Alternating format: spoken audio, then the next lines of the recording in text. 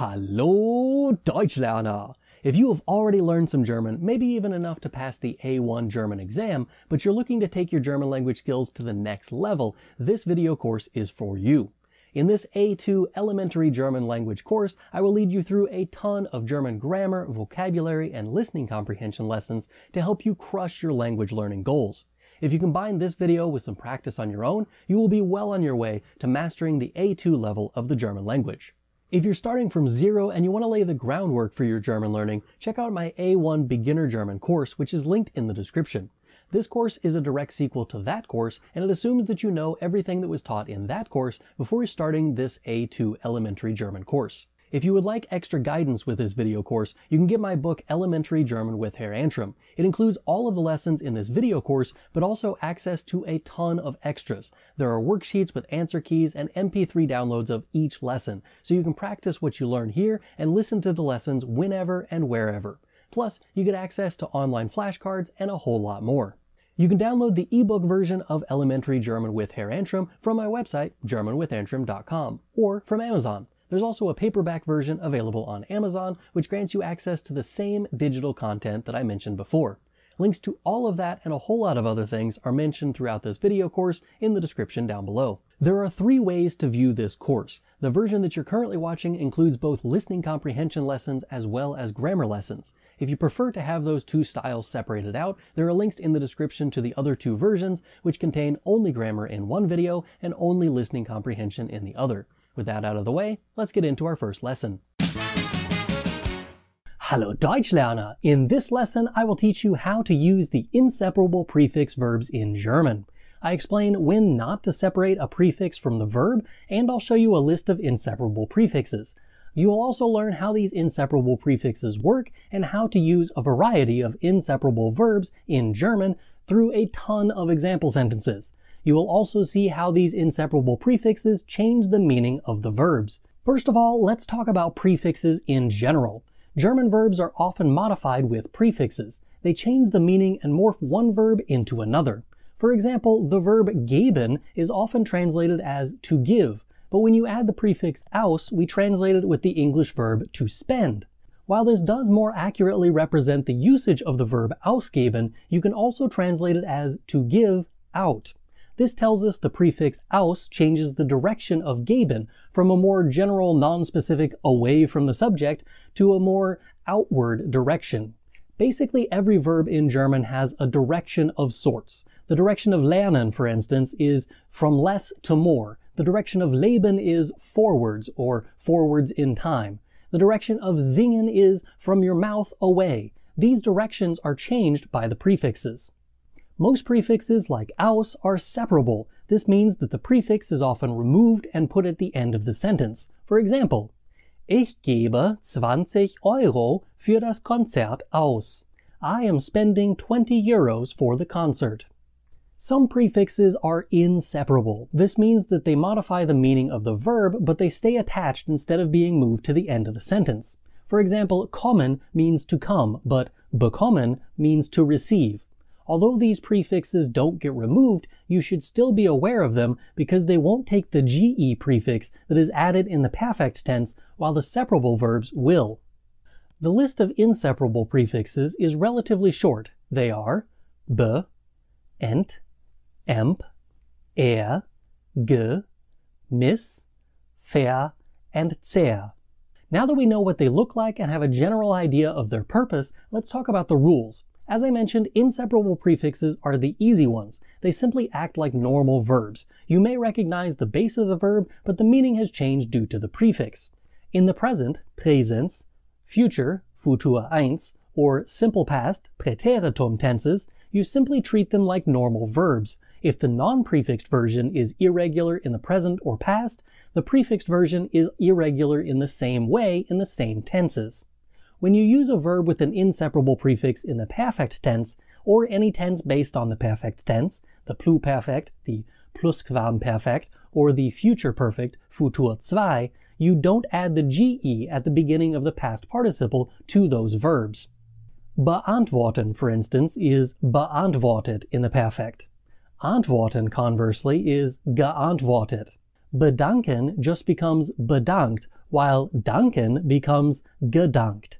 Bekommen stays the same and becomes bekommen, instead of kommen becoming gekommen. Bedeuten changes to bedeutet. You get the idea. This is why in my German 2 classes we have a saying, if you have a BE, you don't need a GE. This is mostly due to the fact that the only inseparable prefix that their textbook seems to care about is BE, found at the beginning of words like bekommen, to receive, bedanken, to thank, bearbeiten, to edit, beantworten, to answer, and so on. Obviously, this rule applies to all of the inseparable prefixes, but is particularly helpful for verbs that aren't usually seen as having a prefix at all. Beginnen, for instance, to begin, or begegnen, to meet, because there's no such thing as ginnen or gegnen, but beginnen and begegnen are both treated as if the BE at the beginning is simply an inseparable prefix. The only other thing that's special about inseparable prefixes is that the emphasis in the pronunciation is on the main part of the verb and not the prefixes. So it's beantworten, bedanken, bekommen, and so on, not beantworten, bedanken, bekommen. You get what I mean? That's it. There's really only one special rule for inseparable prefixes, and if you're just starting to learn German, this probably won't affect anything that you're trying to say, because you're not saying things in the past tense yet. Obviously, you'll eventually need this rule, so that's why I mentioned it. Each prefix changes the verb in a very distinct way. Now that you know the rules for using the inseparable prefix verbs, I'll show you each of the inseparable prefixes and explain what they do to the meaning of the verb. First up, we have be, or be. This prefix generally does stuff that involves direct objects or the transitivity of a verb. In other words, sometimes it makes a verb that didn't used to be able to take a direct accusative object, make it so that it takes a direct object. This happens with verbs like antworten and beantworten. Both mean to answer, which is sometimes confusing for German learners. Antworten is used to answer people, and that person is indicated in the dative case. This is sort of an implied direct object of the question, but there's no real direct object to speak of. Beantworten, by contrast, is used to directly answer questions, letters, and the like. For example, antworten, to answer. Antwortet mir nicht. He doesn't answer me. Beantworten, to answer. Beantwortet die Frage nicht. He doesn't answer the question. The same is true for the difference between zaubern, to do magic or conjure up, and bezaubern, to enchant. Die Hexe zaubert einen Besen. The witch conjures up a broom. Die Hexe bezaubert den Besen. The witch enchants a broom. In the first one, the witch created a broom, probably out of thin air or out of nothing. In the second one, there is already a broom there and she enchants it, as in the movie The Sword and the Stone, Die Hexe und der Zauberer, or Fantasia. Sometimes the prefix be shifts the action onto the object or changes it from one object to another. For example, the verb kommen means to come. This indicates that the subject is going in the direction of a destination. If you add be to this verb, it becomes bekommen, which means to receive. This moved the action from the person going somewhere to the object moving and the person being stationary. Here it is in action. Ich komme 3 Uhr. I am coming at 3 o'clock. Ich habe deine E-Mail bekommen. I received your email. Here's another example of this happening with a be verb. Achten, to respect or esteem. Du solltest deinen Vater achten. You should respect or esteem your father. Beachten, to pay attention to or heed. Du solltest die Regeln beachten. You should heed or pay attention to or respect the rules. The be prefix is easily one of the most used inseparable prefixes. One website that I read said approximately 25% of inseparable prefix verbs are made with the be prefix. That being said, I don't know where they get their numbers, so take these percentages with a grain of salt. On screen now, you can see a list of some popular verbs with this prefix.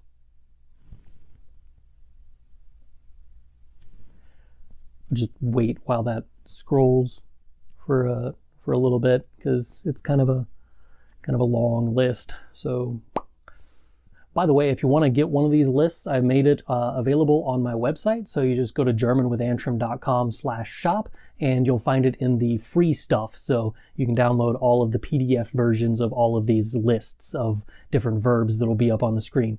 Is that thing still going? Wow, there really are a lot of verbs that take this prefix. I mean, like a lot of them. Now, if you're just starting to learn verbs with this prefix, you should probably just start with this list because these are the most popular ones. The big list that I showed you before is not actually my own list, but came from Wiktionary.org. Personally, I would start with this little list first, and then you can kind of move on to the more difficult ones later. If you want to practice the verbs that are on the big list or on the small list, I've linked down in the description where you can find Quizlet lists for both the small list and the long list versions of each of the prefixes. Next up, we have ent. This prefix is relatively popular too. That website that I mentioned just a minute ago says that about 15% of all inseparable prefix verbs start with ent. It has a general meaning of removing something, but is often translated with the prefixes un, di, or dis in English. My personal favorite of these verbs doesn't follow this convention, however. The verb enthaupten means to behead. There is the option to translate it as decapitate, which would mean that it follows one of the aforementioned prefixes in English. There is no verb haupten, but there is the noun haupt, which refers to the main part of something. In this case, we have ent in front, which means that it literally is to remove the main part. Der Henker enthauptet den Verbrecher. The executioner beheads or decapitates the criminal. There are some less disturbing examples of this prefix, obviously. For example, the verb laden means to load. Add in ent and it means to unload. Decken means to cover, while entdecken means to discover or uncover. Here they are in action. Die Bibliothekarin lädt die Bücher in den Wagen. The librarian loads the books into the cart. Die Bibliothekarin entlädt die Bücher vom Wagen. The librarian unloads the books from the cart. Das Kind deckt den Tisch. The child sets the table, or covers the table with the required items. Das Kind entdeckt Kaugummi unter seinem Schreibtisch. The child discovers gum under his desk. A very popular verb in this category is entfernen, which means to remove. The base is fern, which isn't a verb, but an adjective or adverb that means far. So this is like removing something far away from where it was. For example, Ich weiß nicht, wie man diese Malware entfernen kann. I don't know how one can remove this malware. One that I just think is cool because of the way that it works is entfärben, to bleach or discolor. There's the verb färben, which means to dye or color. Adding ent makes it so that you remove the coloring that was added through the verb färben. Ich färbe meine Schuhe grün. I am dyeing or coloring my shoes green. Mami, du hast meine Hose entfärbt. Mom, you discolored my pants. You get the idea. Ent makes some sort of removal action with the verb. You could also think of this as a reversal of the action that happened without ent. Here's a big list of verbs that use this prefix. Ooh, ah, hey, check that one out. Look at that list. It's a super swell list, isn't it? Oh boy, the list of verbs. Next up is emp. This is basically just a variant of ent, but it's only used with these three verbs and verbs that are derived from them.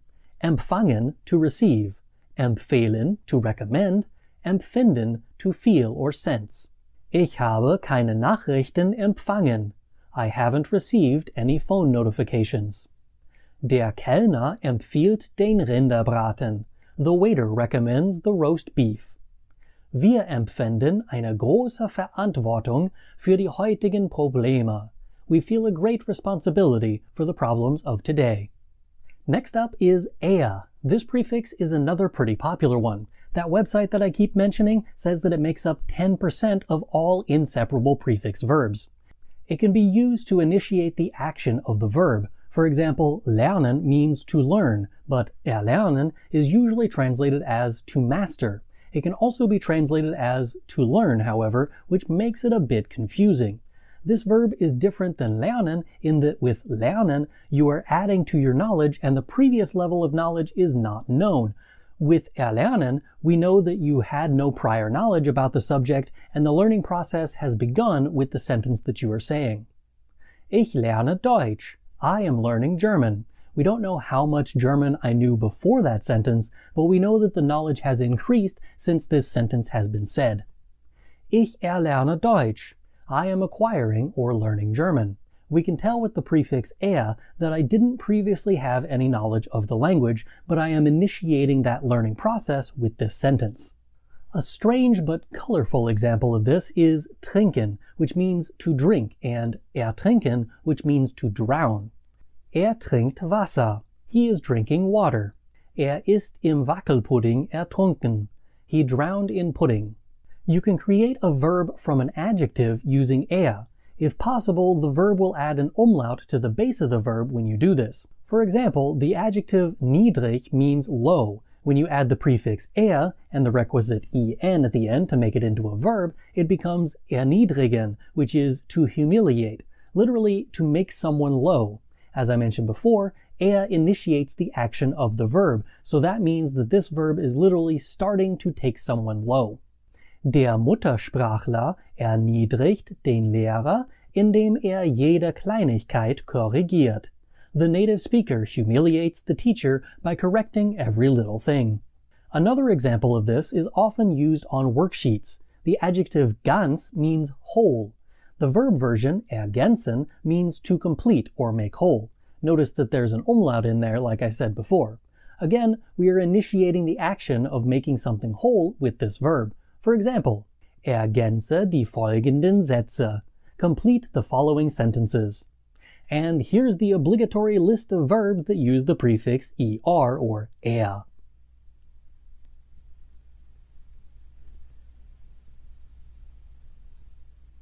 Next up is ge or g, which is by far my least favorite prefix because the meaning seems to be completely arbitrary. It's like the Germans ran out of prefixes to use, so they just threw all of the other verbs into this category. Luckily, this isn't nearly as popular as some of the other prefixes, which have more definite meanings.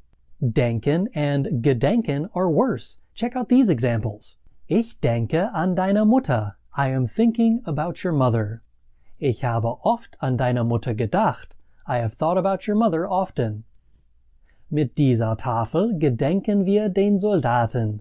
With this plaque, we are commemorating the soldiers. Mit dieser Tafel haben wir den Soldaten gedacht. With this plaque, we commemorated the soldiers. This time, there is literally no difference between the past participle of gedenken and the past participle of denken. You can tell based on the use and the context, but still, it's bothersome. Basically what I'm saying is you need to be careful with the verbs with the prefix ge, as they often have non-prefixed versions that share scary similarities to the prefixed versions. As I mentioned before, the ge prefix is not nearly as popular as some of the other ones on our list for today, so the prefix list for this one is relatively short. Next up is miss. Unlike ge, miss is super easy to use. It's pretty much the same as the English prefix miss. It indicates that something went awry. It didn't go as planned. Something is bad. For example, achten means to respect or regard, but missachten means to disregard or disobey. Wir achten das Gesetz. We respect the law. Hat die Warnung missachtet. He disregarded the warning. Trauen is to trust, but misstrauen is to mistrust. Ich traue ihm nicht. I don't trust him. Ich misstraue ihm. I mistrust him. A fun one is missverstehen. It has two prefixes, miss and ver. Both of them are inseparable. Stehen means to stand. Verstehen means to understand. Missverstehen means to misunderstand. Elmo steht in der Ecke. Elmo is standing in the corner. Elmo versteht den Mann. Elmo understands the man. Elmo missversteht den Mann. Elmo misunderstands the man. The list for this prefix is relatively short as well. Next up is ver. There are a ton of verbs that start with ver. This is partially due to the fact that this prefix is relatively flexible with its meaning. There are several categories into which one can classify the verbs with the prefix ver, but they all have one overarching idea. The prefix ver changes the direction of the verb. It doesn't point it in a particular direction, it simply means that it isn't the direction that the verb went prior to the prefix ver being applied. The actual direction is expressed through the rest of the sentence. The first category that most people mention is the concept of completing or going away. The verb laufen means to run or walk, or at the very least to go on foot. Generally, there is a direction or a destination in mind when laufen takes place. When you add ver, you get verlaufen, which translates as to get lost. It literally is going somewhere, but you don't end up where you wanted to go. You could think of it as indicating that something is going to excess or in a bad way. If you want to point the direction of a verb with ver in a particular direction, you need to do that with a bit more information in the sentence to give that context, as the verb and the prefix combination on their own can't do that. Ich laufe zum Bahnhof. I am running to the train station. The destination is clear and I have purposefully reached this destination. Ich verlaufe mich zum Bahnhof. I lose myself to the train station.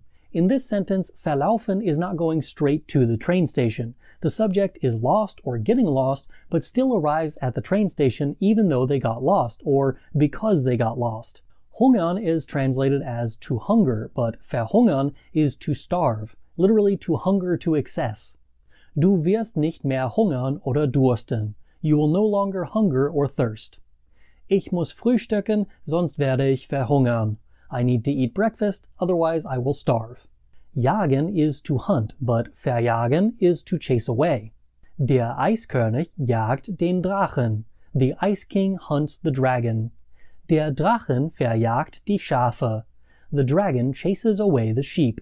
I've mentioned achten a couple of times now. When you add ver, you get to despise. You regard them in the wrong direction. Mein Hund verachtet Eichhörnchen. My dog despises squirrels.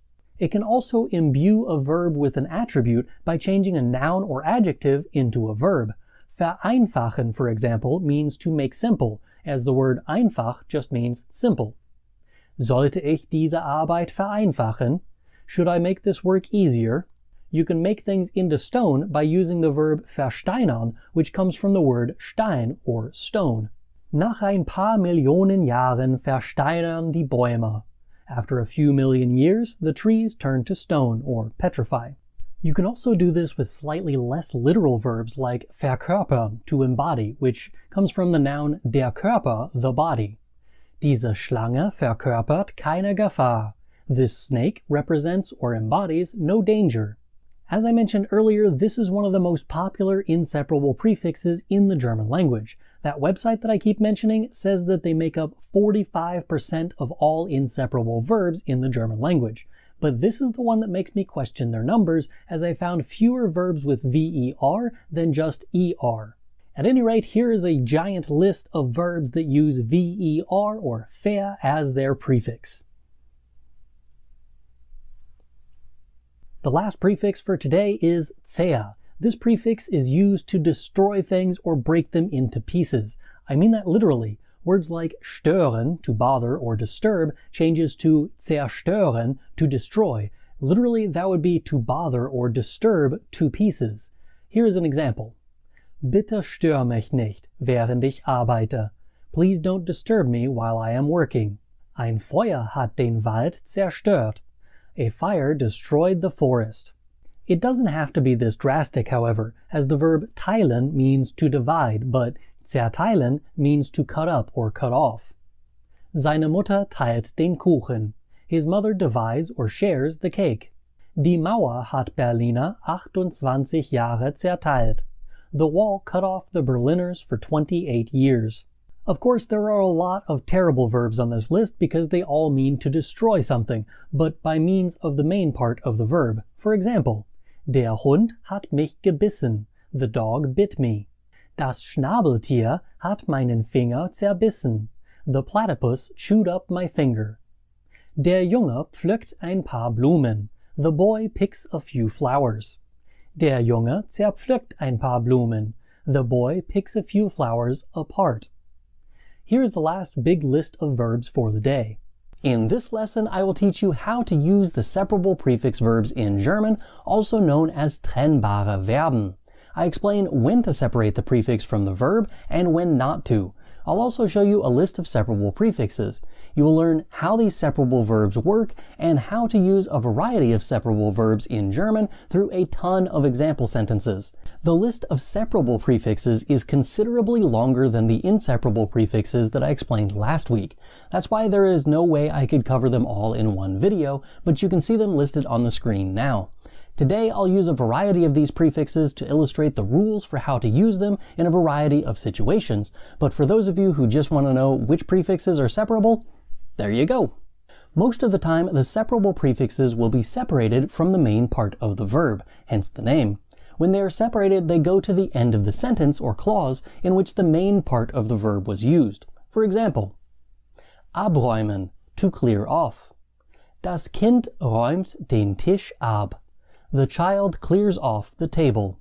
The main part of the verb goes where the conjugated verb usually goes. In statements, this is most commonly the second position, but I'll show you some examples later in which the verb is moved to a different location. The prefix ab is moved to the end of the sentence right before the period. Let's try a few more of those before I move on to a different rule. Ankommen, to arrive. Wann kommt der Zug an? When does the train arrive? Aufgeben, to give up or surrender. Sisyphus gibt nie auf. Sisyphus never gives up. Beitreten, to join. Meine Frau tritt der Kirche bei. My wife is joining the church. All of the examples so far have been in the present tense. If you use the simple past or Präteritum tense, nothing changes except for the form of the verb used. Here are the same examples, but in the simple past. Das Kind räumte den Tisch ab. The child cleared the table. Wann kam der Zug an? When did the train arrive? Sisyphus gab nie auf. Sisyphus never gave up. Meine Frau trat der Kirche bei. My wife joined the church. If you use the verb werden to form the future tense, you push the verb to the end of the sentence or clause in the infinitive form, just like you would with any other verb. With the separable prefix verbs, this means that you put the prefix back on the main part of the verb, as the infinitive form of any verb with a separable prefix is simply that verb with the prefix attached. You put the emphasis of the word on the prefix and not on the main part of the verb. This is the opposite of what I said last week for inseparable prefixes. For example, hinaufklettern. Hinauf gets the emphasis. Hinaufklettern. Hinaufklettern. To climb up. Imse Wimse Spinne wird wieder hinaufklettern. The itsy bitsy spider will climb up again. Fernsehen. To watch TV. Heute Abend werden wir Fernsehen. This evening we will watch TV. This rule also works if you use a modal verb in either the present or simple past tenses. Weggehen, to go away. Du musst jetzt weggehen. You have to go away now. Herunterladen, to download. Als Kind konnten wir keine Musik herunterladen. When I was a kid, we couldn't download music.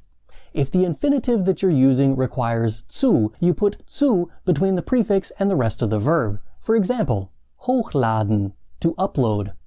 Dieses Video heute hochzuladen, musste ich den ganzen Tag arbeiten. In order to upload this video today, I had to work the entire day. Nachfragen, to ask or check with. Anstatt bei ihrer Mutter nachzufragen, ist sie einfach ausgegangen. Instead of asking her mother, she simply went out. When you use a separable verb in the perfect tense, or any of the tenses that are based upon it, you put the GE part of the past participle between the prefix and the rest of the verb. The past participle still goes where it normally would, the end of the sentence or clause. For example, stattfinden, to take place. Die Versammlung hat im Konferenzraum stattgefunden. The meeting took place in the conference room. Zuhören, to listen. Mein Sohn hat mir nicht zugehört. My son didn't listen to me.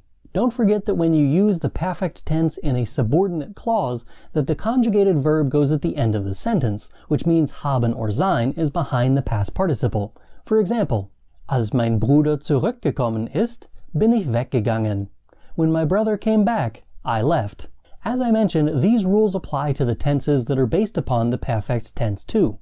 This would include the Plusquamperfekt. Freigeben, to release.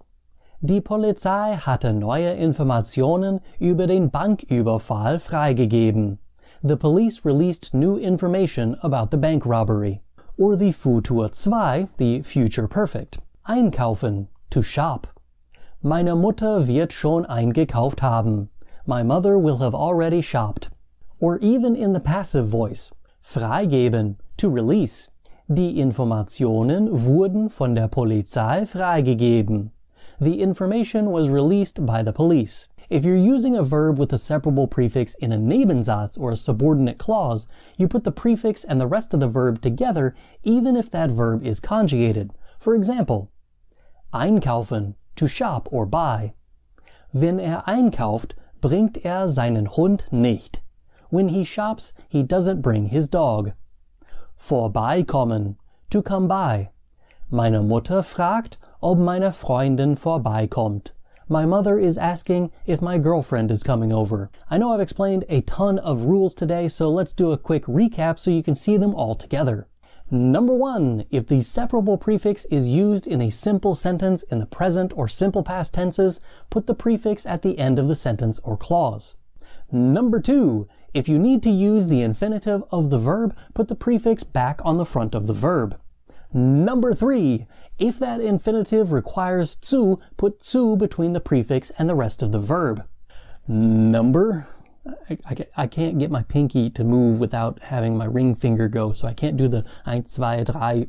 It doesn't work because the pinky always comes up with the 4. I don't know. Anyway. Number 4, if you're using a past participle, the ones that are used in the perfect, plusquamperfekt, and the Futur 2 tenses, put the GE between the prefix and the rest of the verb. Number 5, if you are using a subordinate clause with a separable prefix, put the conjugated form of the verb with the prefix at the end of the clause together. Today I'm going to introduce you to the most common separable prefixes in German and show you how each of them modify the meaning of the verb to which it is attached. First, a quick disclaimer. If you want to translate these prefixes directly from German to English, you will run into a lot of problems. Languages are not one-to-one. They can't be translated with just one word equals another word in each language. It doesn't work like that. This is pretty clear with verbs like gehen, which usually translates to the English verb to go. If you say in English, however, that you are going to the store, you probably mean ich fahre zum Laden instead of ich gehe zum Laden. Gehen requires that you are going on foot, and in English the verb to go doesn't necessarily need to be on foot. You can use a vehicle or even a plane. These kinds of subtle differences is why it's virtually impossible to translate prefixes with one word or even just one idea. They carry a lot of nuance. Basically what I'm saying is that while I will be giving generalizations about the prefixes and their meanings, the more subtle details about the meanings may get lost in the generalizations. So you may have to look at the use in context to find out how a prefix is modifying a verb. The first prefix on my list for today is ab. This prefix is most often associated with removing something or moving something away from something else. Sometimes this removal may give the impression of a downwards movement. Take the verb bauen, for example. Normally, bauen is translated as to build. The verb abbauen is to dismantle. It's literally to build something away. You can think of it as unbuilding something. Bauen, to build. Sie bauen noch einen Starbucks da. They are building another Starbucks there. Abbauen, to dismantle. Nach dem Oktoberfest werden alle Zelte abgebaut. After the Oktoberfest, all of the tents are dismantled. The verb biegen is a fun one visually. Normally it means to bend. Add the prefix ab, and it acts more like the English verb to turn. If you think of it literally, it's like saying that you are bending off. You're bending yourself off of the road, or you're bending your path away from the road. Biegen, to bend. Der Mönch biegt den Löffel mit seinem Gehirn. The monk bends the spoon with his mind. Abbiegen, to turn. Biegen Sie bei der nächsten Straße nach rechts ab. Turn right at the next street. A very common use for this prefix would be departures. For example, abfahren and abfliegen. This is the reason that you'll see signs in train stations with the word Abfahrt or in airports with the word Abflug. These are the noun versions of these verbs. They change departing into departure. Here are those two verbs in action. Abfahren, to depart, with something on wheels. Der Zug fährt 10 Uhr ab. The train departs at 10 o'clock. Abfliegen, to depart, with a flying apparatus. Der Flug fliegt 10 Uhr ab. The flight departs or takes off at 10 o'clock. Lesen, to read. Der Bürgermeister liest ein Buch. The mayor is reading a book. Ablesen, to read. Der Bürgermeister liest seine Rede vom Teleprompter ab. The mayor reads his speech from the teleprompter. Since today's list is about the most popular separable prefixes, there are a ton of verbs that use this prefix. Whatever the original verb was, think of the prefix ab as removing that action or taking it off. If you want to see more verb examples for any of the prefixes in this video, I put a link in the description where you can find a list of the most common verbs that are used with each of the prefixes on the list for today.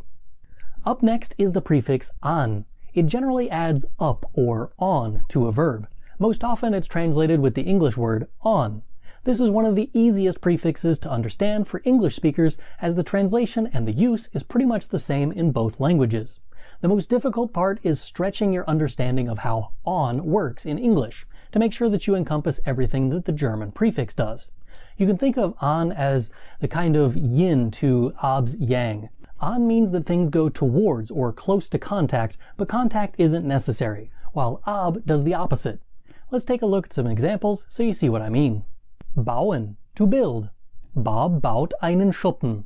Bob is building a shed. Anbauen, to build on. Bob baut eine Veranda an. Bob is building on a porch, or Bob is adding a porch. Anbauen, to cultivate. Bob baut Möhren in seinem Garten an. Bob is cultivating or growing carrots in his garden. This verb has two uses. It can be used in a more literal sense and simply take the verb to build and add in the preposition on, but its more common meaning is to grow or cultivate. While at first glance this translation doesn't quite fit, think of what you're doing when you plant or grow something. You build it on the earth. That's what cultivating is. Binden, to tie. So bindet man eine Fliege. This is how you tie a bow tie. Anbinden, to tether. Der Cowboy bindet sein Pferd an. The cowboy tethers his horse, or the cowboy ties his horse to a post. Brennen, to burn. Der Waldbrand brennt seit Mai. The forest fire has been burning since May. Anbrennen, to burn or start burning. Das Omelett brennt an. The omelet is burning. The omelet is starting to burn. Hängen, to hang. Das Bild hängt an der Wand. The picture is hanging on the wall. Anhängen, to attach, hitch or stick. Ich habe das Dokument an diese E-Mail angehängt. I attached the document to this email.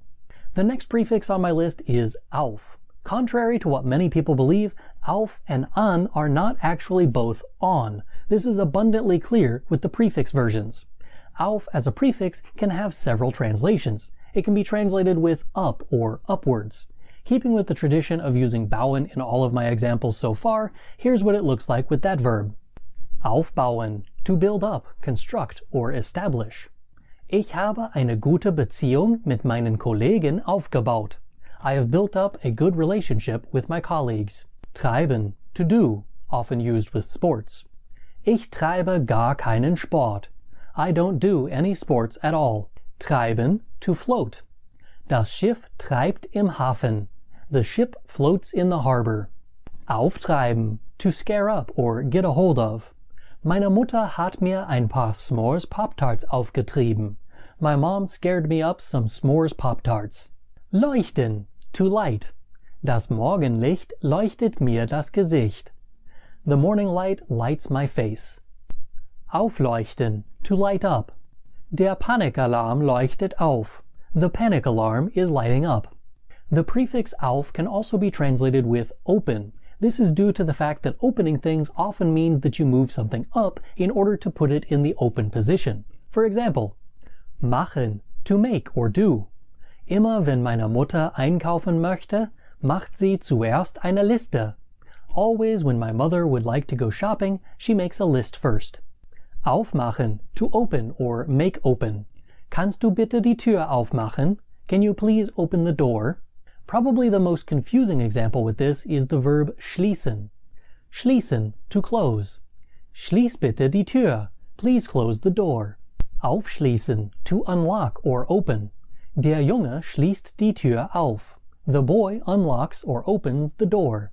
The reason this is confusing is due to the fact that almost every textbook I have ever seen only shows the definition to close for schließen, but it also means to lock, which is why it's appropriate for these examples, as aufschließen is literally just to open the lock. The last use of auf is for stopping actions. For example, hören, to hear or listen. Hörst du die Musik? Do you hear the music? Aufhören, to stop. Hör auf, aus dem Müll zu fressen. Stop eating out of the trash. This verb is often confusing for learners as well, as it no longer has the meaning listen in it at all, and it only is left with stop, which is incredibly confusing. The reasoning is simple. It used to be, stop what you're doing and listen up. Over time, the listening part dropped out and the stop part remained. Aren't languages fun? Another fun fact is that this actually means that the prefix auf doesn't mean stop in this instance, it simply means up as we used before. This is true of all of the other times when auf is translated with stop. Aufhalten, to stop. The stopping part comes from the verb halten and not the prefix. It's really to hold up, the same as the English. Aufgeben, to give up. This one isn't even translated as to stop, but it's often given as an example of this prefix meaning to stop, which it clearly doesn't. It still means up. It's true that when you give something up, you stop doing it, but the stopping connotation doesn't come from the prefix. This one is probably one of the easier ones on the list. It's most often translated with out, and that's usually perfect. For example, atmen, to breathe. Der Fisch atmet im Wasser. The fish breathes in the water. Ausatmen, to breathe out. Atme aus, breathe out. By the way, this verb works with several prefixes, as you can breathe in, einatmen, you can breathe out, ausatmen, and you can even do them both, durchatmen. Also, aufatmen is to sigh or breathe easily or relax. Werfen, to throw. Der Spieler wirft den Ball. The player throws the ball. Auswerfen, to eject, expel, or cast, as in fishing. Man sollte den USB-Stick sicher auswerfen, bevor man ihn vom Computer entfernt. You should eject your USB stick securely before you remove it from the computer. Halten, to hold. Der Räuber hält die Pistole in seiner linken Hand.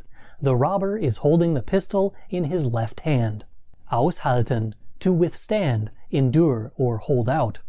Blonde und rothaarige Kinder können die heiße Sommersonne nicht aushalten. Blonde and red-haired children can't withstand the hot summer sun. Bleiben, to stay or remain. Wir bleiben heute zu Hause. We are staying at home today. Ausbleiben, to not show up to some event or to stay out. 2012 ist der Weltuntergang ausgeblieben.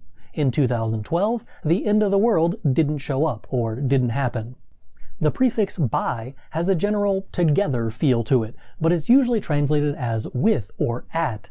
It's used to add something to the original verb. For example, tragen, to carry. Mein Hund trägt einen Knochen im Mund. My dog is carrying a bone in its mouth. Beitragen, to contribute.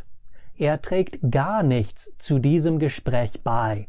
He doesn't contribute anything to this conversation. Bringen, to bring. Der Kellner bringt mir ein Glas Wasser. The waiter brings me a glass of water. Beibringen, to teach. Herr Antrim bringt uns Deutsch bei. Herr Antrim teaches us German. Behalten, to keep or retain. Ich behalte diesen kaputten Fernseher, ein Aquarium daraus zu machen. I am keeping this broken television in order to make an aquarium out of it. Beibehalten, to maintain or retain. Obwohl seit 1968 in den USA wohnt, behält seinen Akzent immer noch bei. Although he has lived in the USA since 1968, he still retains or maintains his accent. Treten, to step or kick. Das Mädchen tritt ins Klassenzimmer. The girl steps into the classroom. Beitreten, to join. Leider könnt ihr meinen Klassen nicht beitreten. Unfortunately, you can't join my classes. This prefix generally indicates motion into something, whether this be a literal sense like the verb eintreten, to enter, literally to step in, or a more abstract meaning like einstellen, which means that you set something on your phone or other digital device, or you stop something like production. Here are a few examples. Eintreten, to enter. Als ich das Zimmer eintrat, schauten alle Schüler mich an. When I walked into the room, all of the students looked at me. Einstellen, to set. Ich schlage vor, dass ihr Deutsch als Standardsprache auf Ihrem Handy einstellt. I recommend that you set your default language on your phone to German. Einbauen, to build in, mount or install. Der Klempner baut den neuen Wasserhahn ein. The plumber is installing the new faucet. Einbiegen, to turn into. Biegen Sie in diese Straße ein. Turn into this street. The prefix fort is similar to the English onward or away. For example, fortfahren is to continue or proceed when you're in a vehicle. Alone, fahren just means to drive. Fort isn't nearly as popular as an or ab. It can be used with about half as many verbs as those two prefixes. Here are a few examples of fort. Fortbringen, to bring away or take away. Nach der Party muss ich meine Oma zurück nach Hause fortbringen. After the party, I have to bring my grandmother back home.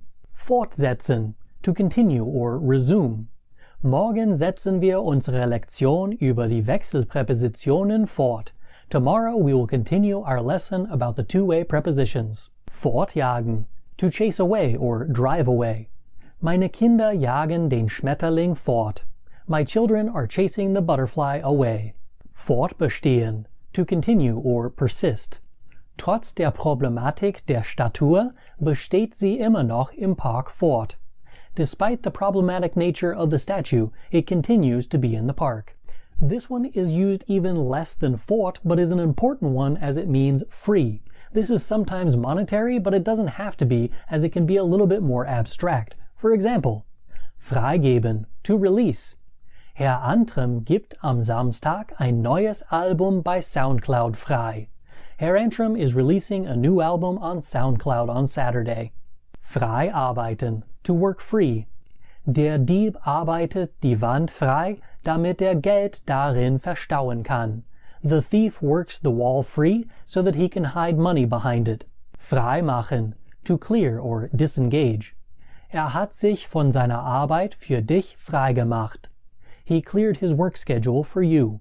Freilassen, to release or let free.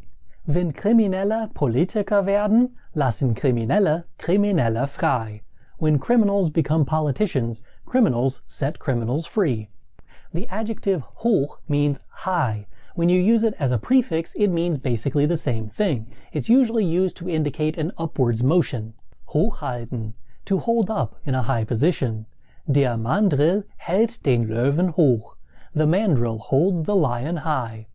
Hochkrempeln, to roll up, like sleeves. Jetzt krempeln wir unsere Ärmel hoch und arbeiten hart. Now we are rolling up our sleeves and working hard. Hochrechnen, to project or extrapolate. Wissenschaftler rechnen hoch, wie viele Bären in den USA im Jahr 2050 sein werden. Scientists project how many bears will be in the USA in the year 2050. Hochschießen, to shoot upwards or launch. Batman schießt seinen Enterhaken hoch. Batman shoots his grappling hook upwards. Another easy-to-understand prefix is mit. It means with and is used as such. Sometimes this is a bit abstract, but for the most part, this prefix is pretty straightforward. Mitarbeiten, to contribute or collaborate. Ich finde es cool, wenn andere YouTuber an meinem Video mitarbeiten können. I think it's cool when other YouTubers can contribute to my video. Mitbringen, to bring along. Mein Sohn bringt immer Dinosaurier mit. My son always brings dinosaurs along.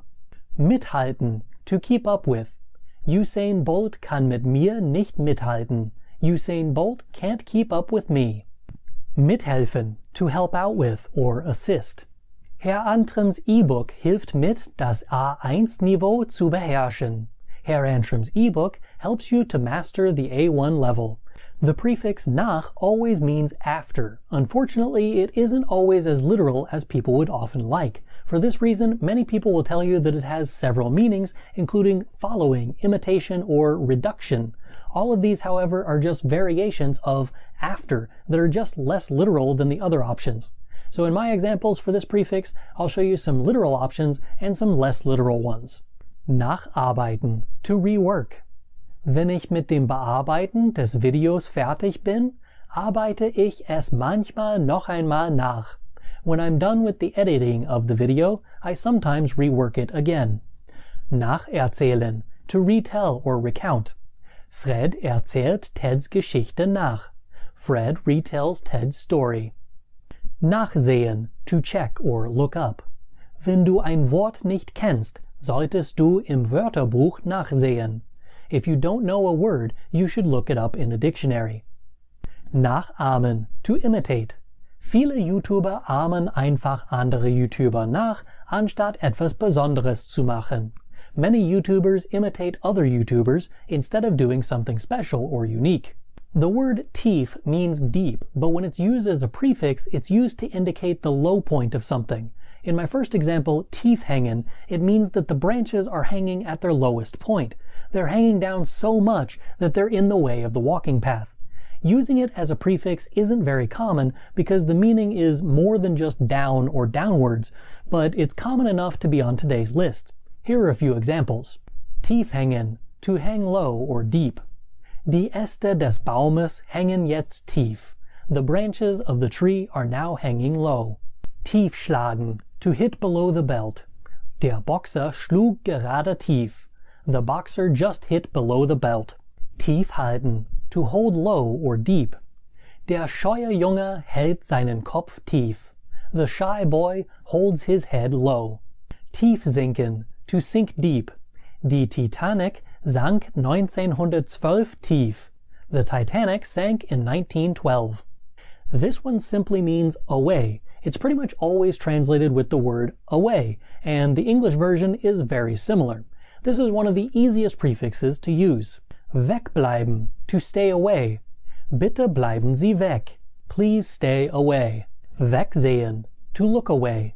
Wenn das Monster im Film erscheint, sieht meine Tochter weg. When the monster appears in the movie, my daughter looks away. Wegwerfen, to throw away. Jeden Morgen werfe ich den Kaffeesatz von gestern weg. Every morning I throw out the coffee grounds from yesterday. Wegwischen, to erase or wipe away. Ich wische die Fingerabdrücke vom Fenster weg. I wipe away the fingerprints from the window. The prefix zu means to or towards. This is also sometimes translated as close, but that's due to the fact that whenever something is going to the wall, or whatever the position is, it's the closed position. For example, zumachen is literally to make to, but it's translated as to close. The reason for that is you're making it to the closed position. Zumachen, to close.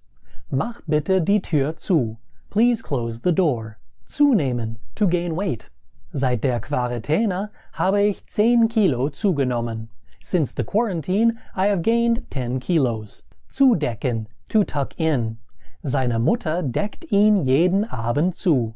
His mother tucks him in every evening. Zudrücken, to press closed. Nachdem du den Pool aufgeblasen hast, musst du den Lochdeckel zudrücken. After you have blown up the pool, you have to press the hole cover closed. Ich bin Herr Antrim, and in this lesson I will teach you some of the less common separable prefixes, what they mean, and how to use them in a variety of examples. The first prefix is auseinander. It's pretty easy to understand. It generally is translated with the word apart. This is very clear in verbs like auseinanderfallen, which means to fall apart.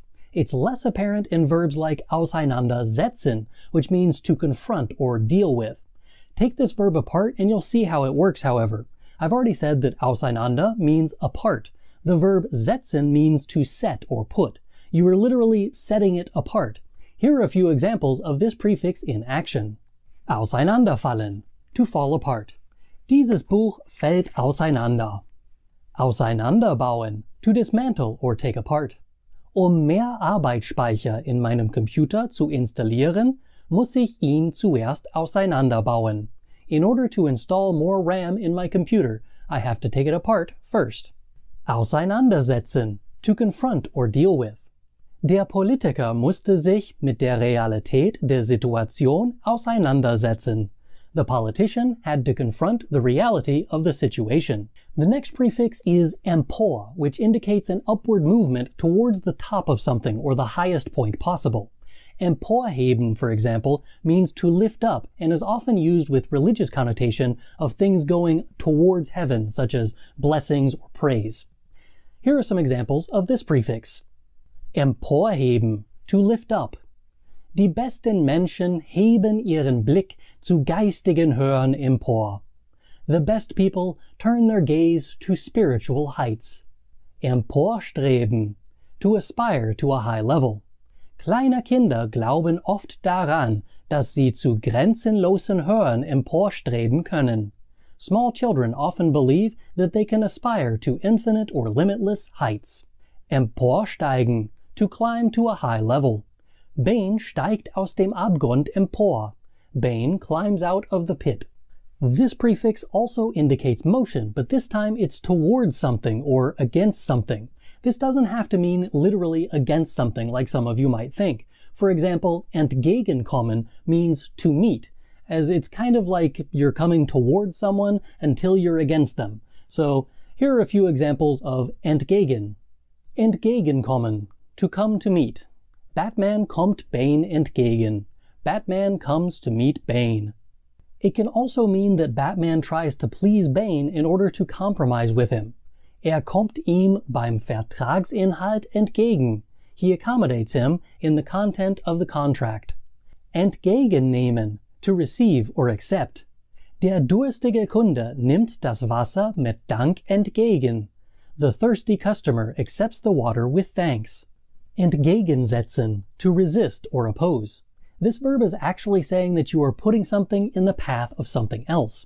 The setzen part tells you that it's placing something. The entgegen part tells you where it's being placed. As I mentioned, entgegen means towards something or against something.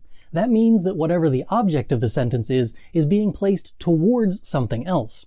It takes a bit to wrap your brain around this, but hopefully this example helps. Eine kleine Gruppe setzte den neuen Regeln Widerstand entgegen. A small group opposed the new rules. You may recognize entlang as a preposition as it's generally listed with the accusative prepositions. This is slightly confusing as it's actually more than likely being used in those examples as a prefix to whatever the verb is. Whenever it's actually used as a preposition, entlang requires the genitive case. The prefix entlang means along and can be seen in the following examples. Entlang laufen, to walk along. Wir laufen diese Straße entlang. We are walking along this street. Entlang blicken, to look along, or to look at something from one end to the other. Der Polizist blickt den Bus entlang. The police officer looks along the bus. Entlangfahren, to drive along. Meine Familie fährt gerne den See entlang. My family likes to drive along the lake. Entzwei is a really easy prefix to understand. It means into, so whatever the action of the sentence is, it's being done in such a way that something becomes two parts. You can see that in the following examples. Entzweibeißen, to bite into. Mein Sohn beißt den Bleistift entzwei. My son bites the pencil in two. Entzweigehen, to go in two or fall into two pieces. Meine Brille ist entzwei gegangen. My glasses broke in two. Entzweireißen, to rip in two. Der Lehrer reißt meinen Aufsatz entzwei. The teacher is tearing my essay in two. One that makes it into almost every textbook is fern. This prefix is incredibly rare. It means far, but is usually translated with the English prefix tella. The most common example of this is Fernsehen, which is to watch television. It's literally seeing far, but that's also exactly what television is. Vision, seeing, tele, far. Here are a few examples of fern. Fernsehen, to watch television. Heute Abend sehen wir nur fern. This evening, we are just watching TV. Fernhalten, to keep away. Ich halte meine Kinder von Politikern fern. I keep my children away from politicians. Fernlenken, to control remotely. Das Kind lenkt das Auto fern. The child controls the car remotely. Für means for or in one's stead. Nowadays, für is used as a preposition or a prefix for nouns made from archaic verbs. For example, the verb fürsprechen is to advocate or speak for someone. This hasn't been used in like a couple hundred years, but the noun Fürsprecher still remains, and you can see the combination of für as a preposition and sprechen, which means the same as the old verb fürsprechen. Since this video is about lesser used prefixes, I thought I should include it, but there are very few verbs that actually use this as a prefix. The ones that do use it are either archaic or just seldom used. I'm not even going to give you any examples of this in sentences, as there aren't really any examples to be given. Another one that is mostly used for prefixes for nouns made from old verbs is gegen. This prefix means against, but it doesn't have to be literal. Think of gegenchecken, for example. This is like the English verb to double check. It could also be thought of as counter-checking or rechecking. Gegenchecken, to double check. Wir müssen alles das, was sagt, gegenchecken. We have to double check everything that he says. Gegenzeichnen, to countersign. Zeichnet den Vertrag gegen. He countersigns the contract. As a preposition, gegenüber means across from. As a prefix, it means the same, but it's saying that whatever the action of the verb is being done in such a way that the subject travels to a position across from something or someone else. For example, gegenübersehen, to be faced with, suddenly see someone in front of you, unexpectedly more than likely. Plötzlich sah ich mich dem Verbrecher gegenüber. Suddenly I was faced with the criminal. Literally speaking, suddenly I saw myself across from the criminal. Gegenüber sitzen, to sit across from. Der Mann und seine noch Ehefrau sitzen sich gegenüber. The man and his soon-to-be ex-wife are sitting next to each other. Gegenübertreten, to walk in front of. Bigfoot ist mir gerade gegenübergetreten.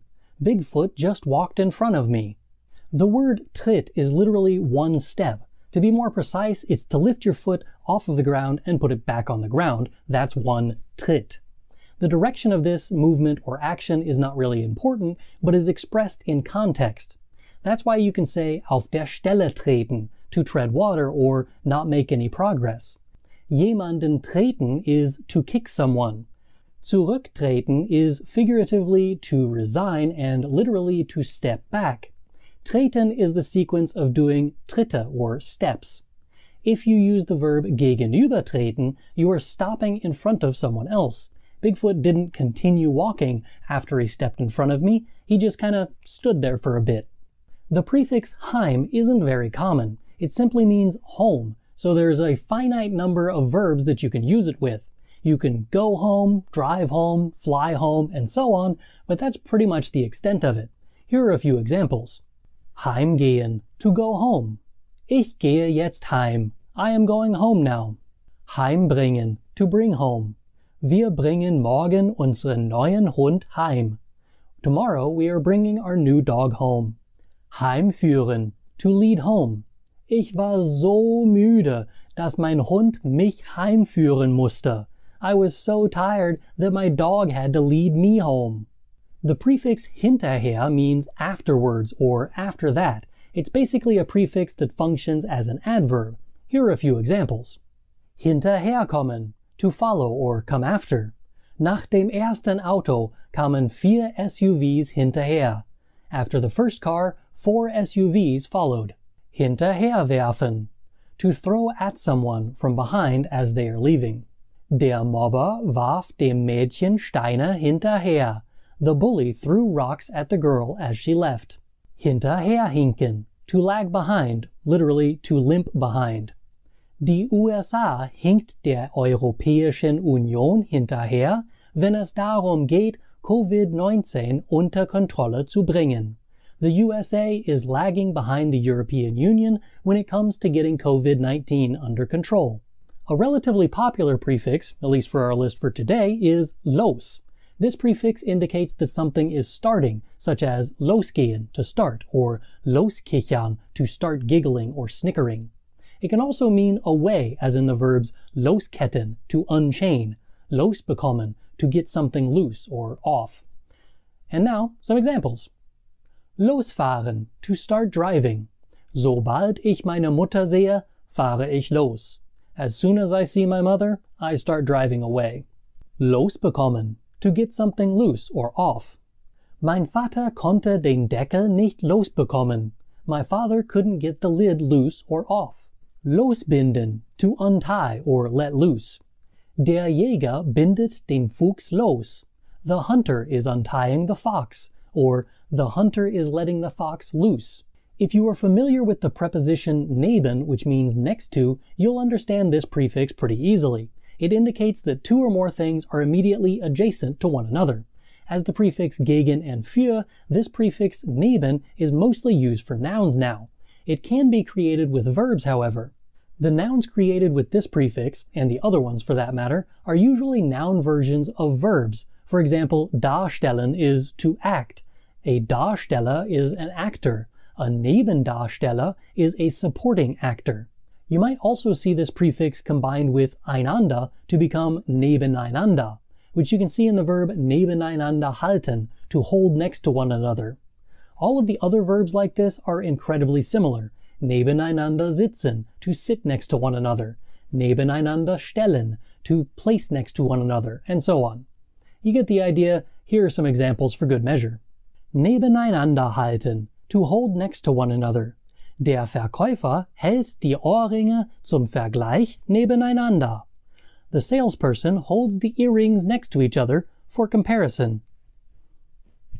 Nebeneinander sitzen, to sit next to one another. Meine Eltern verweigern, nebeneinander zu sitzen. My parents refuse to sit next to each other. Nebeneinander stellen, to place next to one another. Der Kellner stellt die Gläser nebeneinander. The waiter puts the glasses next to each other.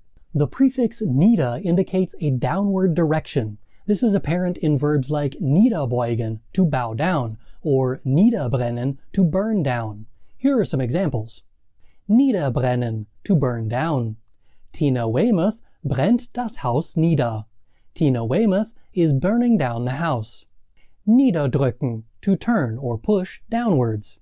Als ich die Türklinke niederdrückte, sah ich den Schatten hinter mir. As I turned the door handle, I saw the shadow behind me. To add the idea of continuation or onwards motion, use the prefix weiter. For example, weiterfahren, to drive on or continue driving. Nachdem wir getankt haben, sind wir weitergefahren. After we filled up on gas, we drove on or continued driving. Weiterziehen, to move on or continue on. Die Nomaden zogen weiter. The nomads continued on. Weitersprechen, to continue talking. Nachdem einen Schluck Wasser getrunken hat, hat weitergesprochen. After he took a drink of water, he continued drinking. The word zurück means back. As a prefix, it means to return to the origin or go back to where something previously was. For example, zurückkommen, to come back. Sie kamen 3 Uhr morgens von der Party zurück. They came back from the party at 3 a.m. Zurückbringen, to bring back. Mein Nachbar hat meine Werkzeuge nicht zurückgebracht. My neighbor didn't bring back my tools. Zurückhalten, to hold back or restrain. Der Biergarten hält €1 als Pfand zurück. The beer garden keeps €1 as a deposit. The prefix zusammen means together, so whatever the action of the verb is, it brings two or more things or people towards each other. For example, zusammensitzen, to sit together. Der Kellner schiebt die 2 kleinen Tische zusammen, damit wir alle zusammensitzen können. The waiter is pushing the 2 small tables together so that we can all sit together. Zusammenwachsen, to grow together. Es dauerte 6 Wochen, bevor mein Beinknochen wieder zusammenwuchs. It took 6 weeks before my leg bone grew back together. Zusammenbinden, to tie together. Herr Antrim bindet seine Maske hinter seinem Kopf zusammen, damit sie nicht immer auf seine Ohren drücken. Herr Antrim ties his mask behind his head so that it doesn't always push on his ears. If you like these lessons but wish there was a way for you to practice what you're learning, check out the book that goes with this course called Elementary German with Herr Antrim. It's available on my website germanwithantrim.com or on Amazon. Both are linked in the description. Guten Tag. Ich habe einen Tisch für 3 Personen reserviert. Um wie viel Uhr? Um 18:30 Uhr. Auf welchem Namen? Antrim. Okay, ich sehe nach, ob Ihr Tisch schon bereit ist. Folgen Sie bitte mit mir. Ich werde Sie zu Ihrem Tisch geleiten. Hier sind die Speisekarten. Wenn die anderen Gäste ankommen, werde ich sie zum Tisch bringen. Möchten Sie ein Getränk, während Sie warten? Darf ich die Weinkarte sehen? Ja, gerne. Hier ist sie. Ich hätte gern ein Glas von diesem Rotwein. Ich bringe ihn sofort.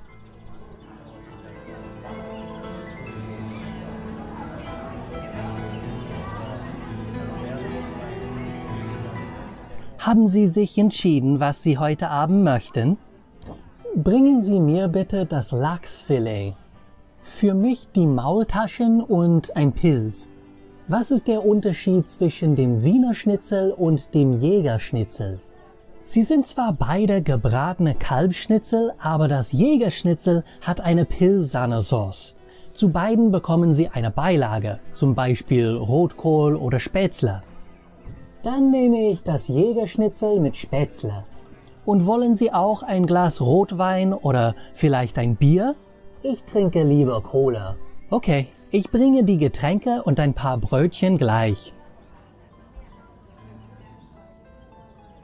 Verzeihung, entschuldigen Sie.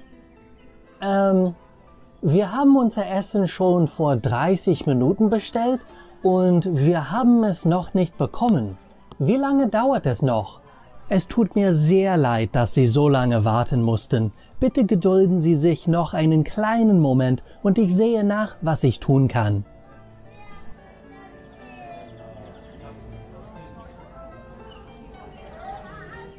Das Lachsfilet für Sie, die Maultaschen für Sie und das Jägerschnitzel für Sie. Guten Appetit!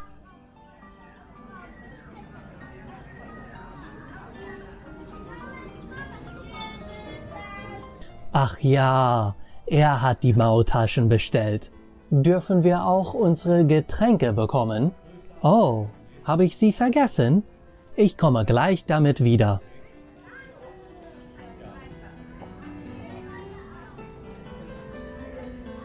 Kellner, wir möchten bezahlen. Hat es Ihnen geschmeckt? Ja, es war ganz köstlich. Meine Maultaschen waren auch ganz gut. Ich finde die Spätzle besonders lecker. Wollen Sie zusammen oder getrennt bezahlen? Getrennt.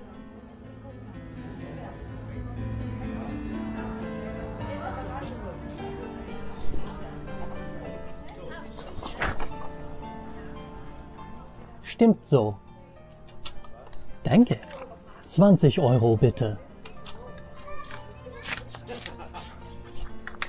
30 zurück. Danke. 17,20 Euro von 20 Euro macht 2,80 Euro zurück für Sie. Schönen Abend noch. Danke. Ihnen auch. You already know how to conjugate regular verbs in German in the present tense. Today I'm going to teach you how to use some of the stem-changing verbs in the present tense in German. The stem of a verb is the part of the verb before the ending of en or n in the infinitive form. So the stem of machen is mach, and the stem of kennen is ken.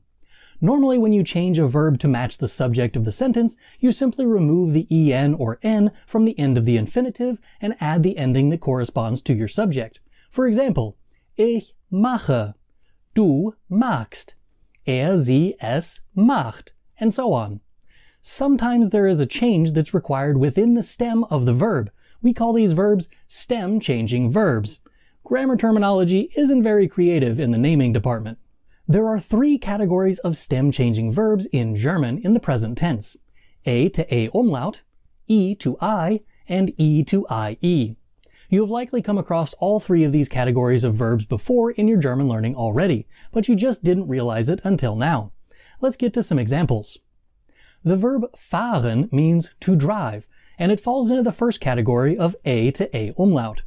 These stem changes, however, only affect the du and RCS forms, so the full conjugation of fahren looks like this. Ich fahre. Du fährst. Sie, es fährt. Wir fahren. Ihr fahrt. Sie fahren. As you can see, we simply added an umlaut for the du and RCS forms of the verb. That sounds simple enough, but there is one little quirk about this change. You may remember from my lesson about regular conjugation, if the last letter of the verb stem is D or T, you need to add E between the stem, the part of the verb before the en, and the conjugation ending for du, sie, es, and ihr, because otherwise the word would be practically impossible to pronounce. The additional E makes the word easier to pronounce. Well, if that verb also has a stem change from a to a umlaut, it does not get this E added for the du and RCS forms. The verb laden is one such verb. When added to the prefix ein, you get the word to invite. Here are some examples with it. Ich lade deine Mutter zum Abendessen ein. I am inviting your mother to dinner. Was? Warum lädst du meine Mutter zum Abendessen ein? What? Why are you inviting my mother to dinner? Hahaha, lädt deine Mutter zum Abendessen ein. Haha, he's inviting your mother to dinner. Wir laden deine ganze Familie zum Abendessen ein. We are inviting your entire family to dinner. Ladet ihr meinen Vater auch zum Abendessen? Are you also inviting my father to dinner? Nein, sie laden deinen Vater nicht ein. No, they're not inviting your father. Notice how I didn't add an E between lädt and the st or t endings for du and RCS. How about the fact that I did add one for the ear form ladet where there is no umlaut? Well, this is exactly what happens with these verbs. If there is an umlaut added to the du and RCS forms, don't add an E in between the verb stem and the ending. One other thing that you might notice about these verbs is that sometimes you'll come across a verb that has AU in the middle of it. Sometimes this requires us to put an umlaut over the du and RCS forms. The umlaut still goes over the A. This happens in the verb laufen. Ich laufe jeden Morgen 2 Kilometer. I run 2 kilometers every day. Warum läufst du so viel? Why do you run so much? Mein Vater läuft auch so viel. My father runs that much too. Wir laufen zusammen. We run together. Warum lauft ihr so viel? Why do you all run so much? Alle Familienmitglieder laufen 2 Kilometer. All family members run 2 kilometers. Our second category of stem-changing verbs is E to I. This includes such verbs as geben, to give. As with the previous category, you only change the stem in the du and RCS forms. Here are a few examples of geben in action. Ich gebe meiner Frau eine Halskette. I am giving my wife a necklace. Was gibst du mir zum Geburtstag? What are you giving me for my birthday? Hans gibt seinem Vater einen Golfschläger. Hans gives his father a golf club. Wir geben einander Geschenke. We give each other gifts.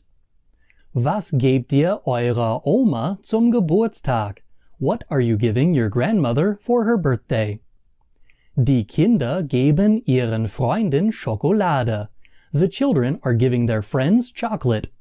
One verb in this category is a bit weirder than the rest. The verb nehmen not only changes from an E to an I in the stem, but it also replaces the H with an extra M, so instead of du nimmst and RZS nimmt, we instead get du nimmst and RZS nimmt.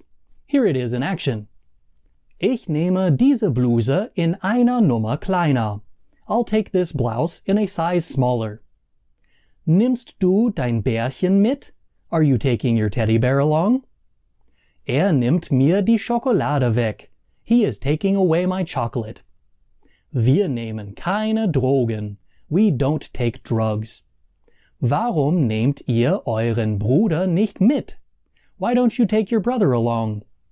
Die Kinder nehmen ihre Spielzeuge. The children take their toys. The last category of stem-changing verbs is E to IE. As with all of the other categories, only the du and RZS forms get the stem change. You have probably already seen this in the verb sehen. Don't forget you can also use sehen with prefixes such as fern or aus, which changes the meaning of the verb. This means that you can have more versatile examples like these. Ich sehe heute Abend fern. I am watching TV this evening. Du siehst ja ganz toll aus. You look really great. Meine Schwester sieht die Schlange nicht. My sister doesn't see the snake.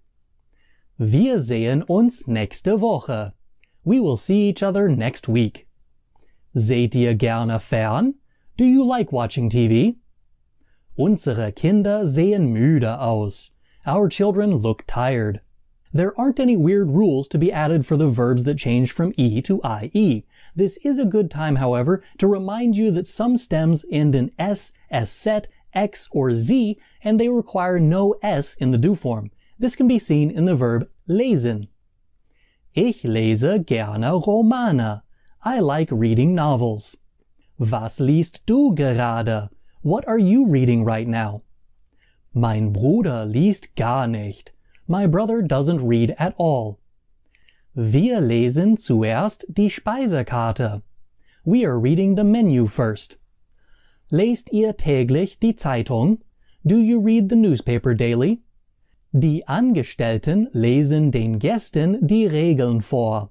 The employees read the guests the rules.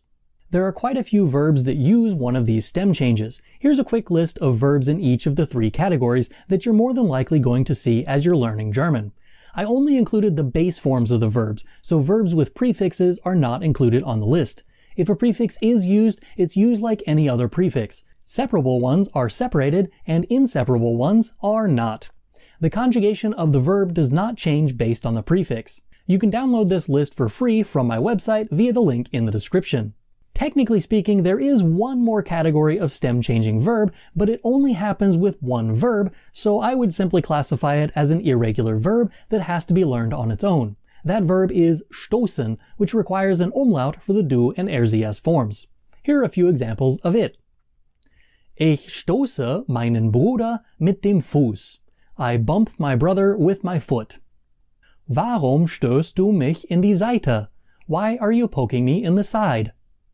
Der Karate-Lehrer stößt mit der Faust gegen die Scheibe. The karate instructor hits his fist against the board. Wir stoßen mit den Fäusten gegen die Scheibe. We hit our fists against the boards. Warum stoßt ihr mir Messer in den Rücken? Et tu, Brute? Why are you stabbing me in the back? You too, Brutus? Die Bauer stoßen die Bohnenstangen in die Erde. The farmers are pushing the bean poles into the ground.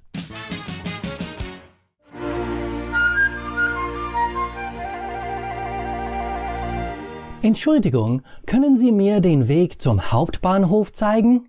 Zu Fuß oder mit der Bahn? Wie weit ist es? Ungefähr 12 Kilometer? Dann fahre ich lieber mit der Bahn. Sehen Sie das Restaurant Omas Küche dort drüben? Ja. Biegen Sie dort nach links ab. Gleich um die Ecke ist eine U-Bahn-Haltestelle. Fahren Sie mit der U5 bis zum Alexanderplatz. Danach nehmen Sie eine S-Bahn Richtung Westen. Es ist egal welche. Alle S-Bahnen in der Alexanderplatz-Haltestelle fahren zum Hauptbahnhof.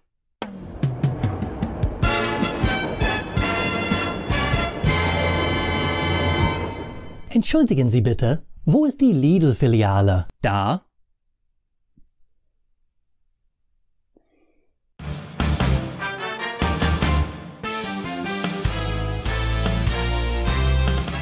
Entschuldigen Sie bitte, können Sie mir helfen?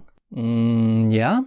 Wie kann ich Ihnen helfen? Ich suche den Zoo. Ich habe gedacht, er wäre in der Nähe, aber ich kann ihn irgendwie nicht finden. Wissen Sie, wo der Zoo ist?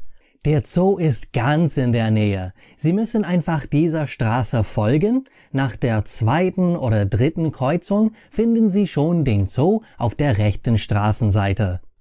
Danke. Auf Wiedersehen. Auf Wiedersehen.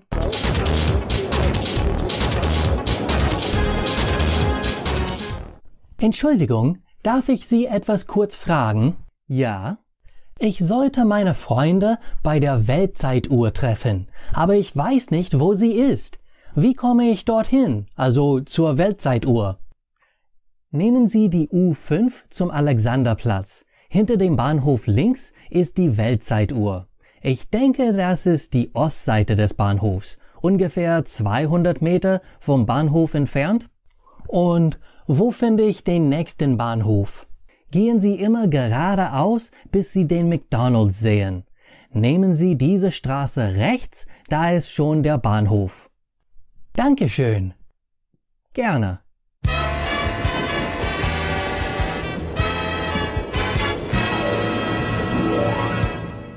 Entschuldigung, kennen Sie diese Adresse? Oranienburger Straße? Das muss ganz in der Nähe sein. Die Oranienburger ist die nächste Straße. Ich denke, um die Ecke ist die neue Synagoge. Das ist Oranienburger Straße 28. Wenn Sie die 38 finden möchten, müssen Sie einfach geradeaus nach Westen gehen. Die Oranienburger Straße 38 liegt auf der rechten Seite der Straße. Dankeschön.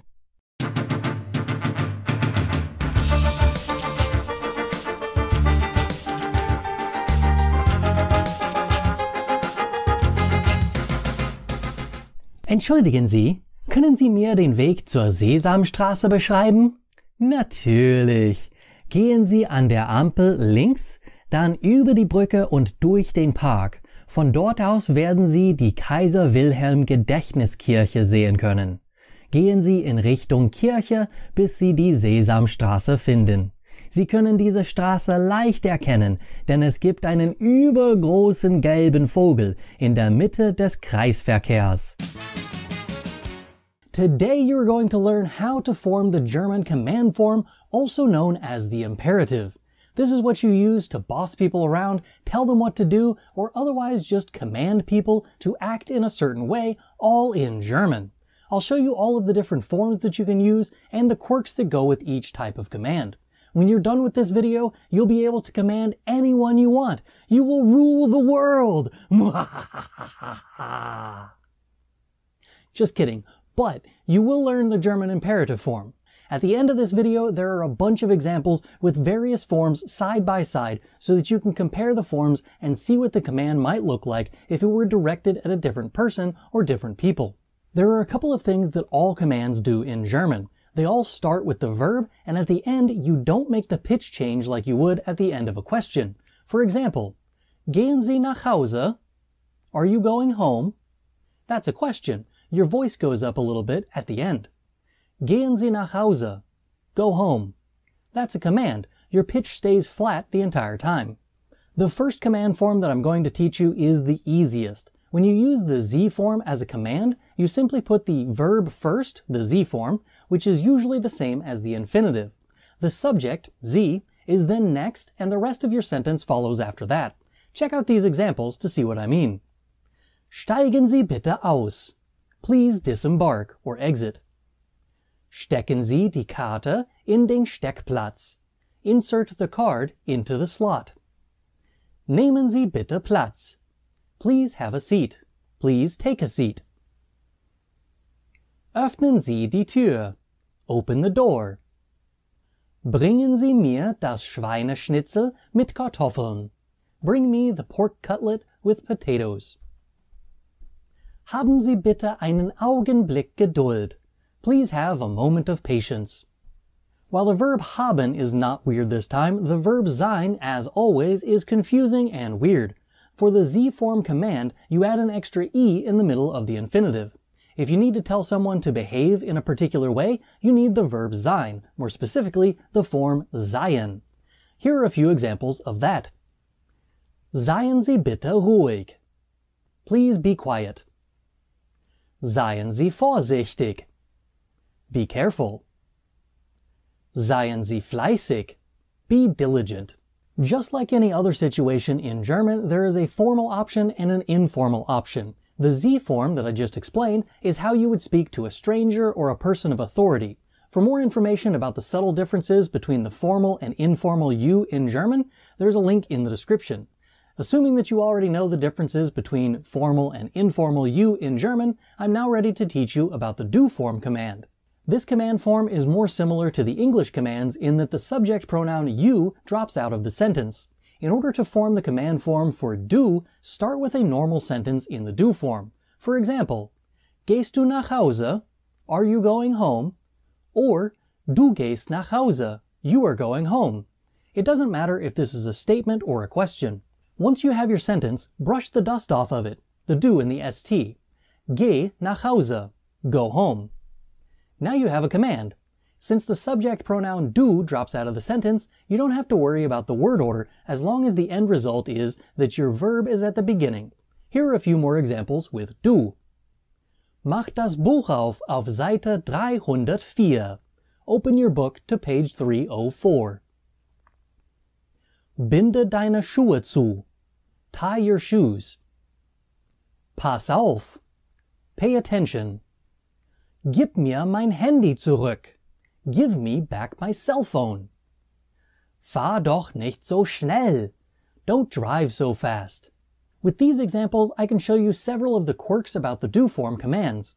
The first example, Mach das Buch auf Seite 304, is a normal example. I simply conjugated the verb aufmachen to the du form and then removed both du and st from the sentence. There's nothing weird about this example at all, so long as you know how to use a separable prefix like auf. In the second example, you'll notice that I put e at the end of the verb. Instead of bind, I said binde. Technically, if you follow the rules that I've mentioned so far, this isn't different either. Conjugate the verb binden to the du form. Bindest. Then remove the du and st from the sentence. You end up with binde. The e that you added in order to conjugate the verb remains when you make it the command. Technically speaking, all commands with the du form can have an e at the end of them if you so wish, but in conversational German, the e is only added when you would have added an e in the normal form. This will happen with any verb stem that ends in d, t, or a group of consonants with different sounds. For example, Rede nicht so mit mir. Don't talk to me that way. Finde die Fernbedienung. Find the remote. Warte. Wait. Schalte bitte das Licht aus. Please turn out the light. Atme tief durch. Take a deep breath. Zeichne ein Pony. Draw a pony. In the example pass auf, I showed you another quirk. The verb is aufpassen. When you conjugate this verb to the du form, it becomes du passt auf.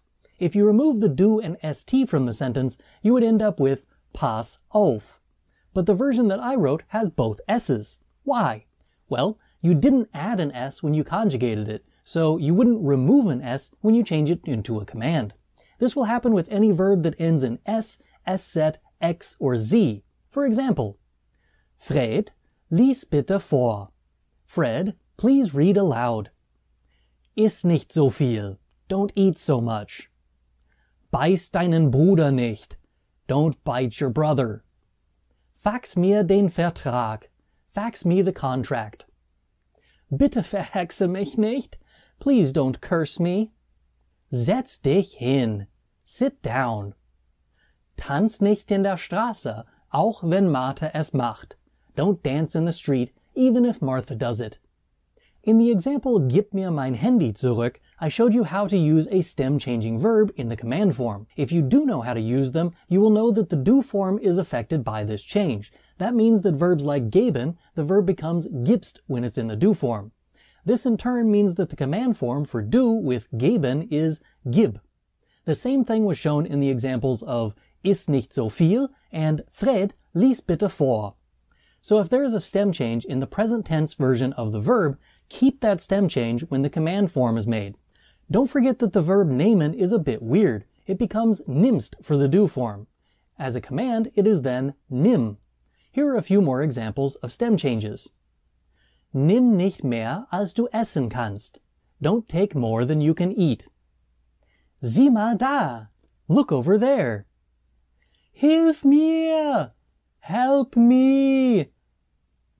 Stiehl nie. Never steal. But what about the example fahr doch nicht so schnell, you asked? Verbs with A to A umlaut stem changes do not get their stem change in the command form.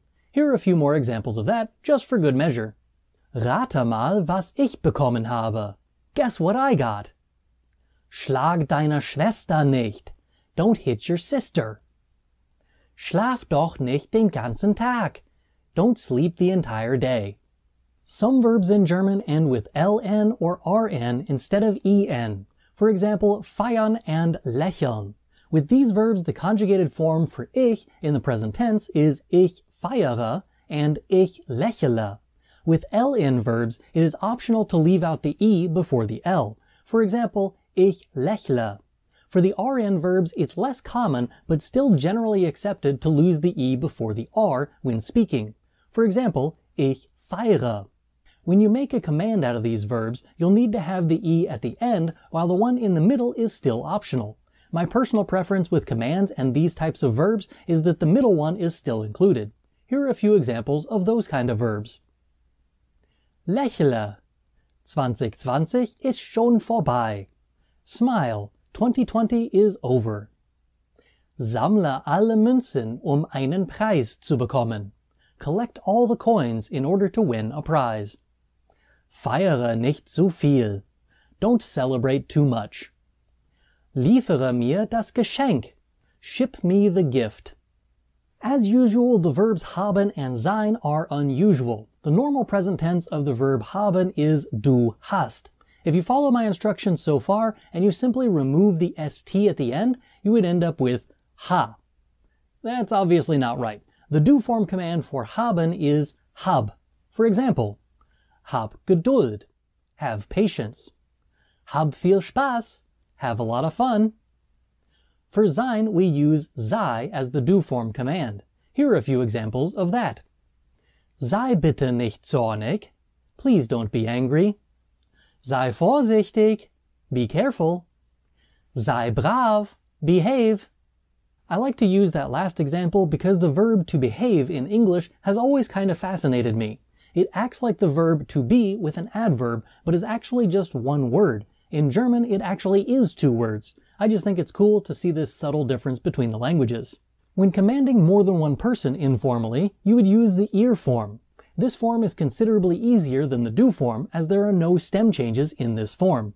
In order to make a command for ir, you simply conjugate the verb in the ir form and then you drop the ir like Van Gogh. Here are a few examples of that. Geht nach Hause. Go home. Fahrt nicht mit dem Fahrrad auf der Straße.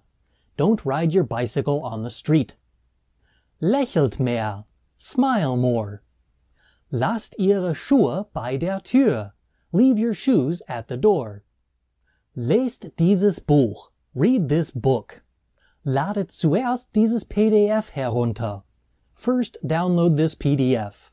Setzt euch hin. Sit down. In those examples, you can see verbs that add an e before the conjugated ending, ladet, verbs with an s at the end, lasst, verbs that in the do and RZS form require a stem change, lest, verbs with ln, lächelt, and verbs with separable prefixes, setzt euch hin. With all of those examples, nothing strange happens at all. The ir form commands are definitely among the easiest. Even the forms of haben and sein are normal, habt and seid. Habt eine gute Reise. Have a nice trip. Habt ein Stück Kuchen. Have a piece of cake. Seid ruhig. Be quiet. Seid nicht traurig. Don't be sad. Next up we have the wir form commands. This might not make sense if you try to translate directly, but the wir form commands are just like saying let's do this or let's do that. Just like with the Sie form, you simply use the form of the verb that usually goes with wir, and then you put the verb first.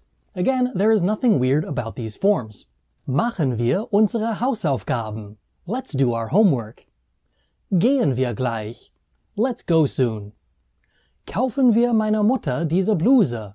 Let's buy my mother this blouse. Jodeln wir jeden Morgen. Let's yodel every morning.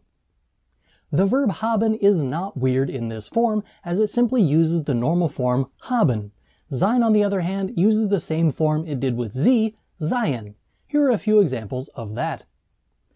Haben wir Eis zum Abendessen? Let's have ice cream for dinner. Seien wir zufrieden mit dem, was wir haben? Let's be satisfied with what we have. Another kind of command in German that is often overlooked in videos like this is the official style command that you will hear in announcements on trains or see on signs. This is formed by simply putting the infinitive of the verb at the end of the sentence. Here are a few real-life examples of that. Dieser Zug endet hier. Bitte alle aussteigen. This train ends here. Please all exit. Hunde an der Leine führen. Dogs must be on a leash. Feuerwehrausfahrt Tag und Nacht frei halten. Leave the fire department exit open all day and night. Or don't block the fire department exit during day or night. Handys ausschalten. Turn off your phones. Bitte Abstand halten. Please keep your distance. A similar version of this is to use a form of sein, either the RZS form or the Sie plural meaning they form, plus an infinitive and the preposition zu. For example, Hunde sind an der Leine zu führen. Dogs are to be led on a leash. Kinder und freilaufende Tiere sind zu beaufsichtigen. Children and unleashed animals are to be watched. Verunreinigungen sind zu beseitigen. Litter is to be cleaned up. Now that you know the different forms of commands, let's look at them next to each other and compare them. Let's start with the regular verb like kommen, to come.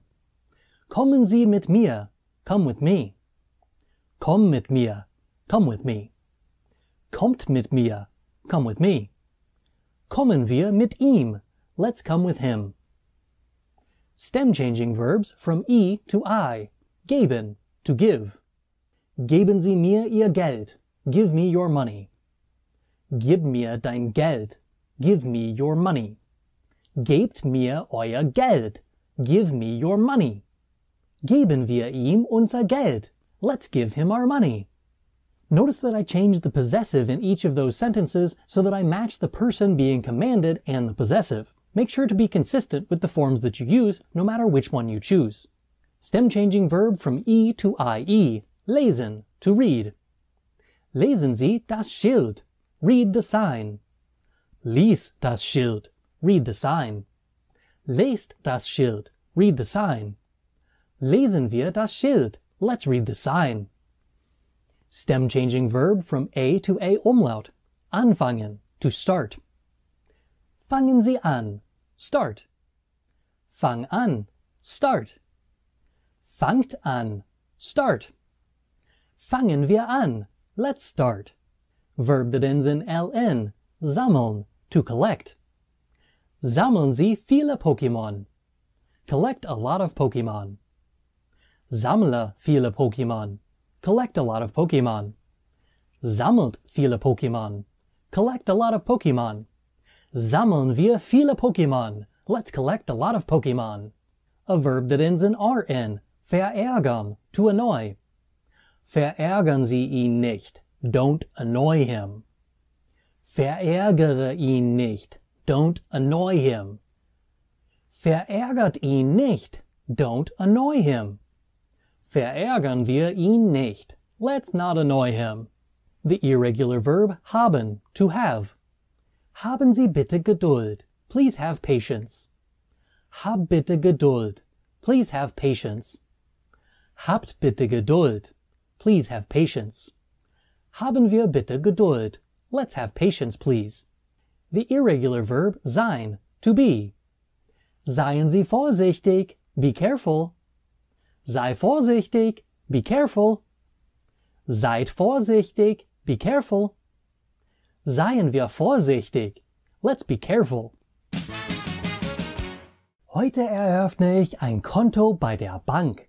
Ich werde mit dem Angestellten darüber sprechen, welche Kontos man eröffnen kann und was man tun muss. Guten Morgen, was kann ich heute für Sie tun? Ich möchte ein neues Konto eröffnen. Ein Girokonto oder Sparkonto?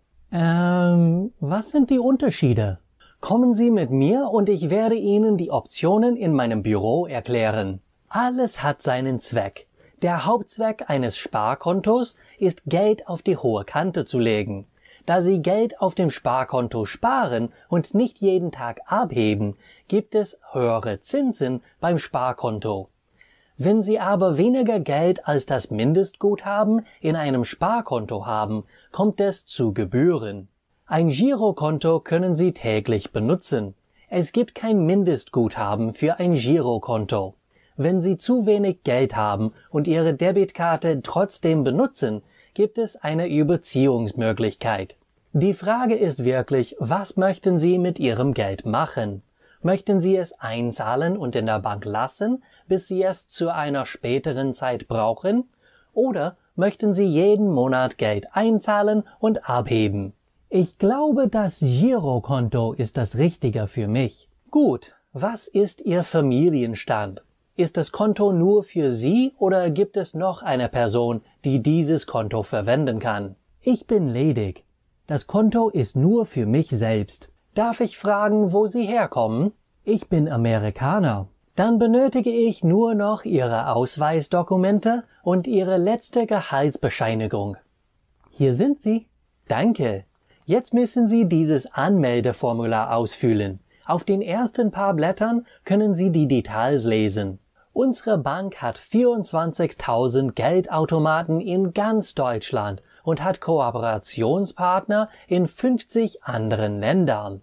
Egal wo Sie sich im Moment befinden, gibt es wahrscheinlich in der Nähe einen Geldautomat, worüber Sie sich Bargeld kostenlos auszahlen lassen können. Innerhalb einer Woche empfangen Sie eine Debitkarte von uns. Man nennt diese Karte auch Girokarte, da sie das Debitkartensystem der deutschen Kreditwirtschaft namens Girocard benutzt. Damit können Sie kontaktlos bezahlen oder Sie können auch unsere Smartphone-App benutzen. Okay, das Formular ist schon ausgefüllt. Danke. Wie viel Geld möchten Sie als Ersteinzahlung einzahlen? Ich habe nur 25 € mit dabei. Ist das genug? Ja. Wie gesagt, es gibt kein Mindestguthaben. Okay, ich habe alle Daten in den Computer eingegeben. Auf diesem Blatt finden Sie Ihre Kontonummer und die Anweisungen fürs Online-Banking.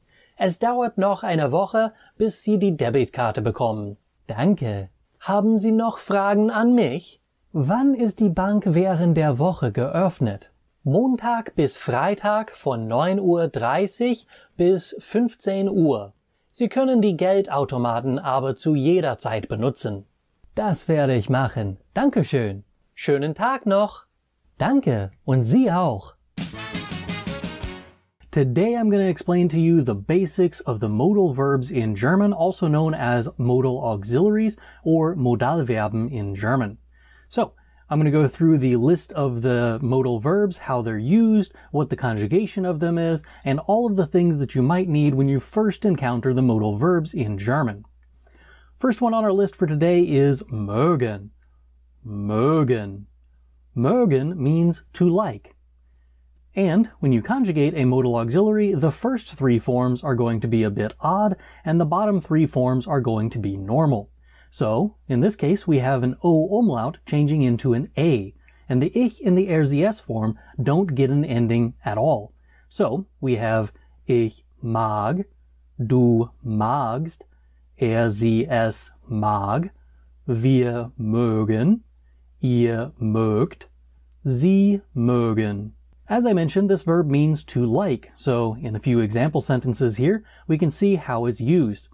Ich mag Züge. Ich mag Züge. I like trains. Ich mag Züge. I like trains. Er mag Pizza. Er mag Pizza. He likes pizza. Er mag Pizza. Wir mögen Baseball. We like baseball. Wir mögen Baseball. As you can see from these examples, we basically just have mögen followed by an object of some sort to indicate that we like that object. If you like an activity, you are probably better served by using the word gern and that other verb that you like. So you could say something like, Ich spiele gern, I like to play, and follow it up with baseball. Ich spiele gern Baseball. And that would make a lot more sense than whenever you're trying to use mögen. Mögen is almost exclusively used with an object and no additional verb in the sentence. That's a little bit of a contrast to all of the other modal verbs on our list for today, and that is that the reason some people call them modal auxiliaries is that they are auxiliary verbs. In other words, they are helping verbs. They're verbs that go along with other verbs in a sentence. The only exception to that is mögen, which it can be used as a helping verb, but generally speaking, then it changes the meaning from we like to do this versus we may do this, we might do this. So it's a bit of a difference of meaning of what you actually were looking for, and at the beginner level, it's probably not what you meant. So, for the most part, keep away from using mögen with an extra verb. Next up on our list, we have möchten. Möchten is technically not an additional modal auxiliary or modal verb.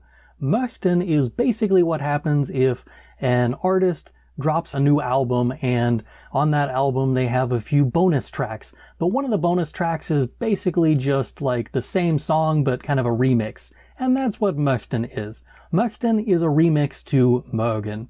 Mögen is to like, and the subjunctive mood or the Konjunktiv 2 version of that would be möchten, or at least one of the forms of that would be möchten. We sometimes show this word möchten in a textbook in German as if it's its own verb, but to be fair, it's not. It's just a form of mögen that is so commonly used as would like, and it's used for polite requests and stuff like that. It's so often used like that that we pretend it's its own verb, even though it's technically not. To conjugate möchten, we have a slight change from what you might see in other forms, and that is that we keep the umlaut for all of the forms of möchten. Ich möchte. Du möchtest. Sie, es möchte. Wir möchten. Ihr möchtet. Sie möchten. As you can see, again, the ich and the sie form are the same. This actually has to do with the way that the subjunctive mood, or the Konjunktiv 2, is formulated, but it is helpful that all of the modal auxiliaries follow this same pattern, that ich and sie are going to be the same. If you're wondering how we got from mögen into möchte, if you follow the verb mögen, we have the infinitive form, or the form that you'll find in the dictionary, and we start with that. If you change that into the past tense, you end up with mochte, like I liked something, past tense. Once we get to the past tense, if you add umlauts, that's generally how you make the Konjunktiv 2, or the subjunctive mood of things.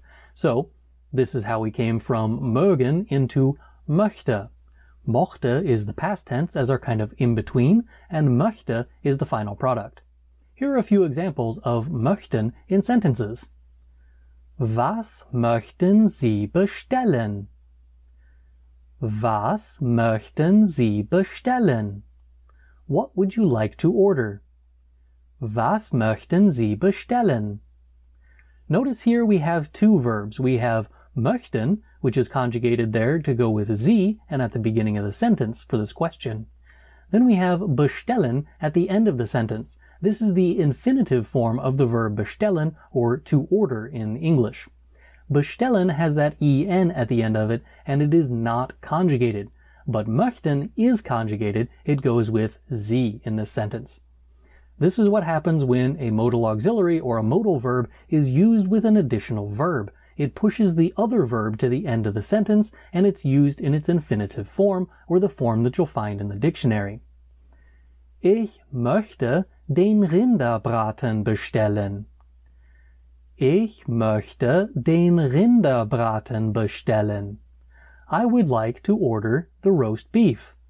Ich möchte den Rinderbraten bestellen. Here you'll notice that I have bestellen in parentheses, and that's because just as you can in English leave out to order in this sentence, you can leave out bestellen in the sentence in German. It changes the sentence ever so slightly in meaning, but it's still basically the same idea. Ich möchte den Rinderbraten.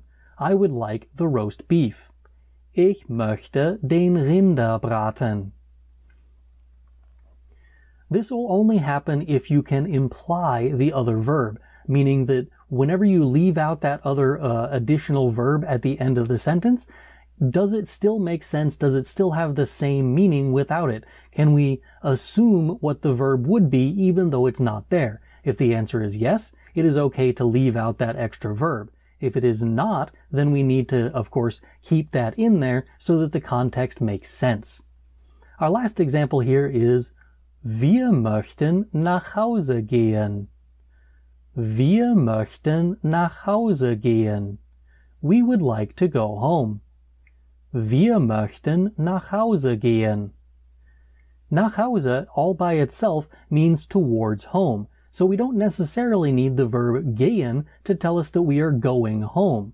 We do need it in English because it wouldn't work out English-wise for grammar if we leave out to go. If you just say, I would like to home, or I would like home, that doesn't have the same meaning in English. But in German, because of the context of nach Hause, we can tell here that we mean gehen or fahren or reisen or whatever mode of transportation you're using to go home.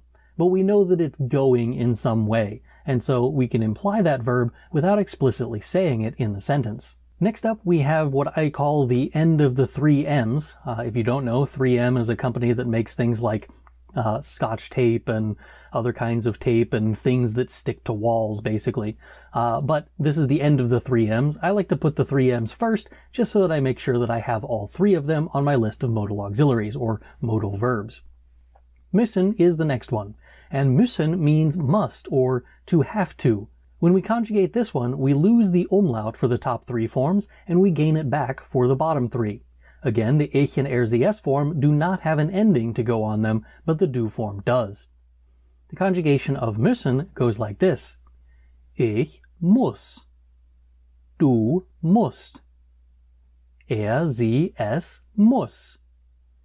Wir müssen. Ihr müsst. Sie müssen. Again, no umlauts in the top half, but umlauts in the bottom half. Here are a few examples of müssen in action. Ich muss mein Zimmer aufräumen.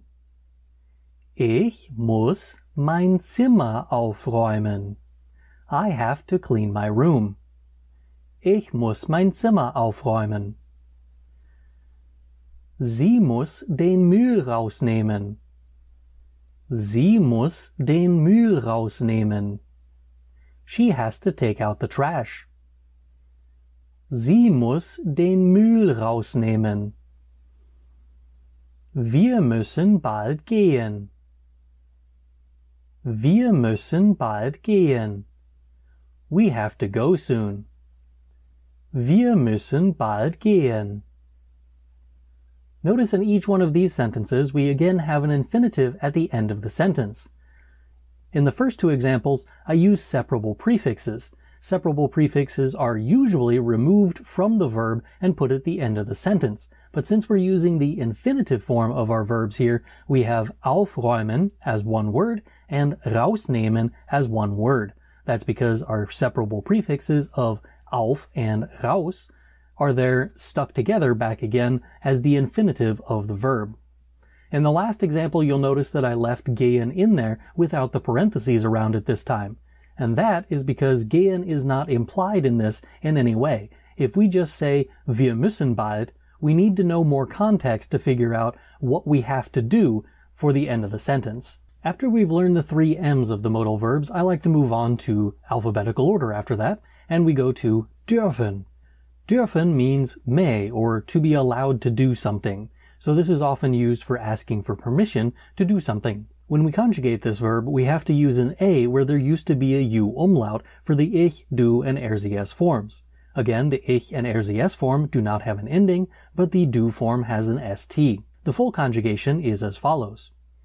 Ich darf, du darfst, sie, es darf, wir dürfen, ihr dürft, sie dürfen. Here are a few examples of how you might use dürfen in a sentence. Darf ich auf die Toilette? Darf ich auf die Toilette? May I go to the restroom? Darf ich auf die Toilette? As in previous examples, auf die Toilette indicates motion towards the toilet, and therefore, of course, we do not need gehen at the end of the sentence. If you want to, of course, you could add it in there. Ihr dürft nicht in der Klasse schlafen. Ihr dürft nicht in der Klasse schlafen. You are not allowed to sleep in the class. Ihr dürft nicht in der Klasse schlafen. Die Kinder dürfen nicht die ganze Nacht aufbleiben. Die Kinder dürfen nicht die ganze Nacht aufbleiben. The children are not allowed to stay up the entire night. Die Kinder dürfen nicht die ganze Nacht aufbleiben. After dürfen, we have können. Können means can, or to be able to. For the conjugated forms of können, you can notice the evolution of the English language with kann and can, and the relationship that is clearly there between those two. Again, ich and RZS have no ending, but the du form has an ST. The first 3 forms require an A in the middle, whereas the last 3 require an O umlaut. The full conjugation is as follows. Ich kann, du kannst, sie, es kann, wir können, ihr könnt, sie können. Here are a few examples of the verb können in action. Ich kann Deutsch sprechen. Ich kann Deutsch sprechen. I can speak German. Ich kann Deutsch sprechen. Er kann fliegen. Er kann fliegen. He can fly. Er kann fliegen. Meine Eltern können immer Probleme finden. Meine Eltern können immer Probleme finden. My parents can always find problems. Meine Eltern können immer Probleme finden. After können, we'll move on to sollen. Sollen does not have an umlaut to begin with, so when we conjugate this one, we do not lose an umlaut, nor do we gain an umlaut anywhere in this chart. The ich and the RZS form don't have an ending again, but all of the rest of the forms are perfectly normal, and we have the same endings and the same stem that we had before when we conjugated normal verbs. The conjugation of sollen is as follows. Ich soll. Du sollst. Sie, es soll. Wir sollen. Ihr sollt. Sie sollen. Here are a few examples of the verb sollen in action. Du sollst deine Hausaufgaben machen. Du sollst deine Hausaufgaben machen. You should or shall do your homework. Du sollst deine Hausaufgaben machen. Er soll einen Kuchen backen. Er soll einen Kuchen backen. He should, or is supposed to, bake a cake. Er soll einen Kuchen backen. Sollen wir gehen?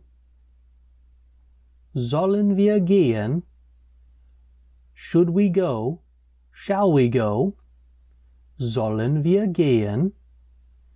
A word of caution, the forms that are used in these examples here are more like commands than they are suggestions. If you're going to say, you should do this, as in, I recommend this, this is my recommendation to you, you need the Konjunktiv 2 versions of this.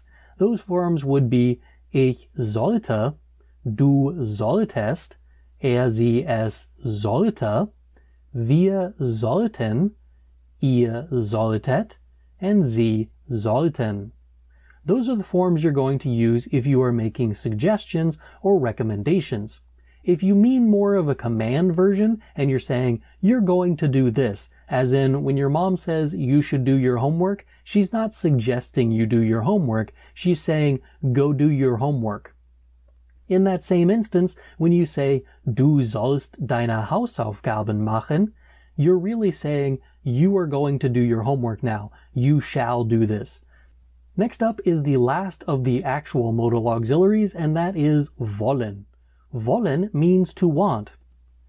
To conjugate wollen, we remove the O and replace it with an I for the first three forms. Then the O comes back for the last three forms. Again, the ich and the RCS form do not take endings. Ich will. Du willst. Sie, es will. Wir wollen. Ihr wollt. Sie wollen. You may recognize that will is in there. It looks like will, sounds a lot like will, but does not mean will. This is not something that is used for the future tense. This is a place where the German and the English languages kind of diverged when they were evolving at the same time. So what happened here is we have will as in thy will be done, and we have will as in this is what's going to happen, future tense. Those two things used to be used differently throughout the English language, and German, whenever it was evolving, did not make that divergence. So we now have will as in to want, and this is the reason that your last will and testament tells you what it is that you want to happen to all of your stuff once you're gone. Those things are all will or will in the same way. I mention this because when we get to the next thing, the thing that's still blacked out there, that is when we're going to be talking about will using the future tense. But for now, wollen means to want, and that's how we're using it in the following examples. Ich will in Beifall untergehen. Ich will in Beifall untergehen. I want to go down in applause. Ich will in Beifall untergehen. For those of you who don't know, that's from a Rammstein song called Ich will. You should definitely check out the song Ich will by Rammstein because that will make it so that you never forget the conjugation of wollen. Will den ganzen Kuchen essen. Will den ganzen Kuchen essen. He wants to eat the entire cake.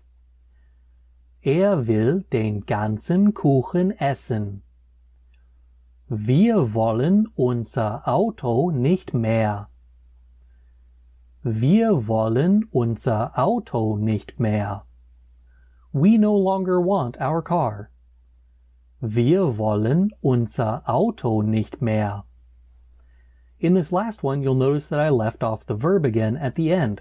This verb could be haben. But because we are just saying the car is the thing that we don't want in this sentence, we don't necessarily need an extra verb. Whereas in the first two examples with untergehen and essen, we required those extra verbs to give us more context for the sentence. The last verb on our list for today is not a modal auxiliary. This verb is werden. Werden is used to form the future tense. Why do I bring it up now? It's used almost exactly the same way that the modal auxiliaries are, meaning that when you use it with an extra verb, the other verb goes to the end of the sentence as an infinitive. I'll show you some examples of that here in a minute. Word of caution though, when you are conjugating werden, remind yourself that it is not a modal verb, meaning that it is not conjugated in the same way that modal verbs are normally conjugated. So for instance, the ich form is normal, ich werde. The du and RCS form are irregular, similar to what happens with stem-changing verbs if you've seen a lesson on that. The du form is du wirst, and the er sie es form is er sie es wird. Then the rest of the forms are normal. Wir werden, ihr werdet, sie werden. So the full conjugation of werden, used for the future tense, meaning will, looks like this. Ich werde, du wirst, er sie es wird, wir werden, ihr werdet, sie werden. Here are a few examples saying goodbye to 2020. 2021 werde ich nach draußen gehen. 2021 werde ich nach draußen gehen. In 2021, I will go outside. 2021 werde ich nach draußen gehen. Was wird er jetzt machen? Was wird er jetzt machen? What will he do now? Was wird er jetzt machen? 2021 werden meine Freunde rüberkommen. 2021 werden meine Freunde rüberkommen. In 2021, my friends will come over. 2021 werden meine Freunde rüberkommen. To wrap things up for today, we have the entire conjugation chart of all of the modal auxiliaries plus werden, which I mentioned is used for the future tense. Let's go back through the list. Mögen, to like. Ich mag, du magst, er sie es mag, wir mögen, ihr mögt, sie mögen. Möchten, would like. Ich möchte, du möchtest, er sie es möchte, wir möchten, ihr möchtet, sie möchten. Müssen, must or to have to. Ich muss, du musst, er sie es muss, wir müssen, ihr müsst, sie müssen. Dürfen, may or to be allowed to.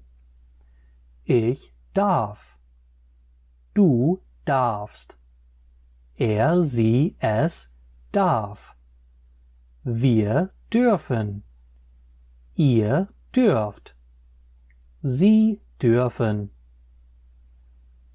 Können, can or to be able to.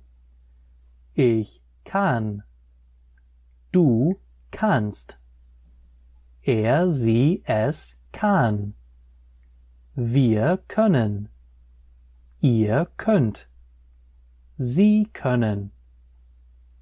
Sollen, should or shall or to be supposed to. Ich soll, du sollst, er sie es soll, wir sollen, ihr sollt, sie sollen. Wollen, to want. Ich will, du willst, er sie es will, wir wollen, ihr wollt, sie wollen. Werden, will, used for the future tense. Ich werde, du wirst, er sie es wird, wir werden, ihr werdet, sie werden. Take these lessons off of your screen and into your home when you purchase Elementary German with Herr Antrim. You can practice what you're learning with worksheets and answer keys, listen to the lessons whenever you want with the MP3 downloads, and a whole lot more. Hallo Jannik, was magst du heute Abend? Das weiß ich noch nicht. Hast du schon was vor? Keine Ahnung. Wollen wir heute Abend etwas zusammen machen? Das wäre cool. Was wollen wir machen? Wir können ins Kino gehen. Ein toller Film mit Idris Elba läuft gerade im Kino. Es gibt viel Action und Explosionen. Idris wird wahrscheinlich auch irgendwann im Film oben ohne sein. Du hattest mich schon bei Idris. Ich mag ihn so sehr. Wann fängt der Film an? Er beginnt um 19:15 Uhr. Wann wollen wir uns treffen? So gegen 6. Dann können wir zuerst essen gehen. Wo treffen wir uns? Es kommt darauf an, wo wir essen wollen. Worauf hast du Lust? Es gibt ein neues Restaurant in der Nähe vom Kino. Es heißt McDonald's. Willst du es mit mir probieren? Du hast nie bei einem McDonald's gegessen? Wirklich? Nicht alle haben so viel Geld wie du. Ich kann nicht jeden Tag essen gehen und neue Restaurants besuchen. Aber das ist ein McDonald's. Eins der populärsten Restaurants der Welt. Es gibt 20 in dieser Stadt allein. Und du hast sie wahrscheinlich schon alle probiert. Vielleicht können wir irgendwo anders essen. Was magst du? Chinesisch? Italienisch? Vielleicht etwas richtig Deutsches. Irgendetwas mit Schweinefleisch und Kartoffeln. Omas Küche ist ein deutsches Restaurant in der Nähe vom Kino. Ich habe dieses Restaurant auf Instagram gesehen. Das Essen sieht total lecker aus. Ich möchte es probieren. Abgemacht. Wir essen im Restaurant Omas Küche. Wollen wir uns dort treffen? Wann fahren wir los? Wir müssen nicht fahren. Dein Haus ist auf dem Weg zum Kino und zum Restaurant. Wir können einfach zu Fuß gehen. Ich treffe dich bei deinem Haus und wir können danach zum Restaurant gehen. Gut, ich freue mich darauf. Wann kommst du zu mir? Ich werde um 5:45 bei dir sein. Okay, bis dann. Tschüss. Tschüss. Und jetzt Minigespräche. Wir gehen heute Abend ins Restaurant. Wann fahren wir los? Wir fahren gegen 6:30 los. Wollen wir heute Abend etwas zusammen machen? Ja, wir können Minigolf spielen. Das ist mir zu langweilig. Wie wär's mit Fahrradfahren? Fahren wir irgendwo hin oder einfach losfahren und sehen, wo wir am Ende sind? Wir fahren einfach, bis wir eine Pause machen wollen. Dann können wir ein Picknick machen. Gut, das machen wir. Wann fahren wir los? So gegen 4? Das geht. Bis dann. Wo treffen wir uns morgen? Wofür? Ich verstehe nicht. Was machen wir morgen? Wollen wir am Wochenende etwas zusammentun? Nein, ich habe leider keine Zeit. Ich habe zu viele Hausaufgaben. Wir haben dieselben Klassen. Wir können die Hausaufgaben zusammen machen. Aber beim letzten Mal haben wir gar keine Arbeit geschafft. Ich arbeite dieses Mal lieber alleine. Wann fahren wir los? So bald wie möglich. Wir sollten schon da sein. Wo treffen wir uns? Im Bahnhof. Wo im Bahnhof? Auf Gleis 4. Was wollen wir am Freitag machen? Wir? Es gibt kein Wir mehr. Es liegt nicht an mir, es liegt an dir. Ich denke, du meinst das umgekehrt. Ich habe gesagt, was ich gesagt habe. First of all, what is a personal pronoun? Pronouns in general replace nouns. Nouns are people, places, things, and ideas. If you replace one of those with a word that is usually shorter, that word is a pronoun. Personal pronouns are the ones that you usually think of when someone mentions pronouns. We call them the personal pronouns to differentiate between possessive pronouns and personal pronouns. Possessive pronouns would be like mine and yours. In English, personal pronouns are words like I, me, you, he, him, she, her, and so on. You should already be familiar with the nominative case personal pronouns in German. They're the ones that you use in conjugation charts. Ich, du, er, sie, es, wir, ihr, sie, and sie. Each of those has another version that's used when the pronoun is referring to something or someone that is the direct object of the sentence, which in German is displayed in the accusative case. For example, if I am the direct object of the sentence, I no longer use the pronoun I. This pronoun switches to me in English. In German, we go from ich to mich. Here's a bit more of a concrete example of this.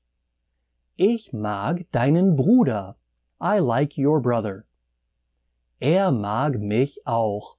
He likes me too. In the first one, I am the one that likes someone, so I am in the nominative case, ich. In the second one, I am the one that is being liked, so I am in the accusative case, mich. This works in the same way when we look at the pronoun er. Er is in the nominative form, just like he is in English. When we change to the direct object in English, we switch to him. In German, er becomes ihn. You already saw er in the nominative case. Er mag mich auch. He likes me too. But we can see it in the accusative version if we replace deinen Bruder with a pronoun. Ich mag ihn. I like him. Just like in English, however, not all of the pronouns change from one case to another. All of the Z's remain Z and S remains S in the accusative. When this happens, it is occasionally relevant to rely on word order to tell us which of the pronouns is the subject and which is the object. Sie kauft es. She buys it. Es kauft sie. It buys her. The first one obviously makes more sense, but because Z and S don't change between nominative and accusative cases, word order has to tell us which one is the subject. Now that we have the general idea out of the way, let's look at our handy-dandy personal pronouns chart to see which pronouns change and how they change, as well as seeing which ones don't change. In this chart here, we can see I and me, ich and mich. Ich is used when it's the subject, mich is used when it's the object. In English, we don't change between you and you based on if it's the subject or the object.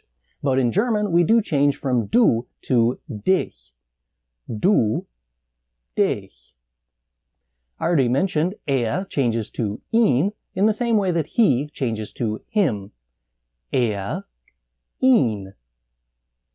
Z, as I mentioned, and S both stay the same. Sie, sie. Es, es.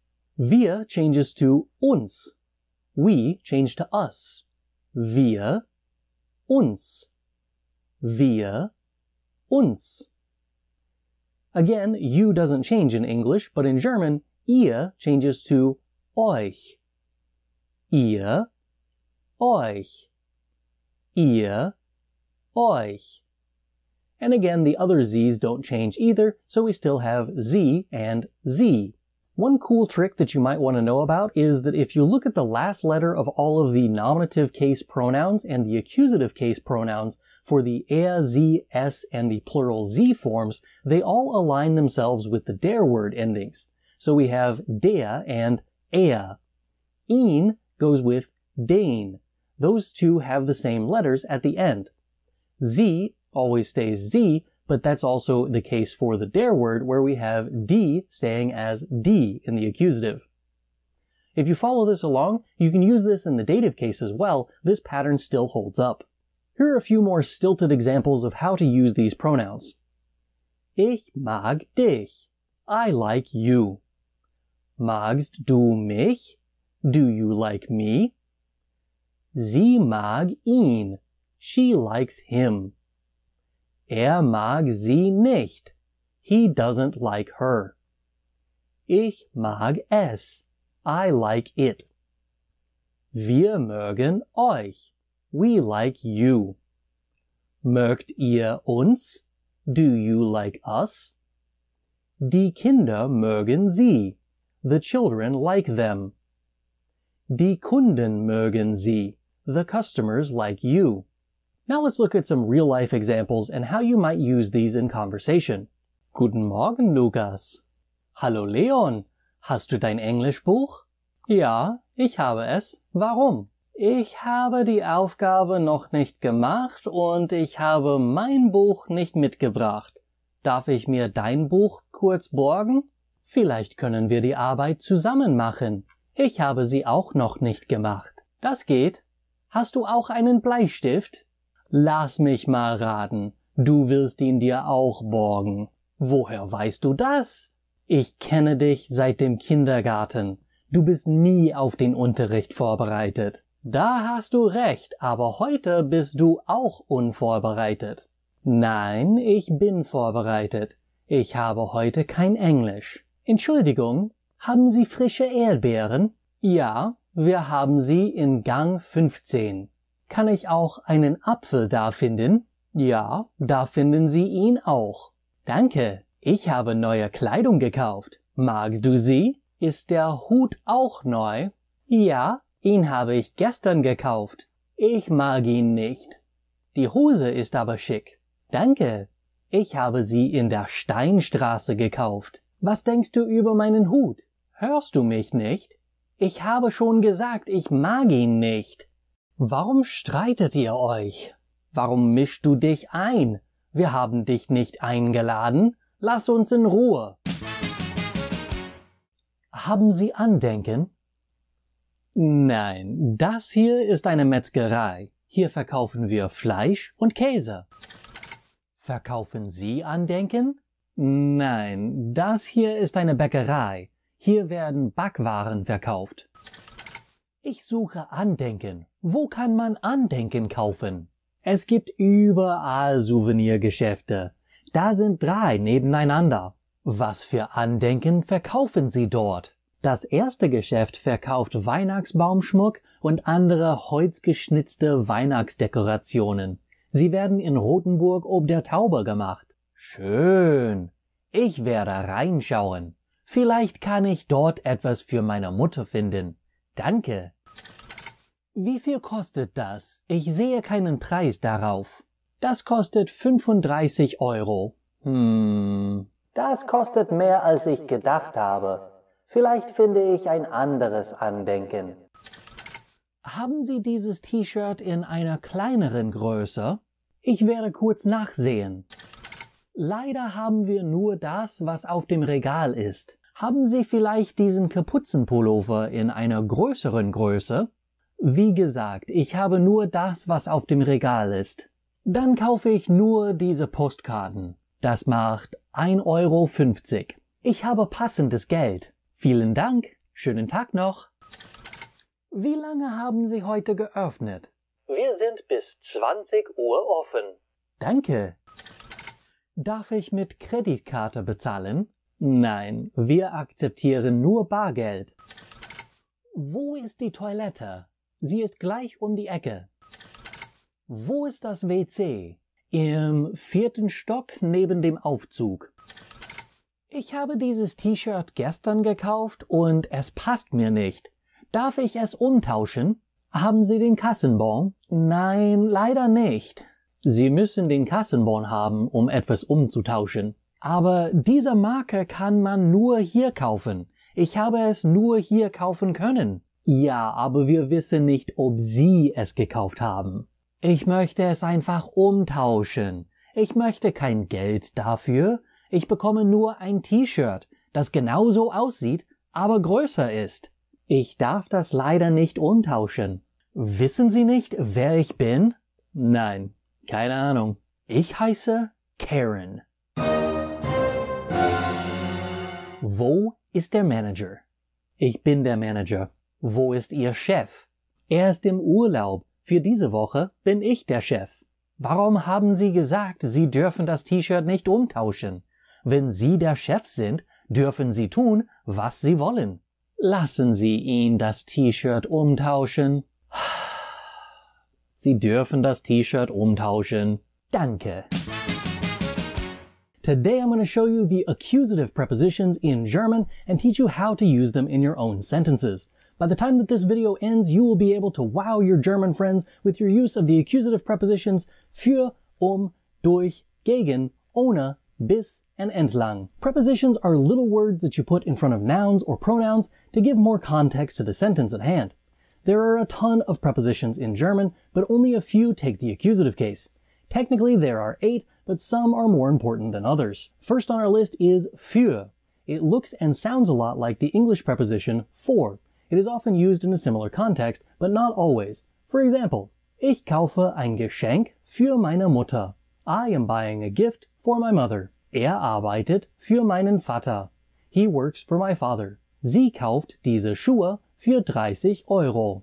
She is buying these shoes for 30 euros. Carol möchte für immer jung sein.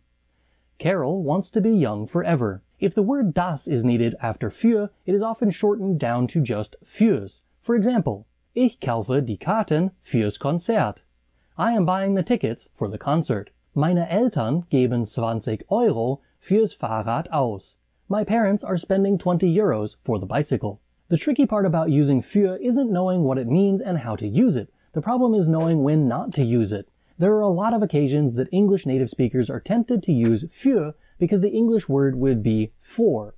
That is not always a good assumption. You can use für when referring to time, but more than likely you mean to say something with the preposition seit. If you want to use für followed by a period of time, you need to make sure that that period of time has concluded and is no longer continuing on. For example, ich habe für 2 Jahre bei einer Firma in der Stadt gearbeitet. I worked at a company in the city for 2 years. But ich arbeite seit 2 Jahren bei dieser Firma. Nach Montag arbeite ich nicht mehr hier. I have worked at this company for 2 years. After Monday, I am not working here anymore. If you are stating the purpose or reason for something, you don't use für. Use aus, wegen or zu instead. Aus diesem Grund werden wir sie nicht einstellen. For this reason, we will not hire her. Wegen der Erderwärmung sterben die Eisbären. Because of global warming, the polar bears are dying. Dieses Haus ist nicht zum Verkauf. This house is not for sale. If you are talking about a destination, use nach or zu and not für. Unser Flugzeug fliegt 3 Uhr nach Berlin ab. Our flight departs for Berlin at 3 o'clock. Wir fahren am Samstag zur Oma. We are headed for Grandma's house on Saturday. We are driving to Grandma's house on Saturday. Next up on the list of prepositions is can best be translated with the preposition around in English. This will work most of the time.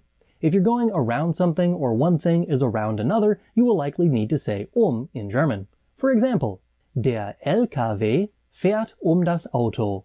The semi-truck drives around the car. Die Fee streut einen Kreis aus Feenstaub die Tiere. The fairy sprinkles a ring of fairy dust around the animals. Der Koch wickelt das Kohlblatt das Fleisch. The cook wraps the cabbage leaf around the meat. You can also use with the time of the day to say at that particular time. For example, 10 Uhr möchte ich essen. I would like to eat at 10 o'clock. Die Schule beginnt 8 Uhr. School begins at 8 o'clock. You may see followed by an infinitival clause which includes the word zu. This is used to say in order to. For example, ich spare Geld ein Auto zu kaufen. I am saving money in order to buy a car. When is used in this way, it's not a preposition, but rather fulfilling the function of a conjunction, as it connects one clause to another. Our next preposition is durch. This is an easy one as it is translated as through and is almost always used exactly like the English version. Here are a few examples. Der Bus fährt durch den Tunnel. The bus drives through the tunnel. Die Touristen gehen durch die Stadt. The tourists are walking through the city. Hänsel und Gretel laufen durch den Wald. Hansel and Gretel are walking through the forest. In addition to the literal meaning, you can also use durch to mean something like because of. For example, ich mache durch meine Erfahrungen auf YouTube bessere Videos. I make better videos because of or through my experiences on YouTube. Mein Schreibtisch ist durch das Erdbeben kaputt gegangen. My desk was broken by the earthquake. Next on my list of prepositions is gegen. It is translated with the English word against. For example, ich bin gegen Tierversuche. I am against animal experimentation. Der Junge schlägt seinen Kopf gegen die Wand. The boy is hitting his head against the wall. Was hast du gegen meinen Freund? What do you have against my friend? Die Cardinals spielen morgen gegen die Cubs. The Cardinals are playing against the Cubs tomorrow. Meine Mannschaft gewinnt gegen die Bösen. My team wins against the evil ones. Gegen can also be used to mean against, as in an ailment or a problem. Ich nehme Aspirin gegen Kopfschmerzen. I take aspirin for headaches. You can also use the preposition gegen when used with time. In this way it means around. Wir fahren gegen 8 Uhr nach Hause. We are driving home around 8 o'clock. The preposition ohne is translated with the English word without. It's used almost exactly the same as the English preposition. This makes ohne probably one of the easiest prepositions on today's list. Ich kann ohne dich nicht leben. I can't live without you. Pommes ohne Ketchup sind keine Pommes. Fries without ketchup are not fries. Ich gehe nicht ohne einen Mantel aus dem Haus.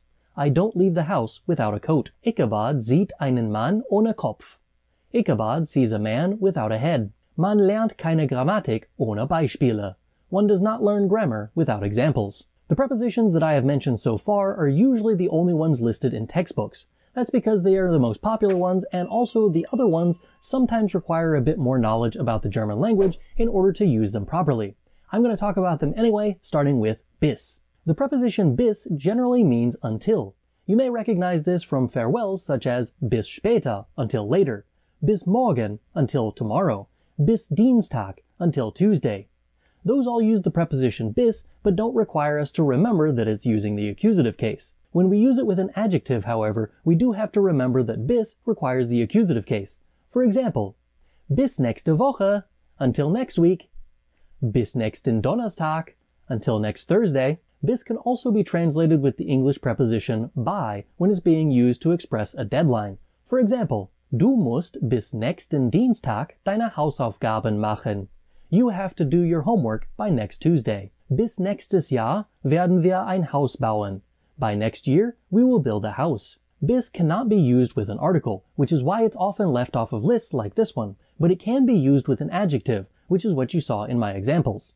These will be used with the same endings as the definite articles in the accusative case. N for masculine, E for feminine and plural, and S for neuter. Another reason that bis is often left off of the accusative prepositions list is that it's often paired with another preposition, such as zu or in. In those instances, bis is not in control of the case that you use. You look to the other preposition to tell you the case.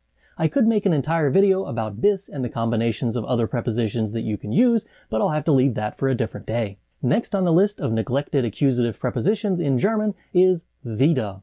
Not to be confused with wieder, which sounds the same, but definitely not the same. Wieder means against or contra, while wieder means again. Wieder is similar to gegen, but sounds a bit out of date or elevated. For example, Cain rebelliert wider den Vater Gott. Cain is rebelling against God the Father. Dieser Film ist wider meine Erfahrungen. This film is contra to my expectations. Man kann nicht wider die Natur agieren.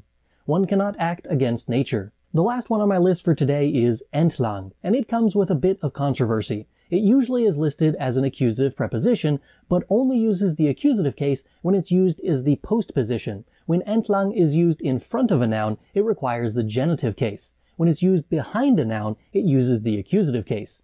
Duden lists it as a preposition in the accusative case by Nachstellung, and even gives a few examples of how one might use it. Unfortunately, these examples are all fragments of sentences and only show the noun and entlang after it.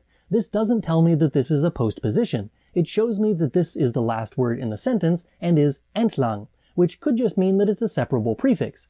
In fact, Duden also lists entlang as a separable prefix and as an adverb. You can see this with the infinitive of the verb that's used at the end of the sentence, and it is connected to the word entlang, such as entlangfahren, entlangkommen, entlangführen, and many others. Well, however you define this word, it can be translated with the English word along, as in the following examples. Wir fahren diese Straße entlang. We are driving along this street. Wir fahren entlang dieser Straße. We are driving along this street. In the second example, I use the genitive case because I put entlang before the noun. Die Kinder laufen den Fluss entlang. The children are running along the river. Guten Morgen. Was darf's heute sein? Wir haben am Wochenende eine kleine Party. Wir laden ein paar Freunde ein und werden grillen. Was empfehlen Sie dafür? Wie viele kommen denn? 4 oder 5 plus meine Frau und ich. Der Schweinelachs ist sehr beliebt. Wie kann ich sowas grillen? Es dauert etwas länger, aber es ist es wert. Reiben Sie ihn zuerst mit Barbecue Rub ein. Legen Sie ihn auf den Grill mit indirekter Hitze. Bestreichen Sie ihn bei 60 Grad mit Barbecue Sauce. Wenn der Schweinelachs 65 Grad erreicht, können Sie ihn vom Grill nehmen und 5 bis 10 Minuten ruhen lassen. Dann schneiden Sie ihn in Tranchen und im Brötchen servieren. Meine Familie mag es besonders im Laugenbrötchen. Ich mag am liebsten Rosenkohl als Beilage dazu. Das klingt fantastisch. Ich werde einen Schweinelachs kaufen. Wie viel kostet das? Das ist 7,29 € pro Kilogramm. Dieser wiegt 1,36 Kilogramm, also 9,91 €. Ich habe hier 10 € und 9 Cent zurück. Vielen Dank. Danke. Bis nächste Woche. Guten Morgen. Wie kann ich Ihnen helfen? Ich möchte eine Torte kaufen. Was für eine Torte? Wir haben eine große Auswahl an Torten. Ich weiß es wirklich nicht. Was empfehlen Sie? Meine Lieblingstorte ist die Himbeertorte. Unsere Himbeertorte hat einen dünnen Mürbeteigboden. Darauf wird eine dünne Schicht Konditorencreme aufgetragen. Sie wird mit einem Tortenguss glasiert. Ich finde sie einfach herrlich.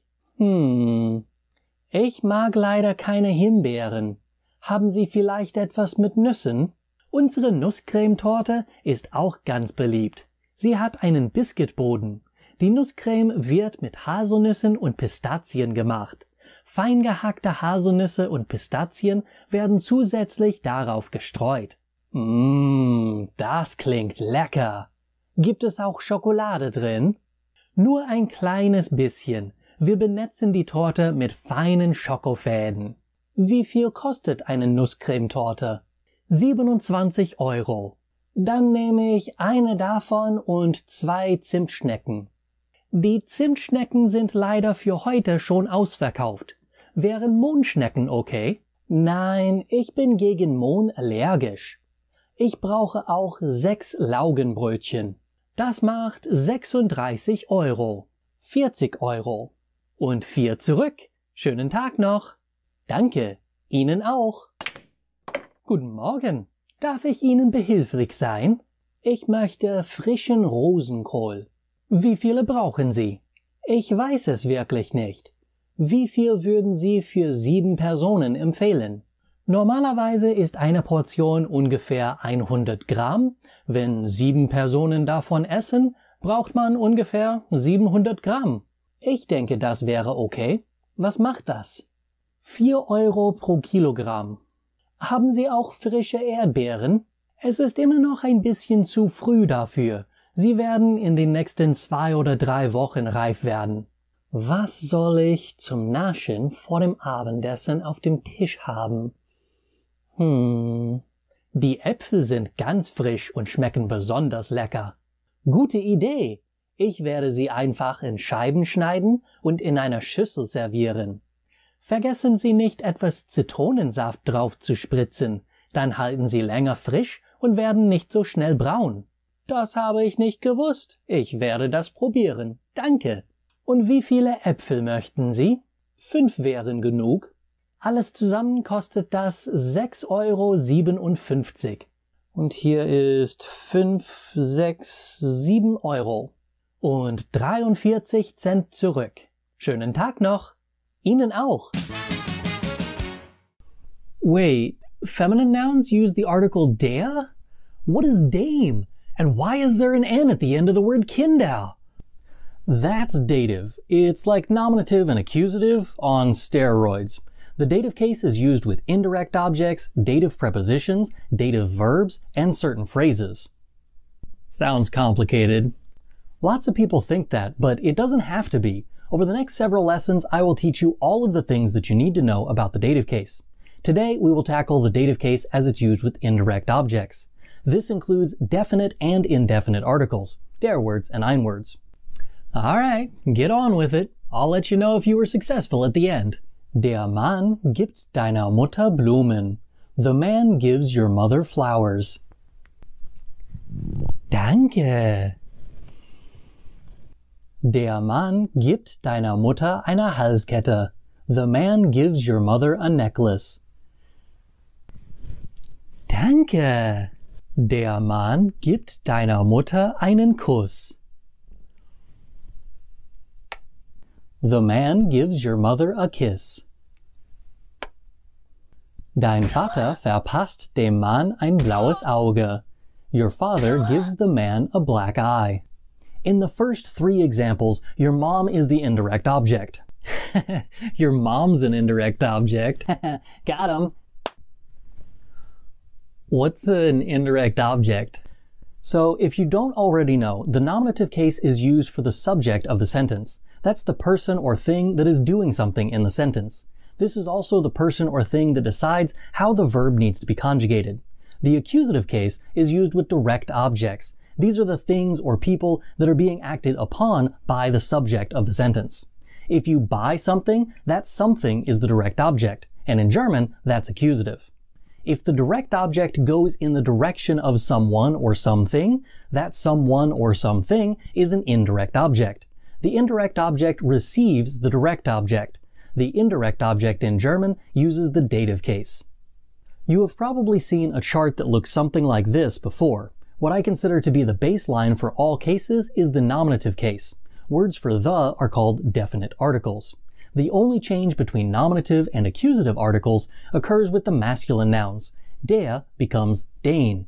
When we get to the dative case, everything changes. Die becomes der and das become dem, and the plural die becomes den. So, feminine is now masculine, and masculine and neuter have merged into one supergender, and the plural has become the masculine accusative? No, that's not at all what's going on here. The genders of nouns, while represented by the articles, are not the articles themselves. The gender of the noun is determined by the noun itself. The article that is put in front of that noun is determined by the gender and the way in which it is used.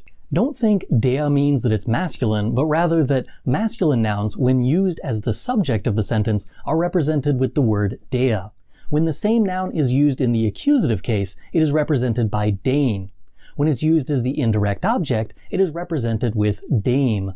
Trust me, this is a lot easier than trying to get your brain to handle something like the convoluted way that you're trying to do that gender bender thing, whatever that was. Let's try an example to start this off.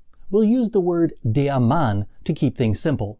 Again, I don't mean der Mann to say that it's always der, but that this is the starting point for the way that the articles change from here on out with the word Mann. Der Mann geht ins Lebensmittelgeschäft. The man goes into the grocery store. The man is the one doing something in that sentence, which makes him the subject and therefore nominative. That's why we used der. Dein Vater schlägt den Mann. Your father hits the man. Your father is the one doing something in the sentence, which makes him the subject and therefore nominative. The man is now on the receiving end of the action, i.e. the verb schlagen, to hit. In other words, the man is being hit. This makes him the direct object and therefore accusative. That's why we used den. Dein Vater verpasst dem Mann ein blaues Auge. Your father gives the man a black eye. Your father is still the subject as he's the one doing something. The action, however, is transferred to ein blaues Auge, a black eye. This makes the eye the direct object and therefore accusative. The one receiving the direct object is the man. This means he is indirectly being acted upon by your father through the direct object. This is why we call it an indirect object, and it takes the dative case. Now, throughout all of those examples, we had the same noun, Mann. It went from der in the first one to den and then dem. The gender of the noun did not change. The article preceding it did. Can all sentences have an indirect object? No, not all verbs have the ability to take indirect objects. This is due to the action that the verb expresses. Obviously, you can buy or sell someone something, give them it, or sell them it, but you can't be them something or go them something. Cool. I think I have it, but just in case, can I see a few more examples? Hopefully with a little bit more variety than what you've done so far. Herr Antrim bringt dem Doktor Deutsch bei. Herr Antrim is teaching the doctor German. The word for timey-wimey stuff in German is schnibbidi-schnick wibblig-wabbliges Zeugs. Bet you can't say that 3 times fast.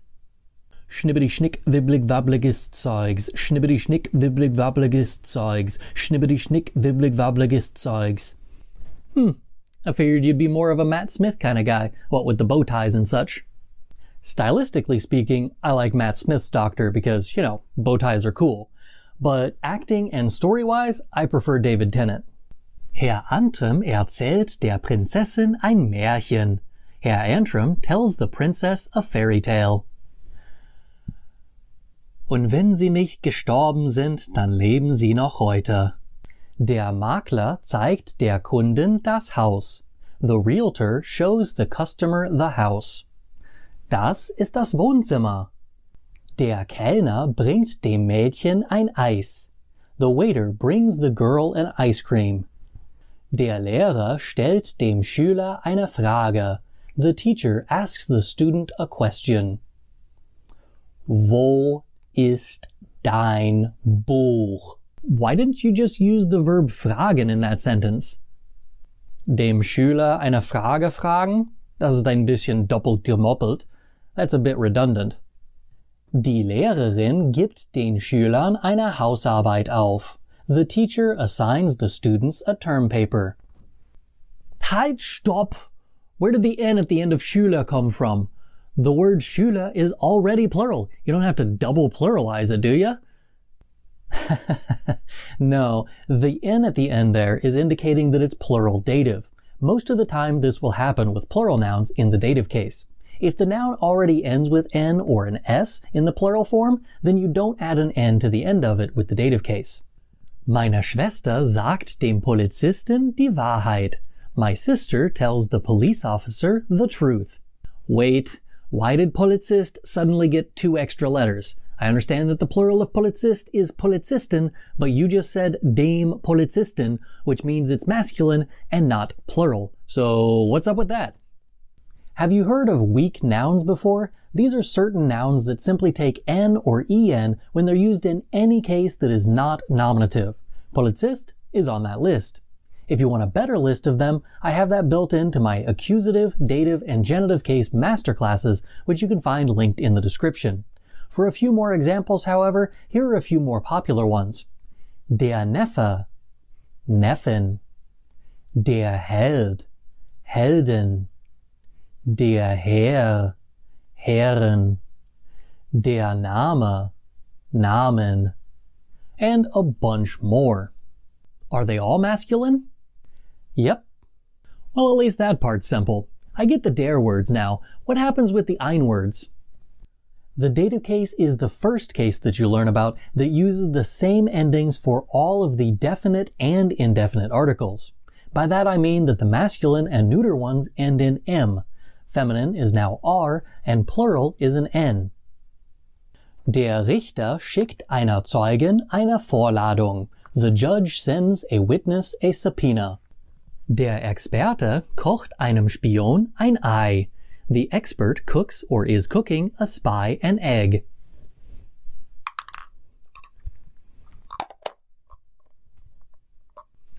Laura leiht meinem Vater den Hut. Laura loans my father the hat. Meine Kinder erzählen einem Mädchen Witze. My children tell a girl jokes. Sophia schreibt ihren Großeltern Briefe. Sophia writes her grandparents letters. Liebe Großmutter. I think I'm starting to get the hang of this. Is there anything else that I should know? Just a quick reminder, don't forget that there are other words that act like definite articles. By that I mean they use the same endings, like dieser, jeder, and welcher. For example, meine Mutter gibt jedem Kind ein Stück Schokolade. My mother gives every child a piece of chocolate. Der Mann verkauft dieser Frau eine Halskette. The man is selling this woman a necklace. Eine schöne Halskette für eine schöne Dame. Also, the possessive articles, such as mine, dein, and so on, those use the same endings as the indefinite articles, and the negative word kein follows the same pattern. For example, mein Bruder kauft unserem Vater einen Golfschläger. My brother is buying our father a golf club. Seine Freundin schenkt ihr Tochter ein Fahrrad. His girlfriend is giving her daughter a bicycle. Great! I think I'm good for today. That was surprisingly painless. Ich möchte eine Hose kaufen. Wo finde ich Hosen? Die Männerhose findet man im 4. Stock direkt neben der Rolltreppe. Und wo sind die Damenhosen? Die sind im 3. Stock, auch neben der Rolltreppe. Ich suche auch Hemden. Finde ich sie auch im 4. Stock? Ja, Die Herrenabteilung ist im 4. Stock. Wenn Sie die Rolltreppe verlassen, sehen Sie gleich die Hosen. Auf der rechten Seite sind schon die Hemden. Dankeschön. Diese Hose ist schick. Ich mag die Farbe. Sie passt mir auch ganz gut. 49 €? Das ist ein bisschen zu viel. Vielleicht kann ich etwas günstigeres finden. Aha, da ist ein Sonderangebot. Diese Hose ist nicht zu teuer. Die Farbe ist okay. Sie passt mir leider nicht. Entschuldigung, haben Sie vielleicht diese Hose in einer Nummer größer? Mal sehen, welche Größe haben Sie denn? 26. Okay. Hier ist 25. 25. Ah, hier ist eine in der Größe 26. Sie möchten die hier in Grau? Ja, genau. Welches Material ist das? Diese Hose ist aus 100% Polyester. Wo kann ich sie anprobieren? Die Umkleidekabine ist in der Ecke. Die Hose passt mir ganz gut, danke. Haben Sie vielleicht auch eine gestreifte Hose? Ja, wir haben eine große Auswahl an gestreiften Hosen. Sie liegen auf den 2 Tischen in der Mitte. Wie bitte? Können Sie bitte etwas langsamer sprechen? Ich sagte, wir haben eine große Auswahl an gestreiften Hosen. Sie liegen auf den 2 Tischen in der Mitte. Dankeschön. Dieses Hemd ist sehr cool. Die bunte Farbe gefällt mir. Ich habe leider keine Fliege, die zu diesem Hemd passt. Was empfehlen Sie? Die Krawatten sind hier. Sie sind alle aus Seide. Und Fliegen haben Sie auch? Natürlich. Sie sind neben den Krawatten. Ich weiß wirklich nicht, welche Farbe zu diesem Hemd passt. Ich finde, diese Fliege passt ganz gut dazu. Ja, das fände ich auch. Die nehme ich auch. Suchen Sie auch noch etwas? Ich brauche auch neue Schuhe. Wo finde ich Schuhe? Sie sind da drüben. Wie viel kosten diese Schuhe? 45 €. Das ist mir leider zu teuer. Diese Schuhe hier sind heute im Sonderangebot. Alles, was auf diesem Tisch ist, kauft man diese Woche zum Sonderpreis. Sie bekommen noch an der Kasse 25% abgezogen. Danke. Darf ich hier mit Kreditkarte bezahlen? Ja, bei uns können Sie auch mit Kreditkarte bezahlen. Okay, dann möchte ich diese Hose, das Hemd, die Fliege und diese Schuhe kaufen. Das macht 149 €. Stecken Sie die Karte in den Steckplatz, wenn Sie bereit sind. Okay, ich danke Ihnen und hoffe, Sie bald wiederzusehen. Schönen Tag noch. Danke und Ihnen auch. Dative pronouns in German are super easy. Once you get to know how to use the dative case with indirect objects, using personal pronouns in the dative case with indirect objects is a breeze. Yeah, sure. I'll be the judge of that. For once, Herr Lehrer might actually be right. Today's lesson will expand upon that by showing you the personal pronouns that you need to use in the dative case. In case you don't know, the pronouns that you see in conjugation charts like this one are called nominative personal pronouns or subject pronouns. That's because they are used as the subject of the sentence. Just as the nominative case definite articles were used as the baseline for all definite articles in other cases, we'll be using this list of pronouns to start talking about dative case pronouns. When you use a pronoun as an indirect object, you need to use one of the dative pronouns. The one that you choose depends on the noun that you are replacing. For instance, ich kaufe meinem Vater einen Golfschläger. I am buying my father a golf club. Ich kaufe ihm einen Golfschläger. I am buying him a golf club. I use the masculine pronoun in the dative case, ihm, when I replace the indirect object, meinem Vater. If the noun being replaced is a feminine noun, we use ihr. If it is neuter, we use ihm, and when it's plural, we use ihnen. For example, gibt seiner Schwester eine Blume. He gives his sister a flower. Gibt ihr eine Blume. He gives her a flower. Erzählen Sie dem Mädchen eine Geschichte. Are you telling the girl a story? Erzählen Sie ihm eine Geschichte? Are you telling her a story? Wir schenken unseren Kindern Kleidung. We are giving our children clothing as a gift. Wir schenken ihnen Kleidung. We are giving them clothing as a gift. The cool thing about these pronouns is that they always match the last letter of the article. Since the dative articles have the same endings for definite and indefinite articles, you can always count on the dative article telling you the correct pronoun for the situation. Notice that when I said meinem Vater, I replaced it with ihm. Seiner Schwester with ihr. Dem Mädchen with ihm. And unseren Kindern with ihnen. Obviously, you won't always be able to use the third-person pronouns for the indirect object. Occasionally, you will need a second-person, you, or a first-person, I or we, pronoun instead. In those instances, you need to remember which pronouns mean what. The dative me form is mir. The dative version of du, the you singular, is dir. And when ihr, the you plural, is dative, it becomes euch. Gib mir den Dinosaurier! Give me the dinosaur. Ich gebe dir den Dinosaurier nicht. Der ist mein Dinosaurier. I'm not giving you the dinosaur. It's my dinosaur. Gib ihm den Dinosaurier. Give him the dinosaur. Nein, hat schon einen Dinosaurier. No, he's already got a dinosaur. Dann nehme ich euch die Dinos weg. Then I will take the dinosaurs away from you. Now that you know what the personal pronouns are in the dative case, you can make a chart like this one if you're one of those students who likes charts. Ich becomes mich in the accusative and mir in the dative. Du becomes dich in the accusative and dir in the dative. Becomes ihn in the accusative and ihm in the dative. Sie stays sie in the accusative but becomes ihr in the dative. Es remains es in the accusative but becomes ihm in the dative. Wir becomes uns in both accusative and dative. Ihr becomes euch in both accusative and dative. The two z's at the bottom of the chart, both they and you, stay z in the accusative case, but they both become ihnen in the dative case. Don't forget to capitalize ihnen when it's being used as the formal you.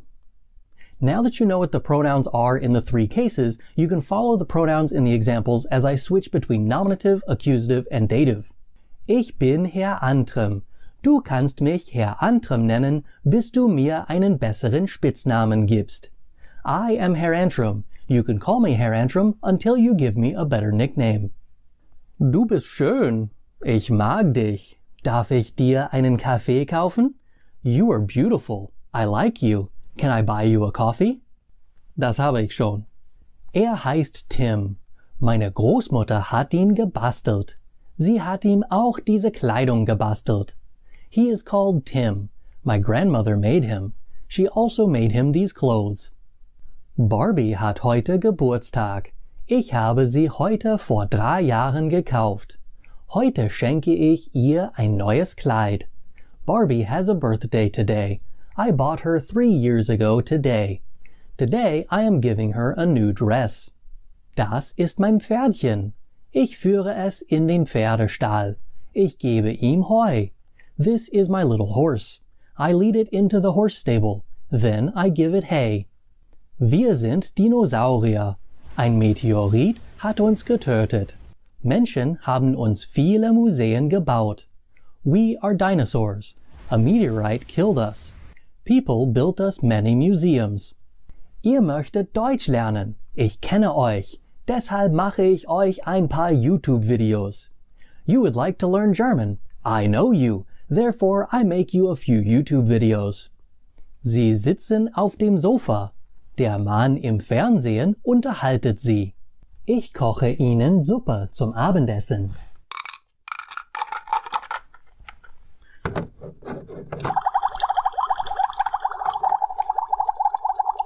They are sitting on the sofa. The man on TV is entertaining them. I am cooking them soup for dinner.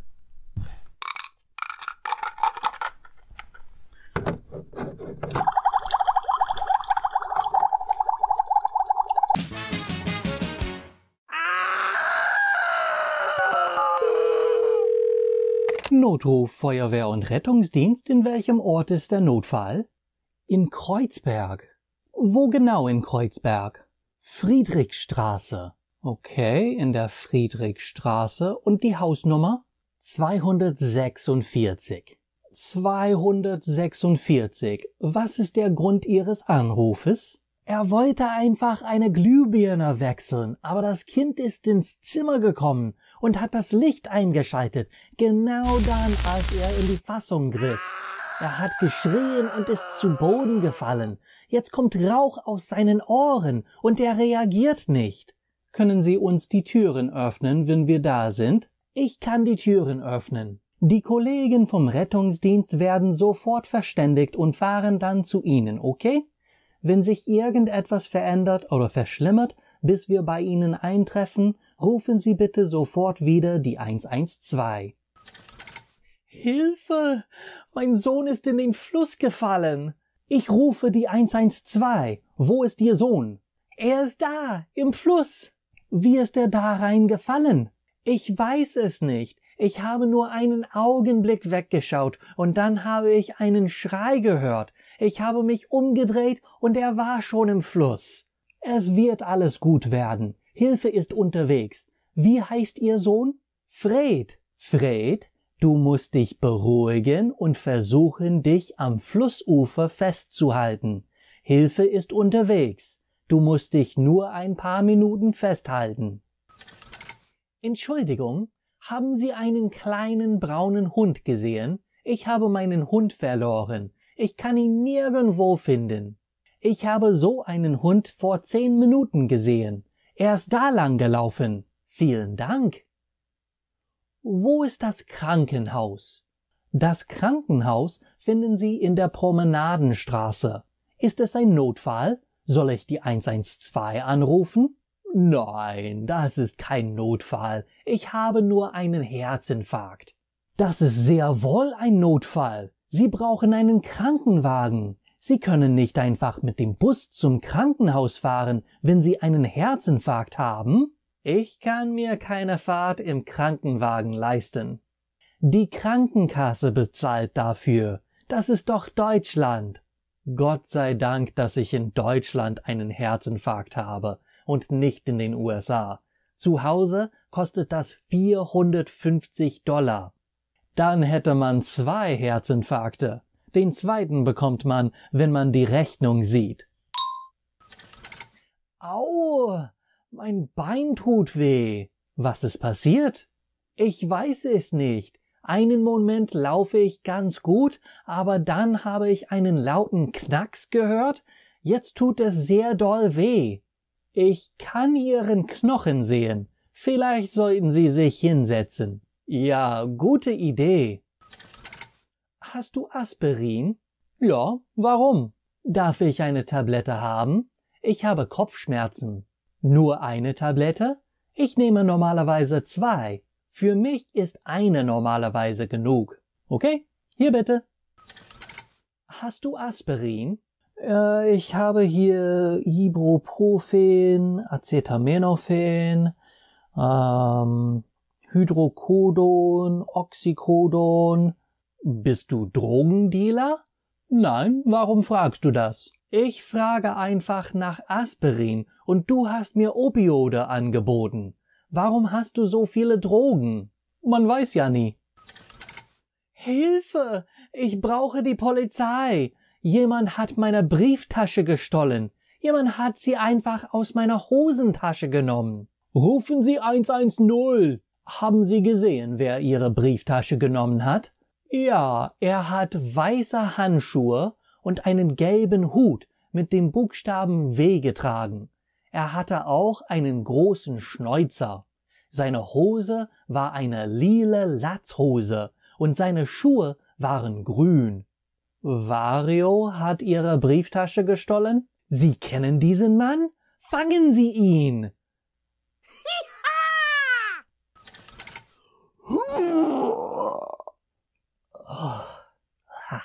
Geht es dir gut, Fred? Nein, ich habe mich übergeben. Hast du etwas Schlechtes gegessen? Nein. Bist du krank? Nein. Hast du etwas Ekliges gesehen? Ja. Was denn? Dein Gesicht. Ich hasse dich. If you like these lessons but wish there was a way for you to practice what you're learning, check out the book that goes with this course called Elementary German with Herr Antrim. It's available on my website germanwithantrim.com or on Amazon. Both are linked in the description. Hallo Deutschlerner! In this video, I will explain pretty much every dative verb you will ever come across. These are German verbs that for some reason or another require a dative object. Similar to the dative phrases that I talked about a couple weeks ago, these verbs ignore normal logic for choosing the object case, and instead of the accusative, they use the dative. I'll start with a brief overview of why most of these verbs use the dative case with their objects instead of the accusative case, and then I'll explain some examples of each of these dative verbs. Normally, when a verb has a direct object, that object is used with the accusative case. When the direct object is directed towards another object, that second object is called the indirect object and uses the dative case. Most of the time, the indirect object will be a person. This leads us to the dative verbs. A lot of the time, these verbs sort of imply the direct object. This is done because the verb takes the place of the direct object. It shows that the thing given is the noun version of the verb. For example, this happens with verbs like antworten, to answer. When you answer someone, you are giving them an answer. This makes them the indirect object of the sentence and therefore dative. Gibt mir die Antwort. He gives me the answer. Antwortet mir. He answers me. With the verb helfen, you are giving someone help. Again, the person is then used in the dative case. Ich gebe meinem Vater Hilfe. I am giving my father help. Ich helfe meinem Vater. I am helping my father. Keep in mind that the versions of the sentences I just gave using the verb geben are not considered the standard way to express what we are saying. I'm simply showing you these versions so you see how the direct object was dissolved into the verb. It's grammatically correct to use either version, but the versions using the verb helfen or antworten are definitely more popular. This logic helps to explain some of the most annoying dative verbs for English speakers, such as gefallen, to like. Take a look at this example. Diese Schuhe gefallen mir. I like these shoes. The number one complaint about this verb is that the subject and the object are opposites between the two languages. If you use the thought process that I've outlined so far, however, you can see that the dative verb gefallen actually means that the subject gives the indirect object pleasure. Diese Schuhe geben mir Freude.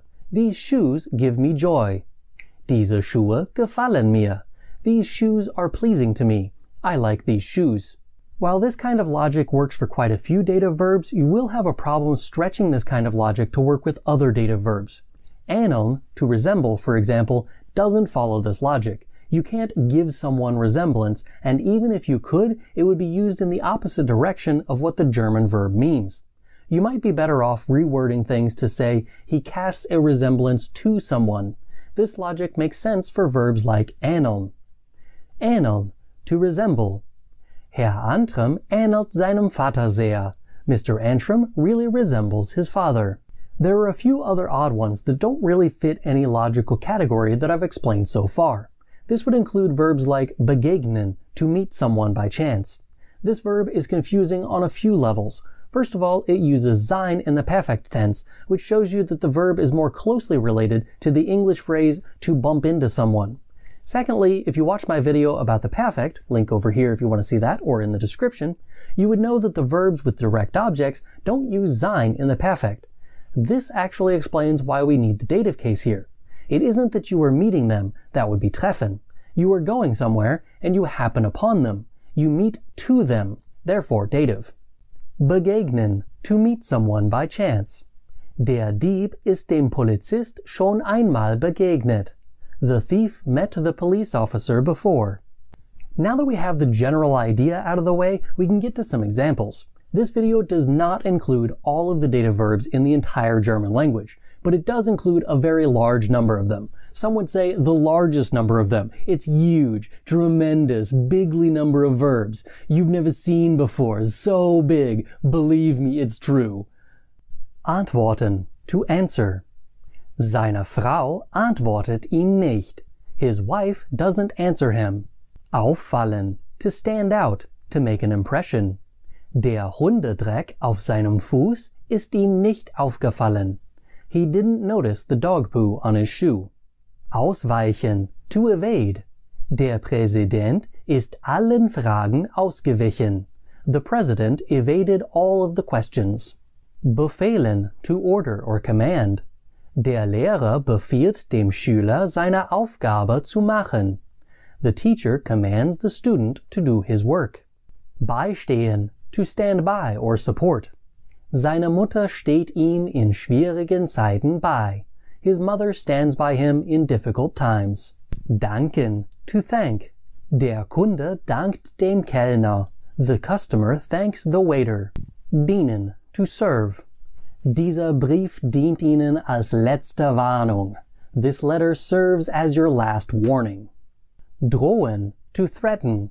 Der Räuber droht dem Bankkassierer mit einem Messer. The robber threatens the bank teller with a knife. Einfallen, to come to mind, to think of something. Mir fällt gerade ein, dass wir einkaufen müssen. It just came to me that we have to go shopping. Entgegnen, to reply, retort or counter. Ich möchte Ihnen entgegnen, dass Sie eigentlich nicht recht haben. I would like to counter you that you aren't actually correct. Erlauben, to allow or permit. Wir erlauben unseren Kindern, die ganze Nacht aufzubleiben. We allow our children to stay up the entire night. Erscheinen, to appear.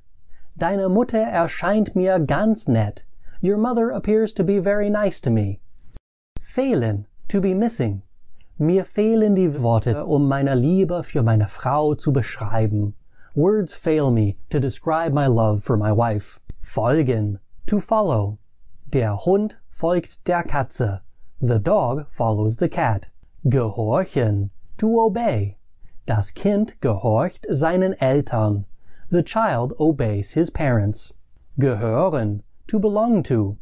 Dieser Hut gehört mir. This hat belongs to me. Gelingen, to succeed. Es gelang meinem Bruder, eine neue Arbeitsstelle zu bekommen. My brother was successful in finding a new job. Genügen, to suffice, to be enough. Nur eine Kugel Eis genügt mir nicht. Only one scoop of ice cream is not enough for me. Geschehen, to happen or occur. Was ist dem Mann geschehen, nachdem den Kuchen gegessen hat? What happened to the man after he ate the cake? Glauben, to believe. Du musst mir glauben, bitte glaub mir. You have to believe me, please believe me. Gleichen, to closely resemble. Seine neue Freundin gleicht seiner alten. His new girlfriend closely resembles his old one. Glücken, to succeed, to work out.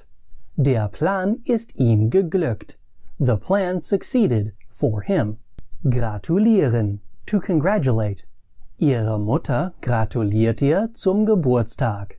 Her mother congratulates her for her birthday. Helfen, to help. Wie kann ich Ihnen helfen? How can I help you? Lauschen, to eavesdrop or listen in. Das Kind lauscht seinen Eltern, während sie streiten. The child eavesdrops on his parents as they argue or fight. Munden, to taste good. Ich hoffe, dass diese Suppe Ihnen mundet. I hope that this soup tastes good to you. Passen, to fit. Mein neuer Hut passt mir nicht. My new hat doesn't fit me. Passieren, to happen. Was ist denn dir passiert? What happened to you? Raten, to advise. Der Lehrer hat seinen Schülern dazu geraten, ihre Arbeit fristgerecht zu erledigen. The teacher advised his students to do their work on time. Schaden, to damage, to do harm. Fleißige Arbeit schadet niemandem. Hard work doesn't hurt anyone. Schmecken, to taste good. Du hast den Fisch nicht gegessen. Schmeckt der dir nicht? You didn't eat the fish. Doesn't it taste good to you? Schmeicheln, to flatter. Dieses Kleid schmeichelt deiner Mutter nicht.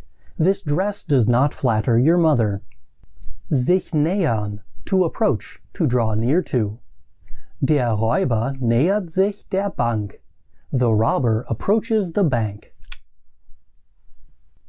A quick side note here. This one may not seem like a traditional dative verb as it also includes a reflexive pronoun. Some would say that the reflexive pronoun is simply taking the accusative spot while the other object takes the dative case. This logic doesn't quite fit, however. When a reflexive pronoun is used with another object, the object is accusative and the reflexive pronoun is dative. You can't simply switch this because you feel like it. This is not being switched here. The reflexive pronoun and the dative object are working together but separate. When you use neon with a reflexive, it means that the person or thing is moving towards another person or thing on their own accord. The robber in that sentence is moving himself forward. As I mentioned at the beginning of this video, dative verbs often show that the verb is being directed at a person or thing. That is what's going on here. It's the reason that this verb is considered a dative verb even though it's got an accusative object. Trauen, to trust. Dr. House traut seinem Patienten nicht. Dr. House doesn't trust his patient. Vertrauen, to trust, to confide in, to rely on. Ich vertraue ihm nicht. I don't trust him. Weichen, to yield, to make way for. Die Autos weichen dem Rettungswagen. The cars make way for the ambulance. Widersprechen, to contradict or gainsay. Dem Chef wird niemandem widersprechen. No one will contradict the boss. Winken, to wave. Herr Antrim winkt euch zum Abschied. Herr Antrim waves goodbye to you. Bist du Erik? Ja, und du bist Sam, richtig? Genau. Es war sehr nett von Erike, dieses Date für uns zu verabreden. Ja, sie spricht ganz oft von dir und sagt, wir haben viel gemeinsam. Es freut mich, dich kennenzulernen. Das freut mich auch. Erike sagt, du wohnst nicht weit von mir. Ich wohne in einer kleinen Wohnung in der Stadt. Sie ist nicht sehr groß, aber der Blick vom Balkon ist fantastisch. Ich kann die ganze Umgebung sehen und beim Sonnenuntergang trinke ich gern ein Bier und genieße die frische Luft. Das klingt ja toll. Ich wohne in einem Reihenhaus zwischen einem alten Ehepaar, die sich seit Jahren scheiden lassen sollten, und einem jungen Mann, der in einer Rockband spielt und jede Nacht sein Schlagzeug übt. Meine Nachbarn sollten zusammen in einer Band spielen. Der Junge spielt sehr gut Schlagzeug und die Streitereien zwischen dem Mann und seiner Frau könnten ganz coole Songtexte werden. Das kann ich mir gut vorstellen. Warum kannst du die schmutzige Wäsche nicht in den Wäschekorb werfen? Schüssel gehören nicht in die Tassenablage des Geschirrspülers. Genau, manchmal ist es so wie dieses Lied von Thomas Gedoge, Männer sind so. Oh, das ist ein tolles Lied. Ich mag Thomas Gedoge so sehr. Ich habe ihn vor einem Jahr mit meinem Bruder im Konzert gesehen. Er hat so viele gute Lieder. Oh, du hast einen Bruder. Hast du noch andere Geschwister? Nein, ich habe nur den einen Bruder. Er ist 2 Jahre älter als ich und wohnt gerade in Berlin. Hast du Geschwister?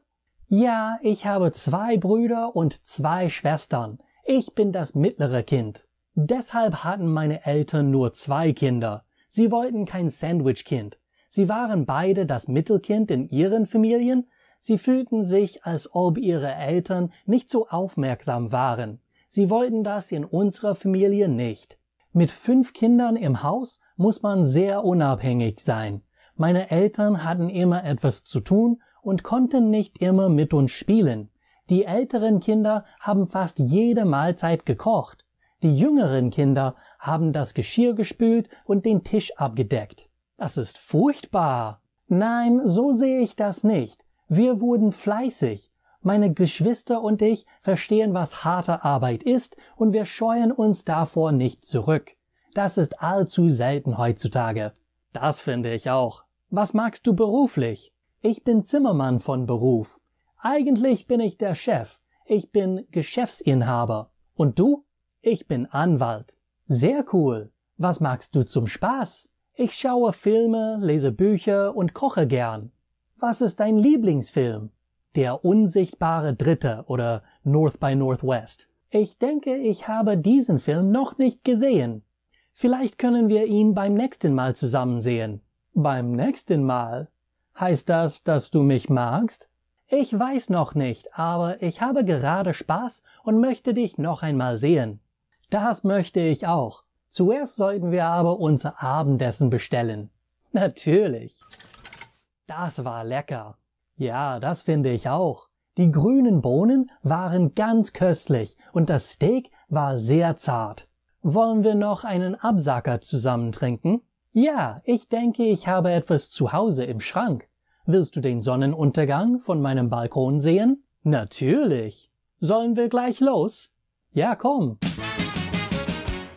Today we're focusing on the prepositions that always require the dative case, conveniently called dative prepositions. Those are the prepositions that are always used with the dative case. If you need a way to remember them, simply sing in alphabetical order to the tune of An der schönen blauen Donau. Aus Hause bei mit, nach Seit von zu. Aus Hause bei mit, nach Seit von zu. Aus Hause bei mit, nach Seit von zu. Now I'll explain what they all mean and how you can use them each. Aus means out of or from. It's used to show that something was in something else and is now no longer. This is different than von, which also means from and is also on our list for today, but I'll explain that in a bit. For now, I'll show you a few examples of how to use aus. Ich komme aus den USA. I am from the United States. I come from the USA. I was once in the United States. That's my place of origin. Now I'm expressing that I came out of that place with the preposition aus. And you can't say this while being in the United States because then you would say Ich bin von hier. I am from here. As you're currently still there. No exit had ever occurred.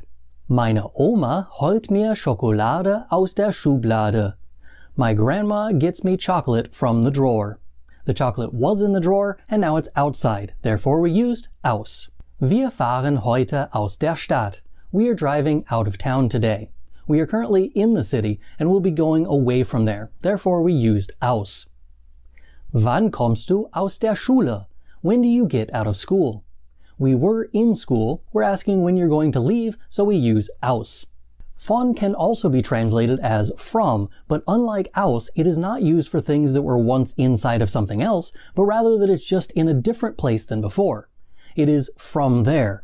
Von points in the direction where something was. Zu is the opposite and points in the direction where something will be.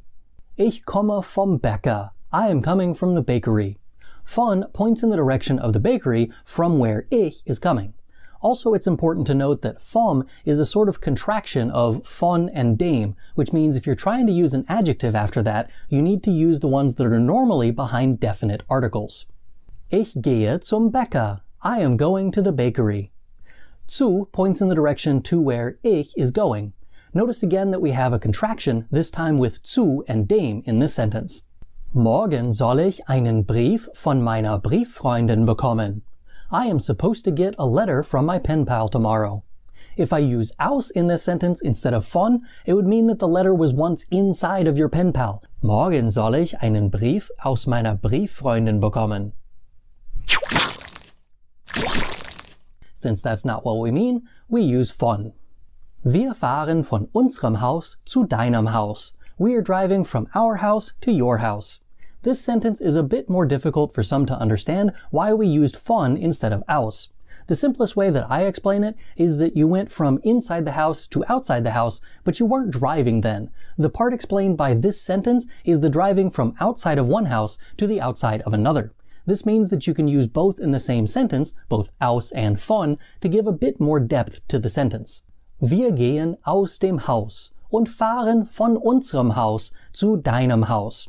We are walking out of the house and driving from our house to your house. Geben Sie mir bitte ein Stück von dem Kuchen. Give me a piece from the cake, please. Or, give me a piece of the cake, please. This sentence is actually a good transition example from the translation from to the other translation of von, of. It could be translated as a piece from the cake or a piece of the cake. That's because the word von sometimes carries with it the idea of being part of a whole, and it can also be used to show possession. This again goes back to the fact that it points where something was. It is from that or of that.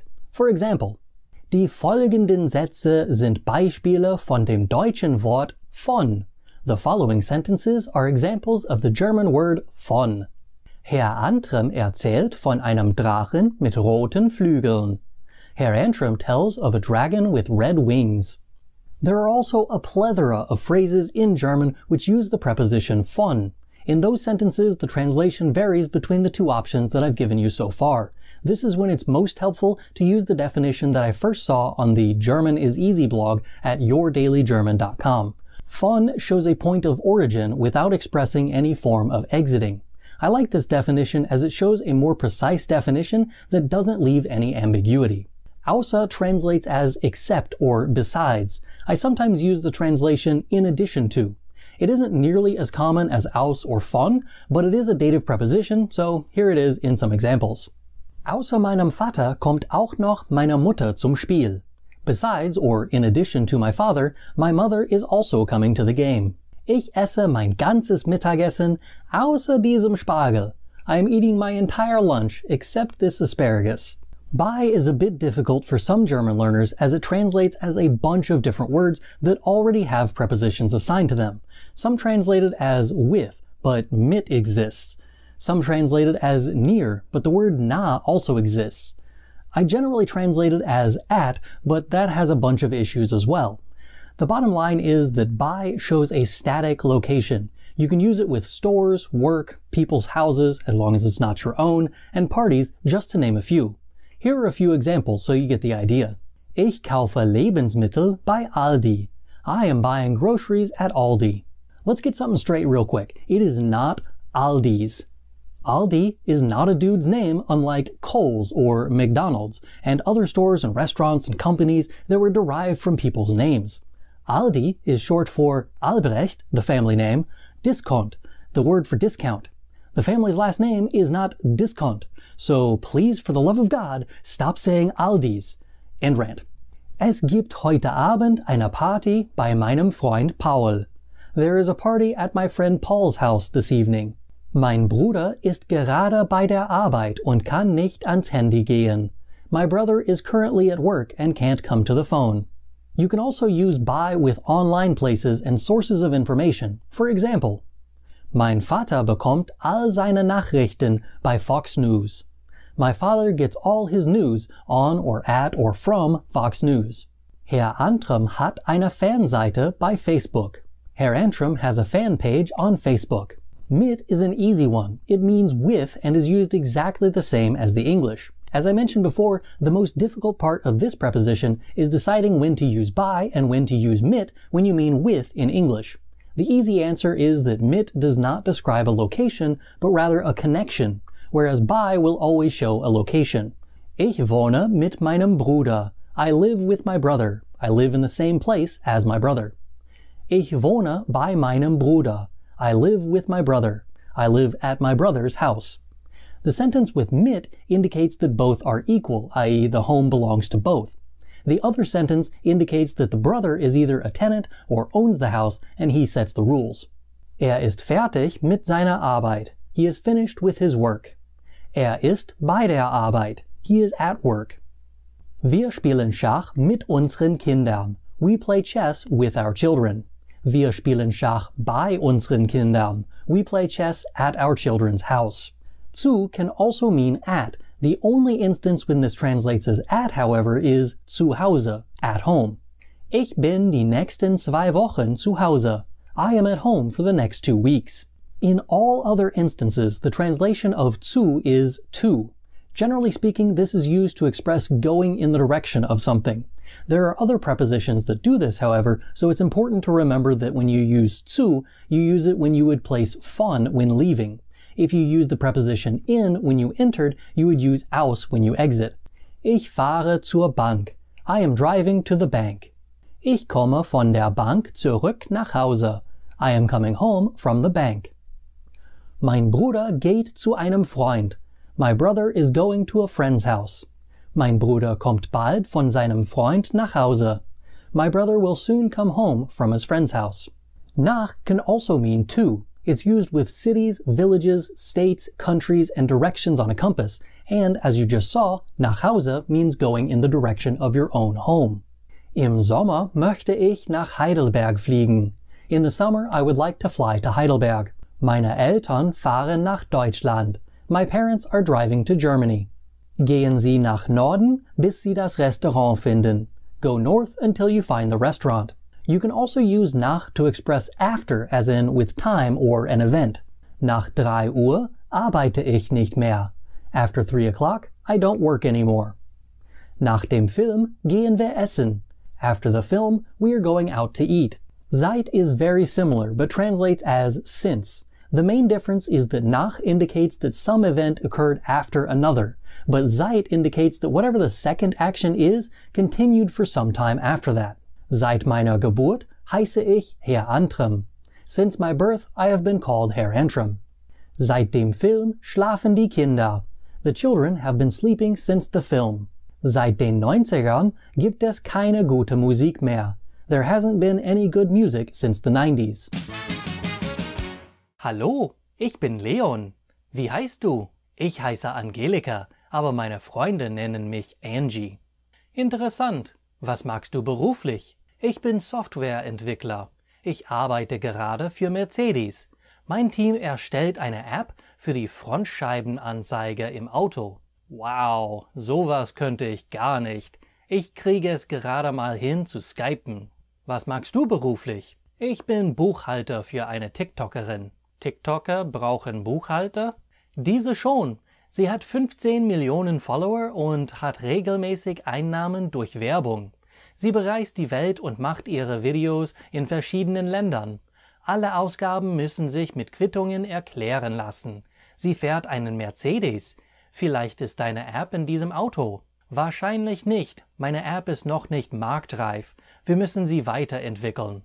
Schön, dich kennenzulernen, Angie. Meine Freunde nennen mich Angie. Das bist du nicht. Noch nicht. Hallo, ich bin Anne. Wie heißt du? Hallo Anne, ich heiße Finn.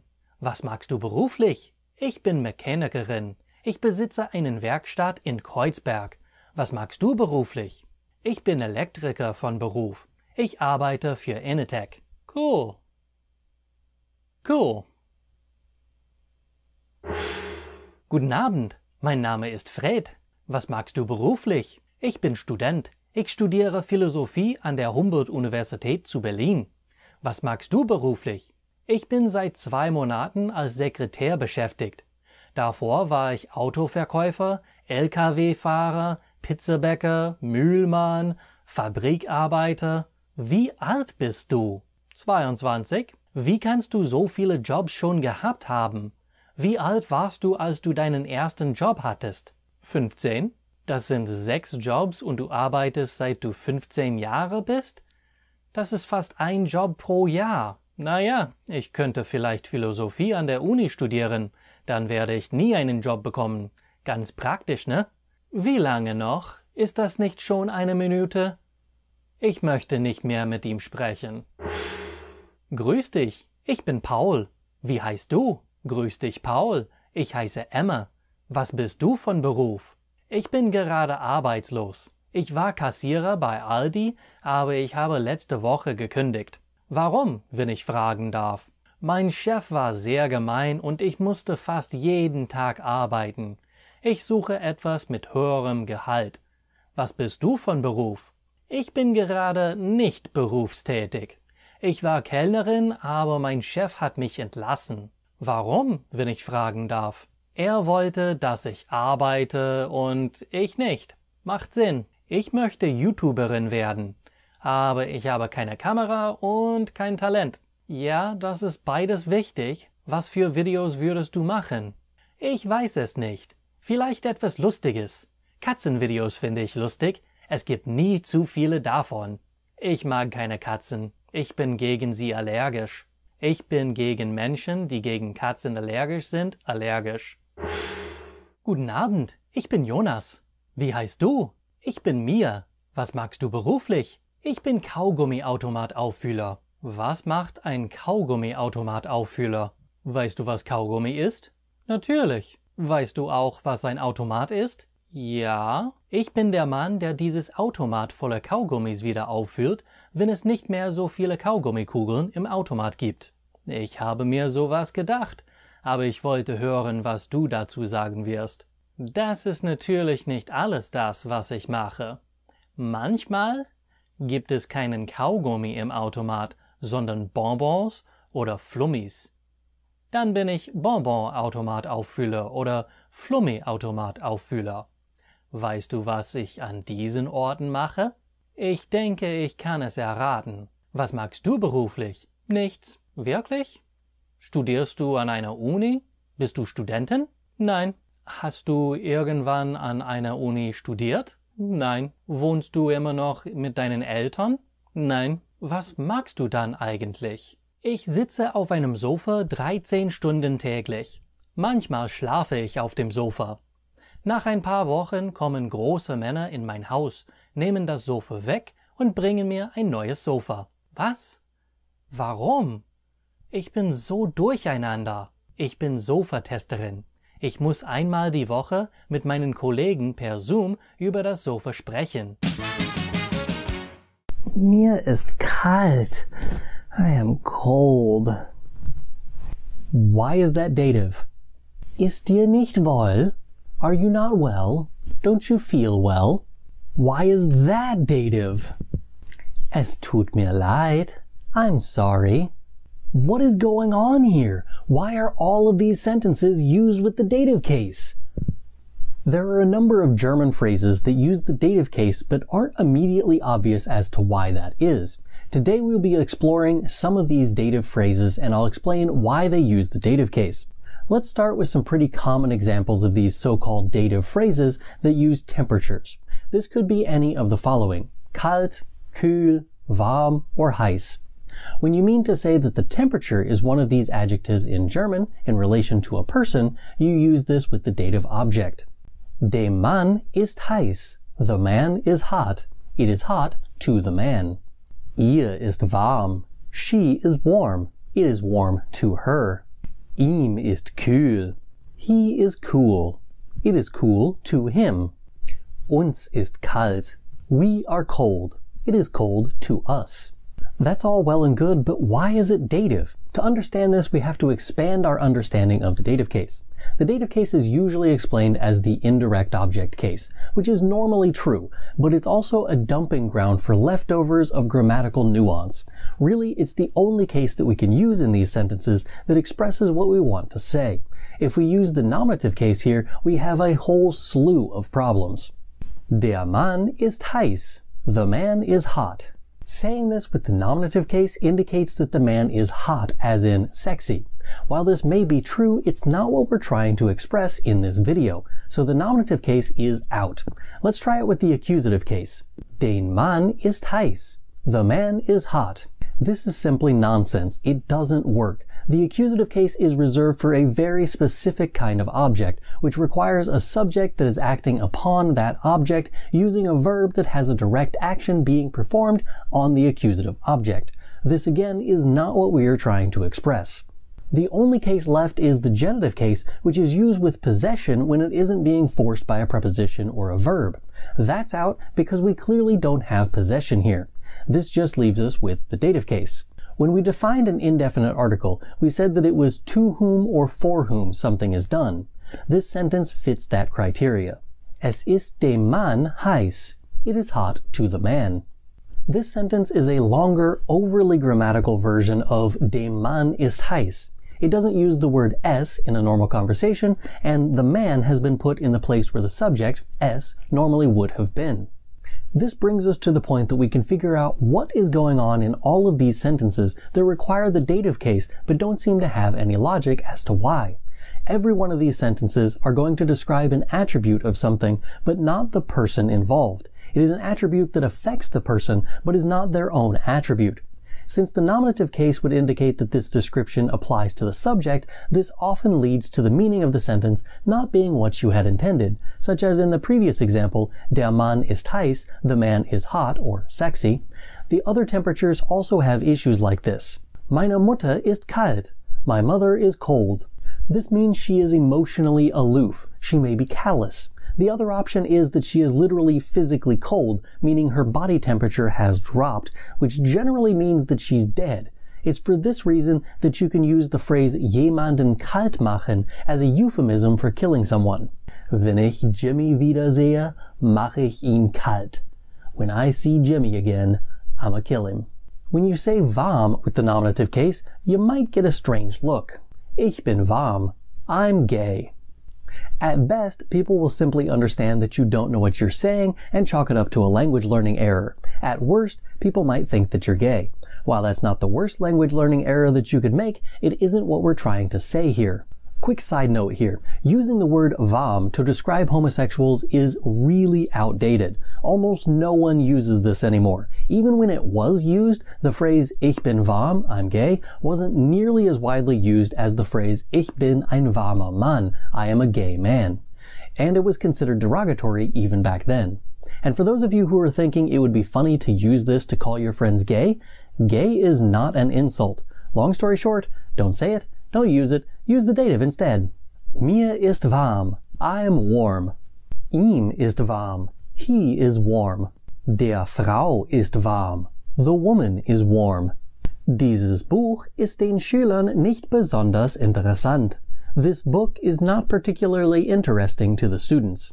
It isn't that the students are interesting or that they are this book. The book isn't objectively uninteresting, it is only uninteresting in relation to the students. Therefore, we have to use the dative case. Der Pickel ist dem Jungen sehr peinlich. The pimple is very embarrassing to the boy. The pimple can't be embarrassed. The boy can be, but he isn't the one that is embarrassing. It is the pimple that is embarrassing. But again, it isn't embarrassing to everyone objectively, it is only embarrassing in relation to the boy, so we use the dative case. Ihm ist dieses Restaurant völlig unbekannt. This restaurant is completely unknown to him. He doesn't know this restaurant at all. Obviously, the restaurant isn't completely unknown. If it were, it would be out of business. It is only completely unknown in relation to him, so we use the dative case. Hopefully by now you get the idea, but you might still have some questions about what other kinds of sentences you can use this with. So here are some more examples. Die Patienten sind dem Arzt sehr dankbar. The patients are very thankful to the doctor. Die Matheaufgaben sind mir leicht. The math assignments are easy to me. Die Wahrheit ist dem Richter wichtig. The truth is important to the judge. Fliegen ist mir unmöglich. Flying is impossible to me. Mein neuer Bürostuhl ist mir so bequem. My new office chair is so comfortable to me. Jetzt reicht's euch wahrscheinlich für heute. That's probably enough for you today. Was magst du gern in deiner Freizeit? Ich schwimme gern in meiner Freizeit. Wann schwimmst du? Ich schwimme normalerweise am Morgen, aber ich schwimme manchmal auch am Abend. Was magst du gern in deiner Freizeit? Ich besuche gerne Konzerte. Fast jeden Monat gehe ich in ein Konzert. Was ist deine Lieblingsband? Meine Lieblingsband ist Revolverheld. Was magst du gern? In meiner Freizeit backe ich gerne Kuchen. Was magst du gern? Ich esse gerne Kuchen. Vielleicht sollten wir Freunde sein. No. Was ist deine Lieblingsfreizeitaktivität? Ich lese Romane am liebsten. Ich lese nicht so gerne. Ich höre lieber Musik oder sehe Filme. Aber das Buch ist immer besser als der Film. Aber das weiß ich nicht, denn ich habe das Buch nicht gelesen. Wie verbringst du gern deine Freizeit? Ich spiele gern Schach. Schach? Wirklich? Warum? Es macht Spaß. Mit wem spielst du Schach? Ich spiele im Park. Es gibt immer Leute da, die Schach spielen. Manchmal spiele ich auch online. Wie verbringst du gern deine Freizeit? Ich schlafe gern. Ich bin immer müde. Warum bist du denn so müde? Ich lerne Deutsch. Oh. Was sind deine Hobbys? Meine Hobbys sind Kochen, Fernsehen, Xbox spielen, Musik hören und reisen. Wow, das sind schon viele Hobbys.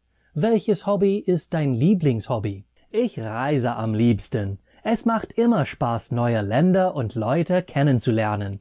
Dann ist dieses Jahr wahrscheinlich schwierig für dich. Nicht wirklich. Ich reise immer noch. Ich reise einfach nicht so weit. Es gibt sehr viele Sehenswürdigkeiten in der Nähe von meinem Haus.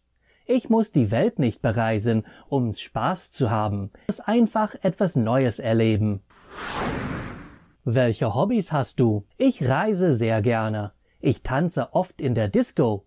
Manchmal spiele ich Damespiel im Park. Ganz selten sehe ich fern. Was magst du nicht gern? Ich putze nicht gern. Ich arbeite auch nicht gern. Ich mache mein Bett nicht gern. Was magst du gern? Meistens bleibe ich einfach zu Hause. Ich sehe fern oder spiele Computerspiele. Was magst du gern? Ich gehe gerne ins Kino. Ich sehe gerne Liebesfilme. Das ist mir zu langweilig. Ich sehe lieber Actionfilme. Siehst du auch gern fern? Ja, ich sehe gern fern. Was ist deine Lieblingsfernsehserie? Ich sehe gern Matlock. Action! Was magst du gern? Ich treibe gern Sport. Welche Sportarten spielst du? Ich spiele gern Basketball, Fußball, Golf, Tennis, Federball, Netzball, Eishockey, Feldhockey, Volleyball, Tischtennis, Handball, Squash, Cricket und Baseball. Playball! Welche Sportarten treibst du? Ich schieße mit dem Gewehr und auch Pfeil und Bogen. Ich hebe Gewichte. Ich nehme auch an Judo- und Karatekämpfe teil. Ich boxe, fechte, ruddere, renne, reite, ringe, segle, klettere und surfe. Wow, so viele Sportarten treibst du? Nein, ich schlafe auf dem Sofa. Ich treibe keinen Sport. Blitzwunder.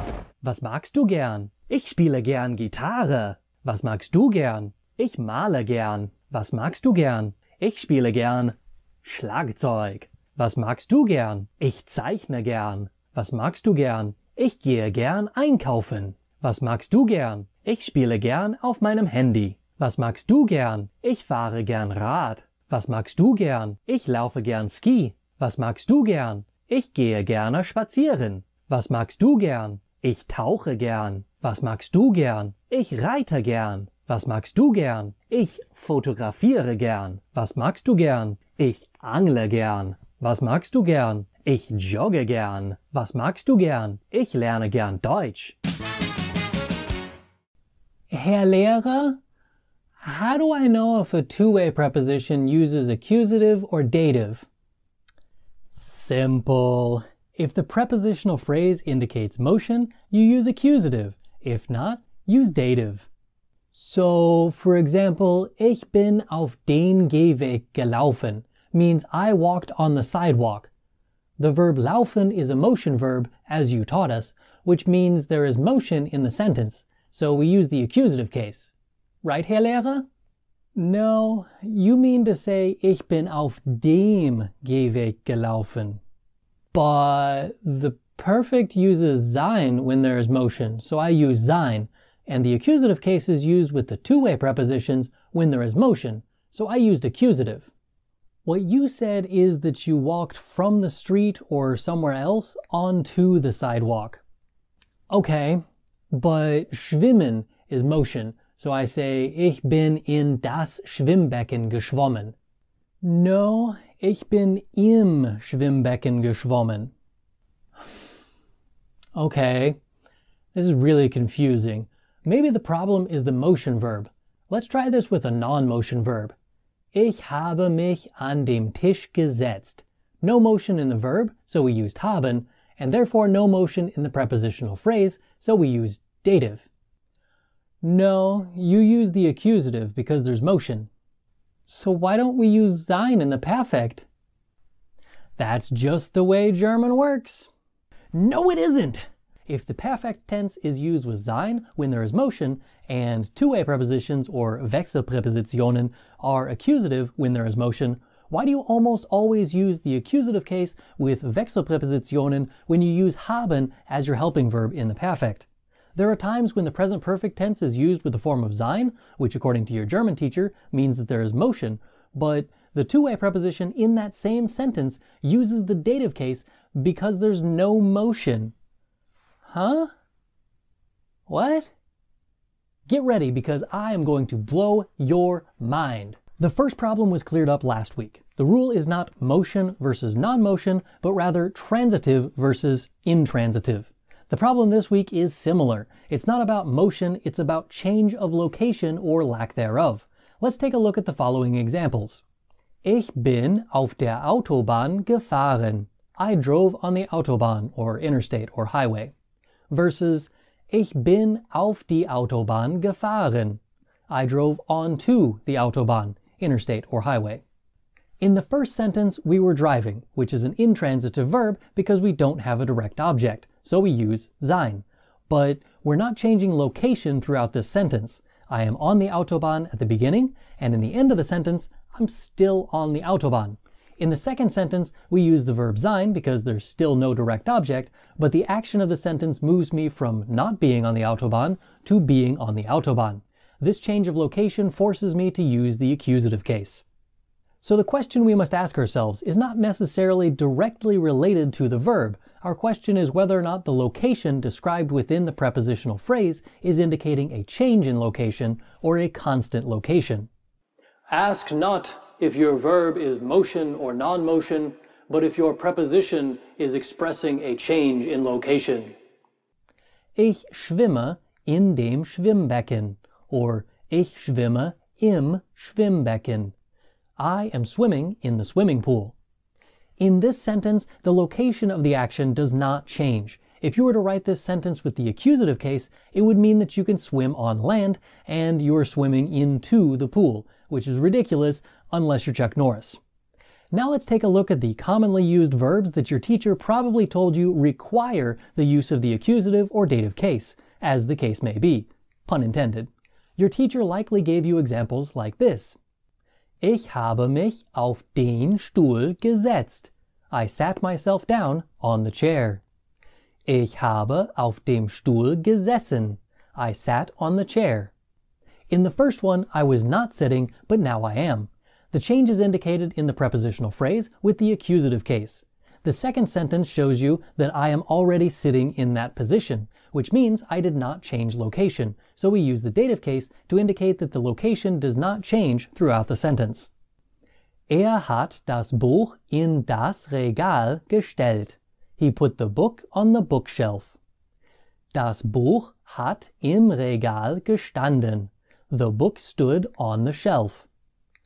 Wir haben die Blätter auf den Tisch gelegt. We laid the papers onto the table. Die Blätter haben auf dem Tisch gelegen. The papers lay on the table. Fun fact of the day, the difference between lay and lie and legen and liegen are the exact same difference in English as it is in German. Lay is a transitive verb which requires a direct object. It's the same as legen. Lie is an intransitive verb which will not use a direct object. It's the same as liegen. Aha! I caught you. If intransitive verbs require sein in the perfect, and liegen is an intransitive verb as you just said, why doesn't liegen take sein in the perfect? Nope, don't answer that. I know already. It's a non-motion verb, which is why it really needs haben. I was right. Nice try, but no. In northern Germany, where most people consider proper German to come from, they do use haben with liegen, but in southern Germany, Austria, and Switzerland, they use sein. The reason textbooks and other resource materials use haben is because of this assumption that northern Germans speak more correctly than their southern counterparts, and also this infestation of the idea that motion versus non-motion is the deciding factor for helping verbs. Long story short, both are correct. Back to the two-way prepositions. You probably understand the general idea of how to use these by now, but let's make things more interesting. Ich habe das Blatt Papier auf den Tisch in dem Wohnzimmer gelegt. I laid the piece of paper onto the table in the living room. In this sentence, we use both the accusative and dative cases with different two-way prepositions. The first one indicates a change of location for the piece of paper, which means that we need the accusative case. But the second one is referring to the location of the table, which is not changing, so we use the dative case. Ich bin mit meinem Hund in meinem Auto nach Chicago gefahren. I drove to Chicago with my dog in my car. Neither the dog nor I are leaving or entering the car during this sentence, which is why we use the dative case with in meinem Auto. The fact that the car is traveling to Chicago is not relevant for the location indicated in the prepositional phrase in meinem Auto. Das Flugzeug ist über die Wolke geflogen. The airplane flew over the cloud. Das Flugzeug ist über der Wolke geflogen. The airplane flew over the cloud. Huh? I like sentences like this because it shows you how precise the German language can be. In the first one, the airplane was at some point not over the cloud. Whether this means it started out over the cloud and ended up not over it, or some other variation thereof, it's not really clear. In the second sentence, the airplane never leaves the position of being over the cloud. Mein Bruder ist in den Bergen gewandert. My brother hiked in the mountains. Mein Bruder ist in die Berge gewandert. My brother hiked into the mountains. In the first one, we use the dative case because there is no change of location. Throughout the entire sentence, my brother is in the mountains. In the second one, he started out not in the mountains and ended in the mountains, which is a change of location, which requires the accusative case. Ich setze mich auf dem Tisch hin, da mein Stuhl schon auf dem Tisch ist. I set myself down on the table because my chair is already on the table. In this sentence, I purposefully confused you. The verb hinsetzen is usually used with two-way prepositions using the accusative case, but that's because the act of setting oneself down is a change of position from not sitting to sitting. In this sentence, however, the entire action of setting oneself down happens on top of the table, as the chair onto which the person is setting themselves is already on the table. Of course, this is an extreme example of how to use the distinction between accusative and dative case, but it might help you to see things like this. So the next time you're trying to figure out if a Wechselpräposition uses accusative or dative, ask yourself if you are trying to express a change in location with that preposition or not. If you are, use accusative. If not, use dative. Yeah, that's what I said! Accusative with motion, dative without. Yeah, but not clearly enough that your students could understand what you were trying to say. Guten Morgen, Finn. Hallo Felix, wie geht's? Ach, du willst meine Probleme nicht hören. Na komm schon, wir sind doch Freunde. Was ist mit dir los? Ich habe seit letztem Donnerstag nicht mehr als 3 Stunden in der Nacht geschlafen. Meine Nachbarn spielen in einer Band. Sie spielen laute Musik bis spät in die Nacht. Das ist ja nervig. Ruf doch die Polizei. Es gibt Gesetze gegen Lärmbelästigung und Ruhestörung nach 22 Uhr. Aber ich will keine Probleme mit meinen Nachbarn haben. Du hast schon ein Problem mit deinen Nachbarn. Außerdem bereitest du keine Schwierigkeiten. Du sagst nur, dass du schlafen möchtest. Sie sollten das verstehen. Ja, du hast recht. Ich spreche mit Ihnen heute Abend. Guten Tag, Paul. Grüß dich, Jonas. Wie geht's? Mir geht's ausgezeichnet. Ich bin heute sehr froh. Warum? Hast du gute Nachrichten bekommen? Ja, die Autofirma in der Stadt hat mich gerade angerufen. Ich bekomme die Stelle. Ich werde am Montag anfangen. Das ist ja toll, Jonas. Was wirst du da machen? Ich werde Anrufe beantworten und die Kunden im Geschäft grüßen. Es gibt auch andere Aufgaben. Ich bin Sekretär und Empfangsperson. Das ist sehr cool. Ich freue mich für dich. Danke. Jetzt habe ich einen Fuß in der Tür. Hoffentlich kann ich irgendwann Autoverkäufer werden. Ich drücke dir die Daumen. Vielleicht werde ich mein nächstes Auto von dir kaufen. Das wäre toll. Ich muss jetzt los. Meine Freundin und ich gehen ins Restaurant, um zu feiern. Tschüss! Guten Abend, Leon. Tja, Abend ist es schon. Gut, leider nicht. Wirklich? Warum siehst du so traurig aus? Mia hat mit mir Schluss gemacht. Wir wollten heute Abend ins Kino gehen. Stattdessen ruft sie mich an und sagt, sie habe einen anderen Freund. Uff. Kein Wunder, warum du traurig bist. Das ist ja tragisch. Wie lange wart ihr zusammen? 2 Jahre. Ich dachte, alles war okay. Wir waren so glücklich. Ich weiß nicht, was passiert ist. Ja, ich habe auch keine Ahnung. Sie ist so cool und schön. Ich verstehe, warum du traurig bist. Leider habe ich nicht sehr viel Zeit. Ich muss gleich gehen. Wohin? Ich gehe ins Kino mit meiner Freundin. Du hast jetzt eine Freundin? Wirklich? Wer denn? Kenne ich sie? Ja, ich denke, du hast sie 1 oder 2 Mal getroffen. Sie heißt Mia. Sie ist sehr cool und schön. Du? Bitte tu mir nicht weh. Ich bin nicht daran schuld. Hallo Lukas. Servus Elias. Wie geht's? Mir geht's meistens gut, aber gerade bin ich erkältet. Aber nur eine Erkältung, ja? Ja, ich habe mich gestern auf Corona testen gelassen. Der Test war negativ. Das ist gut. Vielleicht, wenn du wieder zu Kräften kommst, können wir etwas zusammen machen. Das wäre toll. Ich rufe dich irgendwann an. Dann können wir etwas verabreden. Bis dann. Tschüss. Guten Morgen, Luis. Wie geht's? Warum lächelst du so? Ich bin begeistert, dass ich wieder nach Deutschland reisen kann. Ich habe meinen Flugschein heute Morgen bekommen. In 2 Monaten besuche ich Berlin, Hamburg, Hannover, Heidelberg, Köln, Stuttgart und München. Das ist sehr cool. Das sind aber viele Städte. Wie lange bleibst du in Deutschland? Ich verbringe 1 Woche in Berlin, 2 Tage in Hamburg und noch 2 Tage in Hannover. Ich übernachte 3 Tage in Köln.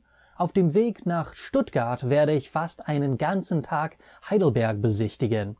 Ich bleibe 3 Tage in Stuttgart und am Ende noch eine Woche in München.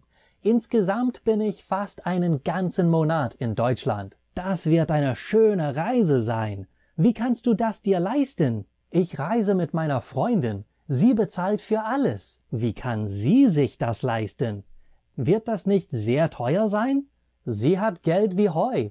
Ihr Vater besitzt 3 Restaurants, ein paar Hotels und auch ein Casino. Aber sie hat kein Geld. Ihr Vater hat viel Geld. Das ist dasselbe in Grün. Wenn sie so viel Geld hat, sollte sie deinen besten Freund mitnehmen und für seine Reise auch bezahlen. Gute Idee. Ich rufe Felix an. Er wird sich über die Reise freuen.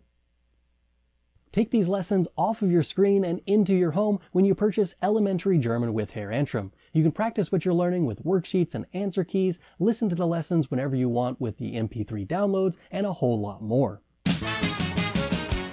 This is my book. Das ist mein Buch.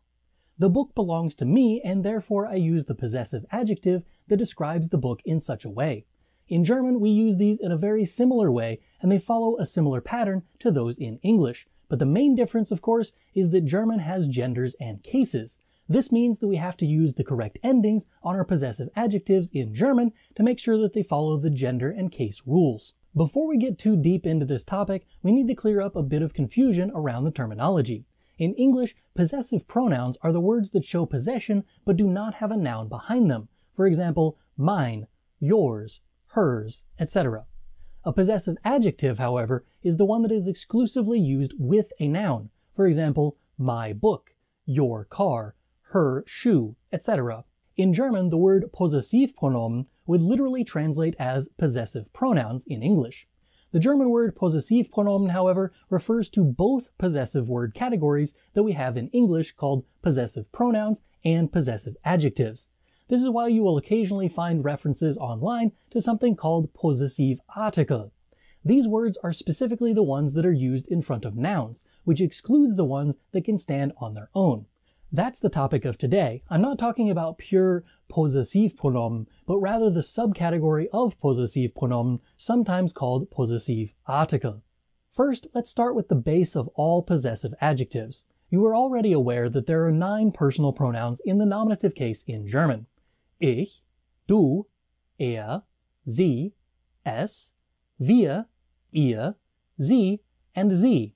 Each of these pronouns have a corresponding possessive adjective that is used to indicate the owner or the one in possession of an object.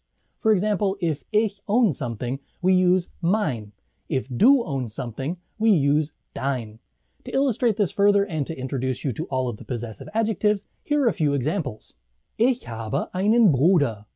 Das ist mein Bruder. I have a brother. This is my brother. Du hast eine Schwester. Das ist deine Schwester. You have a sister. This is your sister. Quick side note, the E at the end of dein is used to indicate that the Schwester is a feminine noun, just like you would if you said a sister, eine Schwester. These endings will change based on the case and gender of the noun. You may notice that in the first example, I didn't have an ending on mein at all. I simply said mein Bruder. That's because Bruder is a masculine noun and is used in the nominative case in that sentence. If I said a brother instead of my brother in that sentence, it would be das ist ein Bruder. Now, back to the examples. Er hat zwei Cousins. Das sind seine Cousins. He has two cousins. These are his cousins. Sie hat einen Onkel. Das ist ihr Onkel. She has an uncle. This is her uncle. Es hat eine Mähne. Das ist seine Mähne. It has a mane. This is its mane. Wir haben eine Wohnung. Das ist unsere Wohnung. We have an apartment. This is our apartment. Ihr habt ein Haus. Das ist euer Haus. You have a house. This is your house. Sie haben ein Boot. Das ist ihr Boot. They have a boat. This is their boat. Sie haben ein Boot. Das ist ihr Boot. You have a boat. This is your boat. Side note number 2, you probably noticed that there are 3 possessive adjectives spelled I-H-R. The possessive for feminine singular third person is ihr. The possessive for plural third person is ihr. And the possessive for singular or plural in the second person, formal, is ihr. The only one that is even remotely different is the formal one, as it is capitalized. I personally find this to be helpful, as you can simply remember if I would use sie as a pronoun in the nominative case for this person or thing, I would use ihr to show that this possesses something. It doesn't matter if it's her, their, or your, they are all going to use the German possessive adjective ihr. Another one that is duplicated is his and its. They both are translated with sein in German. So our full list of possessive adjectives is mein, dein, sein, ihr, sein, unser, euer, ihr. I always put them in this order if you're going to use a chart, as this is the same order that you would use for personal pronouns such as ich, du, er, sie, es, etc. And this kind of continuity is helpful when you're using this as a frame of reference. Now for the part about the endings. If you remember my video about the dative case, you'll recall the ein words and their endings. These are all essentially ein, and most of the time you're going to add a letter or two after that. As a quick reminder, that chart looked like this. I also mentioned in that other video that I put k in parentheses in front of ein in the plural forms. This is to indicate that you can't use eine or einen in the plural, but you can use other things that act like ein words, such as kein, the negated one, or possessive adjectives on today's list. That's exactly what we are going to do now. Instead of looking at this chart as ein plus an ending, use the possessive adjective as the base and then add those same letters that you would to an ein word to match the case and gender. Here's a more concrete example of what I mean. Das ist mein Bruder. This is my brother. The possessive adjective is mein. I did not add any letters to the end of that because it's used in the nominative case, and Bruder is a masculine noun. Sie mag meinen Bruder. She likes my brother. The possessive adjective here is still mein, but this time I added en to the end of it to show that this is accusative masculine, as Bruder is the direct object of the sentence and therefore accusative. Sie geht mit meinem Bruder ins Kino. She is going to the movies with my brother. Again, the possessive article is mein. Since mit is a preposition that requires the dative case, I use the dative masculine form em. Viewing the chart like this makes it so that you can substitute in whatever word you want to say with the ending that matches the case and gender of the noun. If you want to say a or an, simply use ein plus these endings. If you want to say my, use mein plus those endings. You can continue this for all of the other possessive adjectives as well. There is one little odd thing that you should be aware of. When you say y'allses, or the plural informal you, and the possessive, euer, you will remove the E before the R if there is any ending whatsoever after the R. So instead of eure, you say eure. Instead of eurem, you say eurem. It isn't just when speaking. You also write all of the versions with euer that have an ending after them without the E before the R. Something similar happens with unser. Instead of unsere, you'll often hear unsere. While this is very common in speaking, it is not considered correct to remove those E's in the various versions of unser when you're writing. The bottom line, when speaking, removing the extra E is okay for both unser and euer when there's an ending. Keeping the extra E is only acceptable in the forms of unser. When writing, only remove the extra E with the forms of euer plus an ending. All of those forms of unser should be written with the E in front of the R. Let's take a look at a few more examples to make sure that you get the concept. After that, I'll give you an opportunity to try it out on your own. Since it's more memorable when you have something to watch, I'll do these examples as a short skit based on real conversations I have in class. Guten Morgen, Schüler. Nehmt bitte eure Bücher aus. Macht eure Bücher auf Seite 245. Ich habe mein Buch nicht. Darf ich zum Schließfach gehen, um mein Buch zu holen? Ja. Gibt es noch Schüler, die ihre Bücher nicht mit dabei haben? Ja, wir haben unsere Bücher auch nicht. Alle Schüler dürfen nicht gleichzeitig zum Schließfach gehen. Wie viele Schüler haben ihr Buch? 1, 2, 3, 4, 10, 8, 12. Okay, eine Hälfte der Schüler hat ein Buch. Also, wenn du kein Buch hast, darfst du mit deinem Nachbarn oder deiner Nachbarin teilen. Dann kannst du einfach von seinem oder ihrem Buch lesen. Darf ich meinen Bleistift anspitzen? Ja. Mein Buch hat die Seite 245 nicht. Jemand hat diese Seite aus meinem Buch gerissen. Naja, sowas passiert, wenn die Bücher älter als die Lehrer sind. Ich werde die Sätze einfach auf der Tafel schreiben. Dann braucht ihr eure Bücher nicht. Ihr braucht aber ein Blatt Papier und einen Bleistift. Haben Sie ein Blatt Papier, das ich borgen kann? Ja, es gibt Papier in meiner Schreibtischschublade. In Ihrer Schreibtischschublade? Ja, dort. Wo ist Ihr Schreibtisch? Oh, diesen Schreibtisch meinen Sie. Ach du meine Güte. Alright, now that you know the daily frustrations of a high school teacher, let's get into the interactive portion of today's lesson. On the screen you will see 10 sentences. Each of them is missing a possessive adjective.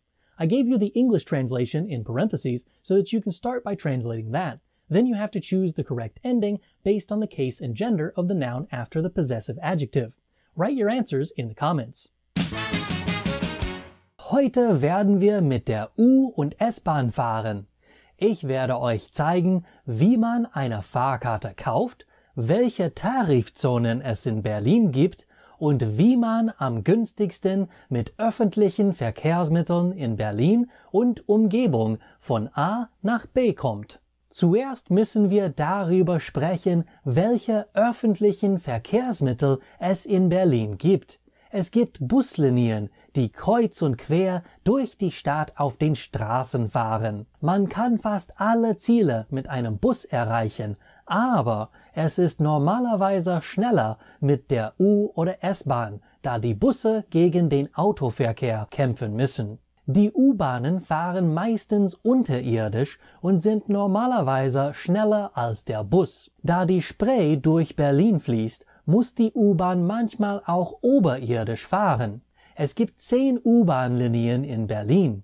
Alle U-Bahnen sind gelb. Wenn man mit der U-Bahn fahren möchte, sollte man ein Schild mit einem weißen U in einem blauen Kreis suchen. Die S-Bahnen fahren oberirdisch. Sie sind gelb und rot, aber offiziell heißt die gelbe Farbe Ockergelb.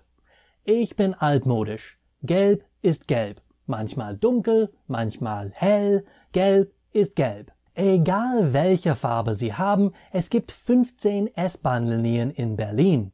Es gibt eine sogenannte Ringbahn, die auf einer kreisförmigen Strecke von 37 Kilometern um die Innenstadt herumfährt und an 27 Bahnhöfen hält.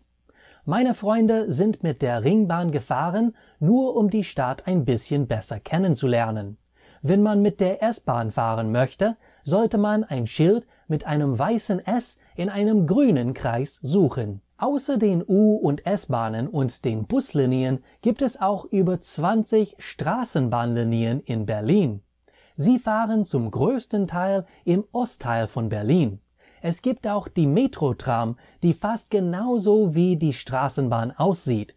Verwirrenderweise sind die Straßenbahnhaltestellen mit dem Symbol Tram gekennzeichnet und die Metro-Tram-Haltestellen mit M. Fahrscheine in Berlin gelten für alle öffentlichen Verkehrsmittel.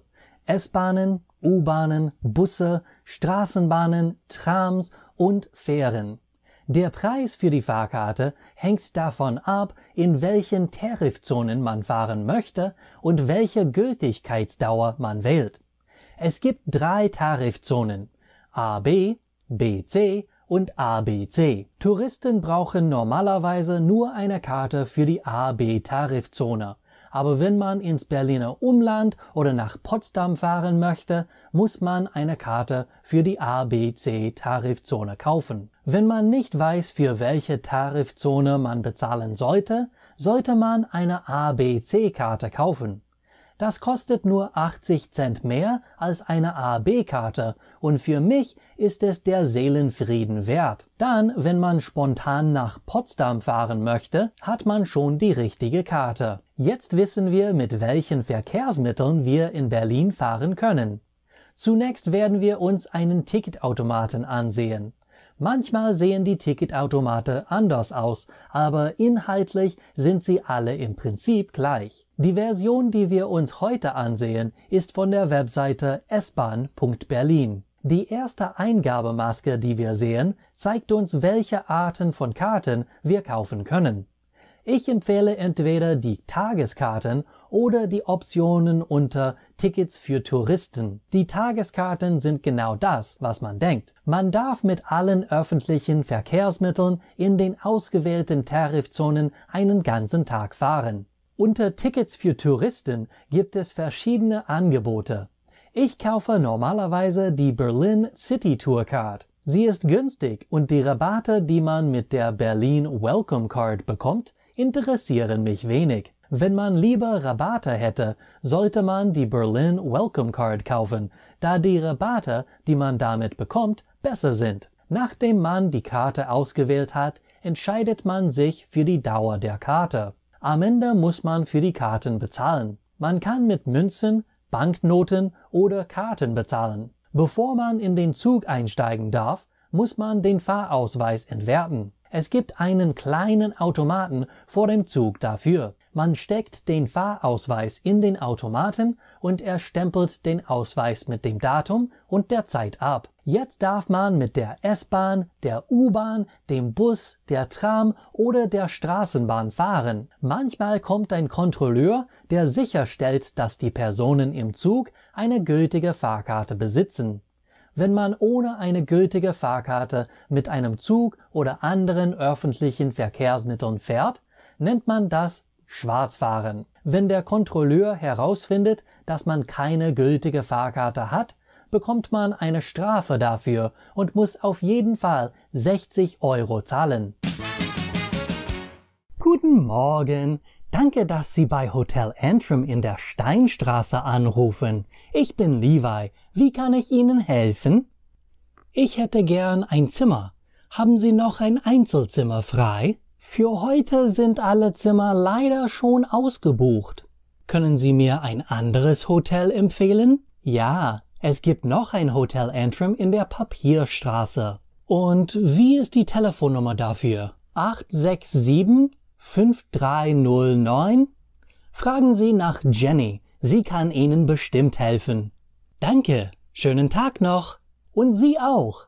Guten Morgen. Danke, dass Sie bei Hotel Antrim in der Papierstraße anrufen. Ich bin Jenny. Wie kann ich Ihnen helfen? Hallo, hier ist Fred.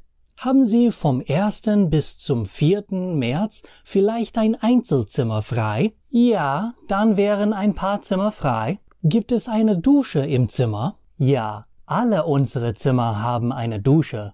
Wie viel kostet es für eine Nacht? 71 €. Ist Frühstück inklusive? Nein, das Frühstücksbuffet kostet 12 €. Haben Sie dort kostenloses WLAN? Nein, das WLAN kostet 8 €. Können Sie mich um 7 Uhr wecken? Ja, aber das kostet noch 5 €. Steht ein Hotelparkplatz zur Verfügung? Ja, das kostet nur 10 € pro Nacht. Dann kostet eine Nacht wirklich 106 €. Nein, die Übernachtung kostet 71 €.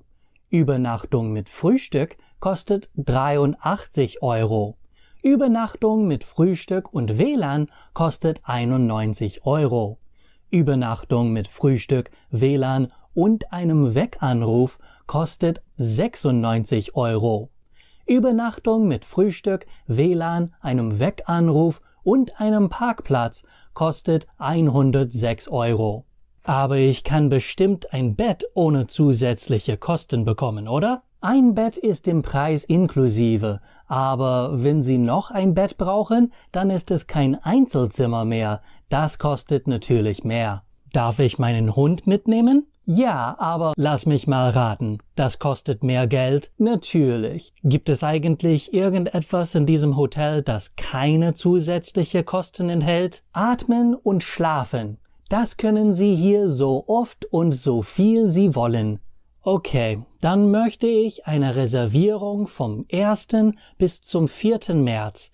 Ich hätte auch gern Frühstück und WLAN, aber diese anderen Sachen brauche ich nicht. Bringen Sie dann Ihren Hund nicht mit? Nein, ich bringe ihn nicht mit. Okay, dann brauche ich nur noch Ihre Daten. Zuerst Ihren Namen. Fred Feuerstein. Wirklich? Wie der Mann im Cartoon?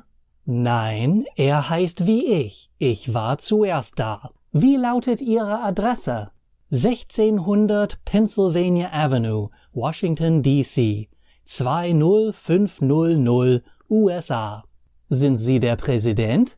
Heißt er Fred Feuerstein? Nein. Wieso wohnen Sie im Weißen Haus? Das ist streng geheim. Wenn ich Ihnen das sage, muss ich Sie umbringen. Ach so. Wie ist Ihre Telefonnummer? 202-456-1111. Und Ihre E-Mail-Adresse? fred.feuerstein87@aol.com. Okay, ich habe eine Reservierung für Sie vom 1. bis zum 4. März mit Frühstück und WLAN. Das macht 376,56 €. Haben Sie Ihre Kreditkarte schon zur Hand? 376,56 €? Aber das sollte nur 91 € kosten. Das wäre nur 273 €. Ja, aber dann gibt es noch die Mehrwertsteuer, die Reinigungskosten und eine Bedienungsgebühr, da Sie das Zimmer per Telefon buchen. Und das kostet noch einmal 100 €? Ja, das Leben ist teuer in Berlin. Okay, meine Kreditkarte ist 16 mal 0. 0000 0000 0000 0000. Das Ablaufdatum? Am 10.08.2053. Prüfziffer 007. Okay, danke schön, Herr Feuerstein. Wir sehen uns am 1. März. Bis dann. Mein Name ist Fred Feuerstein. Ich habe eine Reservierung. Ich möchte einchecken. Okay, ich sehe Ihre Reservierung hier. Sie haben Zimmer 198. Das ist im 1. Obergeschoss. Wenn Sie den Aufzug nehmen, dann müssen Sie einfach nach links abbiegen und da ist schon Ihr Zimmer. Da Sie spät einchecken, gibt es auch einen Zuschlag von 15 €. Natürlich! Wann muss ich auschecken, um keinen anderen Zuschlag zahlen zu müssen? 10 Uhr am Morgen des 4. März. Hier ist Ihr Schlüssel und das WLAN-Kennwort. Falls Sie noch etwas brauchen, sagen Sie einfach Bescheid. Nein, das mache ich nicht. Ich möchte keine anderen zusätzlichen Kosten verursachen. Tschüss! Ich wünsche Ihnen einen angenehmen Aufenthalt. Tschüss! Hey Finn, was geht ab? Nicht viel. Wie läuft's bei dir? Ganz gut. Sag mal, was hast du am Wochenende gemacht? Hannah und ich sind ins Kino gegangen. Wir haben den neuen James Bond Film gesehen. Der ist richtig klasse. Was hast du gemacht? Wir haben schon über meine Nachbarn gesprochen, ja? Sie haben sehr laut Musik gespielt, oder? Genau. Ich habe am Freitag mit ihnen gesprochen. Sie sind eigentlich ganz nette Typen. Sie haben verabredet, dass sie nicht mehr später als 20 Uhr Musik spielen werden. Siehst du, ich hab's doch gesagt. Man muss einfach über solche Sachen sprechen. So einfach ist es. Am Samstag habe ich meinen Nachbarn zum Abendessen eingeladen. Wir haben Schnitzel mit Spätzle und Rotkohl gegessen. Wir haben sehr viel Spaß gehabt. Ich habe gedacht, sie hassen mich. Sie haben gar nicht gewusst, wer ich bin. Sie haben mich nicht gehasst? Ich habe es nicht geglaubt, als du gesagt hast, dass sie dich hassen. Ja, sie haben mir sogar eine von ihren CDs gegeben. Du bist doch am Samstag mit deiner Freundin ins Kino gegangen. Was hast du am Freitag gemacht? Nein, am Freitag sind wir ins Kino gegangen. Am Samstagmorgen habe ich gearbeitet. Ich habe da meinen neuen Job angefangen. Mein Chef hat mir die anderen Mitarbeiter vorgestellt. Ein Mann namens Paul hat mir die Maschinen gezeigt. Habe ich das richtig verstanden? Du hast einen neuen Job begonnen? Wann hast du bei deinem anderen Job gekündigt? Bist du da nicht zufrieden gewesen? Ja, ich habe einfach etwas anderes gewollt. Ich habe mich heimlich bei ein paar Stellen beworben und vor einer Woche diesen Job bekommen. Das ist sehr cool. Ich freue mich für dich. Was magst du an dieser neuen Arbeitsstelle? Ich bediene eine Maschine. Ich drücke ein paar Knöpfe und stelle sicher, dass alles bei der Maschine gut läuft. Heute bedienst du eine Maschine. Morgen dienen wir alle den Maschinen. Verbeug dich vor deinen Maschinenherren. Beruhige dich, Kyle Reese. Skynet ist noch nicht hier. Außerdem ist das nur ein Film. Worüber haben wir geredet? Du arbeitest jetzt für die Maschinen und hast die Menschheit verraten? Ach ja, meinen neuen Job. Ich verdiene mehr Geld und muss nicht so viele Stunden pro Woche arbeiten. Na, dann lohnt es sich. Was hast du am Samstag gemacht? Ich habe mit meinen Nachbarn zu Abend gegessen. Diese Geschichte habe ich schon erzählt. Ja, aber was hast du danach gemacht? Nach dem Abendessen bin ich einfach zu Hause geblieben. Ich habe ein bisschen im Haus sauber gemacht und dann habe ich mich eine Weile auf das Sofa hingelegt. Bei der zweiten Folge von diesem Marvel, was auch immer, bin ich eingeschlafen. Ich bin aufgestanden, nur um ins Bett zu gehen. Was hast du am Samstag nach der Arbeit getan? Ich war mit meinem Hund im Park Gassi gehen. Er hat fast eine Stunde Bälle apportiert.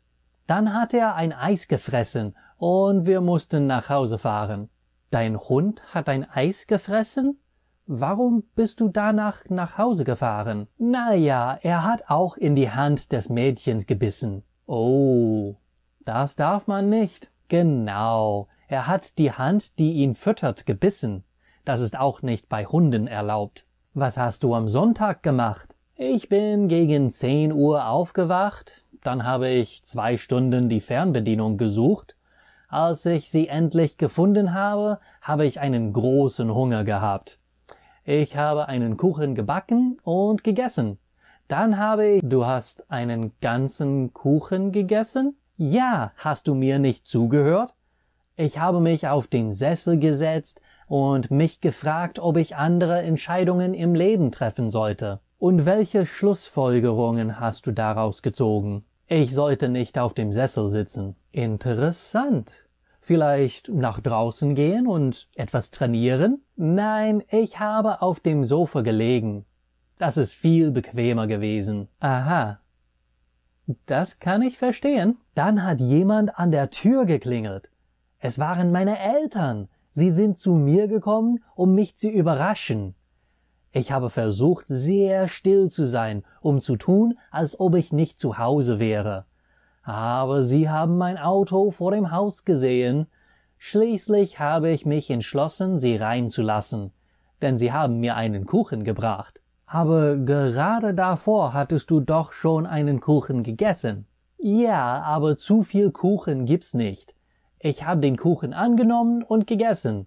Dann sind sie fast eine Stunde geblieben. Es war schrecklich. Ich habe so viel über dich durch dieses Gespräch gelernt. Es ist wirklich aufschlussreich gewesen. Danke. Ich habe diese Therapiesitzung gebraucht. Bis nächste Woche. Was ist nächste Woche? Herr Antrim erklärt seinen Zuschauern das Perfekt. Das will ich nicht verpassen. Bis dann. Did you pick up on the pattern for creating the perfect tense in German? This video is meant to be an introduction to the perfect tense and kind of get your feet wet with speaking about things that happened in the past in German.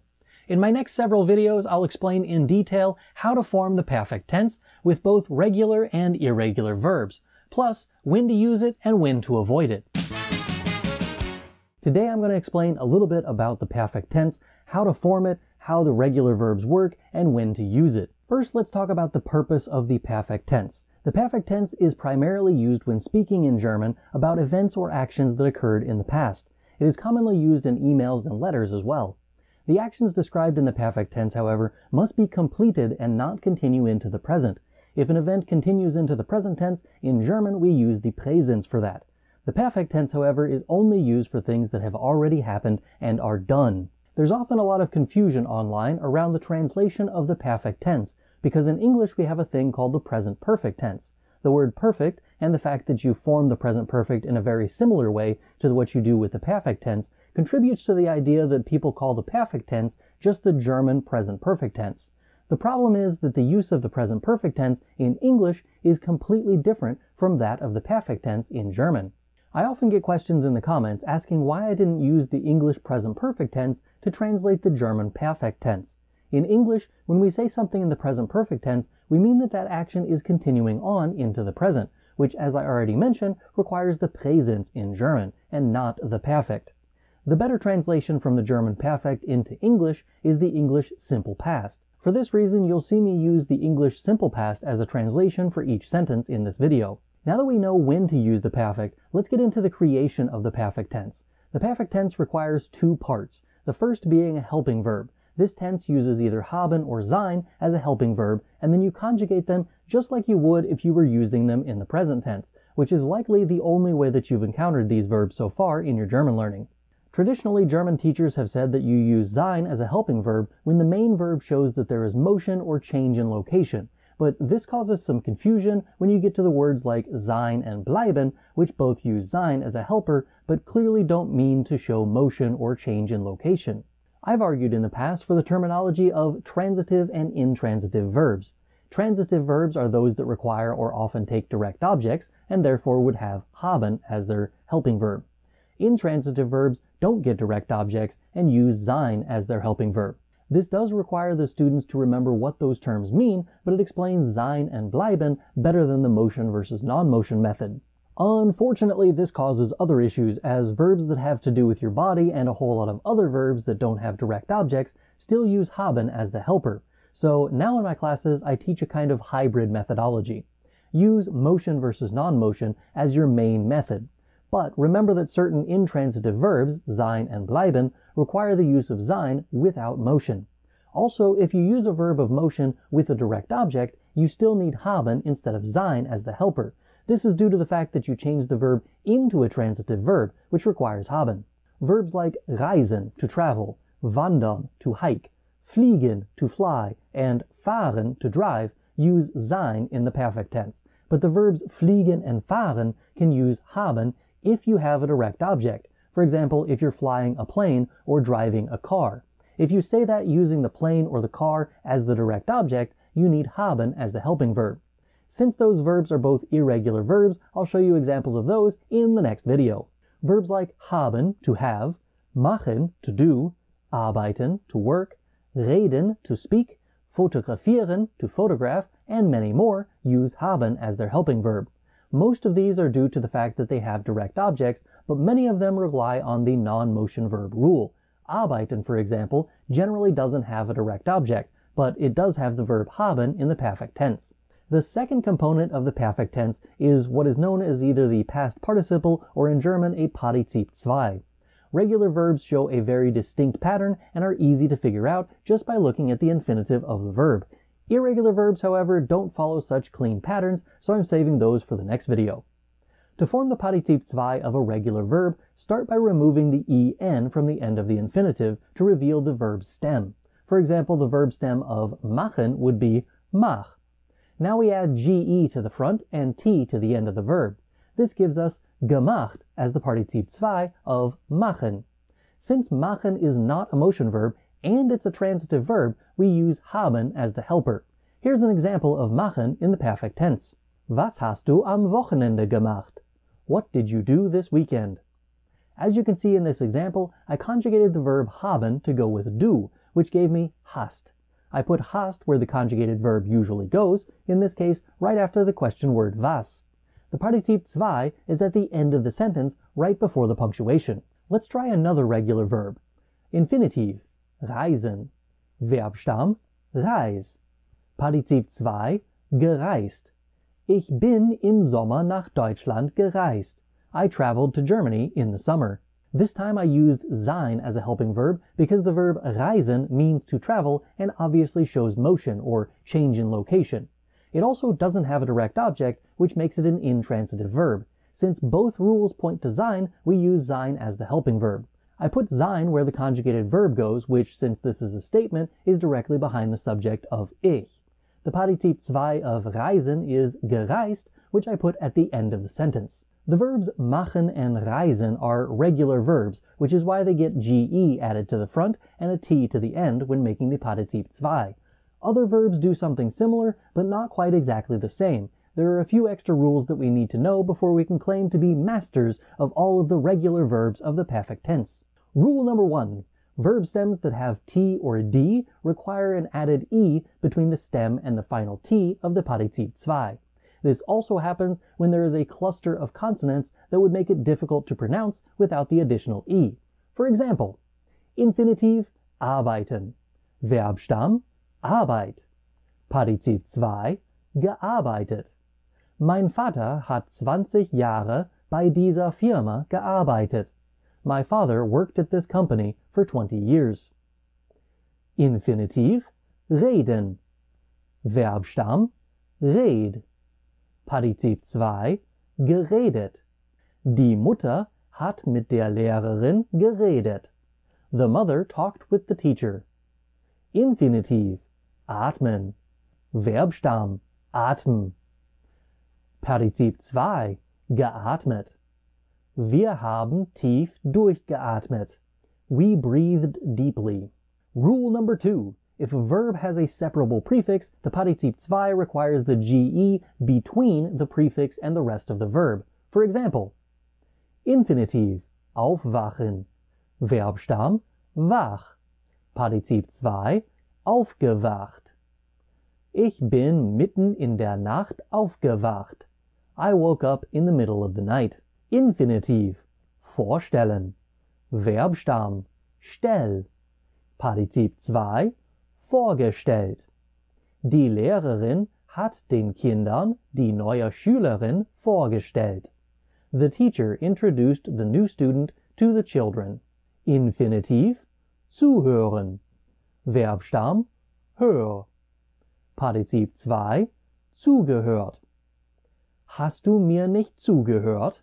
Didn't you listen to me?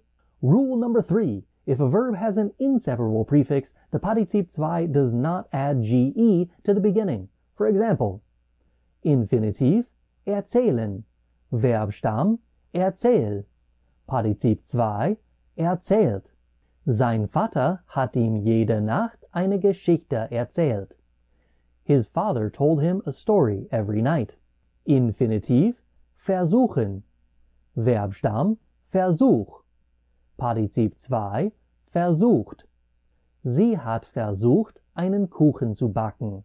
She tried to bake a cake. Infinitiv. Verabreden. Verbstamm. Verabred. Partizip 2. Verabredet.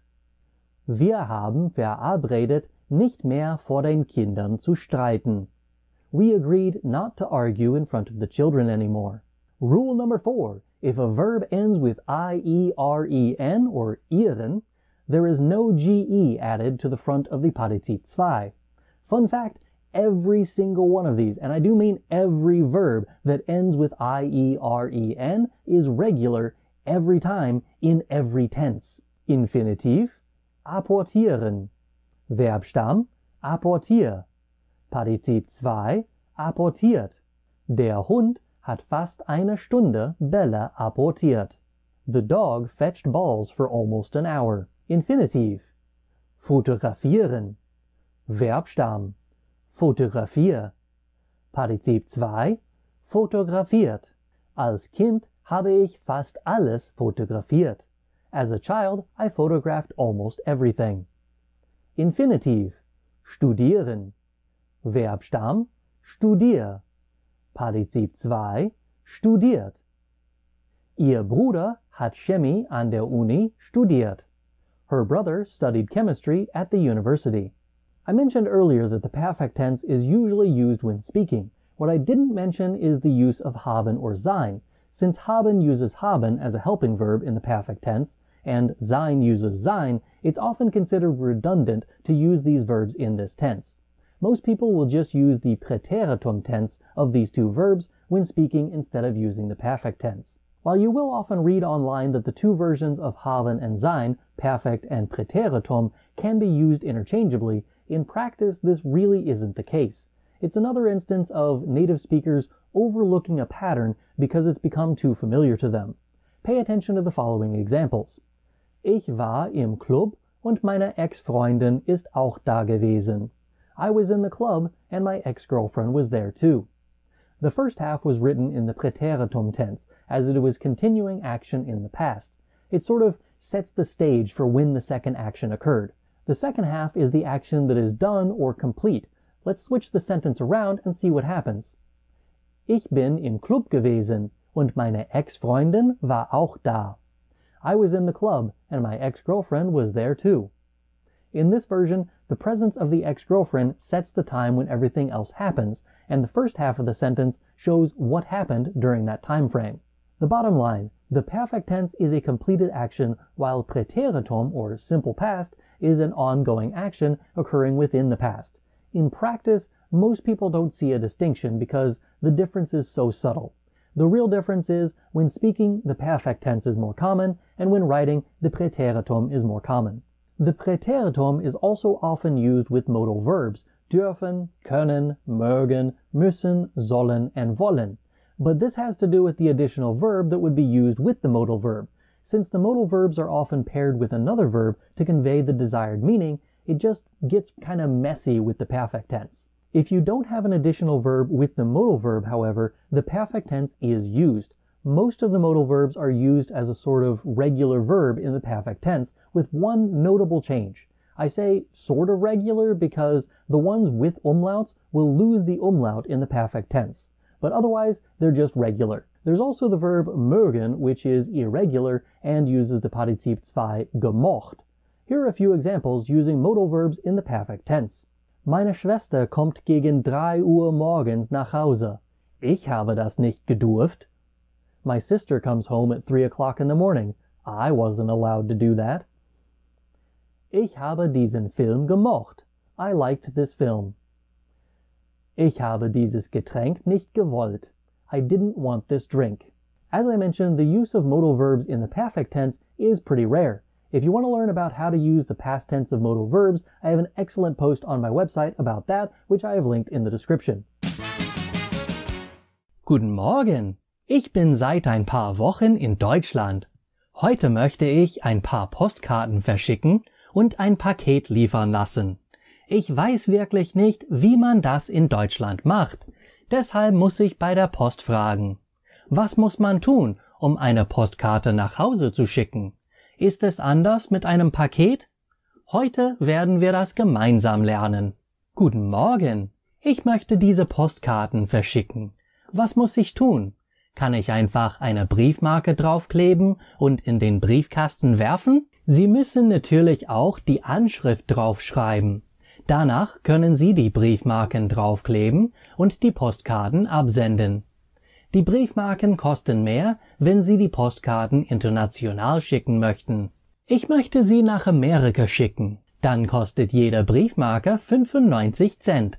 Wie viele Briefmarken brauchen Sie? Ich brauche 10 Briefmarken.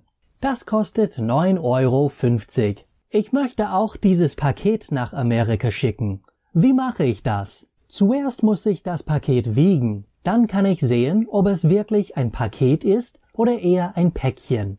Ein Päckchen kann bis 2 Kilogramm wiegen. Mit einem Päckchen übernimmt die Post keine Haftung und es gibt keine Sendungsverfolgung. Mit einem Paket jedoch schon. Wenn Sie ein Päckchen mit Haftung und Sendungsverfolgung schicken möchten, dann kostet das mehr. Zuerst lege ich das Paket auf die Waage, um es zu wiegen. Dieses Paket wiegt 4,39 Kilogramm.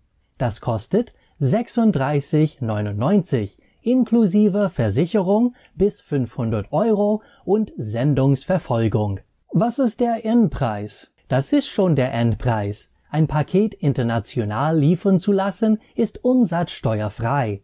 Sie müssen nur noch dieses Formular ausfüllen. Das ist die Zollerklärung. Sie müssen darin eintragen, was im Paket ist, den Wert der Sendung, wer der Empfänger ist und Ihre persönlichen Daten. Okay, Sie haben die Zollerklärung ausgefüllt, Sie möchten 10 internationale Briefmarken kaufen und dieses Paket nach Amerika verschicken. Insgesamt kostet das 46,49 €. Ich habe hier 50 € und 3,51 € zurück. Die Laufzeit kann bis zu 60 Tagen dauern, bis das Paket in Amerika ankommt. Die Postkarten sind etwas schneller. Okay, dankeschön. Bitte. Schönen Tag noch. Und Sie auch. Regular verbs, as I mentioned in my previous video, generally add GE to the front of the verb and T to the end of the stem, changing verbs like machen into their Partizip 2 version, gemacht. Irregular verbs have a GE at the beginning most of the time as well, and will only remove the GE in the same situations that regular verbs did, so verbs with inseparable prefixes. The ending for irregular verbs, however, is not always a T. Sometimes you add EN to the end of the stem instead. This is most prominent in the irregular verbs that look basically like the infinitive with GE slapped in front. For example, backen, gebacken. Ich backe einen Kuchen. I am baking a cake. Ich habe einen Kuchen gebacken. I baked a cake. Einladen. Eingeladen. Quick reminder, don't forget that verbs with separable prefixes will use the GE between the verb stem and the separable prefix. Lädt deine Mutter zum Abendessen ein. He is inviting your mother to dinner. Hat deine Mutter zum Abendessen eingeladen. He invited your mother to dinner. Anfangen. Angefangen. Das Spiel fängt 3 an. The game starts at 3. Das Spiel hat 3 angefangen. The game started at 3. Schlafen, geschlafen. Ich schlafe nicht gut in der Nacht. I don't sleep well at night. Ich habe nicht gut in der Nacht geschlafen. I didn't sleep well at night. Sehen, gesehen. Wir sehen deinen Bruder im Kino. We are seeing your brother at the movie theater. Wir haben deinen Bruder im Kino gesehen. We saw your brother at the movie theater. Geben, gegeben. Sein Vater gibt ihm ein Auto. His father is giving him a car. Sein Vater hat ihm ein Auto gegeben. His father gave him a car. Fahren, gefahren. As I mentioned in my last video, the verb fahren can be used with either haben or sein as a helping verb, depending on how it's used. So today, I'll show you both examples. Fährst du mit dem Bus zur Schule? Are you riding the bus to school? Bist du mit dem Bus zur Schule gefahren? Did you ride the bus to school? Fährst du das Auto deines Vaters zur Schule? Are you driving your father's car to school? Hast du das Auto deines Vaters zur Schule gefahren? Did you drive your father's car to school? Essen, gegessen. This one is slightly different because it adds an extra G between the initial GE and the infinitive essen. This is simply to aid in pronunciation. Ihre Tochter isst kein Schnitzel. Her daughter doesn't eat Schnitzel or cutlet. Ihre Tochter hat kein Schnitzel gegessen. Her daughter didn't eat Schnitzel or cutlet. Bekommen, bekommen. Since there's an inseparable prefix BE, there is no GE added to the beginning of this one. Wir bekommen jedes Jahr eine Karte von unserer Tante. We get a card from our aunt every year. Wir haben jedes Jahr eine Karte von unserer Tante bekommen. We got a card from our aunt every year. In addition to verbs that are essentially the infinitive with GE added to the front, there are other irregular verbs that are just weird, because they often have stem changes that at first glance seem pretty random. For example, wegnehmen, weggenommen. Fred nimmt mir mein Spielzeug weg. Fred is taking away my toy. Fred hat mir mein Spielzeug weggenommen. Fred took away my toy.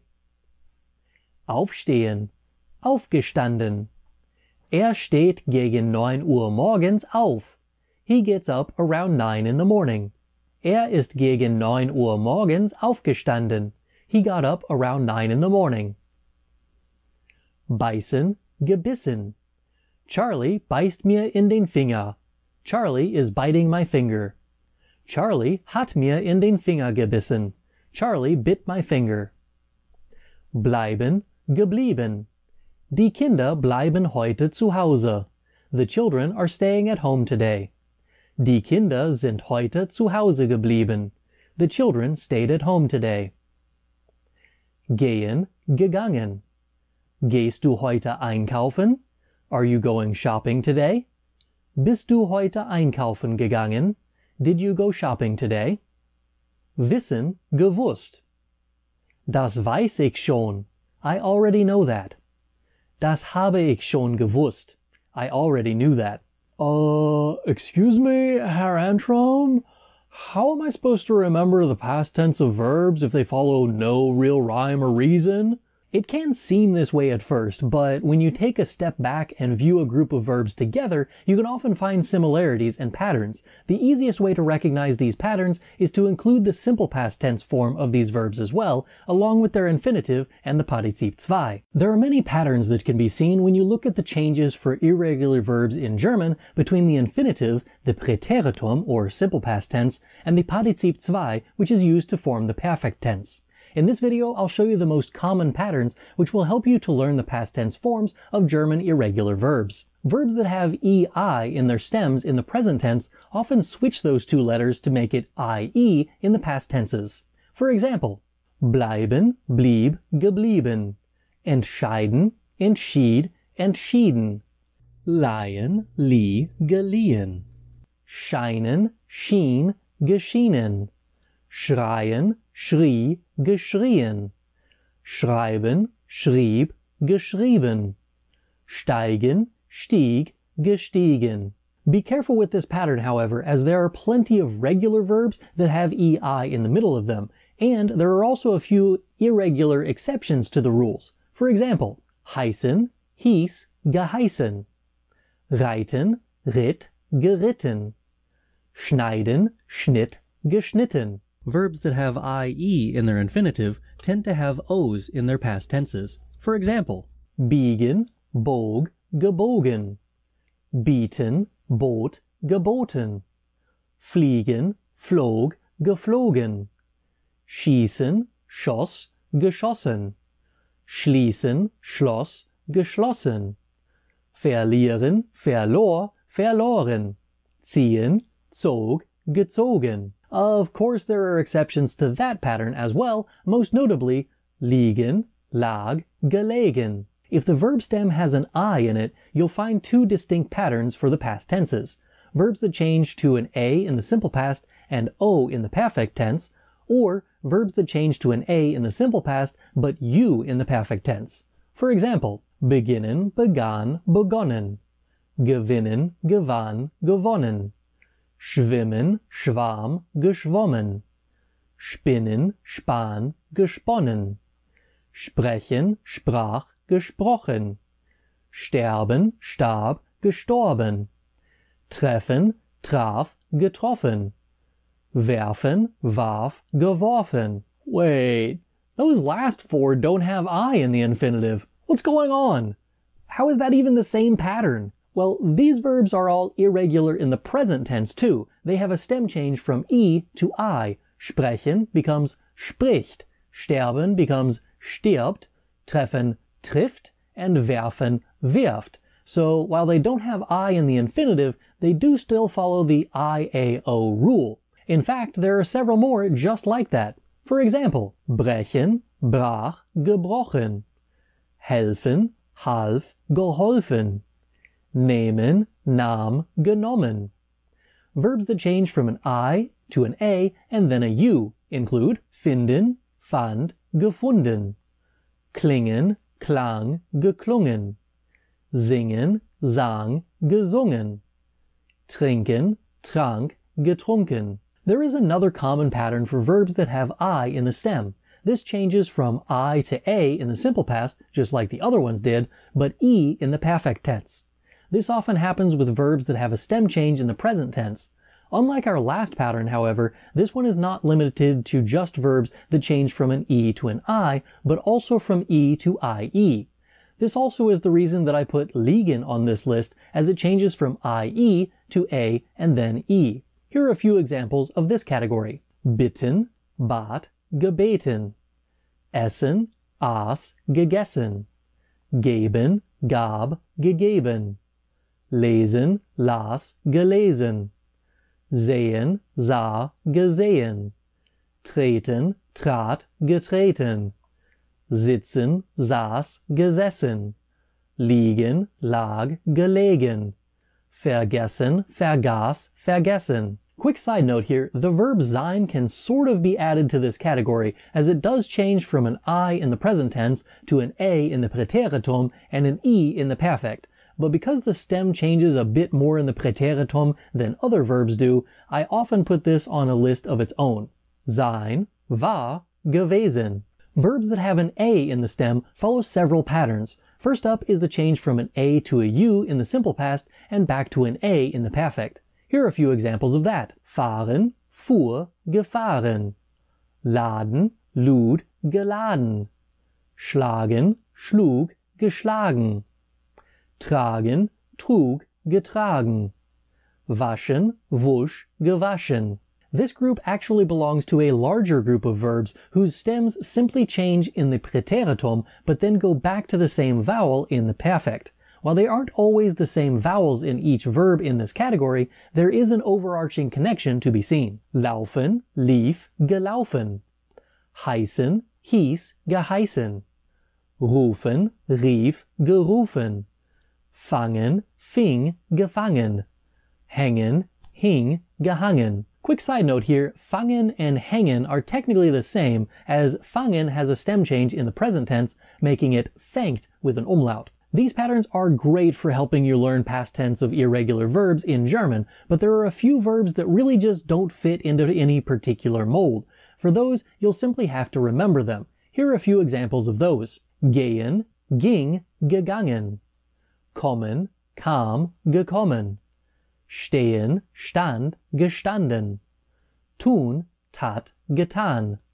Werden, wurde, geworden. Hallo Finn, wo bist du gestern gewesen? Du hast eine echt coole Party verpasst. Wir haben so viel Spaß auf der Party bei Lise gehabt. Wir haben getanzt und Brettspiele gespielt. Ich bin einkaufen gegangen, aber ich habe mich verlaufen.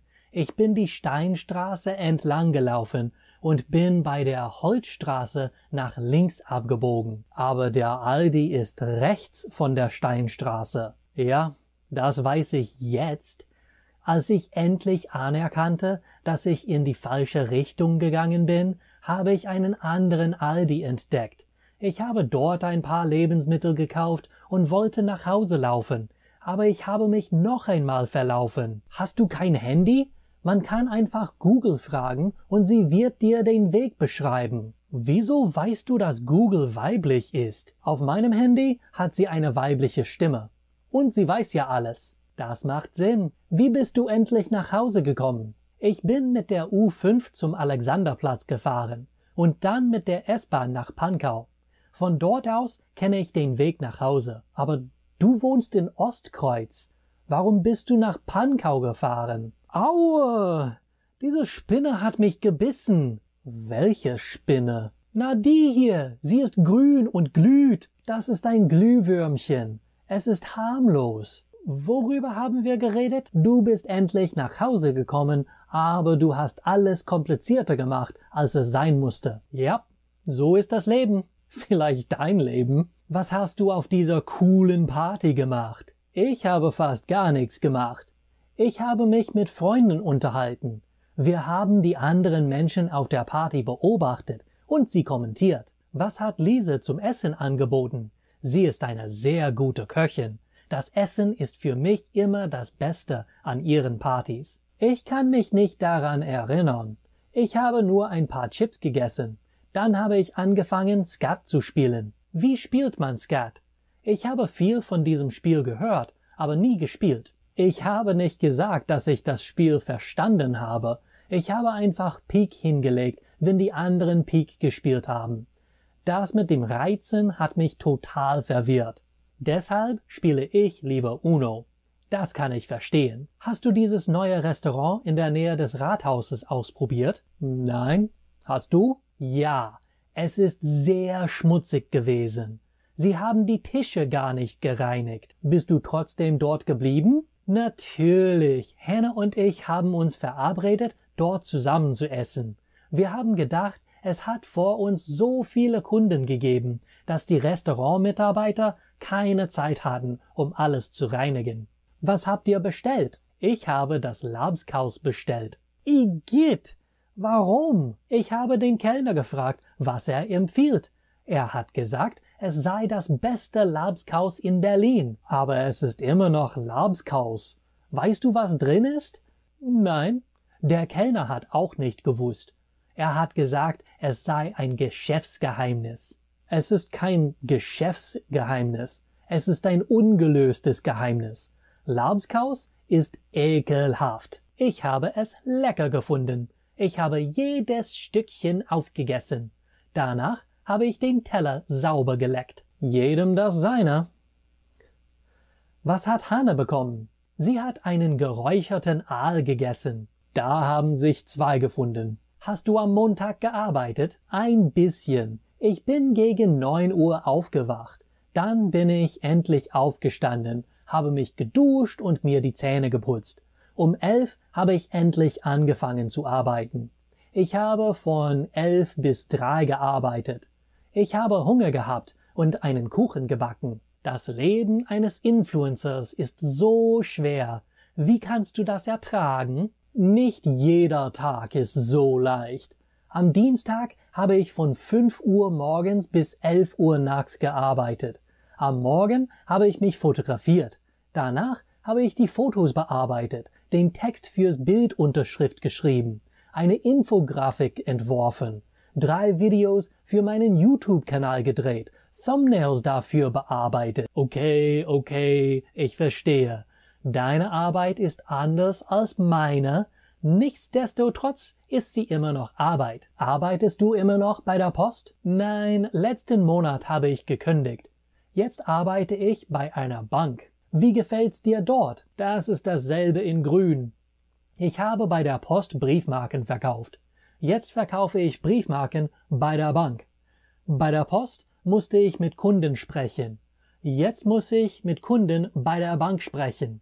Ich habe meinen Job bei der Post gehasst. Jetzt hasse ich meinen Job bei der Bank. Hast du vielleicht gedacht, du bist das Problem und nicht die Arbeitsstelle? Warum sind wir Freunde?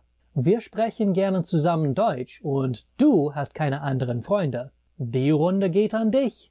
Lass uns einen Kaffee trinken. Ich lade dich ein. Einen geschenkten Kaffee kann ich nicht ablehnen. If you like these lessons but wish there was a way for you to practice what you're learning, check out the book that goes with this course called Elementary German with Herr Antrim. It's available on my website germanwithantrim.com or on Amazon. Both are linked in the description.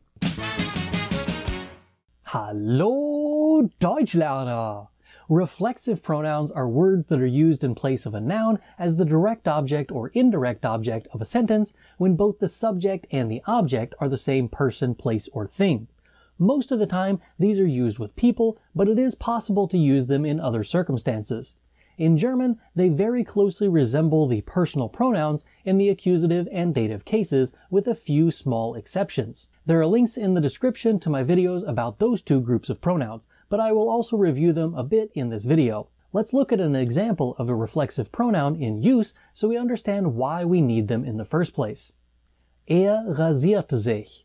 He shaves himself. This is a pretty basic example. There is a subject, and an object, sich. The subject is shaving the object, and the subject and object are the same person. Okay, but why can't we just say he shaves like we would in English? Why do we have to identify the person or thing being shaven? The verb rasieren requires an object. You can't just shave in German. You have to identify the person or object that is being shaven. It's just how the verb works. Okay, so why can't you just say he shaves his face? Rasiert sein Gesicht. The problem here is that we can't be 100% sure that the and sein refer to the same person. If the person shaving is masculine and the person being shaven is masculine, the sentence rasiert sein Gesicht would be used to describe this situation. So I'm using a reflexive pronoun to show that I'm not shaving someone else's face. Pretty much, yeah. Well, how would you say he is shaving his face with the intent that both he and his are referring to the same person? Rasiert sich das Gesicht. He shaves his face. Why das Gesicht and not sein Gesicht? Well, it would be a bit redundant. You already identified whose face it is by using the reflexive sich. This tells us that the person being shaven is the same as the he in the subject. Once you have already done that, you just need to identify the part of that person that is being shaven, which is das Gesicht. That said, the sentence rasiert sich sein Gesicht is a perfectly normal way of phrasing that same expression. You can express it either way, but the reflexive pronoun must still be there no matter which version you use. Now that you've wrapped your brain around the why, let's talk about the how. If you're familiar with the personal pronouns in German, you will know that there are 9 of them in each of the nominative, accusative, and dative cases. If you know those, you already have 4 of the 9 rows in this chart. The only thing that changes between the personal pronouns chart and the reflexive pronouns chart is the word sich. This word is kind of the de facto reflexive pronoun. When people want to illustrate that a verb is being used reflexively, they use the pronoun sich to indicate this. The pronoun sich is used for all of the third-person reflexive forms. This follows with the sie, es, and plural sie forms. The formal you, sie, is also used with the pronoun sich. This is easily explained by Past Me for my A1 beginner course video. The pronoun that is now used as the formal you in German is actually derived from the third person plural sie, which is they in English. This comes from the idea that if you were to show someone respect back in the olden days, you shouldn't address them directly at all, which means that sie is less a formal version of you than a capitalized version of they. This also explains the reason why sie and sie are always the same on these charts, and they always take the same form of the verb. With all of the times that sich is used in this chart, you can actually condense the reflexive pronouns chart down to 6 rows, instead of the standard 9. Now our chart looks like this. Some teachers condense this even further because most of the pronouns are the same between the accusative and dative cases. Then the chart looks like this. This is my personal favorite version of the reflexive pronouns chart. I leave the nominative case personal pronouns column in there for reference and combine as much of the rest of the chart as I can so that you don't have to memorize as much stuff. If the subject uses one of the nominative case personal pronouns, use the corresponding reflexive pronoun if you need one of those. Obviously, you can also figure out which reflexive pronoun to use by finding which nominative case personal pronoun would replace the noun or nouns that are the subject in any given sentence. Let's take a look at some more examples. Ich dusche mich. I am showering. Ich is the subject, so the reflexive pronoun must be from the same row in the chart. I use the accusative one here, but I'll explain when to use the accusative or dative ones in a few minutes. Zieh dich change your clothes. Here I used a command, which removes the pronoun du from the sentence. This does not change the reflexive pronoun, however. We still need the reflexive pronoun to match the invisible subject, du, in the sentence. Again, I chose the accusative case version, but more on that in a bit. Mein Bruder putzt sich die Zähne. My brother is brushing his teeth. If you replace mein Bruder with a pronoun, you would say in this sentence. So we need a reflexive pronoun from that same row. The only one in that row is sich. Die Frau bürstet sich die Haare. The woman is brushing her hair. If you replace die Frau with a pronoun, you would use sie. Again, the only reflexive pronoun from that same row is sich. Das Mädchen konzentriert sich auf die Hausaufgaben. The girl concentrates on the homework. Wir freuen uns auf das Wochenende. We are looking forward to the weekend. Ihr werdet euch erkälten. You will catch a cold. Die Schüler ärgern sich über die Hausaufgaben. The students are becoming annoyed about the homework. Regen Sie sich nicht so auf. Don't get so agitated. As you can see in those examples, the subject and the object are the same person, so we use the reflexive pronoun that is in the same row as the subject. Now let's figure out which column to use. When do we use the accusative and when do we use the dative pronouns? The deciding factor between accusative and dative reflexive pronouns is the presence of a direct object or the lack thereof. If there is already an object in the sentence, before you add in the reflexive pronoun, the reflexive must be dative, as the other object takes the accusative spot. If there is not another object, however, the reflexive pronoun is used in the accusative case. For example, ich wasche mich. I am washing myself. Here the only object is the reflexive pronoun, mich. We use the accusative case because there is not another object. Ich wasche mir die Hände. I am washing my hands. In this sentence, the hands are the direct object, which puts them in the accusative case. The only space left for the reflexive pronoun is in the dative case, so I used mir instead of mich for this one. You can also think of the default position for reflexive pronouns as the accusative case, as they usually represent the direct object of the sentence. When you add in an additional object, that object takes on the role of the direct object, accusative case, and the reflexive pronoun is now in the position of the indirect object, dative case. Let's try a few more examples. Stell dir ein Einhorn vor. Imagine a unicorn. This sentence has the word Einhorn as the direct object. This forces the reflexive pronoun to use the dative case. The verb vorstellen can be a bit confusing. For example, you might say something like this. Stell dir vor, du bist der Lehrer. Imagine you are the teacher. You don't see a direct object in this sentence, but the clause after the comma sort of acts like a direct object in this sentence, which puts the reflexive pronoun into the dative case. There's also another version of this verb, vorstellen. If you use the accusative case with your reflexive pronoun with this verb, the translation becomes to introduce oneself. For example, stell dich vor, introduce yourself. Some students of German are confused when there is a prepositional phrase in the sentence. In English, we sometimes think that these things are acting like direct objects, so the students want to use the dative reflexive pronouns, but that is not the case. Here's an example of what I mean. Ich gewöhne mich an meine neuen Schuhe. I am getting used to my new shoes. One might think that the shoes are the direct object of the sentence, but in German, the preposition an is being used. The shoes are simply the object of that preposition. They are not the direct object. The only direct object in this sentence is mich, the accusative reflexive pronoun. Another verb that acts like this is erinnern, to remember. It is paired with the preposition an to express that you remember something. For example, ich erinnere mich an mein erstes Auto. I remember my first car. This is especially confusing as the English translation does use the car as the direct object of the sentence, while the German sentence keeps das Auto in the prepositional phrase with an.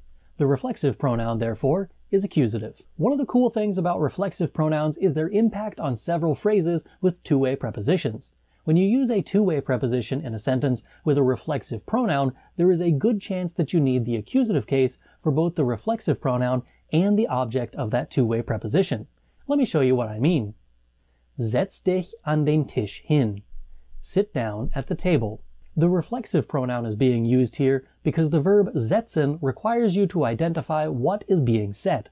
This is the direct object. The thing being set is the same as the subject, so you use the reflexive pronoun. Since the prepositional phrase is expressing a change in location of that direct object, the two-way preposition is also used with the accusative case. Ich lege mich eine Weile auf das Sofa.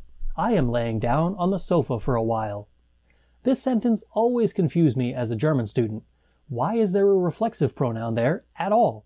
Why does the preposition require the accusative case? How does any of this make sense with the words eine Weile in there? If you're laying down for a while, that doesn't describe a change in location in my mind. In reality, there's a bit more going on here. Similar to the verb setzen, the verb legen requires a direct object. If the subject is the same as that direct object, you need the reflexive pronoun. Since the verb itself indicates a change in location for the direct object, the preposition requires that same description as well. This makes the preposition require the accusative case, as it shows to where the mich is being laid down. The words eine Weile simply tells us how long I intend on remaining in my new location. This does not affect the case of either the reflexive or the two-way preposition. The last version of things that I want to talk to you about is something that I mentioned earlier. When you use a reflexive pronoun with a command, you have to remember what the subject is. This is a bit tricky for the do and ir form commands, as they require you to remove the pronoun when you form them. This is sometimes confusing to German learners, so I wanted to take a look at a few commands in various forms with reflexive pronouns to see how they work. Beeil dich. Hurry up. Here we use the do form command. In a regular statement, the sentence would be Du beeilst dich. You are hurrying. When we change this into a command, we remove the pronoun du and the st at the end of the verb. The reflexive pronoun remains in the sentence and matches the subject that is not actually said or written in the sentence. Kümmert euch das Baby. Take care of the baby.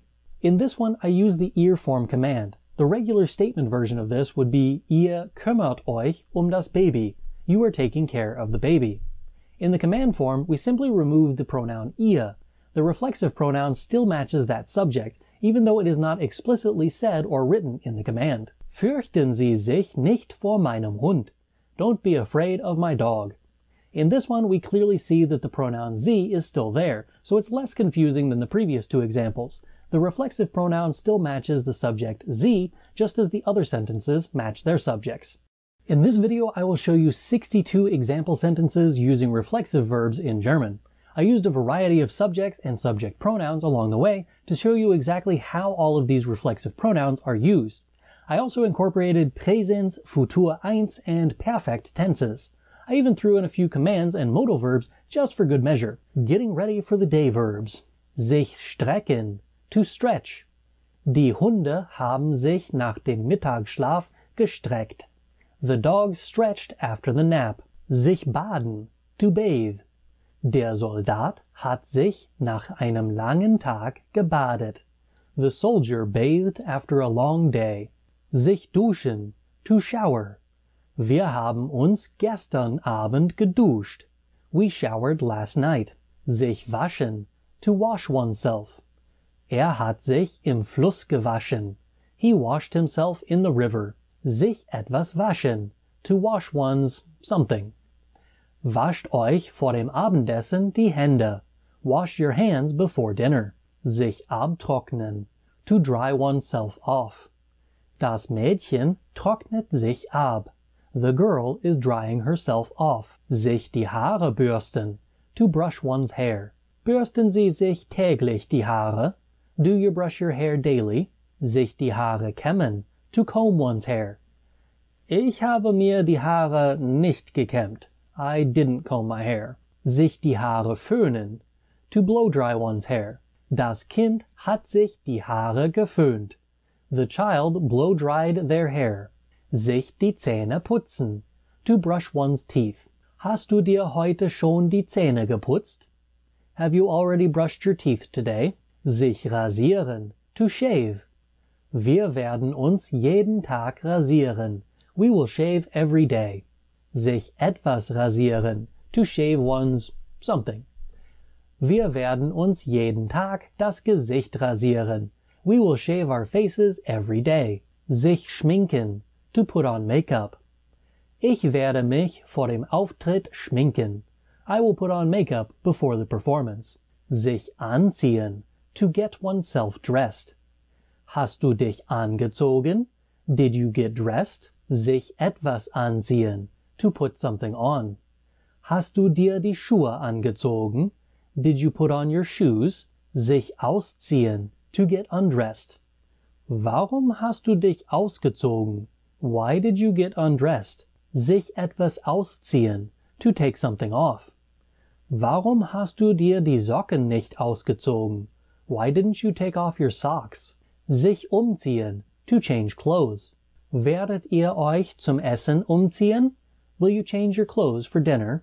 Sich beeilen. To hurry. Beeilen Sie sich. Hurry. Angry verbs. Sich aufregen. To get upset. Der Junge wird sich über die Hausaufgaben aufregen. The boy will get upset about the homework. Sich ärgern. To get upset or angry. Die Köche ärgern sich fast jeden Tag. The cooks get angry almost every day. Illness, injury, and recovery. Sich erkälten. To catch a cold. Trag einen Mantel, sonst wirst du dich erkälten. Wear a coat, or else you will catch a cold. Sich krank oder wohl fühlen. To feel sick or well. Ihr werdet euch am Morgen wohl fühlen. You will feel well in the morning. Sich ausruhen. To rest. Habt ihr euch am Wochenende ausgeruht? Did you recover over or on the weekend? Sich verletzen. To get hurt. Die Fußballer verletzen sich alle 3 Minuten. The soccer players get hurt every 3 minutes. Sich das Bein brechen. To break one's leg. Die Kuh hat sich das Bein gebrochen. The cow broke her leg. Sich erholen. To recover. Die Astronauten hat sich nach der Mission erholt. The astronaut recovered after the mission. Hin or no hin. Sich legen. To lay down. Wir werden uns auf das Gras legen. We will lay down on the grass. Sich hinlegen. To lie down. Der Patient hat sich hingelegt. The patient laid down. Sich setzen. To sit down. Setzen Sie sich bitte auf den Hocker. Please sit down on the stool. Sich hinsetzen. To sit down. Setzen Sie sich bitte hin. Please sit down. Verbs that aren't usually reflexive but can be. Sich etwas kaufen. To buy oneself something. Der Maler kauft sich neue Bürsten. The painter is buying himself new brushes. Sich etwas kochen. To cook oneself something. Wirst du dir etwas zum Abendessen kochen? Will you cook yourself something for dinner? Sich fragen. To wonder. Ich werde mich später fragen, ob dies eine gute Idee war. I will wonder later if this was a good idea. Prepositions matter. Sich freuen. To be happy or glad. Ich freue mich, Sie kennenzulernen. I am glad to meet you. Sich freuen auf. To look forward to.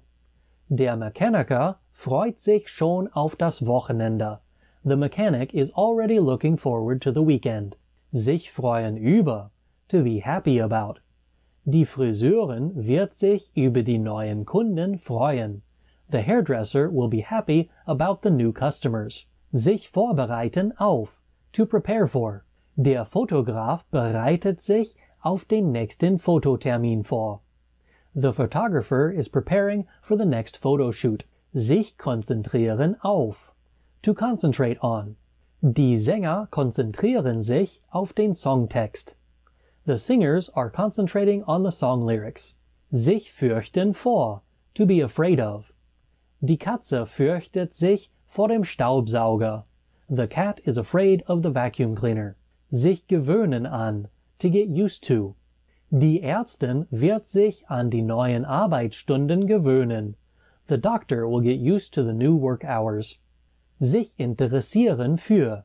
To be interested in. Habt ihr euch für Pokémon interessiert? Were you interested in Pokémon? Sich entscheiden für. To decide on.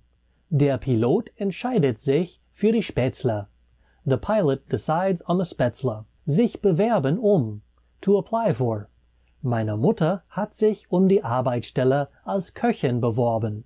My mother applied for the job as a cook. Sich kümmern to take care of. Die Putzfrau wird sich den Haushalt kümmern. The cleaning lady will take care of the housework. Sich erkundigen nach, to inquire about. Möchte sich nach dem Status seiner Bewerbung erkundigen. He would like to inquire about the status of his application. Relationship verbs. Sich treffen, to meet. Habt ihr euch nach dem Konzert irgendwo getroffen? Did you meet up somewhere after the concert? Sich unterhalten, to converse. Sarah und ich haben uns bis in den Morgen unterhalten. Sarah and I conversed until the morning. Sich verstehen, to get along. Die Mitarbeiter verstehen sich ganz gut. The coworkers get along very well. Sich verlieben in, to fall in love with. Du wirst dich in Berlin verlieben. You will fall in love with Berlin. Sich entschuldigen, to excuse oneself or apologize. Das Baby entschuldigt sich nie. The baby never apologizes. Sich trennen von, to break up with. Der Kellner trennt sich von seiner Freundin mitten im Restaurant. The waiter is breaking up with his girlfriend in the middle of the restaurant. I'm thinking. Sich überlegen, to consider or think about. Das Schaf überlegt sich gerade, ob es den anderen folgen sollte. The sheep is thinking about if it should follow the others. Sich erinnern, to remember. Erinnern Sie sich immer noch an den Praktikanten aus den USA? Do you remember the intern from the USA? Sich vorstellen, to introduce oneself. Ich möchte mich kurz vorstellen. I would like to introduce myself quickly. Sich etwas vorstellen, to imagine something. Kannst du dir deinen Traumjob vorstellen? Can you imagine your dream job? Sich etwas wünschen, to wish for something. Die Lehrer wünschen sich ein höheres Gehalt. The teachers wish for a higher salary. Sich wundern, to be amazed or surprised. Der Feuerwehrmann wundert sich, dass das Haus nicht mehr brennt. The fireman was amazed that the house was no longer burning. Miscellaneous. Sich benehmen, to behave. Wir haben uns benommen, Mami. We behaved ourselves, Mami. Sich etwas anhören, to listen to something. Habt ihr euch das neue Album von Bastille angehört? Have you listened to the new album from Bastille? Sich etwas ansehen, to look at something, watch something. Ihr müsst euch diesen Film ansehen. You have to watch this film. Sich leisten, to afford. Wie können Sie sich dieses Auto leisten? How can you afford this car? Guten Morgen, Schüler. Today we are learning about the reflexive verbs and the pronouns which one has to use with them. For example, wäscht sich die Hände. He washes himself the hands, or as we would say, he washes his hands. Well, what do you say when you want to clean your car? Ich wasche mein Auto. I wash my car. And when the laundry is dirty? Ich wasche die Wäsche. I wash the laundry. Then waschen isn't reflexive, but just used reflexively, right? Okay, maybe that was a bad example.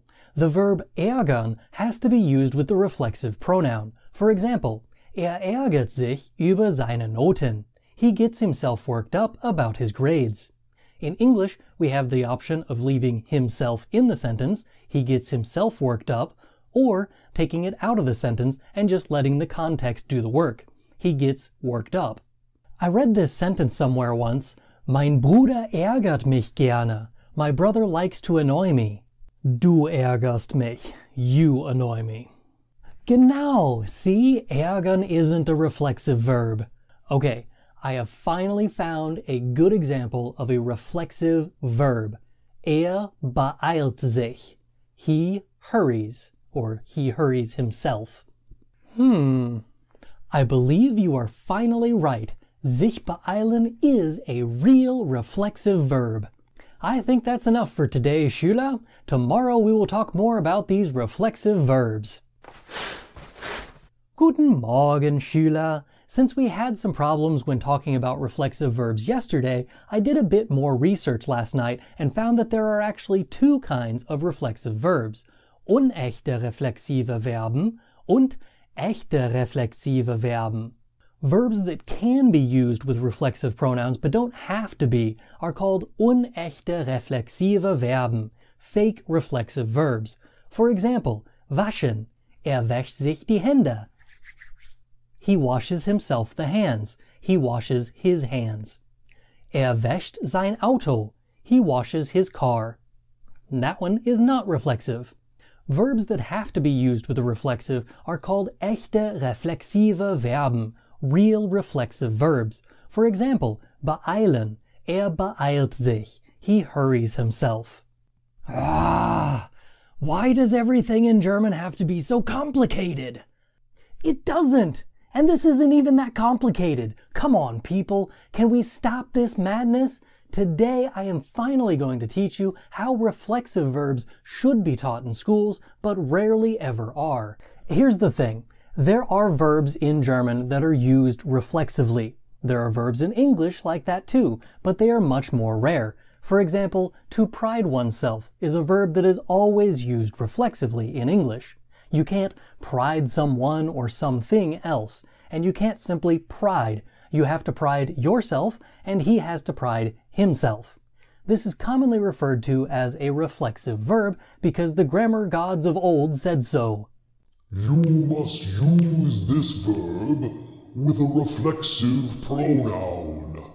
Verbs are just verbs. You can use them reflexively if you want, but the verbs themselves aren't reflexive. The car drives itself, or I drive the car. Peter Pan sees himself in the lake, or I see Peter Pan on TV.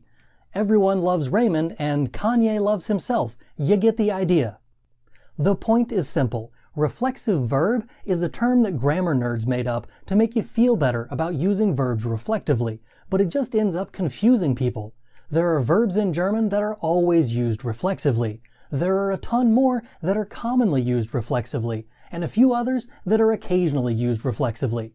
The question you should ask yourself is not, is this verb reflexive, but rather, is what I am trying to express reflexive? For example, wäscht die Wäsche.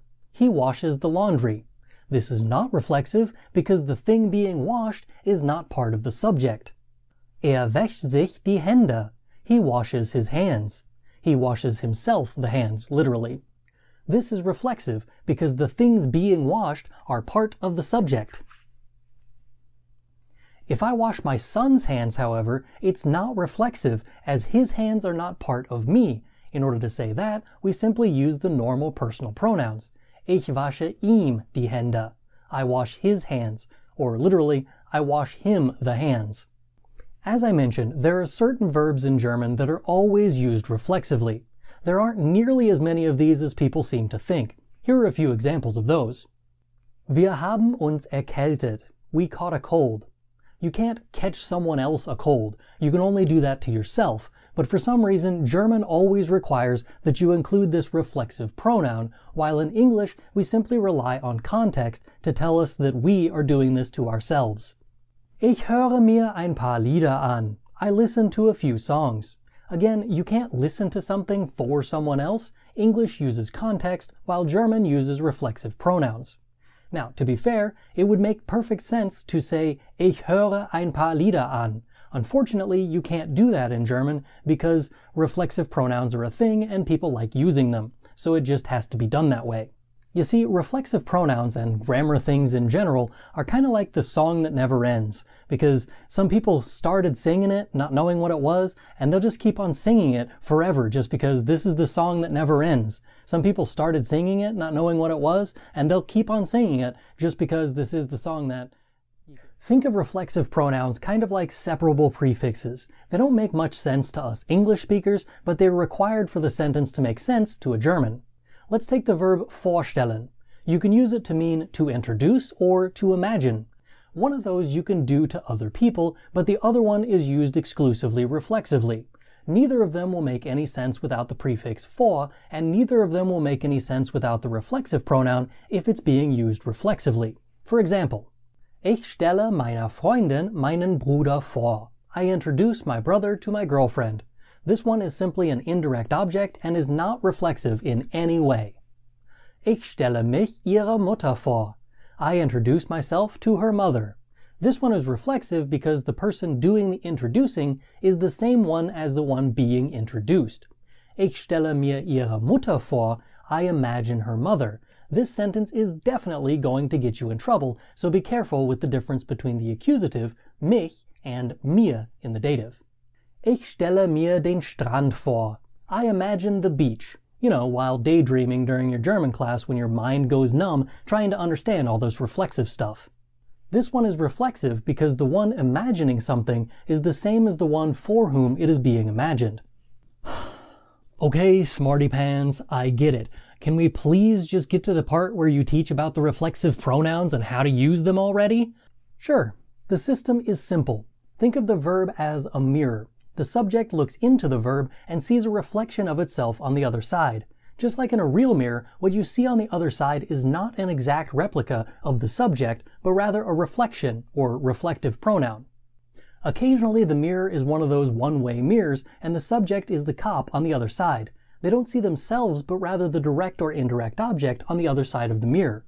You can, however, see yourself in one of those one-way mirrors if you just focus on yourself instead of looking through the glass.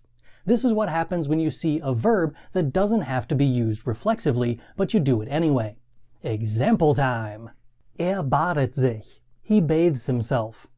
This one is being used as if you are the criminal in the interrogation room. You can only see yourself. This verb is usually used reflexively. He can only see himself through this verb, as both he and himself are the ones being bathed and the one doing the bathing. Badet seinen Hund. He bathes his dog. This one is being used as if you are the cop on the outside of the interrogation room. The verb is the one-way mirror. He can look straight through the mirror to see his dog on the other side. Du liebst nur dich. You only love yourself. Both of these use the pronoun dich, but only one of them is reflexive. The personal pronoun is the same as the reflexive. So if they're the same, does it really matter which one is reflexive? Yes. Then you can tell when to use sich when it actually does change. Kanye liebt ihn nicht. Kanye doesn't love him. Kanye liebt sich. Kanye loves himself.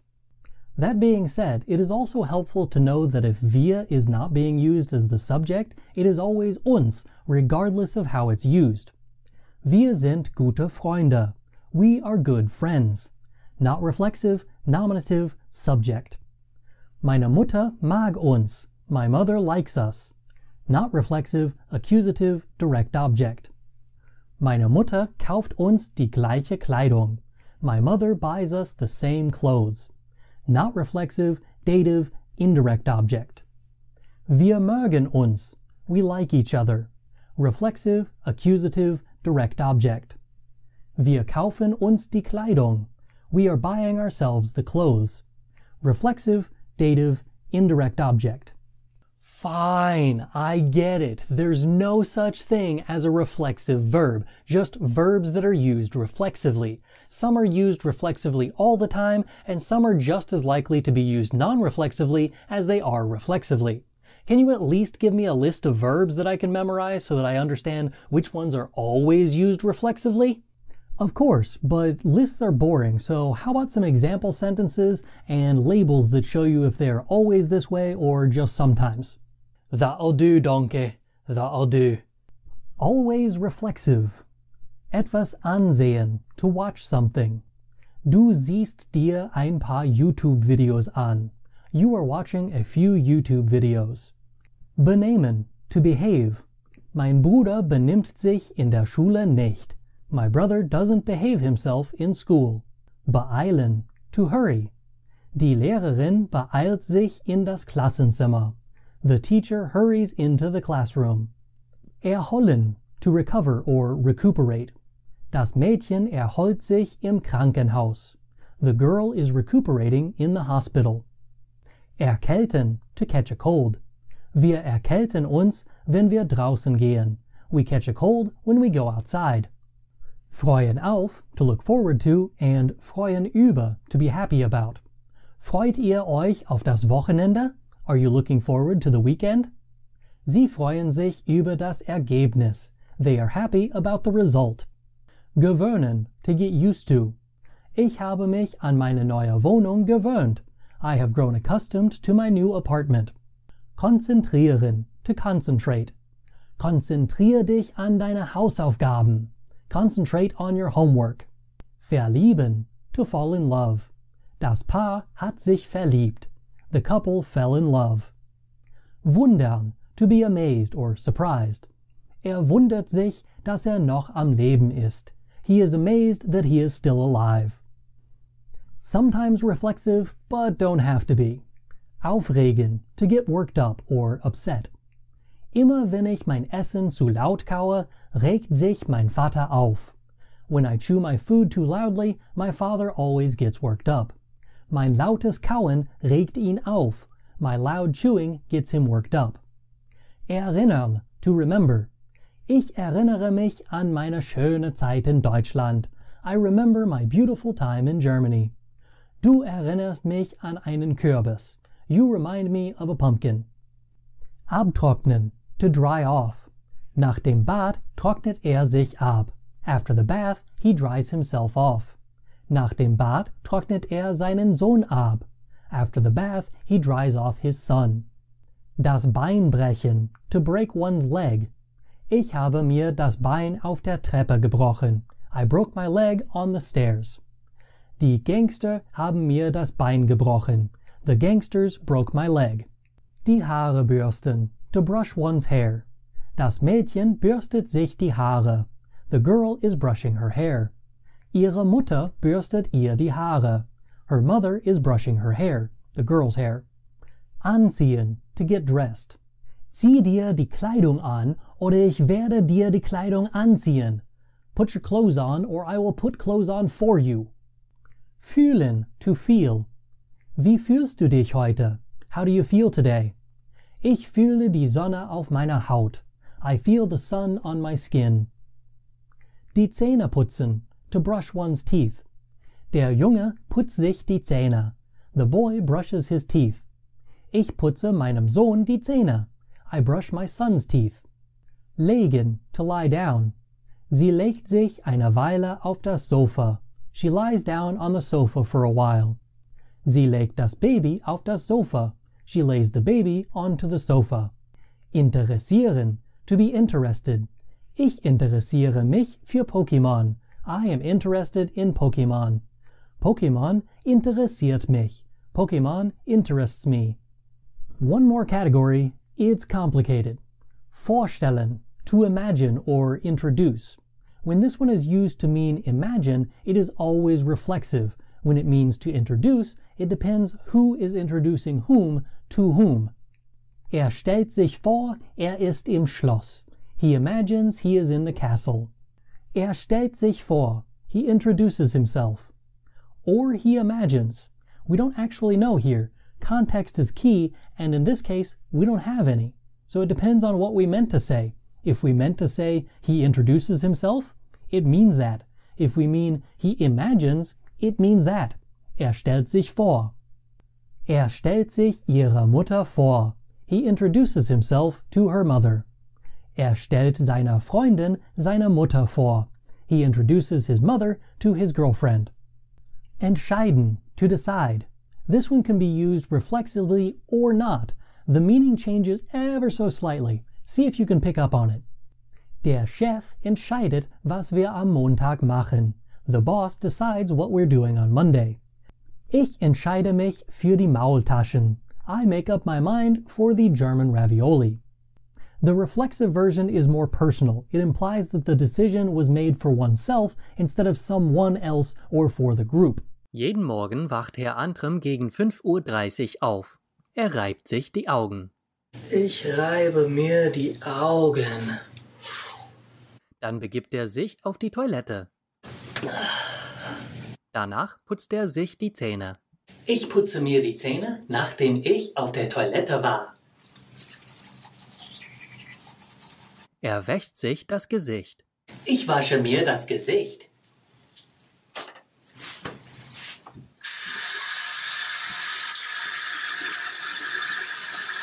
Er duscht sich.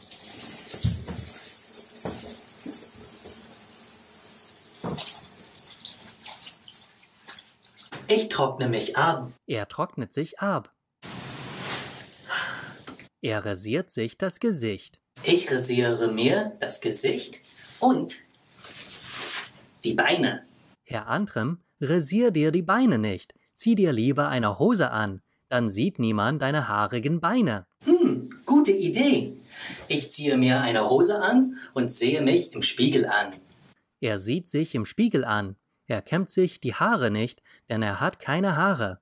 Jetzt muss Herr Antrim sich beeilen. Es ist schon 6 Uhr. Jetzt muss ich mich beeilen. Es ist schon 6 Uhr.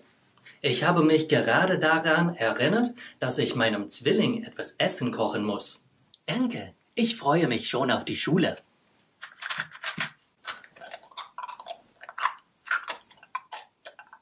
Du freust dich auf die Schule? Ich habe nicht gewusst, dass du dich für die Schule interessierst. Ich interessiere mich wohl für die Schule. Deutsch ist mein Lieblingsfach. Herr Antrim ist sehr lustig und ich lerne viel von ihm. Wenn ich mehr Geld hätte, würde ich ihn bei Patreon unterstützen. Aber das können wir uns leider nicht leisten. Das ist okay. Herr Antrim weiß natürlich, dass nicht alle in Geld schwimmen. Er ist doch Lehrer. Wir müssen bald gehen, sonst verspäten wir uns. Es ist zu spät. Ihr habt euch schon verspätet. Der Erzähler irrt sich. Es ist 6:30. Wir müssen nicht Punkt 7 in der Schule sein. Du irrst dich. Es ist 7:30. Ich ehre mich, du ehrst dich, er ehrt sich, wir ehren uns, ihr ehrt euch, sie ehren sich. Manchmal hat sich die ganze Welt verehrt. Jetzt bin ich gespannt. Der Erzähler und Herr Antrim werden gegeneinander kämpfen. Kauft sofort eure Karten und schließt die Wette ab. Der Kampf beginnt gleich. Schnauze! Warum ärgert ihr euch? Es war nur ein Witz. Ich muss zur Schule. Benimm dich, solange ich weg bin. Was? Ich gehe auch zur Schule. Nein, ich habe mich entschieden, dass du nicht mitkommen darfst. Denn du warst gemein zu mir. Du bleibst heute zu Hause. Darf ich mich entschuldigen und dann zur Schule gehen? Nein. Aber ich fühle mich nicht wohl, wenn ich nicht zur Schule gehe. Okay, du darfst mitkommen, aber vergiss deine Jacke nicht, sonst erkältest du dich.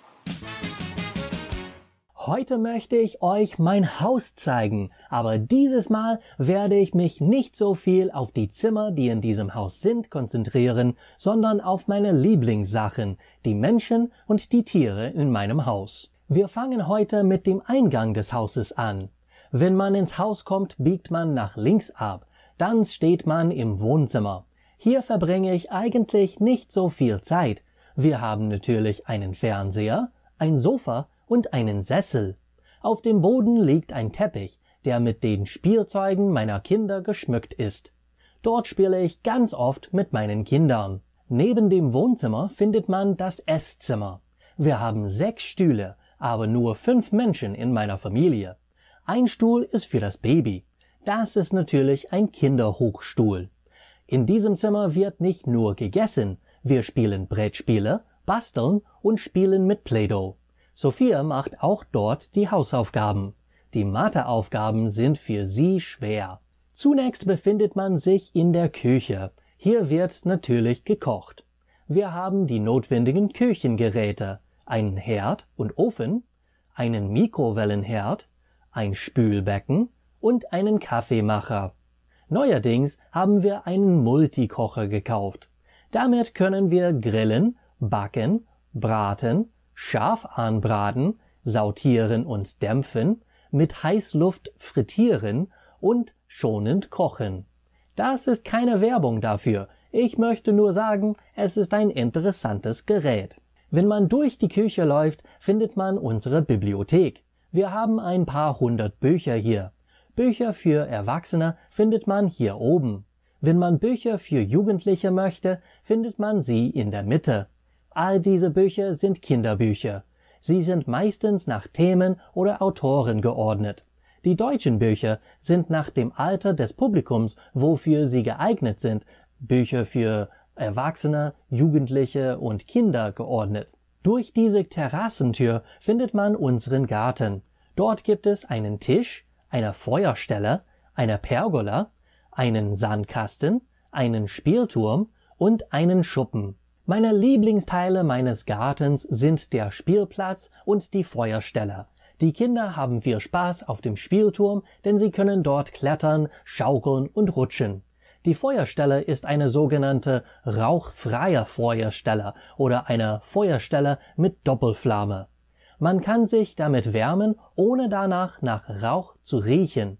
Sie ist sehr cool. Unser Hund wohnt auch im Garten. Sie heißt Jojo und ist jetzt ungefähr 8 oder 9 Jahre alt. Wir wissen nicht wirklich genau, denn wir haben sie von einem Tierheim adoptiert. Jemand hat Jojo gefunden. Sie hatte viele Krankheiten und wog nicht sehr viel. Sie haben geschätzt, dass sie damals etwa 1 oder 2 Jahre alt war. Das war vor 7 Jahren. Ich habe sie lieb, sie ist süß, kinderlieb und spielt gerne mit uns. Katzen können wir in unserem Haus nicht haben, denn gegen die bin ich allergisch. Wenn ich in einem Haus mit einer Katze bin, fange ich an zu niesen, meine Augen schwellen und danach fühle ich mich ein paar Tage krank. Pille gegen Allergien machen gar nichts dagegen. Ich mag Katzen, ich finde sie süß, aber ich möchte nicht krank werden. Meine Tochter möchte eine Eidechse kaufen. Ihre Mutter wird das nicht erlauben. Sie findet Eidechsen ekelhaft. Sie sind ja fast irgendwie Schlangen mit Beinen. Ich finde Eidechsen cool. Sie sehen cool aus. Sie fressen Insekten und andere Sachen, die man im Haus nicht möchte. Und sie sind wie kleine Drachen im Haus, ohne Feuer. Wie cool ist das denn? Leider werden wir nie eine Eidechse haben. Das ist hier nicht erlaubt. Jetzt gehen wir wieder ins Haus und durch diese andere Tür in der Bibliothek. Hier ist unsere Garage. Meine Frau parkt ihr Auto hier.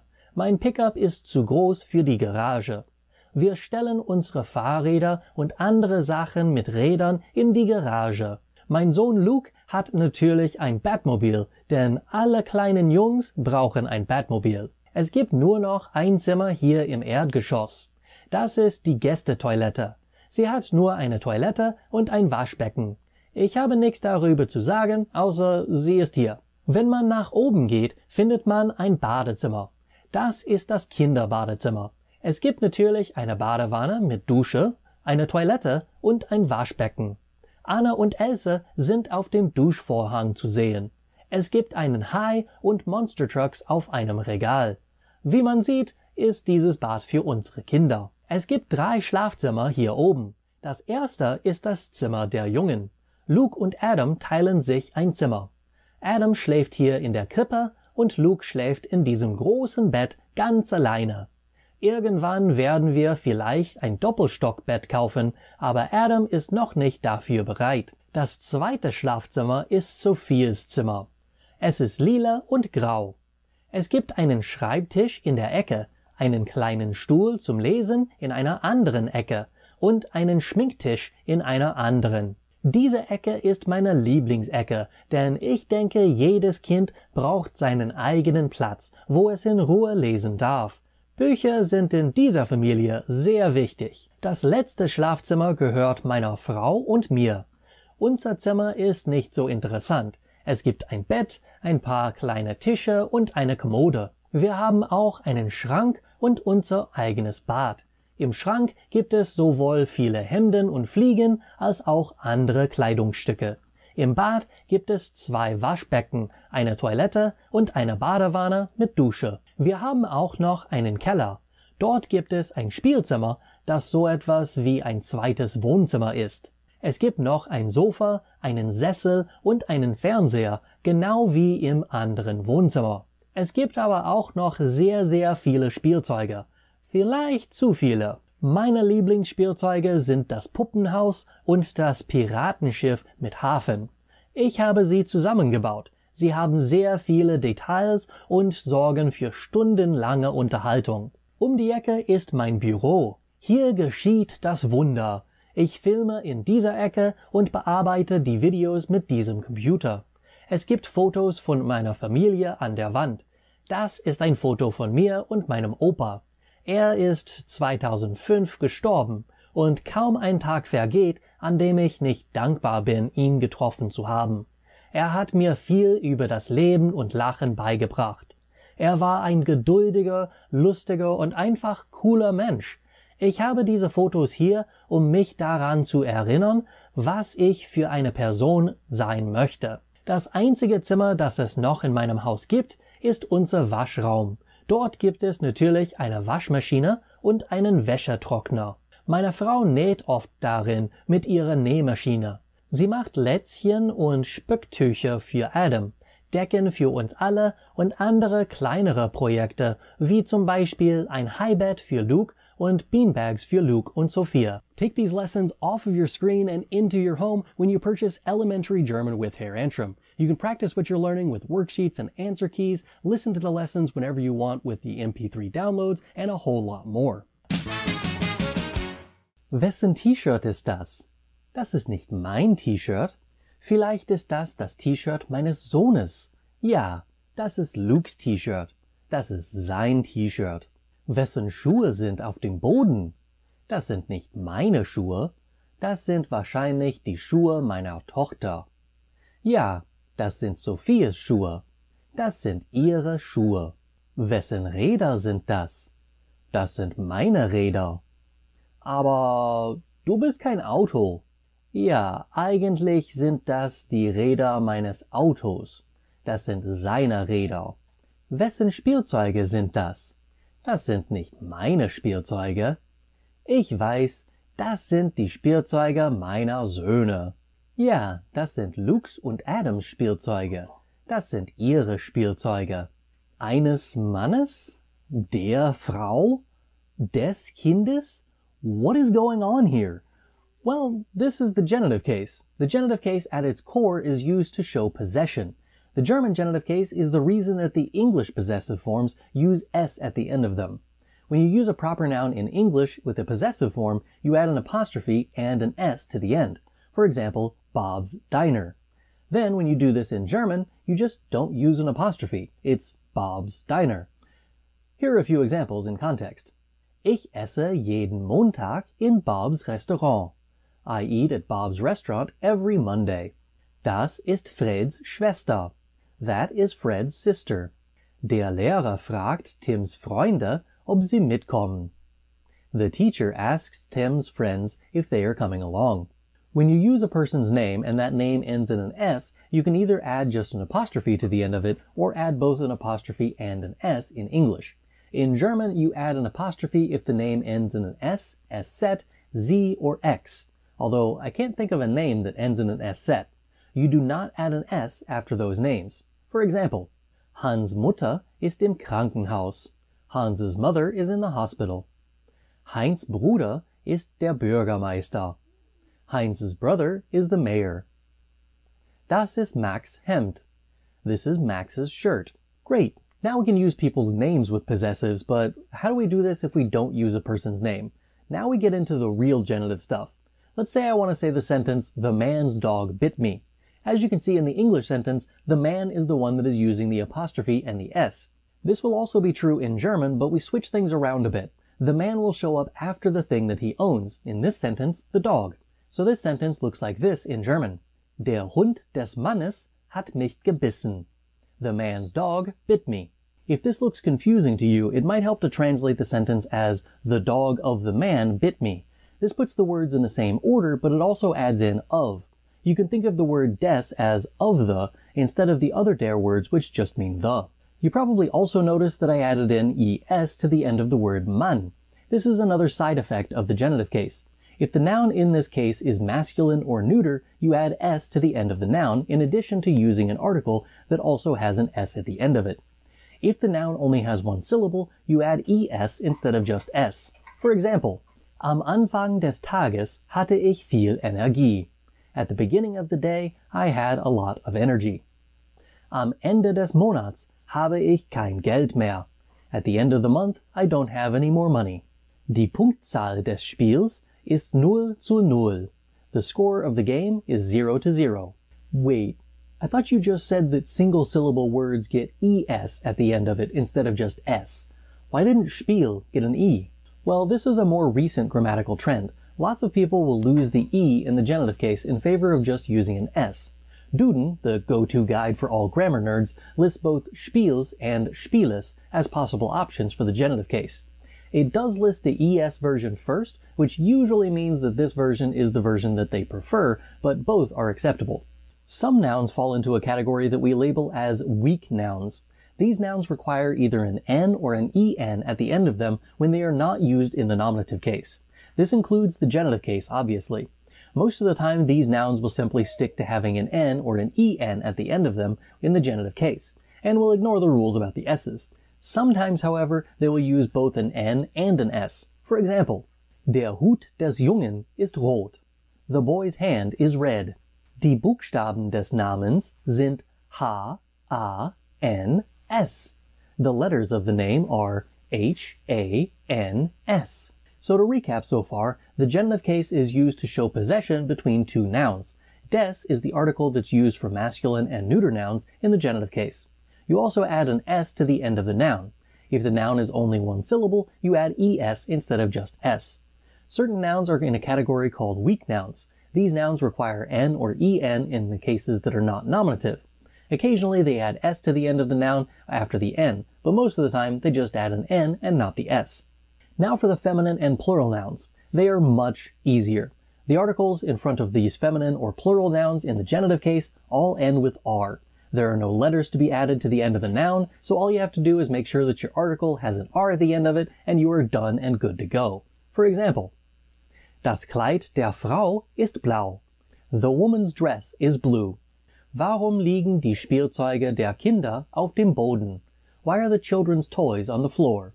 So far, all of my examples have used definite articles, or words meaning the. Obviously, you can also use indefinite articles, or words meaning a or an.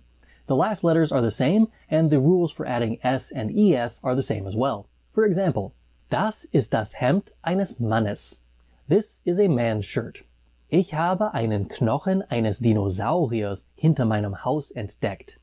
I discovered a dinosaur's bone behind my house. Die Haare einer Frau sind meistens länger als die Haare eines Mannes.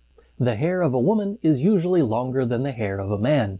Der Bürgermeister einer Stadt leitet die Gemeinde. The mayor of a city leads the community. Die Hufe eines Pferdes sind von Hufeisen geschützt. The hooves of a horse are protected by horseshoes. Die beste Freundin eines Mädchens sollte ihre Mutter sein. A girl's best friend should be her mother. Die Sohlen deiner Schuhe sind kaputt. The soles of your shoes are broken. Ich kaufe den Lehrern meiner Kinder etwas zur Wertschätzung. I buy my children's teachers something for appreciation. As you may have noticed in the last two examples, possessive adjectives like mine and dein use the same endings and follow the same patterns as the indefinite articles do. This is sometimes confusing to German learners because there is a possessive adjective that is also showing possession in a secondary way by using the genitive case. The possessive adjective shows to whom the noun that follows belongs. The genitive case shows that this noun also possesses something else, namely the object that preceded it. Just for good measure, here are a few more examples of that. Die Mutter seines Vaters ist seine Großmutter. The mother of his father is his grandmother. Der Vater ihrer Mutter ist ihr Großvater. Her mother's father is her grandfather. Die Kleidung unseres Kindes sind immer auf dem Boden. Our child's clothes are always on the floor. Habt ihr die Schlüssel eurer Eltern gesehen? Have you seen your parents' keys? In addition to using a possessive adjective with the genitive case, you can also make a genitive chain. This isn't as common in spoken German, but you might come across it in something that you read. For example, die Autos der Mitarbeiter des Geschäfts dürfen in der östlichen Ecke des Parkplatzes der nördlichen Seite des Gebäudes geparkt werden. The cars of the employees of the company can be parked in the eastern corner of the parking lot of the north side of the building. This is obviously a stretch of how this can be used, but it's something that you should be aware of in case you come across it. The last bit we want to talk about today is something that I mentioned in the opening of this video. The word wessen is used for the genitive question word. In English we say whose, not whose as in W-H-O''S, but whose, W-H-O-S-E. There is a huge difference, and if you are struggling with the difference here, the one with the apostrophe means who is, while the other one we are concerned with is asking about the ownership of something. This is the last of a series of 4 question words that we have had about people. In the nominative case, we used wer, which translates as who. Wer hat diese Schuhe? Who has these shoes? In the accusative case, we use the question word wen, which is the first whom in German and is used for direct objects and objects of accusative prepositions. Für wen sind diese Schuhe? For whom are these shoes? In the dative case, we use the question word wem, which is used as a secondary whom in German, and it's used for indirect objects, objects of dative verbs, and objects of dative prepositions. Wem gehören diese Schuhe? To whom do these shoes belong? In the genitive case, we use the question word wessen, which translates as whose, and is used to inquire about the owner or possessor of the object that follows. Wessen Schuhe sind das? Whose shoes are these? Now to end this video, I'd like to give some examples like I did at the beginning of this video, which show a series of example sentences all connected to each other using the genitive case and other ways to show possession next to each other. These examples, however, will have a bit more variety to them instead of the pattern that was followed in the initial examples. Wessen Bruder kaufst du ein Geschenk? Ich kaufe dem Bruder meiner Freundin ein Geschenk. Hat morgen seinen Geburtstag. Das Geschenk ihres Bruders muss nicht teuer sein, aber es sollte cool sein. Wessen Katze ist in diesem Bild? Das ist die Katze seines Nachbarn. Die Katze des Nachbarn ist schon längst tot. Das Fell dieser Katze war sehr weich. Ich vermisse seine Katze. Wessen Blumen sind das? Das sind die Blumen unserer Ärzte. Sie haben sie letztes Jahr gepflanzt. Ich finde die Blumen unserer Ärzte so schön, dass ich sie fotografieren musste. Anstatt eines blöden Videos mache ich heute ein ganz tolles Video wegen des Interesses meines Publikums. Während dieses Videos werde ich euch die Genitivpräpositionen der deutschen Sprache beibringen.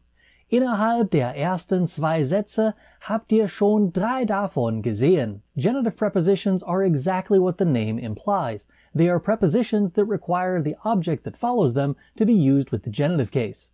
There are upwards of about 16 of these prepositions, but there are usually 4 listed in most German textbooks, as these are the most commonly used ones. I'll start today with those, and then I'll move on to the others. Anstatt, instead of. Anstatt eines Autos kaufe ich ein Fahrrad. Instead of a car, I am buying a bicycle. Der Junge isst einen Apfel statt eines Kuchens. The boy is eating an apple instead of a cake. As you can see with these 2 examples, the object that follows the preposition is in the genitive case, eines Autos and eines Kuchens. You may have also noticed that the second example I gave said statt without the an at the beginning. This is also an acceptable version of this preposition. The meaning does not change whatsoever. It is just a personal preference whether you say statt or anstatt. Trotz, despite or in spite of. Trotz der Kälte steht im Regen. In spite of the cold, he is standing in the rain. Die Lehrerin wiederholt die Anweisungen trotz des Lärms. The teacher repeats the instructions despite the noise. This preposition is used in a very similar way to the English phrase in spite of. It shows a juxtaposition of one thing versus the action taken. Während, during. Während des Sturms gab es einen Stromausfall. During the storm, there was a power outage. Ich bin während des Spiels eingeschlafen. Wer hat gewonnen? I fell asleep during the game. Who won? This one's a bit tricky because there is also the conjunction während, which is used to express very similar concepts. The main thing to remember is that the preposition während is combined with a noun, while the conjunction während is combined with a subordinate clause. Während ich ein Eis esse, isst meine Schwester etwas Brokkoli. While I am eating ice cream, my sister is eating some broccoli. In general, you can translate the sentence in English with the word while when you need the conjunction and not the preposition. When während is used as a preposition, it's almost always translated in English as during. Wegen, because of. Wegen der Inflation kostet mein Kaffee 5 Euro. Because of inflation, my coffee cost 5 euros. Fred darf wegen seines Hausarrests nicht mitkommen. Fred can't come along because of the grounding, or because he was grounded. If you mean to say because followed by a phrase, you probably need to use the conjunction weil, denn, or da instead of the preposition wegen. Ich kann mir keinen Kaffee leisten, weil die Inflation des Euros steigt. I cannot afford a coffee because the inflation of the euro is rising. Ich kann mir keinen Kaffee leisten, denn die Inflation des Euros steigt. I cannot afford a coffee because the inflation of the euro is rising. Da die Inflation des Euros steigt, kann ich mir keinen Kaffee leisten. Because the inflation of the euro is rising, I cannot afford a coffee. Now is probably an opportune time to mention that you will often hear the genitive prepositions used with the dative case instead of the genitive. This is almost exclusively in spoken German and is more prevalent in certain areas than others. In my mind, it's better to use the genitive case than the dative case, as this is what the official guardians of the German grammar dogma have said it should be. Just know that you might hear someone say wegen seinem Hausarrest instead of wegen seines Hausarrests. The four prepositions that I have shown you so far are usually the only ones in textbooks. This is partly because they are the most used ones, but is also partly because there are easier ways to phrase most of the rest of the genitive prepositions. Rather than teaching all of these prepositions in the lower level courses, teachers and textbook creators will opt to leave them for a much later B1, B2 level lesson. I like to be thorough though, so I'm going to teach them to you today anyway. Innerhalb, inside of. Gegenseitiger Respekt ist äußerst wichtig innerhalb eines Geschäfts. Mutual respect is crucial inside of a business. Innerhalb einer Stunde wurde verhaftet. Inside of an hour, he was arrested. Außerhalb, outside of. Warum ist die Milch immer noch außerhalb des Kühlschranks? Why is the milk still outside of the refrigerator? Die Polizei hat sein Auto außerhalb der Stadt gefunden. The police found his car outside of the city. Oberhalb, above. Der Clown jongliert Bälle auf einem Hochseil oberhalb des Publikums. The clown is juggling balls on a tightrope above the audience. Die Sommerrodelbahn ist auf einem Berg oberhalb der Stadt. The Alpine coaster is on a mountain above the city. Unterhalb, under.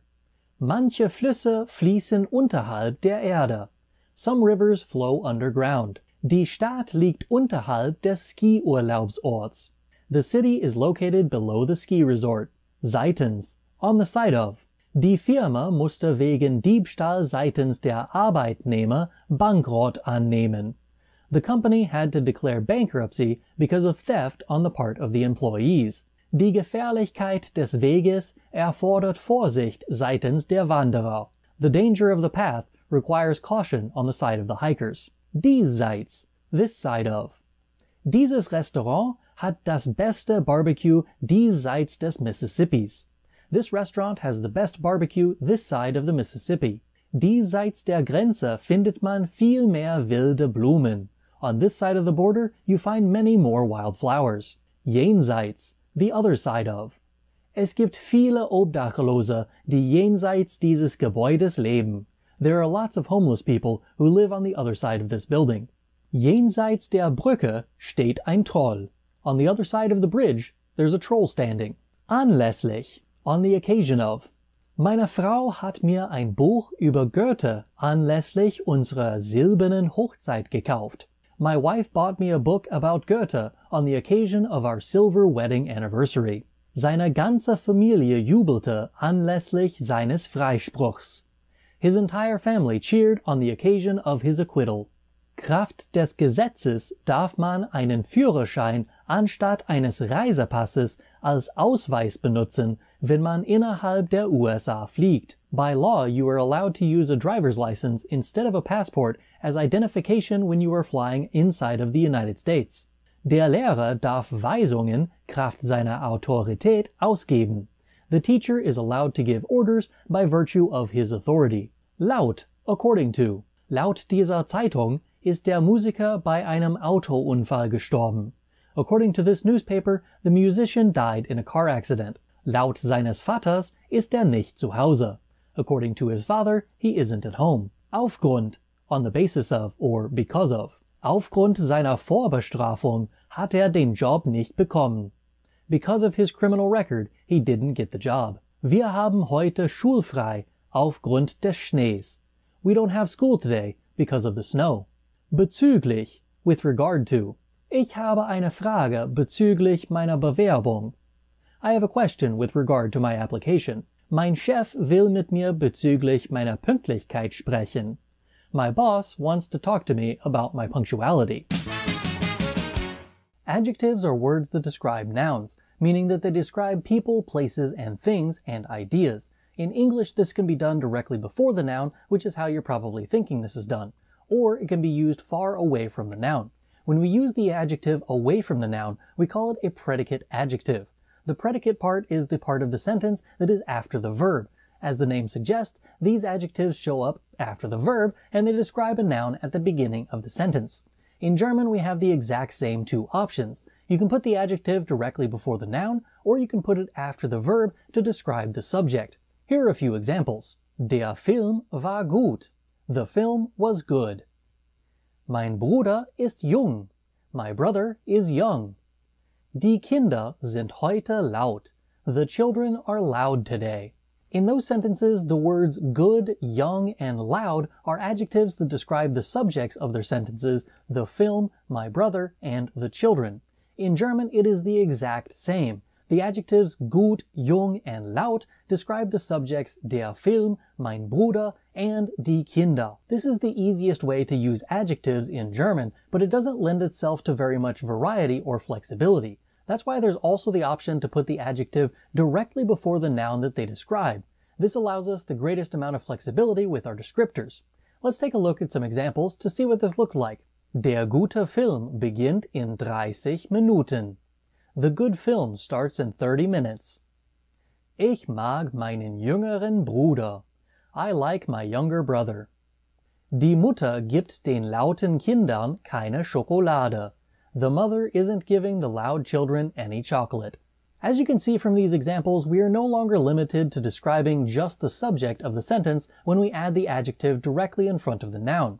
In fact, we can describe any noun that we like within the sentence. The placement of the adjective in German and in English is exactly the same, between the article, the word for the or a or an, and the noun itself. What you may have noticed, however, is that the adjective endings in German change sometimes. The first one used an E, while the last two used en. As you probably have guessed, this has to do with the gender of nouns and the cases in which they are used. What you might not have guessed, however, is that it depends on what comes before the adjective as well.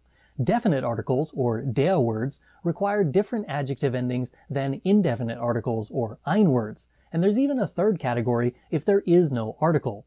Let's start with the adjectives after der words. In this chart you can see all of the definite articles for each case and gender. Next to them you can see the endings for the adjectives that follow them. At first this may seem overwhelming, but there are really only two endings. In the nominative case, all of the singular forms require an E at the end of the adjective. In the accusative case, feminine and neuter nouns require an E at the end of the adjective as well. All of the other forms in all of the other cases require en at the end. This makes this group of adjectives by far the easiest to remember. If the noun is plural and you're using a definite article in front of it, you add en to the end of the adjective.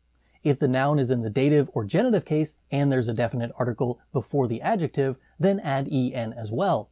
If the noun is masculine and in the accusative case, add en. Let's try some out in some example sentences. Der kleine Hund des lustigen Arztes bringt dem alten Mann den roten Apfel. The funny doctor's little dog brings the old man the red apple. All of these nouns in this sentence are masculine, so the only adjective endings that end with an E are in the nominative case. All of the other cases for masculine nouns require en at the end of the adjective. Die kluge Frau der netten Ärztin kauft der 5-jährigen Tochter die teure Halskette. The smart wife of the nice doctor buys the 5-year-old daughter the expensive necklace. In this sentence there are two adjectives that end with E and two that end with en.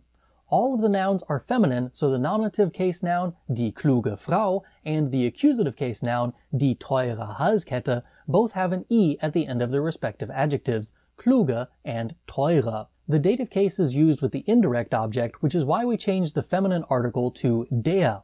The genitive case, der netten Ärztin, obviously also uses an en at the end of the adjective. Das große Pferd gibt dem niedlichen Kaninchen des braven Mädchens das süße Möhrchen. The large horse gives the well-behaved girl's cute bunny the sweet baby carrot. As with all of the other examples, all of the nouns in this sentence use the same gender. These are all neuter. This means that the nominative and accusative articles are das, and they are automatically followed by an adjective with an e at the end. In the dative and genitive cases, the articles become dem and des, respectively, and the adjectives are en for both of them. Die lauten Kinder der faulen Eltern schreien die blödesten Beleidigungen von den höchsten Stellen des Spielturms. The lazy parents' loud children are yelling the dumbest insults from the highest parts of the play tower. As you might have guessed, all of these nouns are plural, but the last one in the sentence is der Spielturm, which is masculine, and is really only there because otherwise the rest of the sentence wouldn't really make much sense. The rest of the nouns are plural, however. All of the adjective endings after plural nouns when there is an article require en.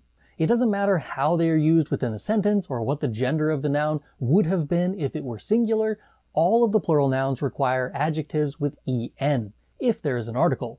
It's important to remember that certain words in German act like definite articles. They require the same endings, and the adjectives that follow them require the same endings as if there was a der word in front of them. These words include dieser, alle, jeder, jener, welcher, manche, solche, and beide. The last letter or letters will change to match the der word ending chart, and the adjectives that follow will use the same endings as the adjectives do when they're followed by words like der, dem, des, and so on. Here are a few quick examples of that. Dieser kluge Junge hat jeden blöden Film von Tarantino gesehen. This smart boy has seen every dumb film by Tarantino. The er at the end of dieser indicates that the noun being used is in the nominative case and masculine.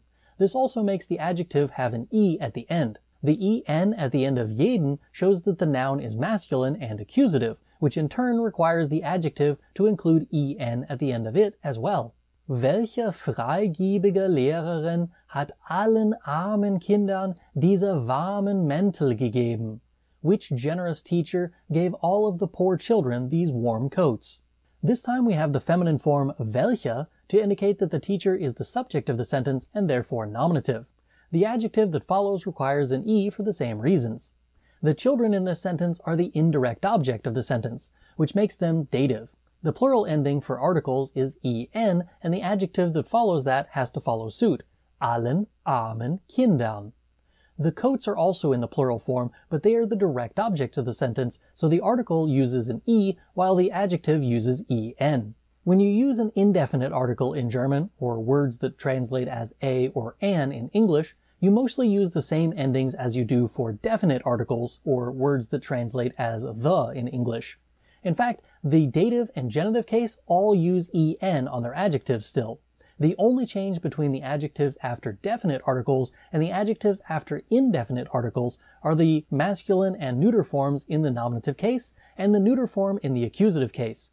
These adjectives now use the same letter that would have been on the definite article if you use that instead of an indefinite article. For example, der kluge Junge hat den Film gesehen. The smart boy saw the film. Ein kluger Junge hat den Film gesehen. A smart boy saw the film. Notice how the ending changed between these two sentences. The first one has an e because the gender of the noun was already identified in the article der. The word ein, however, is used for both masculine and neuter nouns. This makes it so that we have to show the gender through the adjective, which is why the adjective now ends in er. Das große Pferd ist eine Möhre. The big horse is eating a carrot. Ein großes Pferd ist eine Möhre. A big horse is eating a carrot.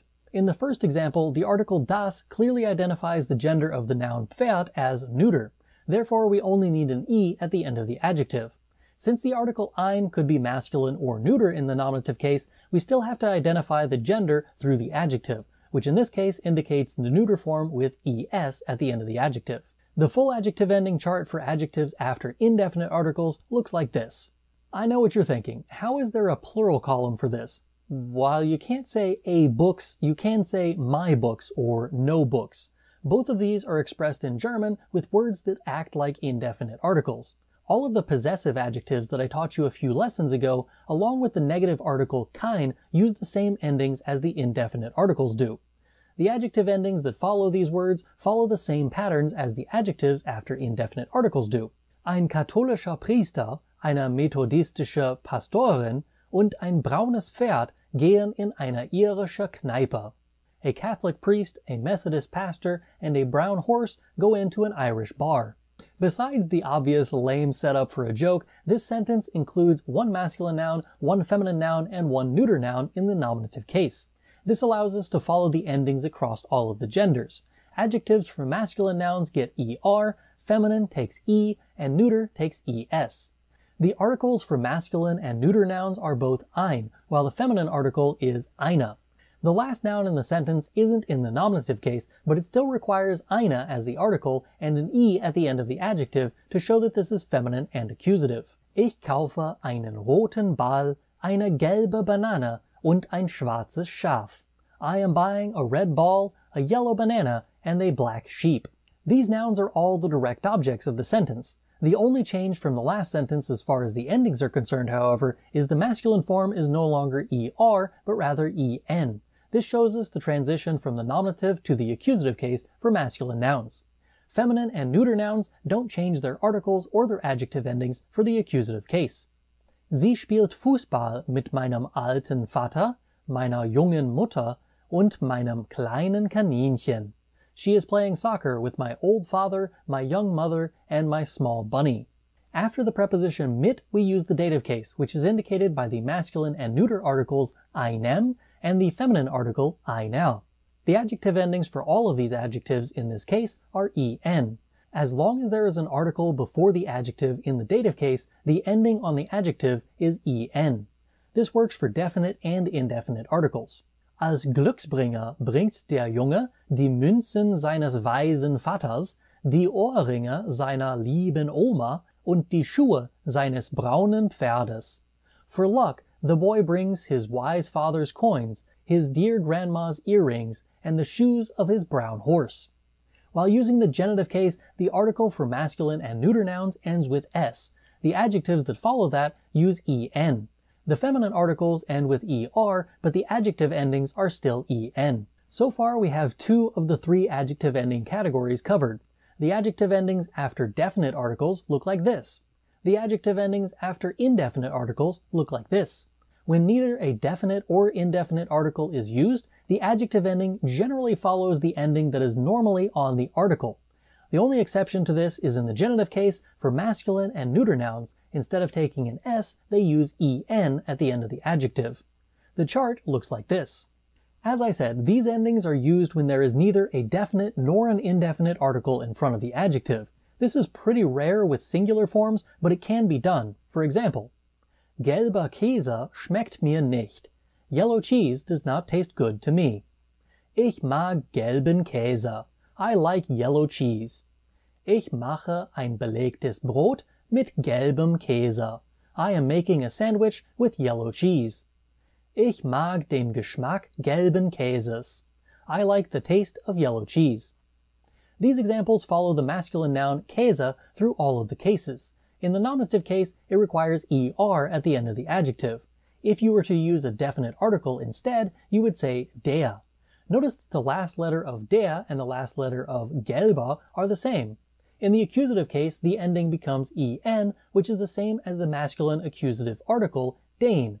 In the dative case, we use gelbem, which has the same ending as dem. The only one that doesn't match is the one in the genitive case. The article would have been des, but the adjective ending is en. Kalte Milch schmeckt mir besser. Cold milk tastes better to me. Wir mögen kalte Milch. We like cold milk. Ich esse gerne Kekse mit kalter Milch. I like to eat cookies with cold milk. Das ist die optimale Temperatur kalter Milch. This is the optimal temperature of cold milk. These examples follow the feminine noun Milch through all of the cases. In the nominative and accusative cases, we use the adjective ending e just as we would have used the article die in the same cases when we use a definite article. In the dative and genitive cases, the definite article becomes der, which is why we use the adjective ending er when the article is not there. Frisches Brot ist das Beste. Fresh bread is the best. Alle mögen frisches Brot. All like fresh bread. Wir machen unser Mittagessen mit frischem Brot. We are making our lunch with fresh bread. Ich mag den Geruch frischen Brotes. I like the smell of fresh bread. In these examples, we can see how the neuter noun Brot changes between the cases. In the nominative and accusative cases, we use es at the end of the adjective, just as we would have had an s at the end of the word das for the article. In the dative case, we use the adjective ending em to indicate the neuter form, just as we would have used the article dem in the same instance. When we get to the genitive case, we again have a small deviation from the der words chart, as the adjective ending here is en, while the article would have been des. Adjectives without articles are much more common when used with plural nouns. You often don't need an article with plural nouns, so this stands to reason that you would often see an adjective with those same nouns. Here's an example of that. Kluge Kinder erzählen vertrauenswürdigen Eltern doofe Geschichten anstatt echter Wahrheiten. Smart children tell trustworthy parents silly stories instead of real truths. This sentence has all four cases in it. The nominative and accusative cases have an e at the end of the adjective, as the definite article would have been die. In the dative case, the ending becomes en, as the article would have been dem. In the genitive case, we use the adjective ending er because the article would have been der. All of the definite article endings here match the unpreceded adjective endings. Now that we have all three categories of adjectives, you can see a full overview of all of the endings in this chart.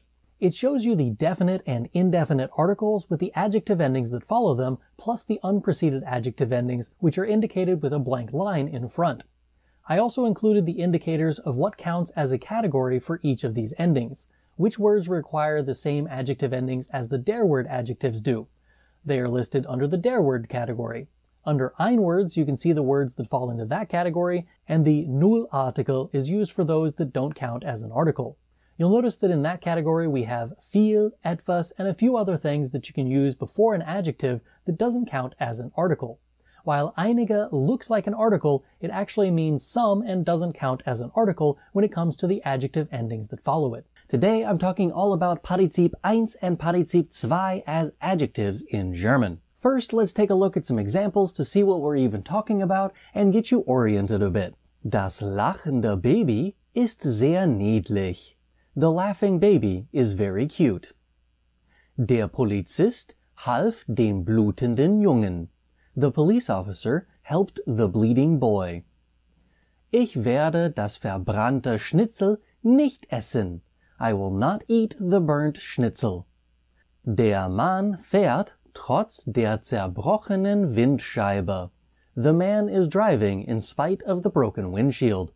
As you can see, there are two versions of the verbs that I used as adjectives. In the first two sentences, I used a verb form that shows that the noun is doing something at the time the sentence takes place. This does not affect the tense of the sentence, and the tense of the sentence does not affect the adjective. In the first sentence, I used the present tense, Präsens, and a present participle called Partizip 1 in German.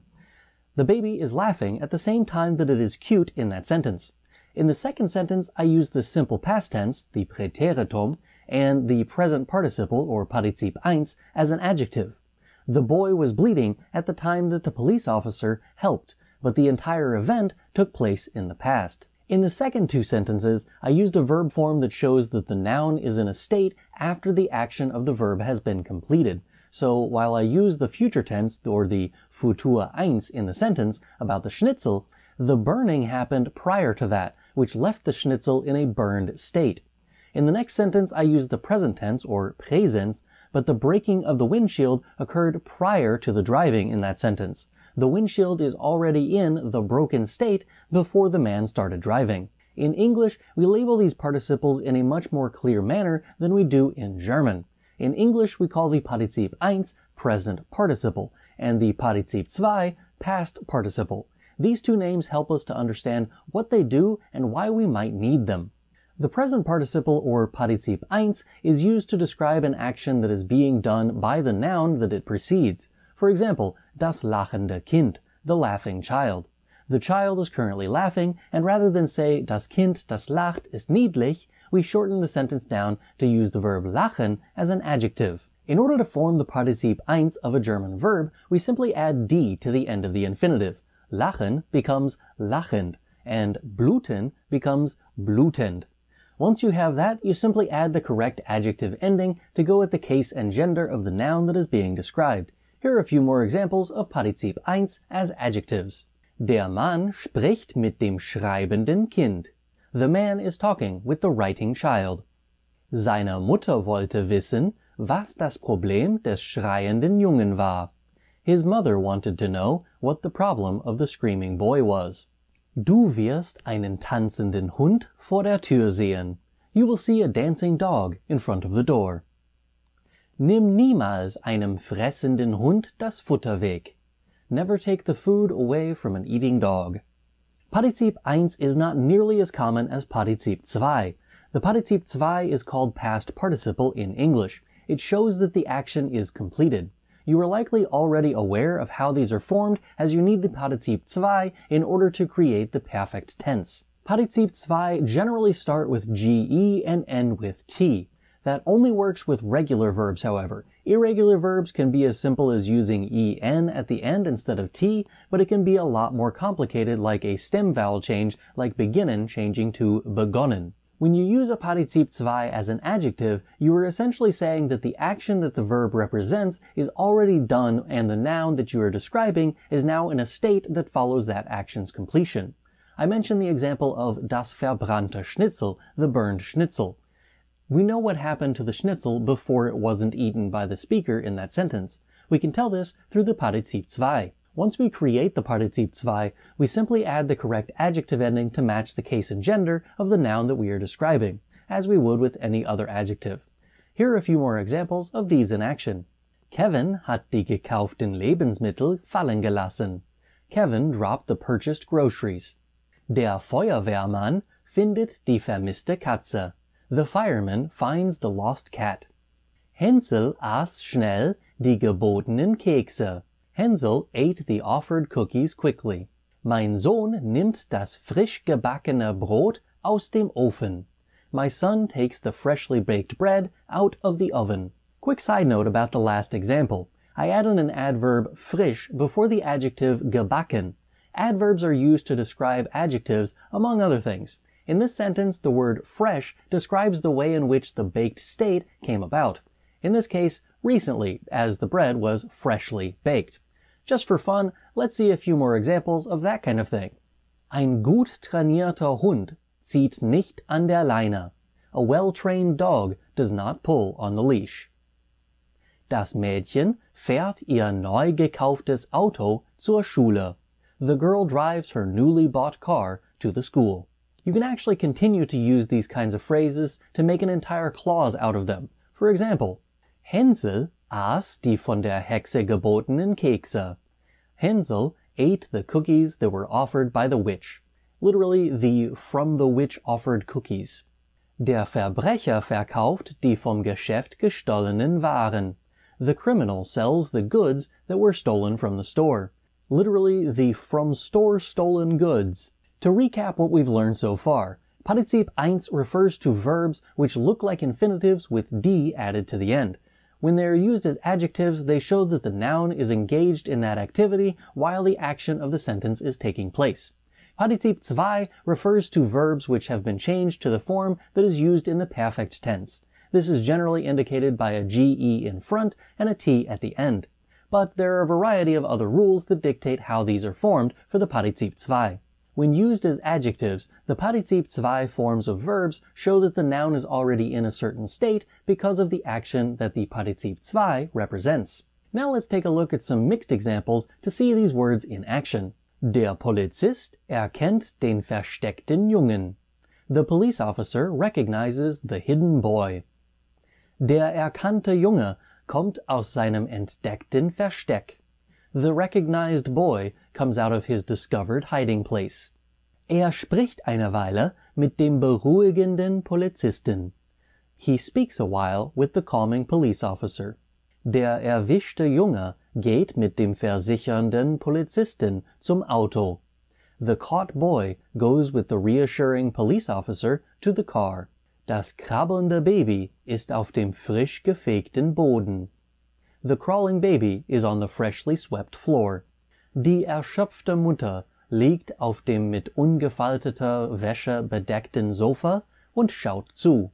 The exhausted mother lies on the sofa that is covered with unfolded laundry and watches.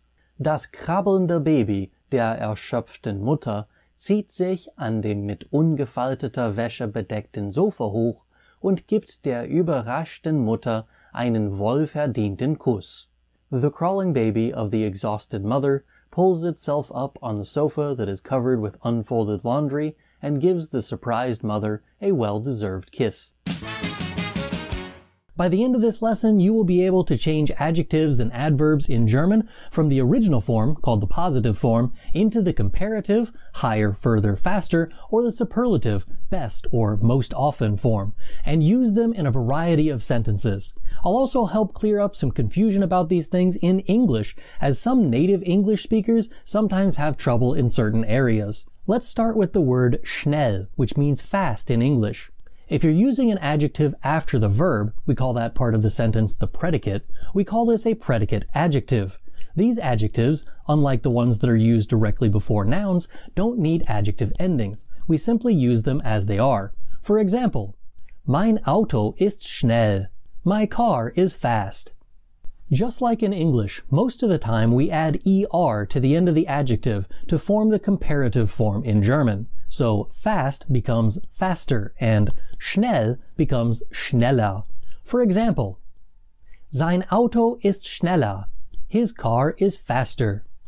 The superlative in German is similar to the English, but with a slight change. Instead of just saying the fastest, in German we add am in front of the adjective and sten to create the superlative form. So all three forms, including the positive form, the original adjective, the comparative form, the er version, and the superlative, the English est or the German sten version of fast are fast, faster, the fastest, and in German schnell, schneller, am schnellsten. For example, mein Auto ist schnell. My car is fast. Sein Auto ist schneller. His car is faster. Ihre Autos sind am schnellsten. Their cars are the fastest. Just for good measure, let's try that again with langsam. Langsam, langsamer, am langsamsten. Slow, slower, the slowest. Ihre Autos sind langsam. Their cars are slow. Sein Auto ist langsamer. His car is slower. Mein Auto ist am langsamsten. My car is the slowest. In English, we have to remember if a word is being used as an adjective or an adverb, as adverbs generally end with ly. This shifts the way that we make the comparative form as we change slow and slower into slowly and more slowly. For once, German grammar is actually simpler in this aspect. It doesn't matter if we're using the word as a predicate adjective or as an adverb, the comparative and superlative forms are the same. Let's try those examples of langsam again, but this time as adverbs. Langsam, langsamer, am langsamsten. Slowly, more slowly, the slowest. Sie fahren ihre Autos langsam. They are driving their cars slowly. Fährt sein Auto langsamer. He drives his car more slowly. Ich fahre mein Auto am langsamsten. I drive my car the slowest. German is even more easy. Easier? Whatever. The point is that unlike in English, we don't have to worry about whether to use more or most followed by the original version of certain adjectives or adverbs. In German, it is always er and am whateversten with regular adjectives. Of course, there are some irregular ones, but we'll get to that here in a bit. For now, here are a few more examples of adjectives that follow the most basic of standard comparative and superlative formation. Eng, enger, am engsten. Tight, tighter, the tightest. Dick, dicker, am dicksten. Fat, fatter, the fattest. Dünn, dünner, am dünnsten. Thin, thinner, the thinnest. Steil, steiler, am steilsten. Steep, steeper, the steepest. The rules for comparative and superlative don't change if you use them as adjectives before nouns. The only thing that changes is that you also add the adjective endings based on the case, gender, and article with the noun. Just be aware that if you're using the comparative form of something, you add ER, and sometimes your adjective ending will also be ER, which means you have ER twice in a row. This is not incorrect, even if it sounds weird. Neu, neuer, am neuesten. New, newer, the newest. Ich fahre den neuen Sportwagen. I am driving the new sports car. Ein neuerer Sportwagen ist mir lieber. I prefer a newer sports car. Wir fahren die neuesten Sportwagen. We drive the newest sports cars. Occasionally you'll need to modify the adjective or adverb that you're using to make it easier to pronounce.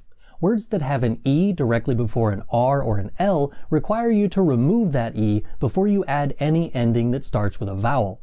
This means most of them, but not the superlative, as it starts with an S. For example, teuer, teurer, am teuersten, expensive, more expensive, the most expensive. Dieses Buch ist teuer. This book is expensive. Es ist ein teures Buch. It is an expensive book. Dieses Buch ist teurer. This book is more expensive. Es ist ein teureres Buch. It is a more expensive book. Dieses Buch ist am teuersten. This book is the most expensive. Es ist das teuerste Buch. It is the most expensive book. Dunkel, dunkler, am dunkelsten. Dark, darker, the darkest. Dieses Foto ist dunkel. This photo is dark. Ich habe ein dunkles Foto gemacht. I took a dark photo. Welches Foto ist dunkler? Dieses oder dieses? Which photo is darker? This one or this one? Siehst du das dunklere Foto? Do you see the darker photo? Dieses Foto sieht am dunkelsten aus. This photo looks the darkest. Das ist das dunkelste Foto, das ich je gesehen habe. That is the darkest photo that I have ever seen. If an adjective or adverb ends with D, SZ, SCH, T, TZ, X, or just a Z, you'll need to add an E between the adjective and the ST in the superlative. For example, blöd, blöder, am blödesten. Stupid, stupider, the stupidest. Süß, süßer, am süßesten. Sweet, sweeter, the sweetest. Hübsch, hübscher, am hübschesten. Handsome, more handsome, the most handsome. Weit, weiter, am weitesten. Far, farther, the farthest. Fix, fixer, am fixesten. Quick, quicker, the quickest. Spitz, spitzer, am spitzesten. Sharp, sharper, the sharpest. Stolz, stolzer, am stolzesten. Proud, prouder, the proudest. Heiß, heißer, am heißesten. Hot, hotter, the hottest. Of course, every rule has to have an exception, which is why the word groß exists. Groß, größer, am größten. Big, bigger, the biggest. When an adjective or adverb has one syllable and a letter that can take an umlaut, it almost always does in the comparative and superlative forms. For example, jung, jünger, am jüngsten. Young, younger, the youngest. And now, quite possibly the most confusing set of sentences in this entire video. Ich bin jung. I am young. Ich bin jünger als du. I am younger than you. Ich bin am jüngsten. I am the youngest. Ich bin ein junger Junge. I am a young boy. Ich bin ein jüngerer Junge. I am a younger boy. Ich bin der jüngste Junge. I am the youngest boy. Alt, älter, am ältesten. Old, older, the oldest. Ich bin alt. I am old. Ich bin älter als er. I am older than he. A quick side note here, most native English speakers would say him instead of he in that sentence. Most grammar nerds will tell you that he is the correct form, as the pronoun is a predicate nominative. More about that in my video about sign, linked in the description. While this is true, I'm a proponent of language usage defining what is grammatically correct, and not the grammar rules defining how the language should be used. No one I have ever met would say I am older than he unless they finish the sentence with is. I am older than he is. But I am older than him. In German, the nominative pronoun er is used, which indicates that the German version would be more closely related to the correct English version. I only point this issue out so that you know that the German pronoun here needs to be in the nominative case. I'll get to some examples later that don't use the nominative case, so you know when to use the nominative and when to vary from that pattern. Ich bin am ältesten. I am the oldest. Ich bin ein alter Alter. I am an old dude. Ich bin ein älterer Alter. I am an older dude. Ich bin der älteste Alter. I am the oldest dude. Just so you know that these are not isolated incidences, here are 3 more words that require an umlaut for comparative and superlative. Hart, härter, am härtesten. Hard, harder, the hardest. Kalt, kälter, am kältesten. Cold, colder, the coldest. Lang, länger, am längsten. Long, longer, the longest. You don't always add an umlaut with single-syllable adjectives that can take umlauts. For example, flach, flacher, am flachsten. Flat, flatter, the flattest. Faul, fauler, am faulsten. Lazy, lazier, the laziest. Bunt, bunter, am buntesten. Colorful, more colorful, the most colorful. Rund, runder, am rundesten. Round, rounder, the roundest. All of these are only one syllable, and the vowel in the middle could take an umlaut. They just don't because, I don't know, comment if you know, because I have no idea. Even more confusing are the rare occasions when it's acceptable for you to choose if you want the umlaut or not. For example, nass, nasser or nessa, am nassesten or nessesten. Wet, wetter, the wettest. Krumm, krummer or krömer, am krummsten, am krömsten. Crooked, more crooked, the most crooked. Certain adjectives and adverbs are simply irregular. This means they don't follow any discernible pattern. This happens in English a lot as well. Usually a good rule of thumb is when an adjective or adverb is irregular in English, it probably is irregular in German. For instance, much, more, the most in German is viel, mehr, am meisten. Meine Mutter nervt mich viel. My mother annoys me a lot. Meine Mutter nervt meinen Bruder mehr als mich. My mother annoys my brother more than me. Meine Mutter nervt meine Schwester am meisten. My mother annoys my sister the most. Notice in the second sentence, meine Mutter nervt meinen Bruder mehr als mich. My mother annoys my brother more than me. I use the accusative pronoun mich instead of ich, the nominative pronoun. This is because we aren't using a predicate nominative this time. Let's take a closer look at the previous one. Ich bin älter als er. I am older than he. As I kind of alluded to in my explanation of why the English makes no sense, if you finish the sentence, you would say, Ich bin älter als er ist. I am older than he is. If we finish the new example, meine Mutter nervt meinen Bruder mehr als mich, my mother annoys my brother more than me, you would say, meine Mutter nervt meinen Bruder mehr als sie mich nervt. My mother annoys my brother more than she annoys me. This makes it clear that the pronoun that's being used is the direct object in that part of the sentence. Therefore, we have to use the accusative case. Ich bin größer als dich. Ja, du bist größer als ich, aber offensichtlich nicht klüger. Es sollte heißen, ich bin größer als du. Du bist nicht größer als mich. Das Verb sein verlangt kein Akkusativobjekt. Wenn du deinen Satz ergänzt, siehst du ganz klar, was ich meine. Ich bin größer als dich bist, ist offensichtlich nicht richtig. Natürlich nicht. Ich bin größer als du bist. Na, endlich hast du es verstanden. Another point that's a bit odd about viel, mehr, and am meisten is that you can't use meisten in front of a noun without having an article, like you can in English. In English, it's possible to say most people or most students without having the in front. In German, you need the article. For example, die meisten Deutschen wohnen in Deutschland. Most Germans live in Germany. Die meisten US-Amerikaner wohnen in den USA.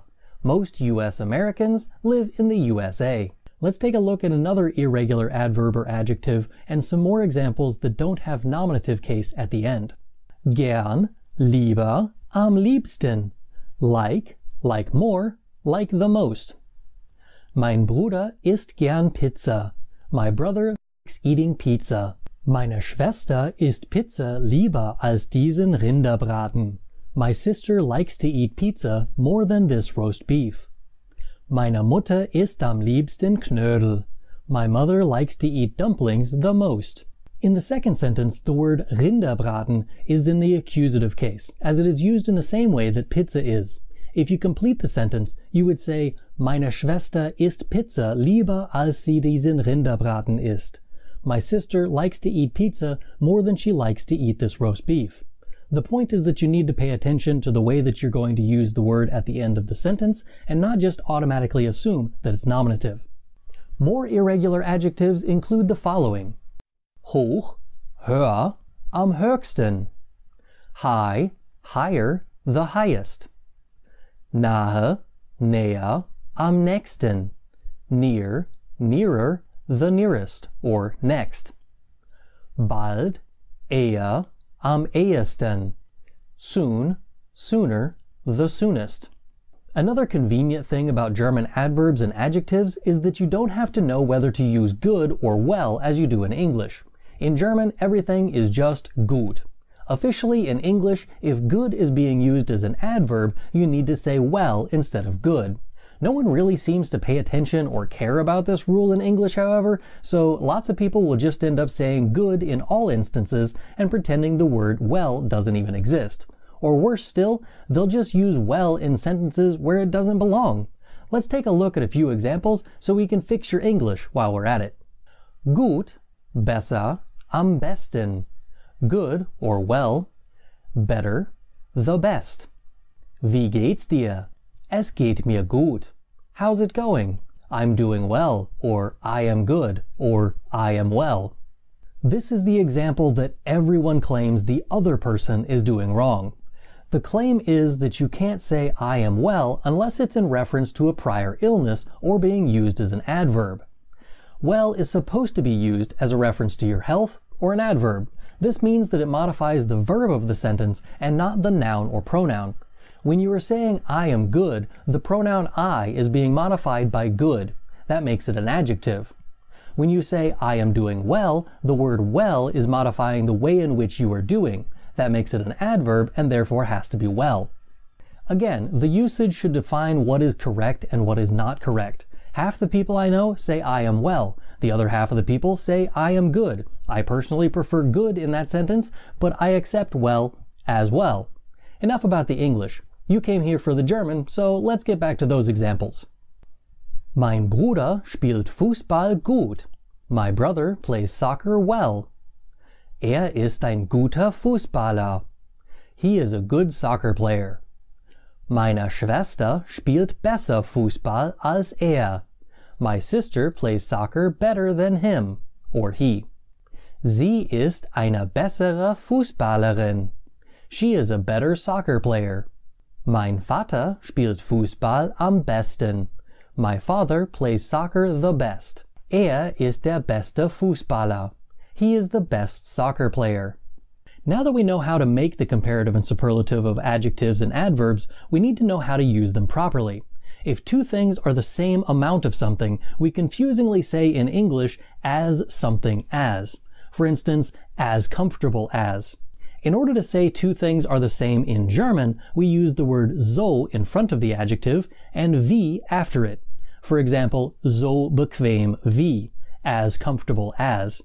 When you want to compare two things directly, you need the word als, which is used like the English word than. For example, bequemer als, more comfortable than. Bequem, bequemer, am bequemsten. Comfortable, more comfortable, the most comfortable.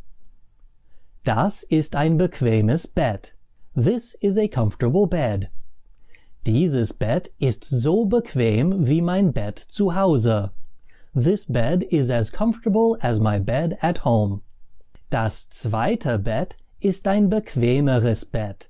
The second bed is a more comfortable bed. Das zweite Bett ist bequemer als mein Bett zu Hause. The second bed is more comfortable than my bed at home. Das letzte Bett ist am bequemsten. The last bed is the most comfortable. Das letzte Bett ist das bequemste Bett, in dem ich je geschlafen habe. The last bed is the most comfortable bed that I have ever slept in. Just for good measure, here are a few more examples with some goofy sentences. Enjoy. Klein, kleiner, am kleinsten. Small, smaller, the smallest. Groß, größer, am größten. Big, bigger, the biggest. Ich habe eine kleine Möhre. I have a small carrot. Deine Möhre ist sehr klein. Your carrot is very small. Deine Möhre ist kleiner als meine Möhre. Your carrot is smaller than my carrot. Das ist eine kleinere Möhre. That is a smaller carrot. Ich denke, du hast die kleinste Möhre im Garten. I think you have the smallest carrot in the garden. Hast du eine größere Möhre? Do you have a bigger carrot? Natürlich ist meine Möhre größer als deine kleine Möhre. Of course my carrot is bigger than your little carrot. Meine Möhre ist die größte Möhre im Garten. My carrot is the biggest carrot in the garden. Meine Möhre ist nicht nur groß, sondern am größten. My carrot is not only big, but the biggest. Bekannt, bekannter, am bekanntesten. Famous, more famous, the most famous.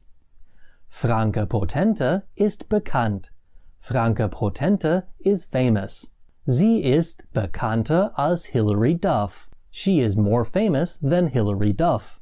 Franke Potente ist eine der bekanntesten Schauspielerinnen aus Deutschland. Franke Potente is one of the most famous actresses from Germany. Fleißig, fleißiger, am fleißigsten. Hardworking, more hardworking, the most hardworking. Ich bin sehr fleißig. I am very hardworking. Mein Bruder ist so fleißig wie ich. My brother is just as hardworking as I. Georg ist fleißiger als mein Bruder und ich. George is more hardworking than my brother and I. Abraham ist am fleißigsten. Abraham is the most hardworking. Faul, fauler, am faulsten. Lazy, lazier, the laziest. Dieser Hund ist faul. This dog is lazy. Ist so faul wie mein Esel. He is as lazy as my donkey. Dieses Pferd ist fauler als der Hund und der Esel. This horse is lazier than the dog and the donkey. Die Katze ist am faulsten. The cat is the laziest. Unfreundlich, unfreundlicher, am unfreundlichsten. Unfriendly, more unfriendly, the most unfriendly. Dieser Angestellte ist unfreundlich. This employee is unfriendly. Der andere Angestellte ist unfreundlicher. The other employee is more unfriendly. Der dritte Angestellte ist vielleicht der unfreundlichste Angestellte, den ich je gesehen habe. The third employee is perhaps the most unfriendly employee that I have ever seen. Schlecht, schlechter, am schlechtesten. Bad, worse, the worst. Mein Bruder hat schlechte Noten.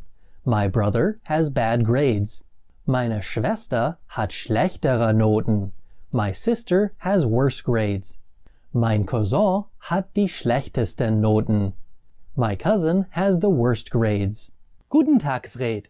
Ich habe am Wochenende den besten Film gesehen. Er ist viel besser als dein Lieblingsfilm. Wie heißt er noch einmal? The Dark Knight. Es gibt keinen besseren Film als The Dark Knight. Das ist der beste Film aller Zeiten. Ich finde Pee-wees ihre Abenteuer viel besser. Das ist, warum wir keine Filme zusammen sehen. Du hast keine Ahnung von guten Filmen. Pee-wee ist blöd. Das ist einer der blödesten Filme aller Zeiten. Was hast du am Wochenende gemacht? Ich bin mit meinem jüngsten Bruder zur Rennstrecke gefahren. Wir haben ein paar Rennwagen gemietet und sie gefahren. Ich habe nicht gewusst, dass man sowas machen kann. Ja, es gibt eine Firma, die diese Autos mietet. Man darf 3 Rennwagen fahren. Einen Ferrari 458, einen Porsche 911 und einen Audi R8. Zuerst habe ich den Porsche gefahren und mein Bruder den Audi. Wer hat gewonnen? Mein Bruder. Zuerst dachte ich, sein Auto war einfach das schnellere Auto, aber er hat alle Autos gefahren und ich auch. Ich habe nie ein Rennen gewonnen. Er ist immer der Schnellste. Haha, du bist der langsamste Fahrer. Nein, es gab auch ein paar andere Fahrer da. Der alte Mann war der langsamste Fahrer. Es war auch ein bisschen schwieriger für mich. Warum? Du bist der langsamste Denker und deshalb kannst du nicht schneller fahren? Nein, ich bin zu groß für diese Autos. Ich bin über 2 Meter groß. Ich passe kaum ins Auto. Ich kann meine Arme nicht bewegen. Alles ist zu klein. Ja, du bist der Größte. Oh, danke. Nein, ich meine, du bist mein größter Freund. Du bist größer als all meine anderen Freunde. Meine jüngere Schwester ist noch größer als ich. Sie ist die größte meiner Geschwister. Sie muss den Kopf einziehen, wenn sie durch eine Tür geht. Meine ganze Familie muss größere Autos kaufen, denn darin können wir passen. Du könntest auch mit einem billigeren Auto fahren. Du musst einfach das Dach abschneiden. Oder du kannst ein Cabrio fahren. Und jetzt die Erklärung des Komparativs und des Superlativs. Der Komparativ hat ER am Ende, der Superlativ ST. Danach fügt man auch noch eine Adjektivendung hinzu. Diese Endungen habe ich in der letzten Lektion schon erklärt. Und jetzt ein paar Beispiele mit Erklärungen. Das Auto ist schnell. Das ist ein schnelles Auto. This car is fast. This is a fast car. Dieses Auto ist schneller. Das ist ein schnelleres Auto. This car is faster. This is a faster car. Dieses Auto ist am schnellsten. Das ist das schnellste Auto. This car is the fastest. This is the fastest car. In jedem dieser Beispiele zeige ich zuerst das Adjektiv ohne Endung am Ende des Satzes. Das Wort schnell am Ende des Satzes beschreibt das Auto am Anfang des Satzes. Wenn man das Adjektiv direkt vor dem Substantiv sagt, braucht man auch noch es am Ende, um das Genus und den Kasus zu zeigen. In der zweiten Satzgruppe hat der erste Satz den Komparativ von schnell, schneller. Wenn man dieses Wort vor dem Substantiv verwendet, braucht man auch noch es am Ende. In der dritten Satzgruppe hat der erste Satz den Superlativ von schnell, am schnellsten. Wenn man den Superlativ ohne ein Substantiv verwendet, braucht man am vor dem Adjektiv und en nach dem st. In dem zweiten Satz habe ich einen bestimmten Artikel verwendet, deshalb brauche ich einfach ein am Ende des Adjektivs. So einfach ist es normalerweise. Fügt er am Ende des Adjektivs an, um den Komparativ zu bilden. Dann fügt die Adjektivendung hinzu, wenn das Adjektiv vor dem Substantiv steht. Fügt st am Ende des Adjektivs an, um den Superlativ zu bilden. Dann fügt die Adjektivendung hinzu, wenn das Adjektiv vor dem Substantiv steht. Nicht vergessen, es gibt manche Adjektive, die unregelmäßig sind oder zumindest ein bisschen komplizierter als fügt einfach er oder st am Ende hinzu. Das Adjektiv verlangt einen Umlaut, wenn es nur eine Silbe hat und der Vokal einen Umlaut bekommen kann. Zum Beispiel: Heute ist es warm, morgen wird es wärmer sein, übermorgen wird es am wärmsten sein. Today it is warm. Tomorrow it will be warmer. The day after tomorrow it will be the warmest. Heute ist ein warmer Tag. Morgen wird ein wärmerer Tag sein. Übermorgen wird es der wärmste Tag sein. Today is a warm day. Tomorrow it will be a warmer day. The day after tomorrow will be the warmest day. Bob spielt gut. Fred spielt besser. Johann spielt am besten. Bob plays well. Fred plays better. Johann plays the best. Johann spielt mit einem guten Spieler und einem besseren Spieler. Bob und Fred spielen mit dem besten Spieler. Johann plays with a good player and a better player. Bob and Fred play with the best player. Dieses Buch ist teuer. Dieses Buch ist teurer. Dieses Buch ist am teuersten. This book is expensive. This book is more expensive. This book is the most expensive. Das ist ein teures Buch. Das ist ein teureres Buch. Das ist das teuerste Buch. This is an expensive book. This is a more expensive book. This is the most expensive book. If you like these lessons but wish there was a way for you to practice what you're learning, check out the book that goes with this course called Elementary German with Herr Antrim. It's available on my website germanwithantrim.com or on Amazon. Both are linked in the description. Conjunction, junction, what's your function? Hooking up words and phrases and clauses. Conjunction, junction, what's your function? Hooking up words and phrases and clauses. This song is a classic, and it explains perfectly what conjunctions do. They connect words, phrases, and clauses. In this lesson, you will learn how to use coordinating conjunctions in German. Specifically, I will focus on und, oder, aber, and denn, but I will also explain a few other more obscure German coordinating conjunctions. There are three main categories of conjunctions in German. The first category of German conjunctions is coordinating conjunctions. They're the easiest to use, which is why we are going to start with them. In future videos, I'll explain the other two categories of German conjunctions, subordinating conjunctions, and the two-part conjunctions. Coordinating conjunctions are easier to use than other German conjunctions because they do not affect word order. Subordinating conjunctions require word order changes, and two-part conjunctions require you to understand where to put both parts. Coordinating conjunctions are super easy, barely an inconvenience. As I mentioned in the intro, conjunctions are words that connect parts of sentences together, including words, phrases, and clauses. The difference between each of the conjunctions is how they connect them. Sometimes they connect them into a list. Other times the connection is showing that the words on each side of the conjunction are not in the same group. You'll understand more what I mean when we go through this lesson, but think about that each time we talk about a new conjunction. What is this conjunction saying about the connection between these words, phrases, or clauses? The first and most common coordinating conjunction in German is und. It means and is used just like in English. This conjunction shows you that the words, phrases, or clauses that are connected with it are in the same group. This is great for building lists. You simply add it before the last thing on the list, and now you have a connection between the things on your list. Let's try some examples. Ich habe eine Katze, einen Hund und einen Fisch. I have a cat, a dog, and a fish. In this sentence, I connected three words with the conjunction und. It shows you that I don't just have a dog or a cat or a fish, I have all three. You'll notice that I use the article in front of each noun. This is necessary to show the gender and case like you normally would. Also, notice that there is no comma between the second to last word and und. This is what we call an Oxford comma in English, and in German this does not exist. When making a list of words or phrases in German, don't add a comma before und. You can also connect a phrase or clause with und. Ich bringe meinem Hund Wasser und meiner Katze Milch. I am bringing my dog water and my cat milk.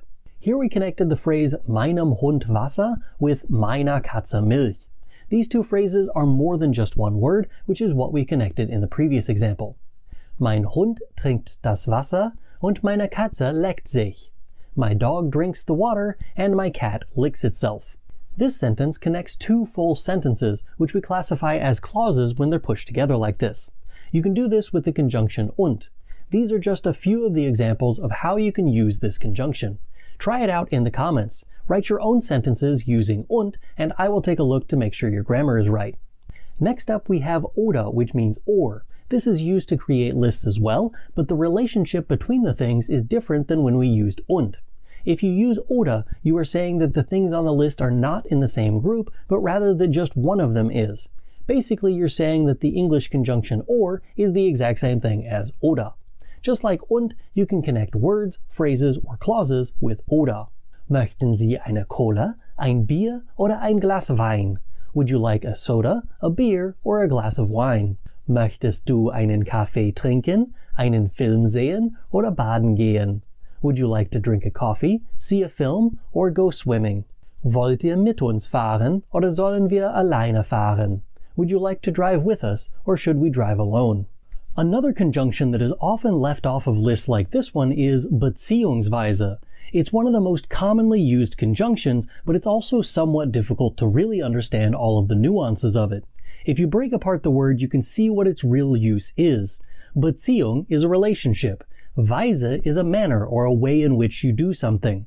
This word shows a relationship between two or more things.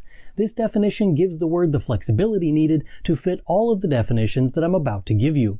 You will often see beziehungsweise abbreviated as BZW. Ich habe 3 Kinder, beziehungsweise 2 Söhne und eine Tochter. I have 3 children, more precisely, 2 sons and a daughter. You can also use beziehungsweise to mean something like as the case may be. Man muss die Wörter kennen, sie zu sagen beziehungsweise zu schreiben. You have to know the words in order to say them or to write them, as the case may be. Sometimes you translate it as respectively. Heute verkaufe ich Erdbeeren und Bananen. Sie sind rot beziehungsweise gelb. Today I am selling strawberries and bananas. They are red and yellow respectively. One of the most useful conjunctions, and one I personally believe is underutilized by German learners, is denn. It means because. All of the other conjunctions in German that mean because are subordinating conjunctions, which means they change the word order. If you are just starting to learn German, you should definitely acquaint yourself with the word denn because it can cure you of your lack of a way to say because in German. Denn cannot connect single words. It is used to connect clauses. It shows a reasoning for the other clause. Here are a few examples of denn. Ich muss jeden Tag arbeiten, denn ich brauche das Geld. I have to work every day because I need the money. Macht sich keine Sorgen, denn weiß, dass die finstere Stunde kurz vor der Dämmerung erscheint. He isn't worried because he knows that the darkest hour comes just before the dawn. Sie ist traurig, denn ihr Hund ist gestern gestorben. She is sad because her dog died yesterday. All of the rest of the conjunctions for today mean but. They each have their own subtle differences and specific uses. The first one is by far the most commonly used and the most versatile of them all. This word is aber. Ich habe einen Hund und einen Fisch, aber keine Katze. I have a dog and a fish, but no cat. Mein Bruder möchte gute Noten in der Schule bekommen, aber macht seine Hausaufgaben nicht. My brother would like to get good grades in school, but he doesn't do his homework. Wir haben unsere Nachbarn eingeladen, aber keiner ist gekommen. We invited our neighbors, but none came. Hat kein Geld, aber kauft trotzdem ein neues Auto. He doesn't have any money, but is buying a car in spite of that. Another conjunction in German that means but is sondern. This word is a bit more than just but, however. It includes a connotation of rather. It shows that the thing mentioned before the conjunction is being negated by the thing after it. This means that the conjunction sondern must be used after a negation of some sort. For example, Ich bin nicht hässlich, sondern mittelmäßig. I'm not ugly, but rather mediocre. Das ist keine Katze, sondern ein Hund. This isn't a cat, but rather a dog. Die Frau fährt nicht mit dem Bus, sondern mit dem Zug. The woman isn't riding the bus, but rather the train. Mein Bruder studiert nicht Mathe, sondern arbeitet als Mechaniker. My brother isn't studying math, but rather works as a mechanic. Next up, we have allein. When this isn't used as a conjunction, this word means alone. This gives you a little insight into how this is used as a conjunction. It's like saying, but with this one exception. It's pretty rare to see this used as a conjunction, but I wanted to include it on my list to make sure that it was complete. Personally, I remember the meaning of this conjunction from a line in Rapunzel. When the man goes to the witch's garden to steal the Rapunzel plant for the third time, the witch catches him and says she will let him go with one exception. The line is as follows. Verhält es sich so, wie du sagst, so will ich dir gestatten, Rapunzel mitzunehmen, so viel du willst. Allein ich mache eine Bedienung. Du musst mir das Kind geben, das deine Frau zur Welt bringen wird. If it is as you say, I will allow you to take as much Rapunzel with you as you like. But I make one request or condition. You have to give me the child that your wife will bring to the world. This was the first instance when I encountered allein as a conjunction, and it reminds me that this is kind of elevated speech, or at the very least not commonly used. You might equate it with the English alas to help you get the idea of how it's used. Here are a few more examples from Goethe's tragic play Faust. Die Botschaft höre ich wohl, allein mir fehlt der Glaube. I hear the message, alas, I lack the belief. Die Kraft ist schwach, allein die Lust ist groß. The strength is weak, alas, the desire is great. A common but sometimes confusing conjunction that also means but is doch. Doch is more closely related to the English conjunction however. It shows a contrast between what comes before the conjunction and what comes after it. Wir haben unsere Nachbarn eingeladen, doch keiner ist gekommen. We invited our neighbors, however none came. Ist müde, doch muss mehr lernen. He is tired, but he has to learn more. Ich höre normalerweise nur Rockmusik, doch Eminem finde ich gut. I usually only listen to rock music, however I find Eminem good. A slightly more emphatic version of doch is jedoch. It has pretty much the same meaning as doch, but adds a little bit of strength to the meaning. It isn't technically a conjunction, however, it's an adverb. Not that the terminology really matters, but the effect it has on the sentence does. Since it's an adverb, it bumps the subject to the other side of the verb, just like any other time you start with a sentence or a clause with anything other than the subject. Der General wurde verletzt. Jedoch zeigte es seinen Truppen nicht. The general was injured, however he doesn't show it to his troops. Das Konzert war großartig, jedoch auch sehr laut. The concert was great, however also very loud. Behauptet, wir haben gewonnen, jedoch haben wir gar nicht angefangen. He claims we have won, however we haven't even started. Not only will I explain the word order and sentence structure rules for these subordinating conjunctions, but I will also explain how to use each of the subordinating conjunctions, including als ob, before, bis, da, damit, das, eher, falls, indem, nachdem, ob, gleich, obschon, obwohl, seit, seitdem, sobald, so dass, so lange, so oft, während, weil, wenn, and wohingegen. Due to the large number of conjunctions in this category, this video will explain each one in broad strokes. If you are struggling with the more subtle differences between certain conjunctions, leave a comment down below about which ones you would like to see grouped together in a video, and I'll make a list of videos that need to be made about these conjunctions based on your comments. First on my list of subordinating conjunctions is als. This conjunction most often translates as when. It can only be used with the past tense, however. This is different than the next conjunction on my list, wenn, which can be used with the past tense, but most often isn't. Let's take a look at a few examples of how als works in sentences. Ich war schon weg, als meine Mutter nach Hause kam. I was already gone when my mother came home. In this sentence, I used als in the second clause. This clause is called the subordinate clause. That's because we're using a subordinating conjunction. Subordinating conjunctions require clauses that cannot stand on their own. If I say, als meine Mutter nach Hause kam, people will be waiting for the rest of the sentence, as this is not complete. There are two types of clauses that we need to concern ourselves with today. Mr. and Mrs. No, wait, different video.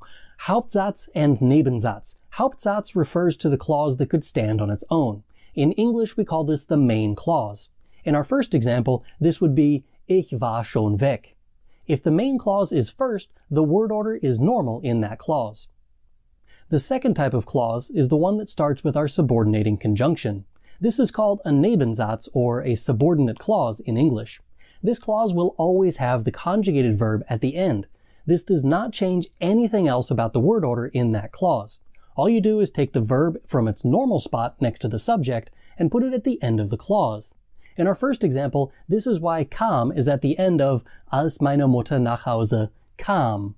So the word order rule number 1 for subordinating conjunctions such as als is when the Nebensatz, or the subordinate clause, is second, put the conjugated verb at the end of that clause. The word order for the Hauptsatz, or the main clause, is not affected. Word order rule number 2 is when the Nebensatz is first, put the conjugated verbs of both clauses in the middle of the sentence next to the comma. For example, als meine Mutter nach Hause kam, war ich schon weg. When my mother came home, I was already gone. Notice that kam and war are on either side of the comma in the middle of the sentence. This could be described as having the subordinate clause with a verb at the end and a main clause with the verb at the beginning. But I usually just refer to it as a verb cluster around a comma. That's the basics of the word order rules for subordinate clauses. If the subordinate clause is second, the verb in the subordinate clause moves to the end of the sentence.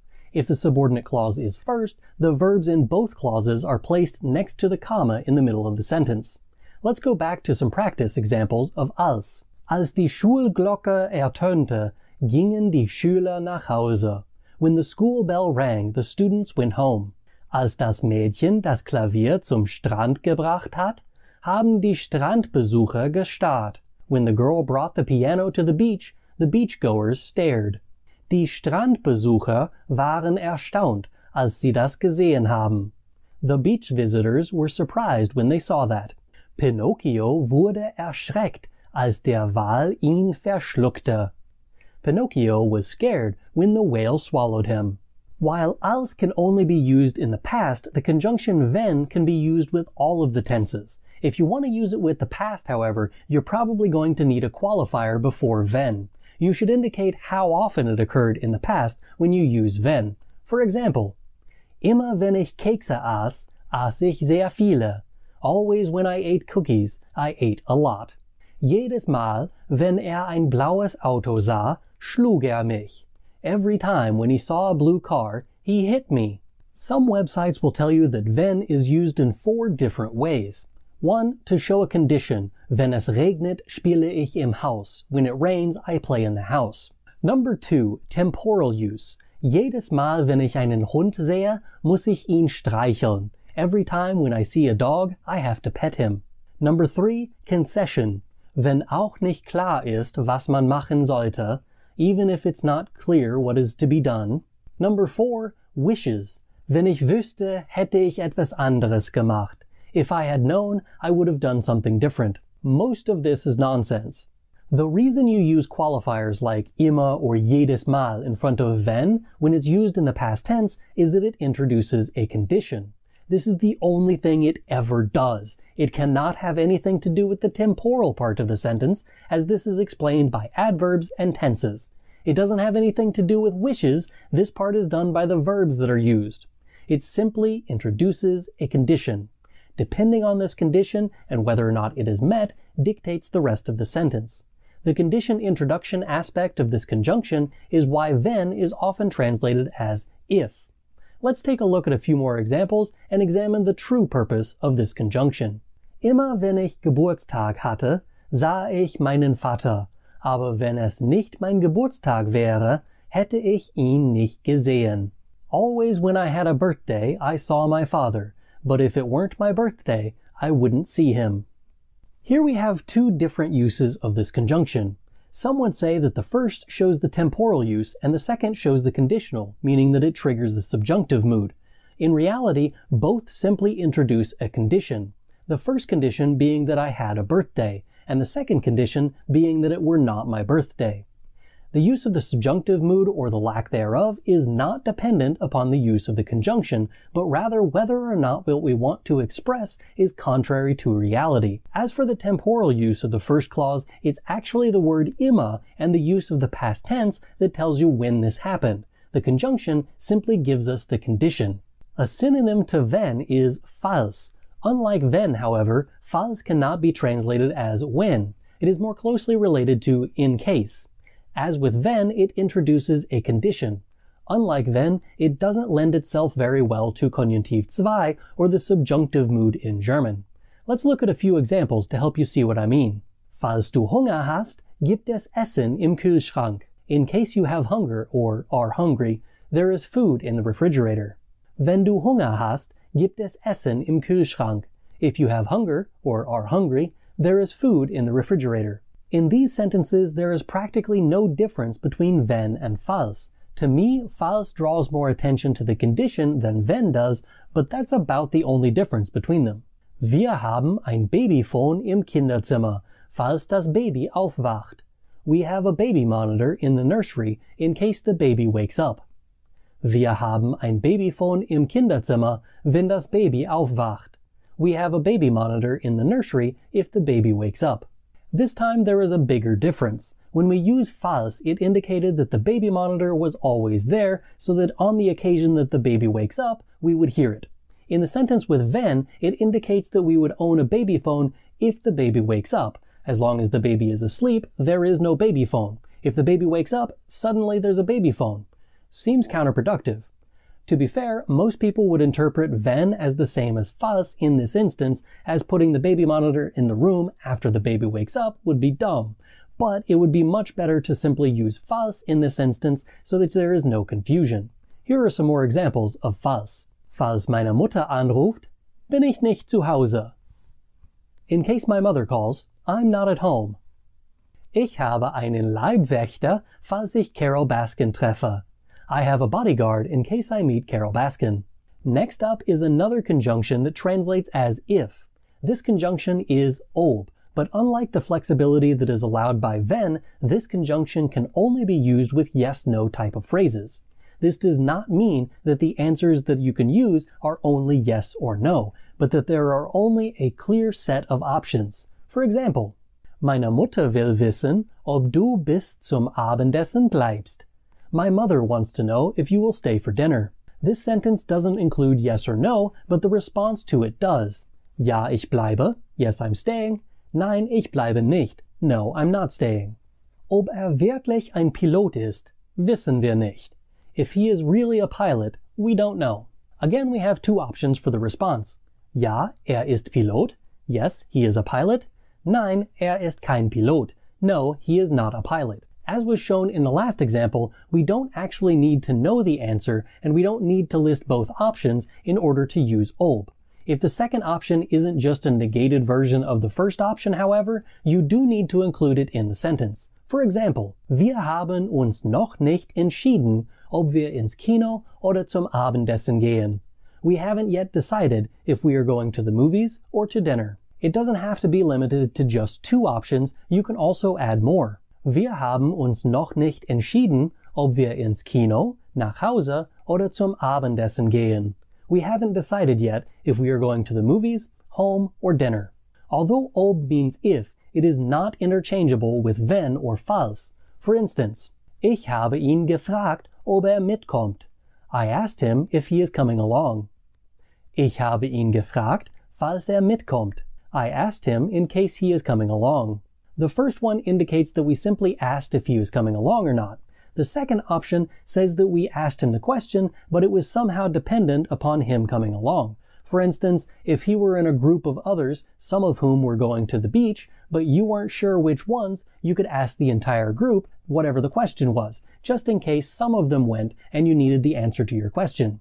If you were to use wenn in that sentence, it would be a bit difficult, as it would indicate that the act has already been done sometime in the future when the condition has been met, and then you asked.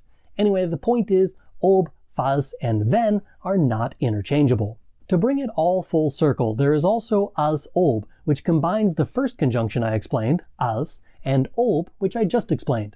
When I showed you the examples of als earlier, I left out that you could also translate als as. For example, als meine Mutter nach Hause kam, war ich schon weg. As my mother came home, I was already gone. With this in mind, you can see how als ob is used. It's used with the condition created by ob and the time indicated by als. This puts them together to form as if. This makes it so you assume the condition set up by ob was met. For example, küsst sie, als ob sie liebt. He kisses her as if he loves her. Tanzt wild herum, als ob seine Hose brennt. He dances wildly about as if his pants were on fire. Legt mir Handschellen an, als ob ich ein Verbrecher wäre. He cuffed me, or put handcuffs on me, as if I were a criminal. As you can see, contrary to what some believe, you can use als ob with or without the Konjunktiv 2 or subjunctive mood in German. Ob is also used at the beginning of other conjunctions. There are 3 of these: obgleich, obschon, and obwohl. Most German learners will only be familiar with obwohl, as obgleich and obschon aren't as widely used. The meaning is exactly the same no matter what. I would personally recommend that you simply learn how to use obwohl and just keep in the back of your mind that obgleich and obschon are just archaic ways of saying the same thing. All of them just mean although. Here are a few examples. Obwohl DC Comics bessere Figuren hat, macht Marvel bessere Filme. Although DC Comics has better characters, Marvel makes better films. Batman wird in Filmen nur als Rohling dargestellt, obwohl höchst intelligent ist. Batman is portrayed only as a brute in films, although he is highly intelligent. Obwohl der Schlüssel in das Türschloss passt, kann ich die Tür nicht öffnen. Although the key fits into the door lock, I can't open the door. The conjunction weil is one of the most popular German subordinating conjunctions, as it means because. It is used mostly like the English word, but obviously it changes the word order, as I mentioned at the beginning of this video. It is more common to use weil in the second clause, but it is acceptable to use it as the first clause in a sentence, even though it is not okay for you to use because at the beginning of an English sentence. Ich werde dick, weil ich zu viele Kekse esse. I'm getting fat because I eat too many cookies. Ich halte 1,5 Meter Abstand, weil ich andere Menschen meiden möchte. Covid-19 ist nur eine Ausrede dafür. I keep 1.5 meters away because I want to avoid other people. Covid-19 is just an excuse for that. Weil ich kein Geld habe, kaufe ich keine Videospiele. Because I don't have any money, I don't buy any video games. Another word that means because is da. This one is considered slightly more formal than weil is, and is more common to see this one in the first clause of a sentence rather than weil. Other than those 2 slight differences, weil and da are pretty much interchangeable. If you find yourself unsure which you should use, weil or da, you should probably use da, as is the more formal of the 2. Personally, however, I use weil much more often than I use da, as I don't find myself in a lot of formal discussions in German, and I'm usually just talking amongst friends, and weil just seems to feel right. Here are a few examples with da. Da Else den Fjord zugefroren hat, musste Anna sie finden. Because Elsa froze the fjord, Anna had to find her. Da mein Computer kaputt ist, möchte ich einen neuen kaufen. Because my computer is broken, I would like to buy a new one. Ich habe keinen Computer gekauft, da ich kein Geld habe.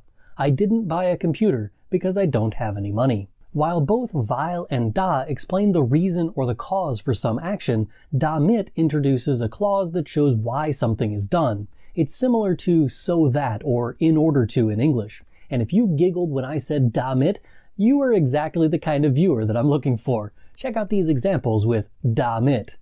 Damit ich nicht auf die Toilette im Bahnhof muss, trinke ich nur einen Kaffee am Morgen.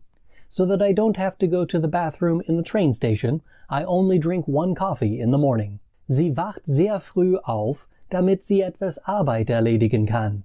She wakes up very early, so she can get some work done. Ich trage eine Fliege, damit ich cool aussehe. I wear a bow tie so that I look cool. A confusing conjunction even for native speakers is das. The reason it's confusing is because the definite article das and the relative pronoun that is based off of that article also exist. When speaking, you can barely tell a difference between das and das. Technically, das has two S's and a short vowel sound, while das has a long vowel sound and one S. In practice, the difference is negligible. When writing, however, the difference is an important one to make, as they mean different things. Das means that, while das means that. See? Totally different, not confusing at all. The easy version is that das, with one S, refers back to a noun, while das, with two S's, does not. You can replace das, with one S, with dieses, jenes, or welches, and it would still make sense. If one of those words doesn't work, you need two S's. Honestly, you'll find that only people who are overly pedantic care whether you have two S's or just one. Those people include teachers, grammar nerds, and people who are feverishly writing in the comments right now to prove me wrong. Here are a few examples with both so you understand the difference anyway. Mein Bruder sagt, dass ein neues Auto gekauft hat. My brother says that he bought a new car. In this sentence, das isn't referring to some neuter noun. It's introducing a clause that gives more information about the action from the first clause, namely, what my brother said. Das ist das Auto, das mein Bruder gekauft hat. This is the car that my brother bought. In this sentence, das refers back to das Auto, which is a neuter noun, which is why we chose this version with only one S. Mein Bruder sagt, dass das Auto gekauft hat, das mein Vater einmal besaß. My brother says that he bought the car that my father once owned. This time I used both das and das. The first one indicates more information about the first clause, which means that we used das with two S's. The second one refers back to das Auto, which is why we used das with only one S for that one. Ich denke, dass das ganz einfach ist. I think that this is quite simple. The first das adds more information to the first clause, so we use two S's. The second das does not refer to something specific this time, which is why we chose the neuter article to begin with, but it only has one S as it's referring to something, namely, whatever it is that is quite simple. Now that you kind of understand what the difference between das and das is, here's one more example that is sure to confuse you. Weißt du dass das meistverwendete Wort in diesem Satz ist? Did you know that the is the most used word in this sentence? Along the same lines as damit is so das. It literally is the German equivalent of so that, and is used basically the same way.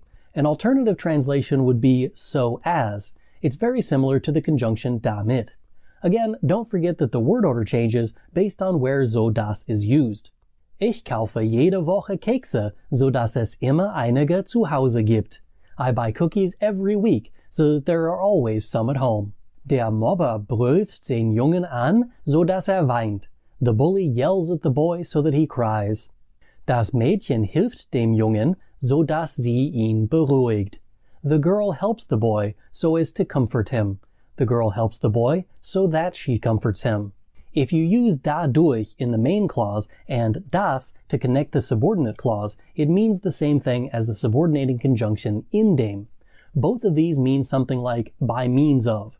You will often see them translated as while, but the translation doesn't really encompass what's really going on. For example, man kann sehr viel Deutsch dadurch lernen, dass man Videos von Herrn Antrim schaut. One can learn a lot of German while watching videos from Herr Antrim. Man kann sehr viel Deutsch lernen, indem man Videos von Herrn Antrim schaut. One can learn a lot of German while watching videos from Herr Antrim.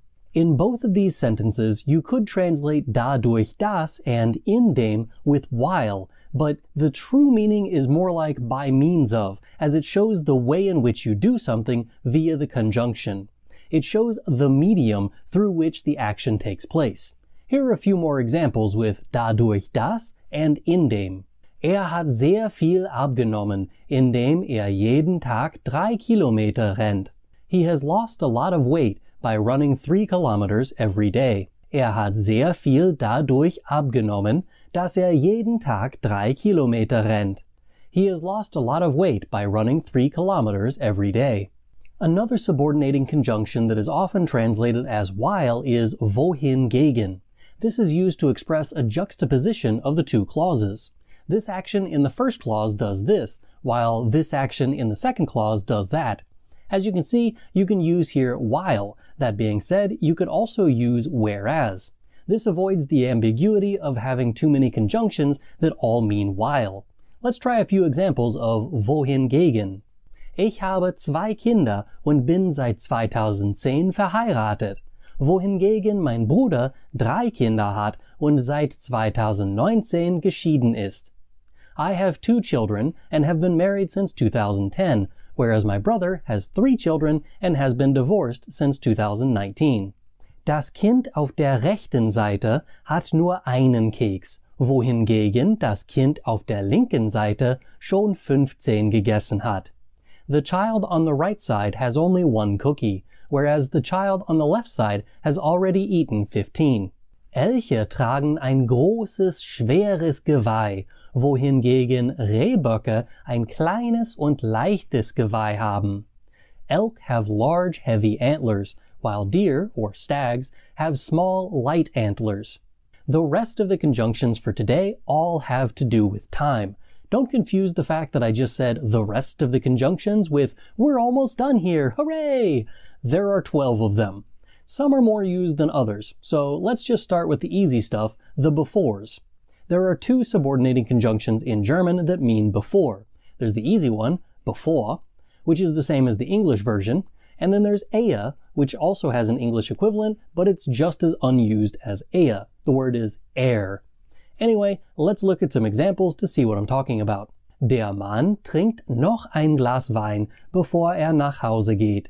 The man drinks another glass of wine before he goes home. Bevor ins Bett geht, putzt sich die Zähne. Before he goes to bed, he brushes his teeth. Meine Hündin dreht sich im Kreis, bevor sie sich hinlegt. My dog walks in a circle before she lays down.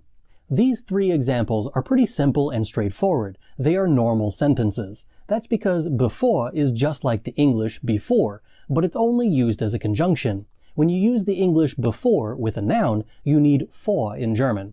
When you use it on its own, you need davor or vorher in German. The other one, ehe, is archaic or at the very least uncommon. You can use ehe anywhere that you can use before, just don't. Unless you're a fedora-wearing, neckbeard-having basement dweller who tips their hat when passing a woman on the street and greets them with "milady," you don't need ehe. You should be aware of its existence, however, so you can recognize when it shows up in fairy tales and other stuff like that. Here are a few examples of ehe. Aschenputtel musste nach Hause, ehe ihre Kutsche wieder ein Kürbis wurde. Cinderella had to go home, ere her carriage became a pumpkin again. Der, wer die Brücke des Todes überqueren möchte, muss die 3 Fragen beantworten, ehe die andere Seite sieht. He who would cross the bridge of death must answer me these questions 3, ere the other side he see. This is not the actual movie quote in the German version, as it doesn't use ehe in the actual German version of the film, for the sake of the rhyme. Here's the real German version. Wer über die Brücke des Todes will gehen, der muss 3-mal Rede und Antwort stehen, dann darf die andere Seite sehen. He who would cross the bridge of death must answer me these questions 3, ere the other side he see. While before and ehe both talk about the time before something occurs, the conjunction bis expresses the time before and leading up to the occurrence. The translation is until. Here are a few examples of it in action. Ich werde dich lieben, bis das letzte Sternchen ausgeht. I will love you until the last star goes out. Bis sein Geld bekommt, hört nicht auf, dir zu folgen. Until he gets his money, he will not stop following you. Kann kaum abwarten, bis sie wieder sieht. He can hardly wait until he sees her again. Quick side note here, notice that we put wieder and sehen back together at the end of the sentence. Normally, wiedersehen would have been split because it's a separable prefix, but since we're using this at the end of a sentence with a subordinate clause, we're using this here as wieder sieht, together but still conjugated.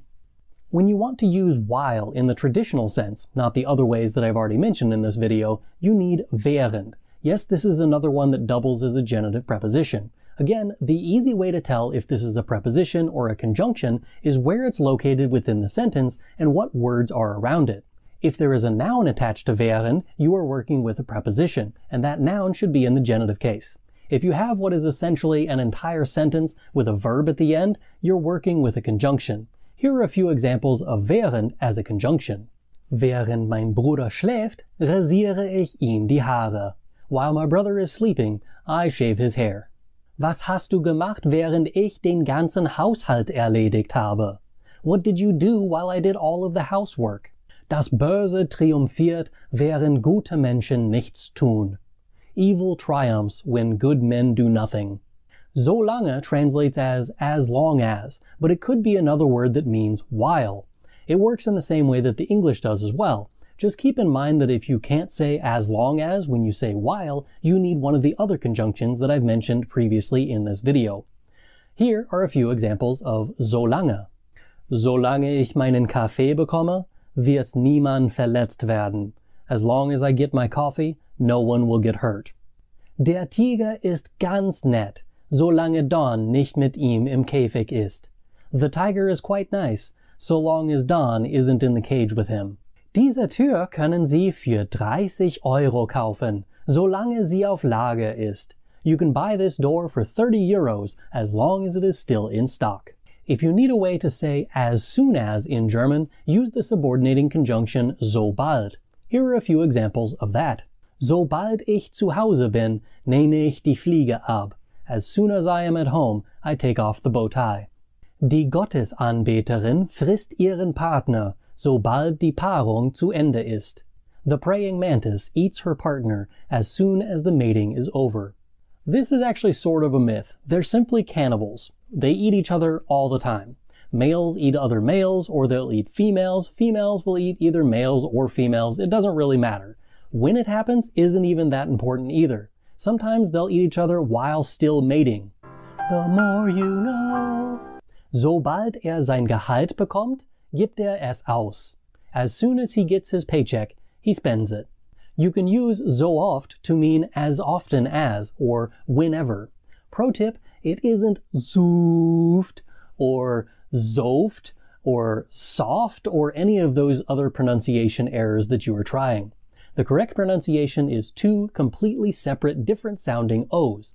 The first one is a long O in so. The second one is a short O in oft.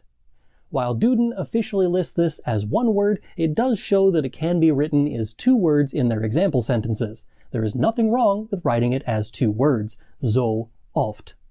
Here are a few examples of so oft in action. So oft ich Geld bekomme, wird etwas in meinem Haus kaputt. As often as I get money, something in my house breaks. Der Priester hilft seinen Pfarrangehörigen, so oft sie Hilfe benötigen. The priest helps his parishioners as often as they need help. So oft ich ins Haus trete, ist mein Hund froh, mich zu sehen. As often as I step into the house, my dog is happy to see me. You may be familiar with the preposition nach, which means after, but do you know how to use nachdem?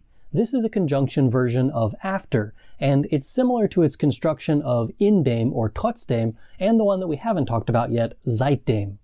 Grammar nerd side note, this probably has something to do with the way that German evolved over time. Since seit, nach, and trotz all are prepositions, they generally are followed by nouns. Most of the nouns are going to be either masculine or neuter, which in the dative case is dem. Over time, this article became attached to the preposition in order to form the conjunctions that we now know and love. And much to your German teacher's dismay, this also means that trotz is and was often used with the dative case instead of the genitive case that is shown in your textbook, and in videos on this very YouTube channel. With that out of the way, here are some examples with nachdem. Nachdem ich meinen Regenschirm zu Hause gelassen habe, regnete es. After I left my umbrella at home, it rained. Meine Schüler dürfen zocken, nachdem sie ihre Hausaufgaben gemacht haben. My students can play video games after they have done their homework. Nachdem du dieses Video gesehen hast, solltest du ein paar von den Konjunktionen in Sätzen in die Kommentare schreiben. After you have watched this video, you should write a few of the conjunctions in sentences in the comments. The last conjunction for this video is actually two. They mean the same thing and can be used interchangeably, however, so they're basically still just one. Also, one of them is infinitely more common than the other, so there's that too. Seit and seitdem. Most of the time, seit is a preposition, whereas seitdem is the one that's often used as a conjunction. However, you can use seit as a conjunction and seitdem as an adverb. When seit is a preposition, it's followed by a noun or a pronoun in the dative case. When seitdem is used as an adverb, it is simply used like any other time element within the sentence. It acts alone and goes either before the direct object or before any of the other adverbs and prepositional phrases. When either of them are used as a conjunction, they introduce a clause and connect it to another one. Since the meaning doesn't change no matter which one of these you use, I'll just use the same examples for both. Just keep in mind that seitdem is much more common. Seitdem mein Hund gestorben ist, bin ich traurig, wenn ich immer noch seine Haare im Haus finde. Since my dog died, I am sad when I still find his hair in my house. Yep, you can use more than one subordinating conjunction in a single sentence, and you can make both of them use different versions of the word order rules that I mentioned at the beginning of this video. The first part uses the subordinating conjunction first, which pushes the conjugated verbs to the middle by the comma. The second part introduces another clause with another subordinating conjunction, which pushes the conjugated verb in that clause to the end of the clause. There is a lot going on in that sentence. Seitdem du weg bist, kann ich zum ersten Mal durchatmen. Since you've been gone, I can breathe for the first time. Seit du weg bist, kann ich zum ersten Mal durchatmen. Since you've been gone, I can breathe for the first time. Dieses Lied bleibt in seiner Erinnerung, seitdem es zum ersten Mal gehört hat. This song stays in his memory since he first heard it. What are two-part conjunctions? Well, as the name implies, they are conjunctions that are used in two parts. That's a terrible definition. How about they are words that connect other words, phrases, or clauses, but require you to put one piece in one half of the sentence and another piece in another half? That's a bit wordy, but at least it's more precise. Basically, these are words that we use in two different parts of a sentence to connect words, phrases, and clauses within that sentence. Luckily for everyone involved, most of these conjunctions are considered coordinating. That means that they don't change the word order. The most difficult part about using them is knowing where to put them. Once you have that down and you know what they mean, you can use them with no problem.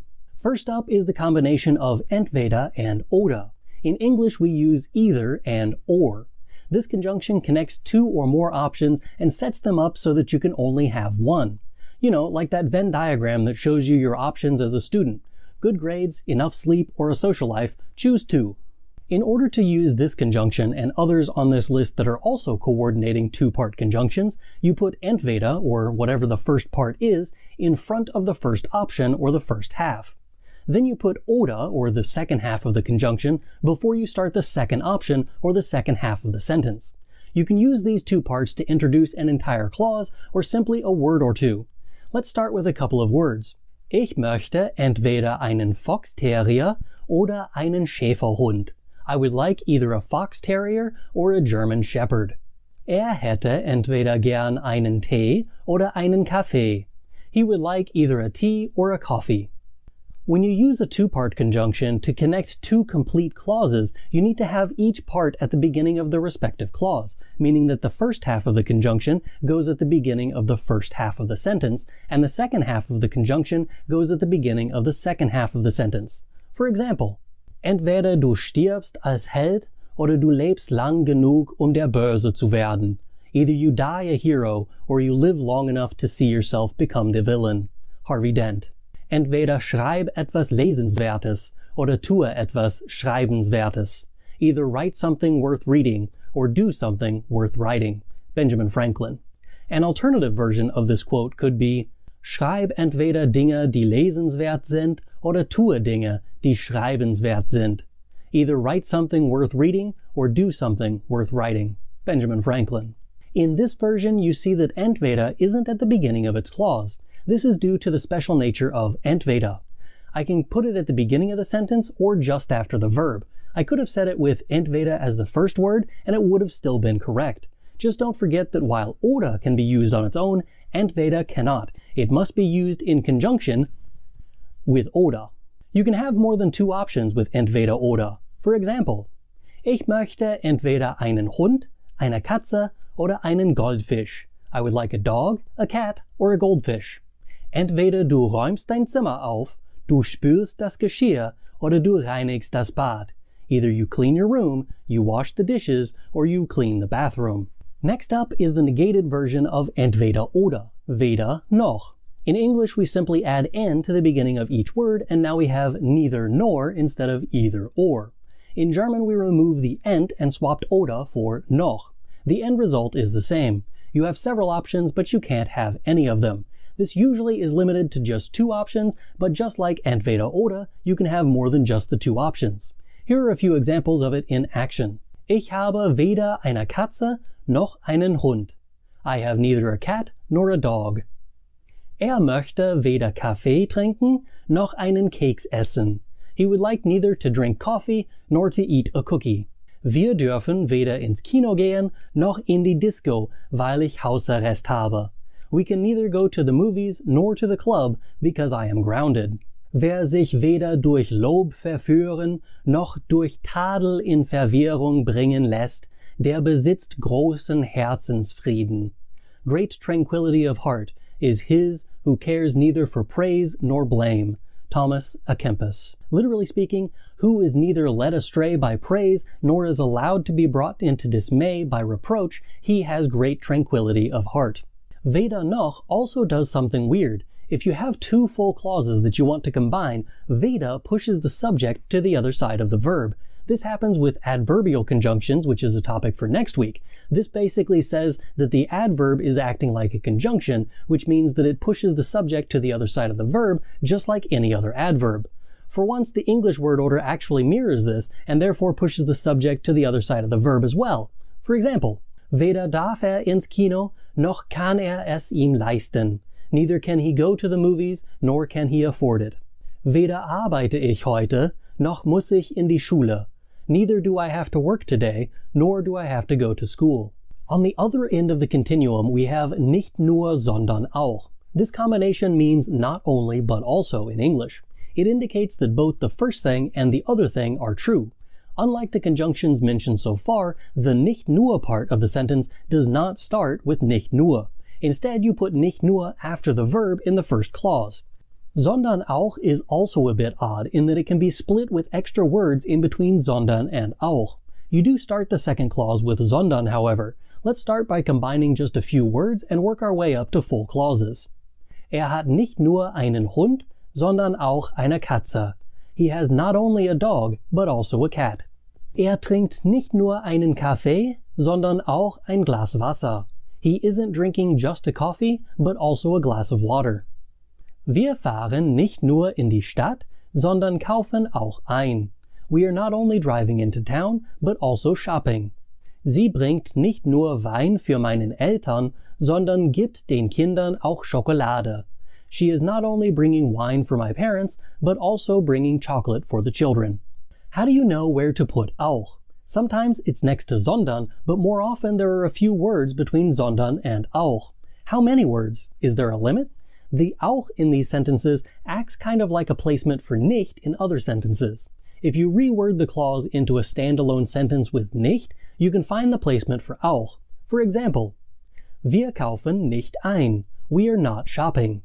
Wir kaufen auch ein. We are also shopping. Sie gibt den Kindern nicht Schokolade. Or sie gibt den Kindern keine Schokolade.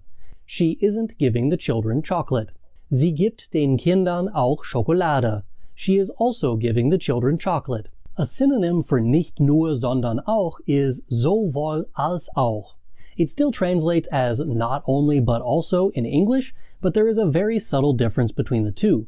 Nicht nur, sondern auch indicates a sort of standard versus surprise or unusual juxtaposition, whereas sowohl als auch means that both things are the same. The difference in English could be expressed by the difference between nicht nur, sondern auch, not only but also, and sowohl als auch, as well as. For example, sowohl mein Bruder als auch meine Schwester haben blonde Haare. My brother as well as my sister have blonde hair.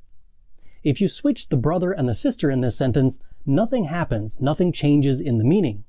Sowohl meine Schwester als auch mein Bruder haben blonde Haare. My sister, as well as my brother, have blonde hair. If you try to switch them when you're using nicht nur, sondern auch, you change the meaning ever so slightly. Nicht nur mein Bruder, sondern auch meine Schwester haben blonde Haare. Not only my brother, but also my sister has blonde hair. My brother was expected to have blonde hair, but it's somewhat surprising that another family member, namely my sister, also has blonde hair. Nicht nur meine Schwester, sondern auch mein Bruder haben blonde Haare. Not only my sister, but also my brother has blonde hair. Sister was expected to have blonde hair, but it's somewhat surprising that another family member, namely my brother, has blonde hair. The difference can be more striking in other situations. The examples previously didn't really make much of a difference, but it would make a big difference in the following example. Ich führe sowohl meinen Hund Gassi als auch meine Katze. I walk my dog as well as my cat. Both parts are equal, and it's not surprising that either of them are being brought on the walk. If you switch the dog and the cat, nothing meaning-wise changes. Ich führe nicht nur meinen Hund Gassi, sondern auch meine Katze. I don't only take my dog for a walk, but also my cat. It's pretty standard to take your dog for a walk. Cats, on the other hand, aren't big fans of leashes, so this is a bit odd. Therefore, we used nicht nur, sondern auch. If you switch the dog and the cat in this example, the difference is much bigger, as people don't normally walk their cat. Generally speaking, you can use sowohl als auch, where you could use und, which is why it's not very common to see full clauses connected by sowohl als auch, and why you didn't see any in my example sentences. Next up is zwar aber, which basically is like, yeah, but.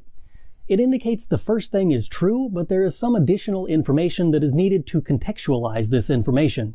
Here are a few examples. Zwar habe ich genügend Geld, aber ich möchte es nicht ausgeben.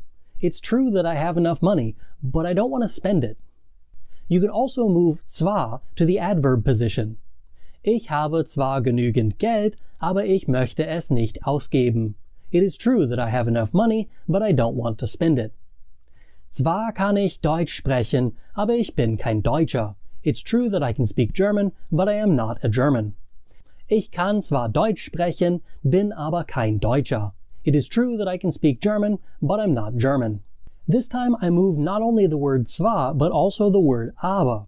This is not necessary, but again possible.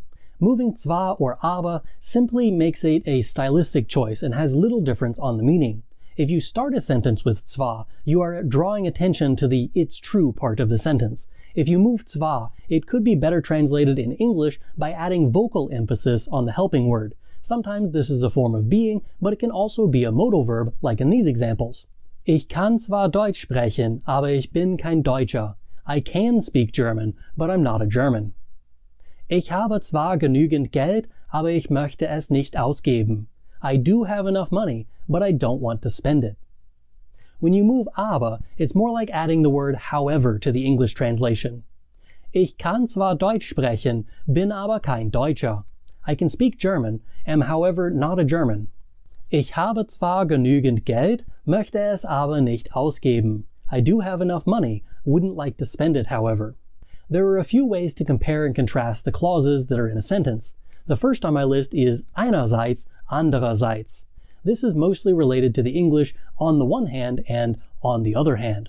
For example, einerseits brauchen wir Lehrer. Andererseits wollen wir sie nicht gut bezahlen. On the one hand, we need teachers, but on the other hand, we don't want to pay them well. Einerseits finde ich sie ganz nett. Andererseits kann sie manchmal nervig sein. On the one hand, I find her quite nice. On the other hand, she can be quite annoying sometimes. You don't always have to have einerseits in order to use andererseits. It can be used as a normal, adverbial coordinating conjunction. This means that the subject is pushed to the other side of the verb when you use andererseits at the beginning. For example, du hast vermutlich recht. Andererseits könnte einfach Hallo sagen wollen. You probably are correct. On the other hand, he could just want to say hello. You do have to have andererseits in order to use einerseits, however. While einerseits can't stand on its own, you can put both einerseits or andererseits in an adverbial position in the sentence and the conjunction still works. For example, wollte sich einerseits berühmt machen. Andererseits hat sein Publikum sehr genervt. He wanted to make himself famous on the one hand, but he annoyed his audience a lot. The combination of einerseits and andererseits is great for showing the two sides of an argument. Einerseits sollte seine Hausaufgaben machen. Andererseits sagen seine Eltern, dass sein Zimmer aufräumen sollte. On the one hand, he should do his homework. On the other hand, his parents say that he should clean his room. If you want to say that sometimes an event goes this way while at other times it goes that way, you need the word mal, twice. On its own, mal generally translates as once or sometime. When you put it at the beginning of each clause, it pushes the subject to the other side of the verb and shows the contrast between sometimes this and sometimes that. For example, mal bist du der Vogel, mal der Wurm. Sometimes you're the bird, sometimes the worm. Mal ist mein Sohn sehr süß und lustig, mal schreit nur. Sometimes my son is very sweet and funny, other times he just screams.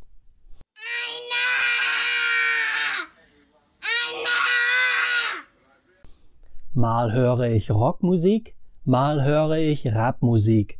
Sometimes I listen to rock music, sometimes I listen to rap music. Along the same lines is tiles. This one is another conjunction that simply repeats itself, but instead of sometimes, tiles means partly or in part. Again, it's used like an adverb, meaning that it moves the subject to the other side of the verb if you use it first. But it's also possible to move tiles to a normal adverb spot. For example, teils war der Film interessant, teils war langweilig. The film was partly interesting, partly it was boring. Mein Frühstück besteht teils aus Cornflakes, teils aus Milch. My breakfast consists partly of cornflakes, or cereal, partly of milk. All of the conjunctions so far for today have been coordinating conjunctions, meaning that they don't change the word order, or they're adverbial conjunctions, meaning that they move the subject to the other side of the verb. The last few that I want to talk about today are subordinating conjunctions that are split into two parts. The first of these is by far the most common of them, je desto. This is a weird one for me to translate, as in English it simply means the. It's followed by a comparative form of an adjective or an adverb. Je mehr ich esse, desto dicker werde ich. The more I eat, the fatter I become. Je früher ich aufwache, desto mehr Arbeit kann ich erledigen. The earlier I wake up, the more work I can get done. Je älter ich werde, desto weniger weiß ich. The older I get, the less I know. Notice that the verb goes after the comparative form in the second clause. This is why werde is after dicker. When a subordinating conjunction is used in the first clause, as je is in these examples, the conjugated form of the verb in both clauses is next to the comma in the middle of the sentence. But since we have two parts to our conjunction this time, we have to put the conjunction first, which then has to be followed by its comparative form of the adjective, and then our verb. So the word order is first half of the subordinating conjunction, in these examples je, subject, whatever is after that in the sentence, conjugated verb, comma, second half of the subordinating conjunction, in this case desto, comparative form of the adverb or adjective, conjugated verb, subject, and then the rest of the stuff in the sentence. You can switch out desto with umso without changing anything in the meaning. Je schneller ich fahre, umso höher ist die Möglichkeit, einen Strafzettel zu bekommen. The faster I drive, the higher the possibility of getting a ticket. Ich mag Kekse. Je größer, umso besser. I like cookies. The bigger, the better. Du musst mich von der Schule abholen. Je eher, umso besser. You have to pick me up from school. The sooner, the better. The last one on my list for today doesn't really count in my opinion. It's simply a combination of a subordinating conjunction and a coordinating conjunction. You saw me use this last week and didn't even notice it. It's the combination of ob and oder. It's best translated as whether, Or, here are a few examples with it. Ich weiß nicht, ob der Hund einen Knochen im Garten vergraben hat oder ein Eichhörnchen meine Pflanzen gefressen hat. I don't know if the dog buried a bone in the garden or if a squirrel ate my plants. Muss mir es erklären, ob den roten oder gelben kaufen möchte. He has to explain it to me if he would like to buy the red one or the yellow one. Today I will teach you how to use German adverbial conjunctions, things like also, dann, trotzdem, jedoch, and a whole lot more. These conjunctions are also known by several other names, including conjunction adverbs, conjunctional adverbs, konjunktional adverbien, conjunctive adverbs, and conjunctivitis. Okay, that last one is the scientific name for pink eye, but the rest of those were real things that people are calling these online. I call them adverbial conjunctions for consistency purposes, but the other names work too. First, as we did with the other lessons about conjunctions, we have to define what adverbial conjunctions even are. Bad definition first, they are adverbs that act like conjunctions. That isn't terribly helpful, so let's try something else. I would say they are words that are usually considered adverbs, which are words that modify basically anything in the sentence except a noun, but they are used to connect words, phrases, or clauses, like conjunctions do. For example, trotzdem is usually considered an adverb, but it means however or nevertheless, and therefore could be used as a conjunction. Let's see some examples. Seine Mutter ist sehr gemein. Ist trotzdem ganz nett. His mother is very mean. He is very nice, however.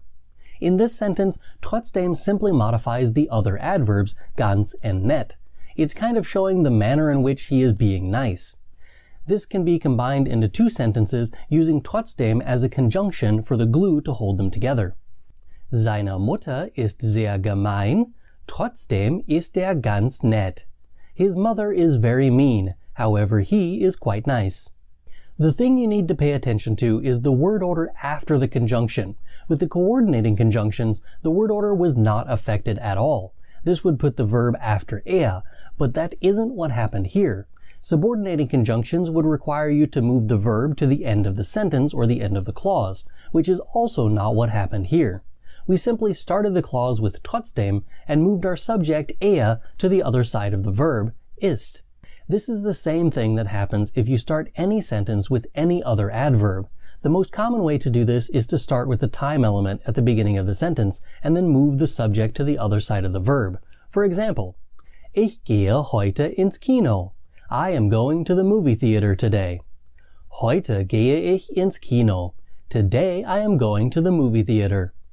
So adverbs can be placed at the beginning of a sentence or at the beginning of a clause and move the subject to the other side of the verb. Some of these adverbs can be used as conjunctions as they connect one clause to another.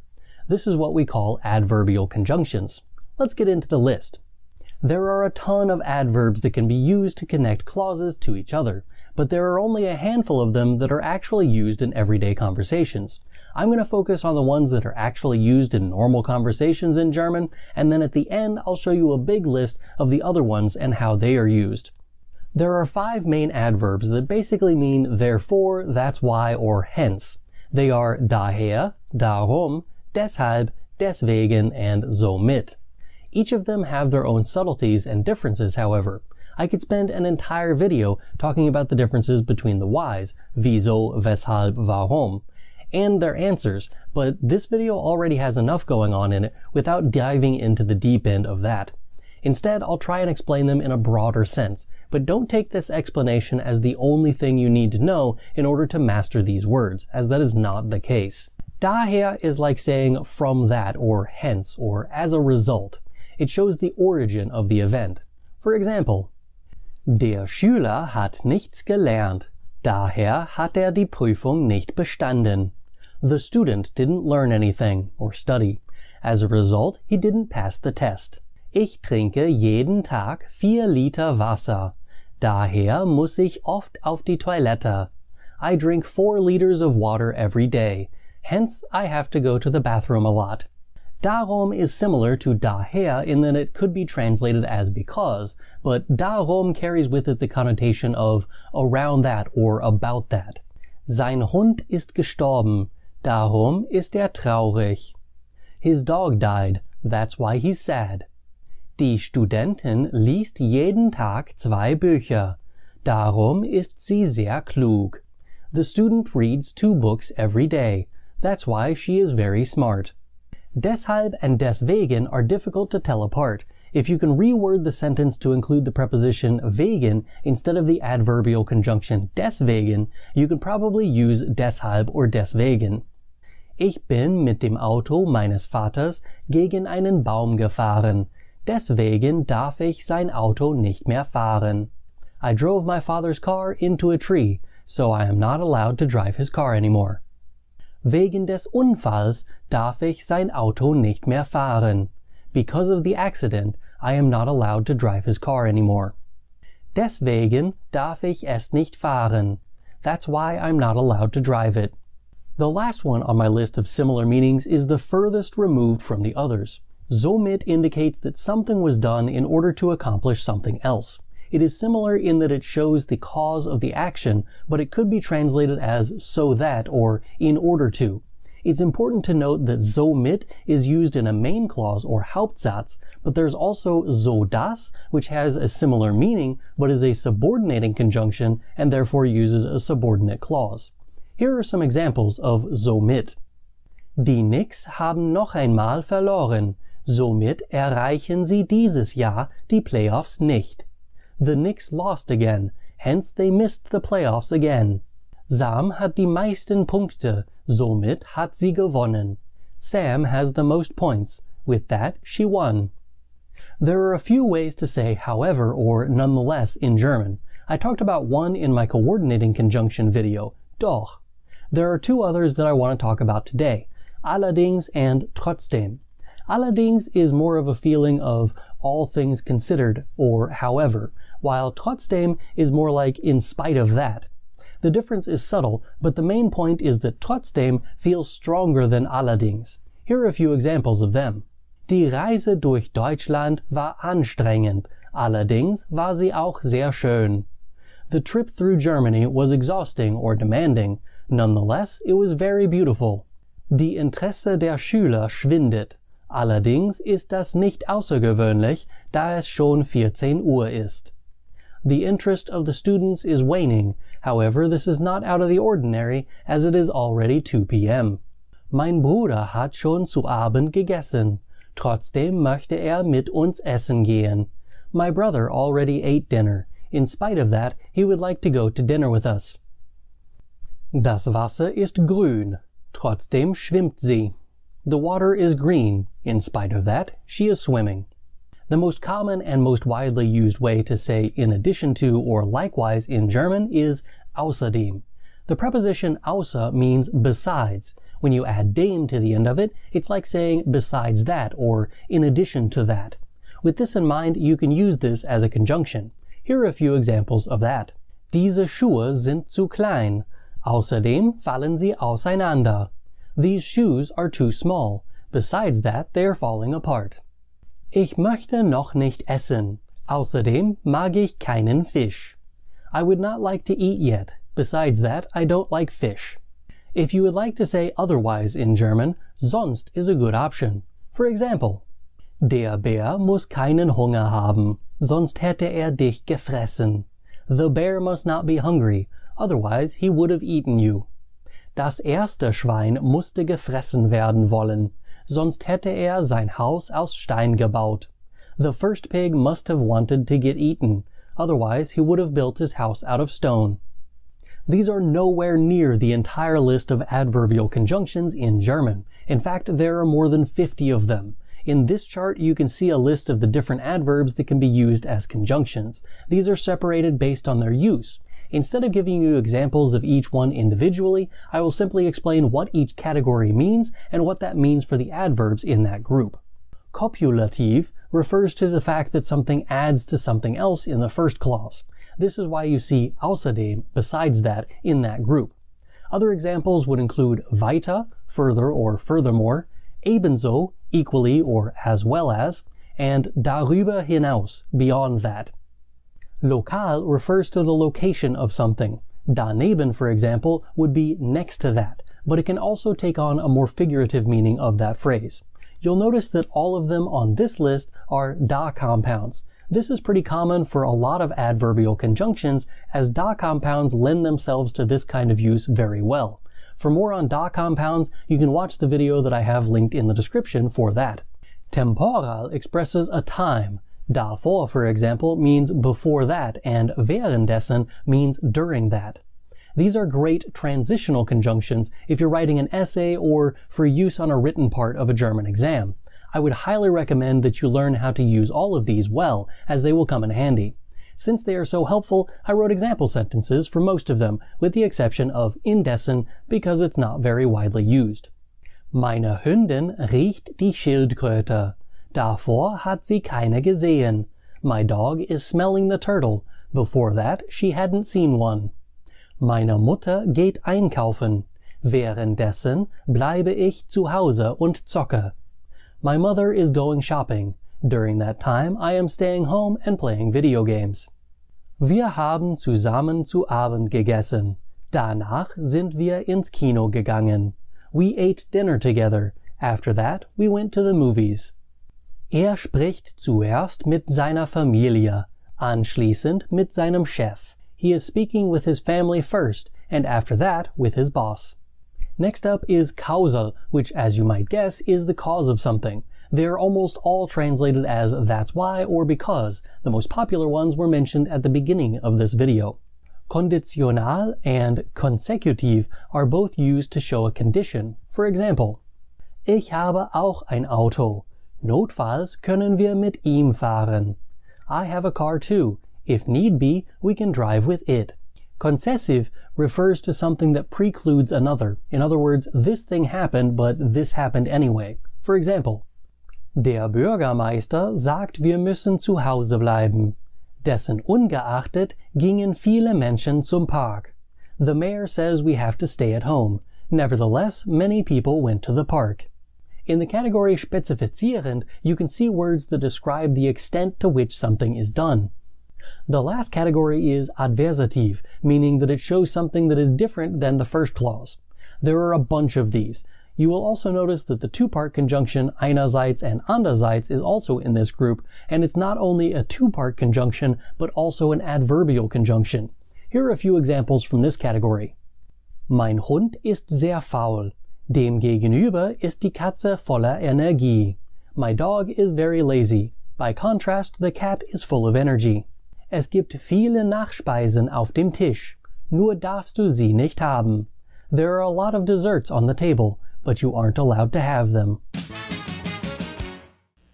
Entschuldigung, ist hier noch frei? Ja. Wie kann ich Ihnen helfen? Ich hätte gern ein Stück von diesem leckeren Käsekuchen, den ich vom Schaufenster gesehen habe. Er sieht sehr köstlich aus. Das ist er auch. Ich habe schon alle Kuchen in diesem Café probiert und das ist mein Lieblingskuchen. Fantastisch. Könnte ich auch einen Kaffee bekommen? Natürlich. Etwas Besonderes oder einfach einen ganz normalen schwarzen Kaffee? Einfach einen schwarzen Kaffee. Milch oder Zucker? Nein, danke. Möchten Sie den Kolumbianer oder den Brasilianer? Was ist der Unterschied? Die Herkunft und 1,30 €. Ich nehme den günstigeren. Der Brasilianer kommt sofort und der Käsekuchen kurz danach. Ich finde es immer noch komisch, wie kompliziert Kaffee in den letzten 10 Jahren geworden ist. Man kann keinen einfachen Kaffee bestellen. Er muss ein laktosefreier Kokosnuss, Mandel, Soja, Vanille, Creme Frappuccino in einem Venti-Becher mit extra Caramel-Topping, Kokosflocken, griechischem Joghurt, Bananen und Erdbeeren sein. Was soll das denn? Als ich jung war, trank man einen Kaffee und wenn man etwas extra bekommen wollte, konnte man den Kaffee mit Milch und Zucker trinken. Genau! Wo bist du aufgewachsen? Ich denke, ich höre einen kleinen Akzent. Ich komme ursprünglich aus den USA, aber ich bin mit 5 Jahren mit meiner ganzen Familie nach Deutschland umgezogen. Jetzt wohne ich hier in Berlin. Warum, wenn ich fragen darf? Mein Vater war damals in der US-Luftwaffe. Er wurde zu einer anderen Dienststelle in Ramstein versetzt. Deshalb mussten wir nach Deutschland kommen. Meine Mutter hat gesagt, wir müssen in ein deutsches Gymnasium gehen und nicht nur immer mit den anderen Amerikanern rumhängen. Dort haben wir ganz schnell Deutsch gelernt. Als ich das Abitur gemacht habe, habe ich mich entschieden, in Deutschland auch an der Uni zu studieren. Ich studiere jetzt an der Humboldt-Universität. Woher kommst du? Ich komme aus Albanien. Mein Vater war dort Florist und konnte keine Arbeitsstelle finden. Wir sind nach Deutschland umgezogen, um alles mit einem Neustart zu versuchen. Ich bin schon seit 1998 hier. Ich wohne auch in der Stadt, nur 5 Minuten von hier. Und was magst du beruflich? Ich bin Schriftsteller. Ich schreibe Theaterstücke und Musicals. Aber was magst du beruflich? Zurzeit bin ich Kellner in einem Restaurant in Mitte. Aber mein nächstes Theaterstück ist ein Meisterwerk. Ein Stück Käsekuchen und einen einfachen schwarzen Kaffee für Sie und einen Karamellen Frappuccino mit extra Sahne und Quarkbällchen für Sie. Ist das dein Frühstück? Vielleicht. Verurteile mich nicht. Das mache ich nicht. Ich bin einfach eifersüchtig. Wenn ich sowas zum Frühstück essen würde, würde ich ins diabetische Koma fallen. So viel Zucker, so früh am Tag kann ich nicht haben. Dafür habe ich diese Insulinpumpe. Dann muss ich das nicht befürchten. Alles bleibt unter Kontrolle. Man lebt nur einmal. Nein, man lebt jeden Tag. Man stirbt nur einmal. Vielleicht. Niemand kann mit Sicherheit sagen, dass wir nicht später zurückkommen. Vielleicht beim nächsten Mal werde ich ein Pferd sein. Ja, dieses Mal bist du ein Esel. Beim nächsten Mal wird's bestimmt besser. Du hast mich tief getroffen, Shrek. Du hast mich gerade richtig tief geschnitten. Du zitierst Filme in einem Gespräch und du wirst nicht von meinem Sarkasmus beleidigt. Vielleicht sollten wir mehr Zeit zusammenbringen. Das würde mir gefallen. Ich habe heute Abend etwas Zeit, wenn du etwas machen möchtest. Ich habe heute nichts vor. Was wollen wir machen? Warst du schon einmal im Yam Club? Nein, was ist das? Das ist eine Kneipe direkt an der Spree in der Nähe von der Eastside Gallery. Sie spielen Reggae und bieten afrikanisches Essen an. Die Getränke sind auch nicht zu teuer. Dort kann man stundenlang chillen, unterhalten und tanzen. Es gibt auch Skateboarding mit Halfpipe und viele andere Aktivitäten. Wenn du nicht schon einmal dort gewesen bist, musst du dorthin gehen.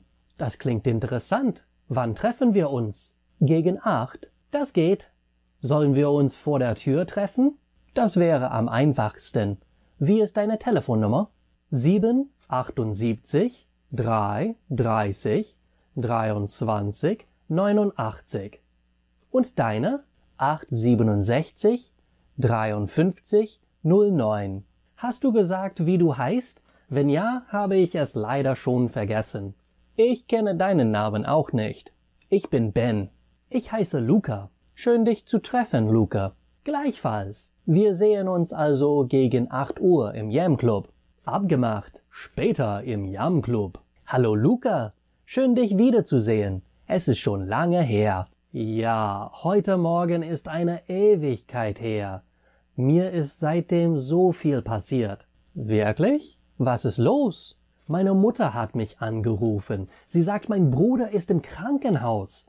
Er hat sehr schlechte Bauchschmerzen. Zuerst haben die Ärzte gedacht, er hat Appendizitis. Wie sich herausgestellt hat, ist es nur ganz schwierige Verstopfung. Er hat vor ein paar Tagen einen ganzen Käseleib gegessen. Jetzt sitzt das alles in seinem Bauch und kann nicht weiter durch die Gedärme kommen. Oh, das klingt schrecklich. Aber irgendwie auch ein bisschen lustig. Verstopfung ist nichts zum Lachen. Man kann davon sterben. Wirklich? Das habe ich nicht gewusst. Das ist sehr schade. Mein Bruder wird aber überleben. Der Hund meiner Eltern aber... Was ist mit dem Hund? Er hat Krebs und wird in den kommenden Tagen sterben. Das ist sehr schade. Es tut mir leid. Wie alt ist der Hund? erst 15 Jahre alt. Mann, das ist ein trauriger Tag. Ja, aber hoffentlich wird es jetzt besser. Ich hätte gern eine Cola. Eine Cola? Bringen Sie mir bitte ein Berliner Kindl. Ein Berliner Kindl. Trinkst du kein Alkohol? Nein, seit 5 Jahren schon. Warum, wenn ich fragen darf? Ich hatte einen Freund, wir gingen oft zusammen in Kneipen. Eines Nachts hatten wir ein paar zu viele Biere getrunken. Wir sollten nicht nach Hause fahren, aber er wollte sein Auto nicht vor der Kneipe stehen lassen. Er ist durch die Leitplanken auf einer Brücke gefahren. Das Auto ist in den Fluss gefallen. Ich bin fast ertrunken. Er war zu betrunken, um zu schwimmen. Er ist im Fluss gestorben. Es dauerte 2 Tage, bis der Rettungsdienst seine Leiche gefunden hat. Seitdem habe ich keinen Alkohol getrunken. Wow, das ist echt schade. Ja, aber genug mit der Traurigkeit. Was hast du heute gemacht? Ich habe in meiner Wohnung ein bisschen aufgeräumt. Staubsaugen, Wäsche waschen und so weiter. Dann habe ich ein paar Stunden Mario Kart gespielt. Welche Version? Auf der Wii? Nein, natürlich nicht. Nintendo 64. Alle anderen Versionen sind Quatsch. Das finde ich auch. Egal, ob ich den Unterschied zwischen dem Boden und der Wand erkennen kann oder ohne Epilepsieanfall auf Regenbogen Boulevard fahren kann, ist die N64-Version die beste. Keine Frage. Was ist dein Lieblingsspiel aller Zeiten? Egal auf welcher Plattform oder aus welchem Jahrzehnt, was ist dein Lieblingsspiel? Frogger auf der originalen PlayStation. Ich habe dieses Spiel stundenlang gespielt. Es war so viel mehr als einen Frosch über eine Straße zu führen. Es ist eine Art Puzzlespiel und auch Problem der Logik. Man musste den schnellsten Weg durch den Kurs finden, um alle kleinen Frösche zu retten, bevor der Timer abgelaufen ist. Ich habe so viele schöne Erinnerungen von diesem Spiel. Was ist dein Lieblingsspiel? E.T. The Extraterrestrial auf dem Atari 2600. Was? Ich habe gehört, das ist eins der schlechtesten Videospiele aller Zeiten. Ja, das ist es. Ich wollte nur wissen, ob du etwas darüber gehört hast. Mein echtes Lieblingsspiel ist Power Punch 2, den Nachfolger von Punch-Out auf dem NES. Das ist ein Boxspiel und am Ende muss man gegen Mike Tyson kämpfen, richtig? Das ist Punch-Out. In Power Punch 2 kämpft man als Mike Tyson gegen Außerirdische. Aber da Mike Tyson gerade davor juristischen Ärger bekommen hatte, heißt die Hauptfigur Mark Tyler. Was für juristischen Ärger hatte Mike Tyson dann? Die Vergewaltigungsvorwürfe. Er ist 1992 ins Gefängnis gegangen und Power Punch 2 wurde auch 1992 veröffentlicht. Ach ja, jetzt erinnere ich mich daran. 1995 kam er aus dem Gefängnis und 1997 hat er Evander Holyfields Ohr abgebissen. Und jetzt ist er ein großer Star und hat eine Menge Geld. So ist der Lebensstil der Reichen und Schönen. Egal was passiert, landen sie immer auf den Füßen. Wir beide mögen ältere Spiele, aber spielst du auch etwas Neues? Ich spiele normalerweise auf meinem Handy. Das Rockets zum Beispiel. Dieses Spiel finde ich ganz cool. Ich spiele Guardian Tales auf meinem Handy. Es ist wie die alten Zelda-Spiele, aber auf moderne Weise. Ich finde die Geschichten sehr interessant und ganz gut geschrieben.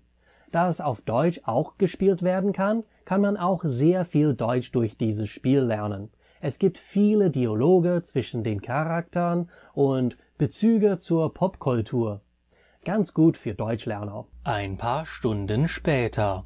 Ich muss bald nach Hause gehen. Ich bin langsam müde und morgen muss ich den Rest meiner Wohnung aufräumen. Ja, das ist wahrscheinlich keine schlechte Idee. Ich sollte auch nach Hause. Dann sehen wir uns, wenn wir uns sehen. Und keine Sekunde früher. Bis dann.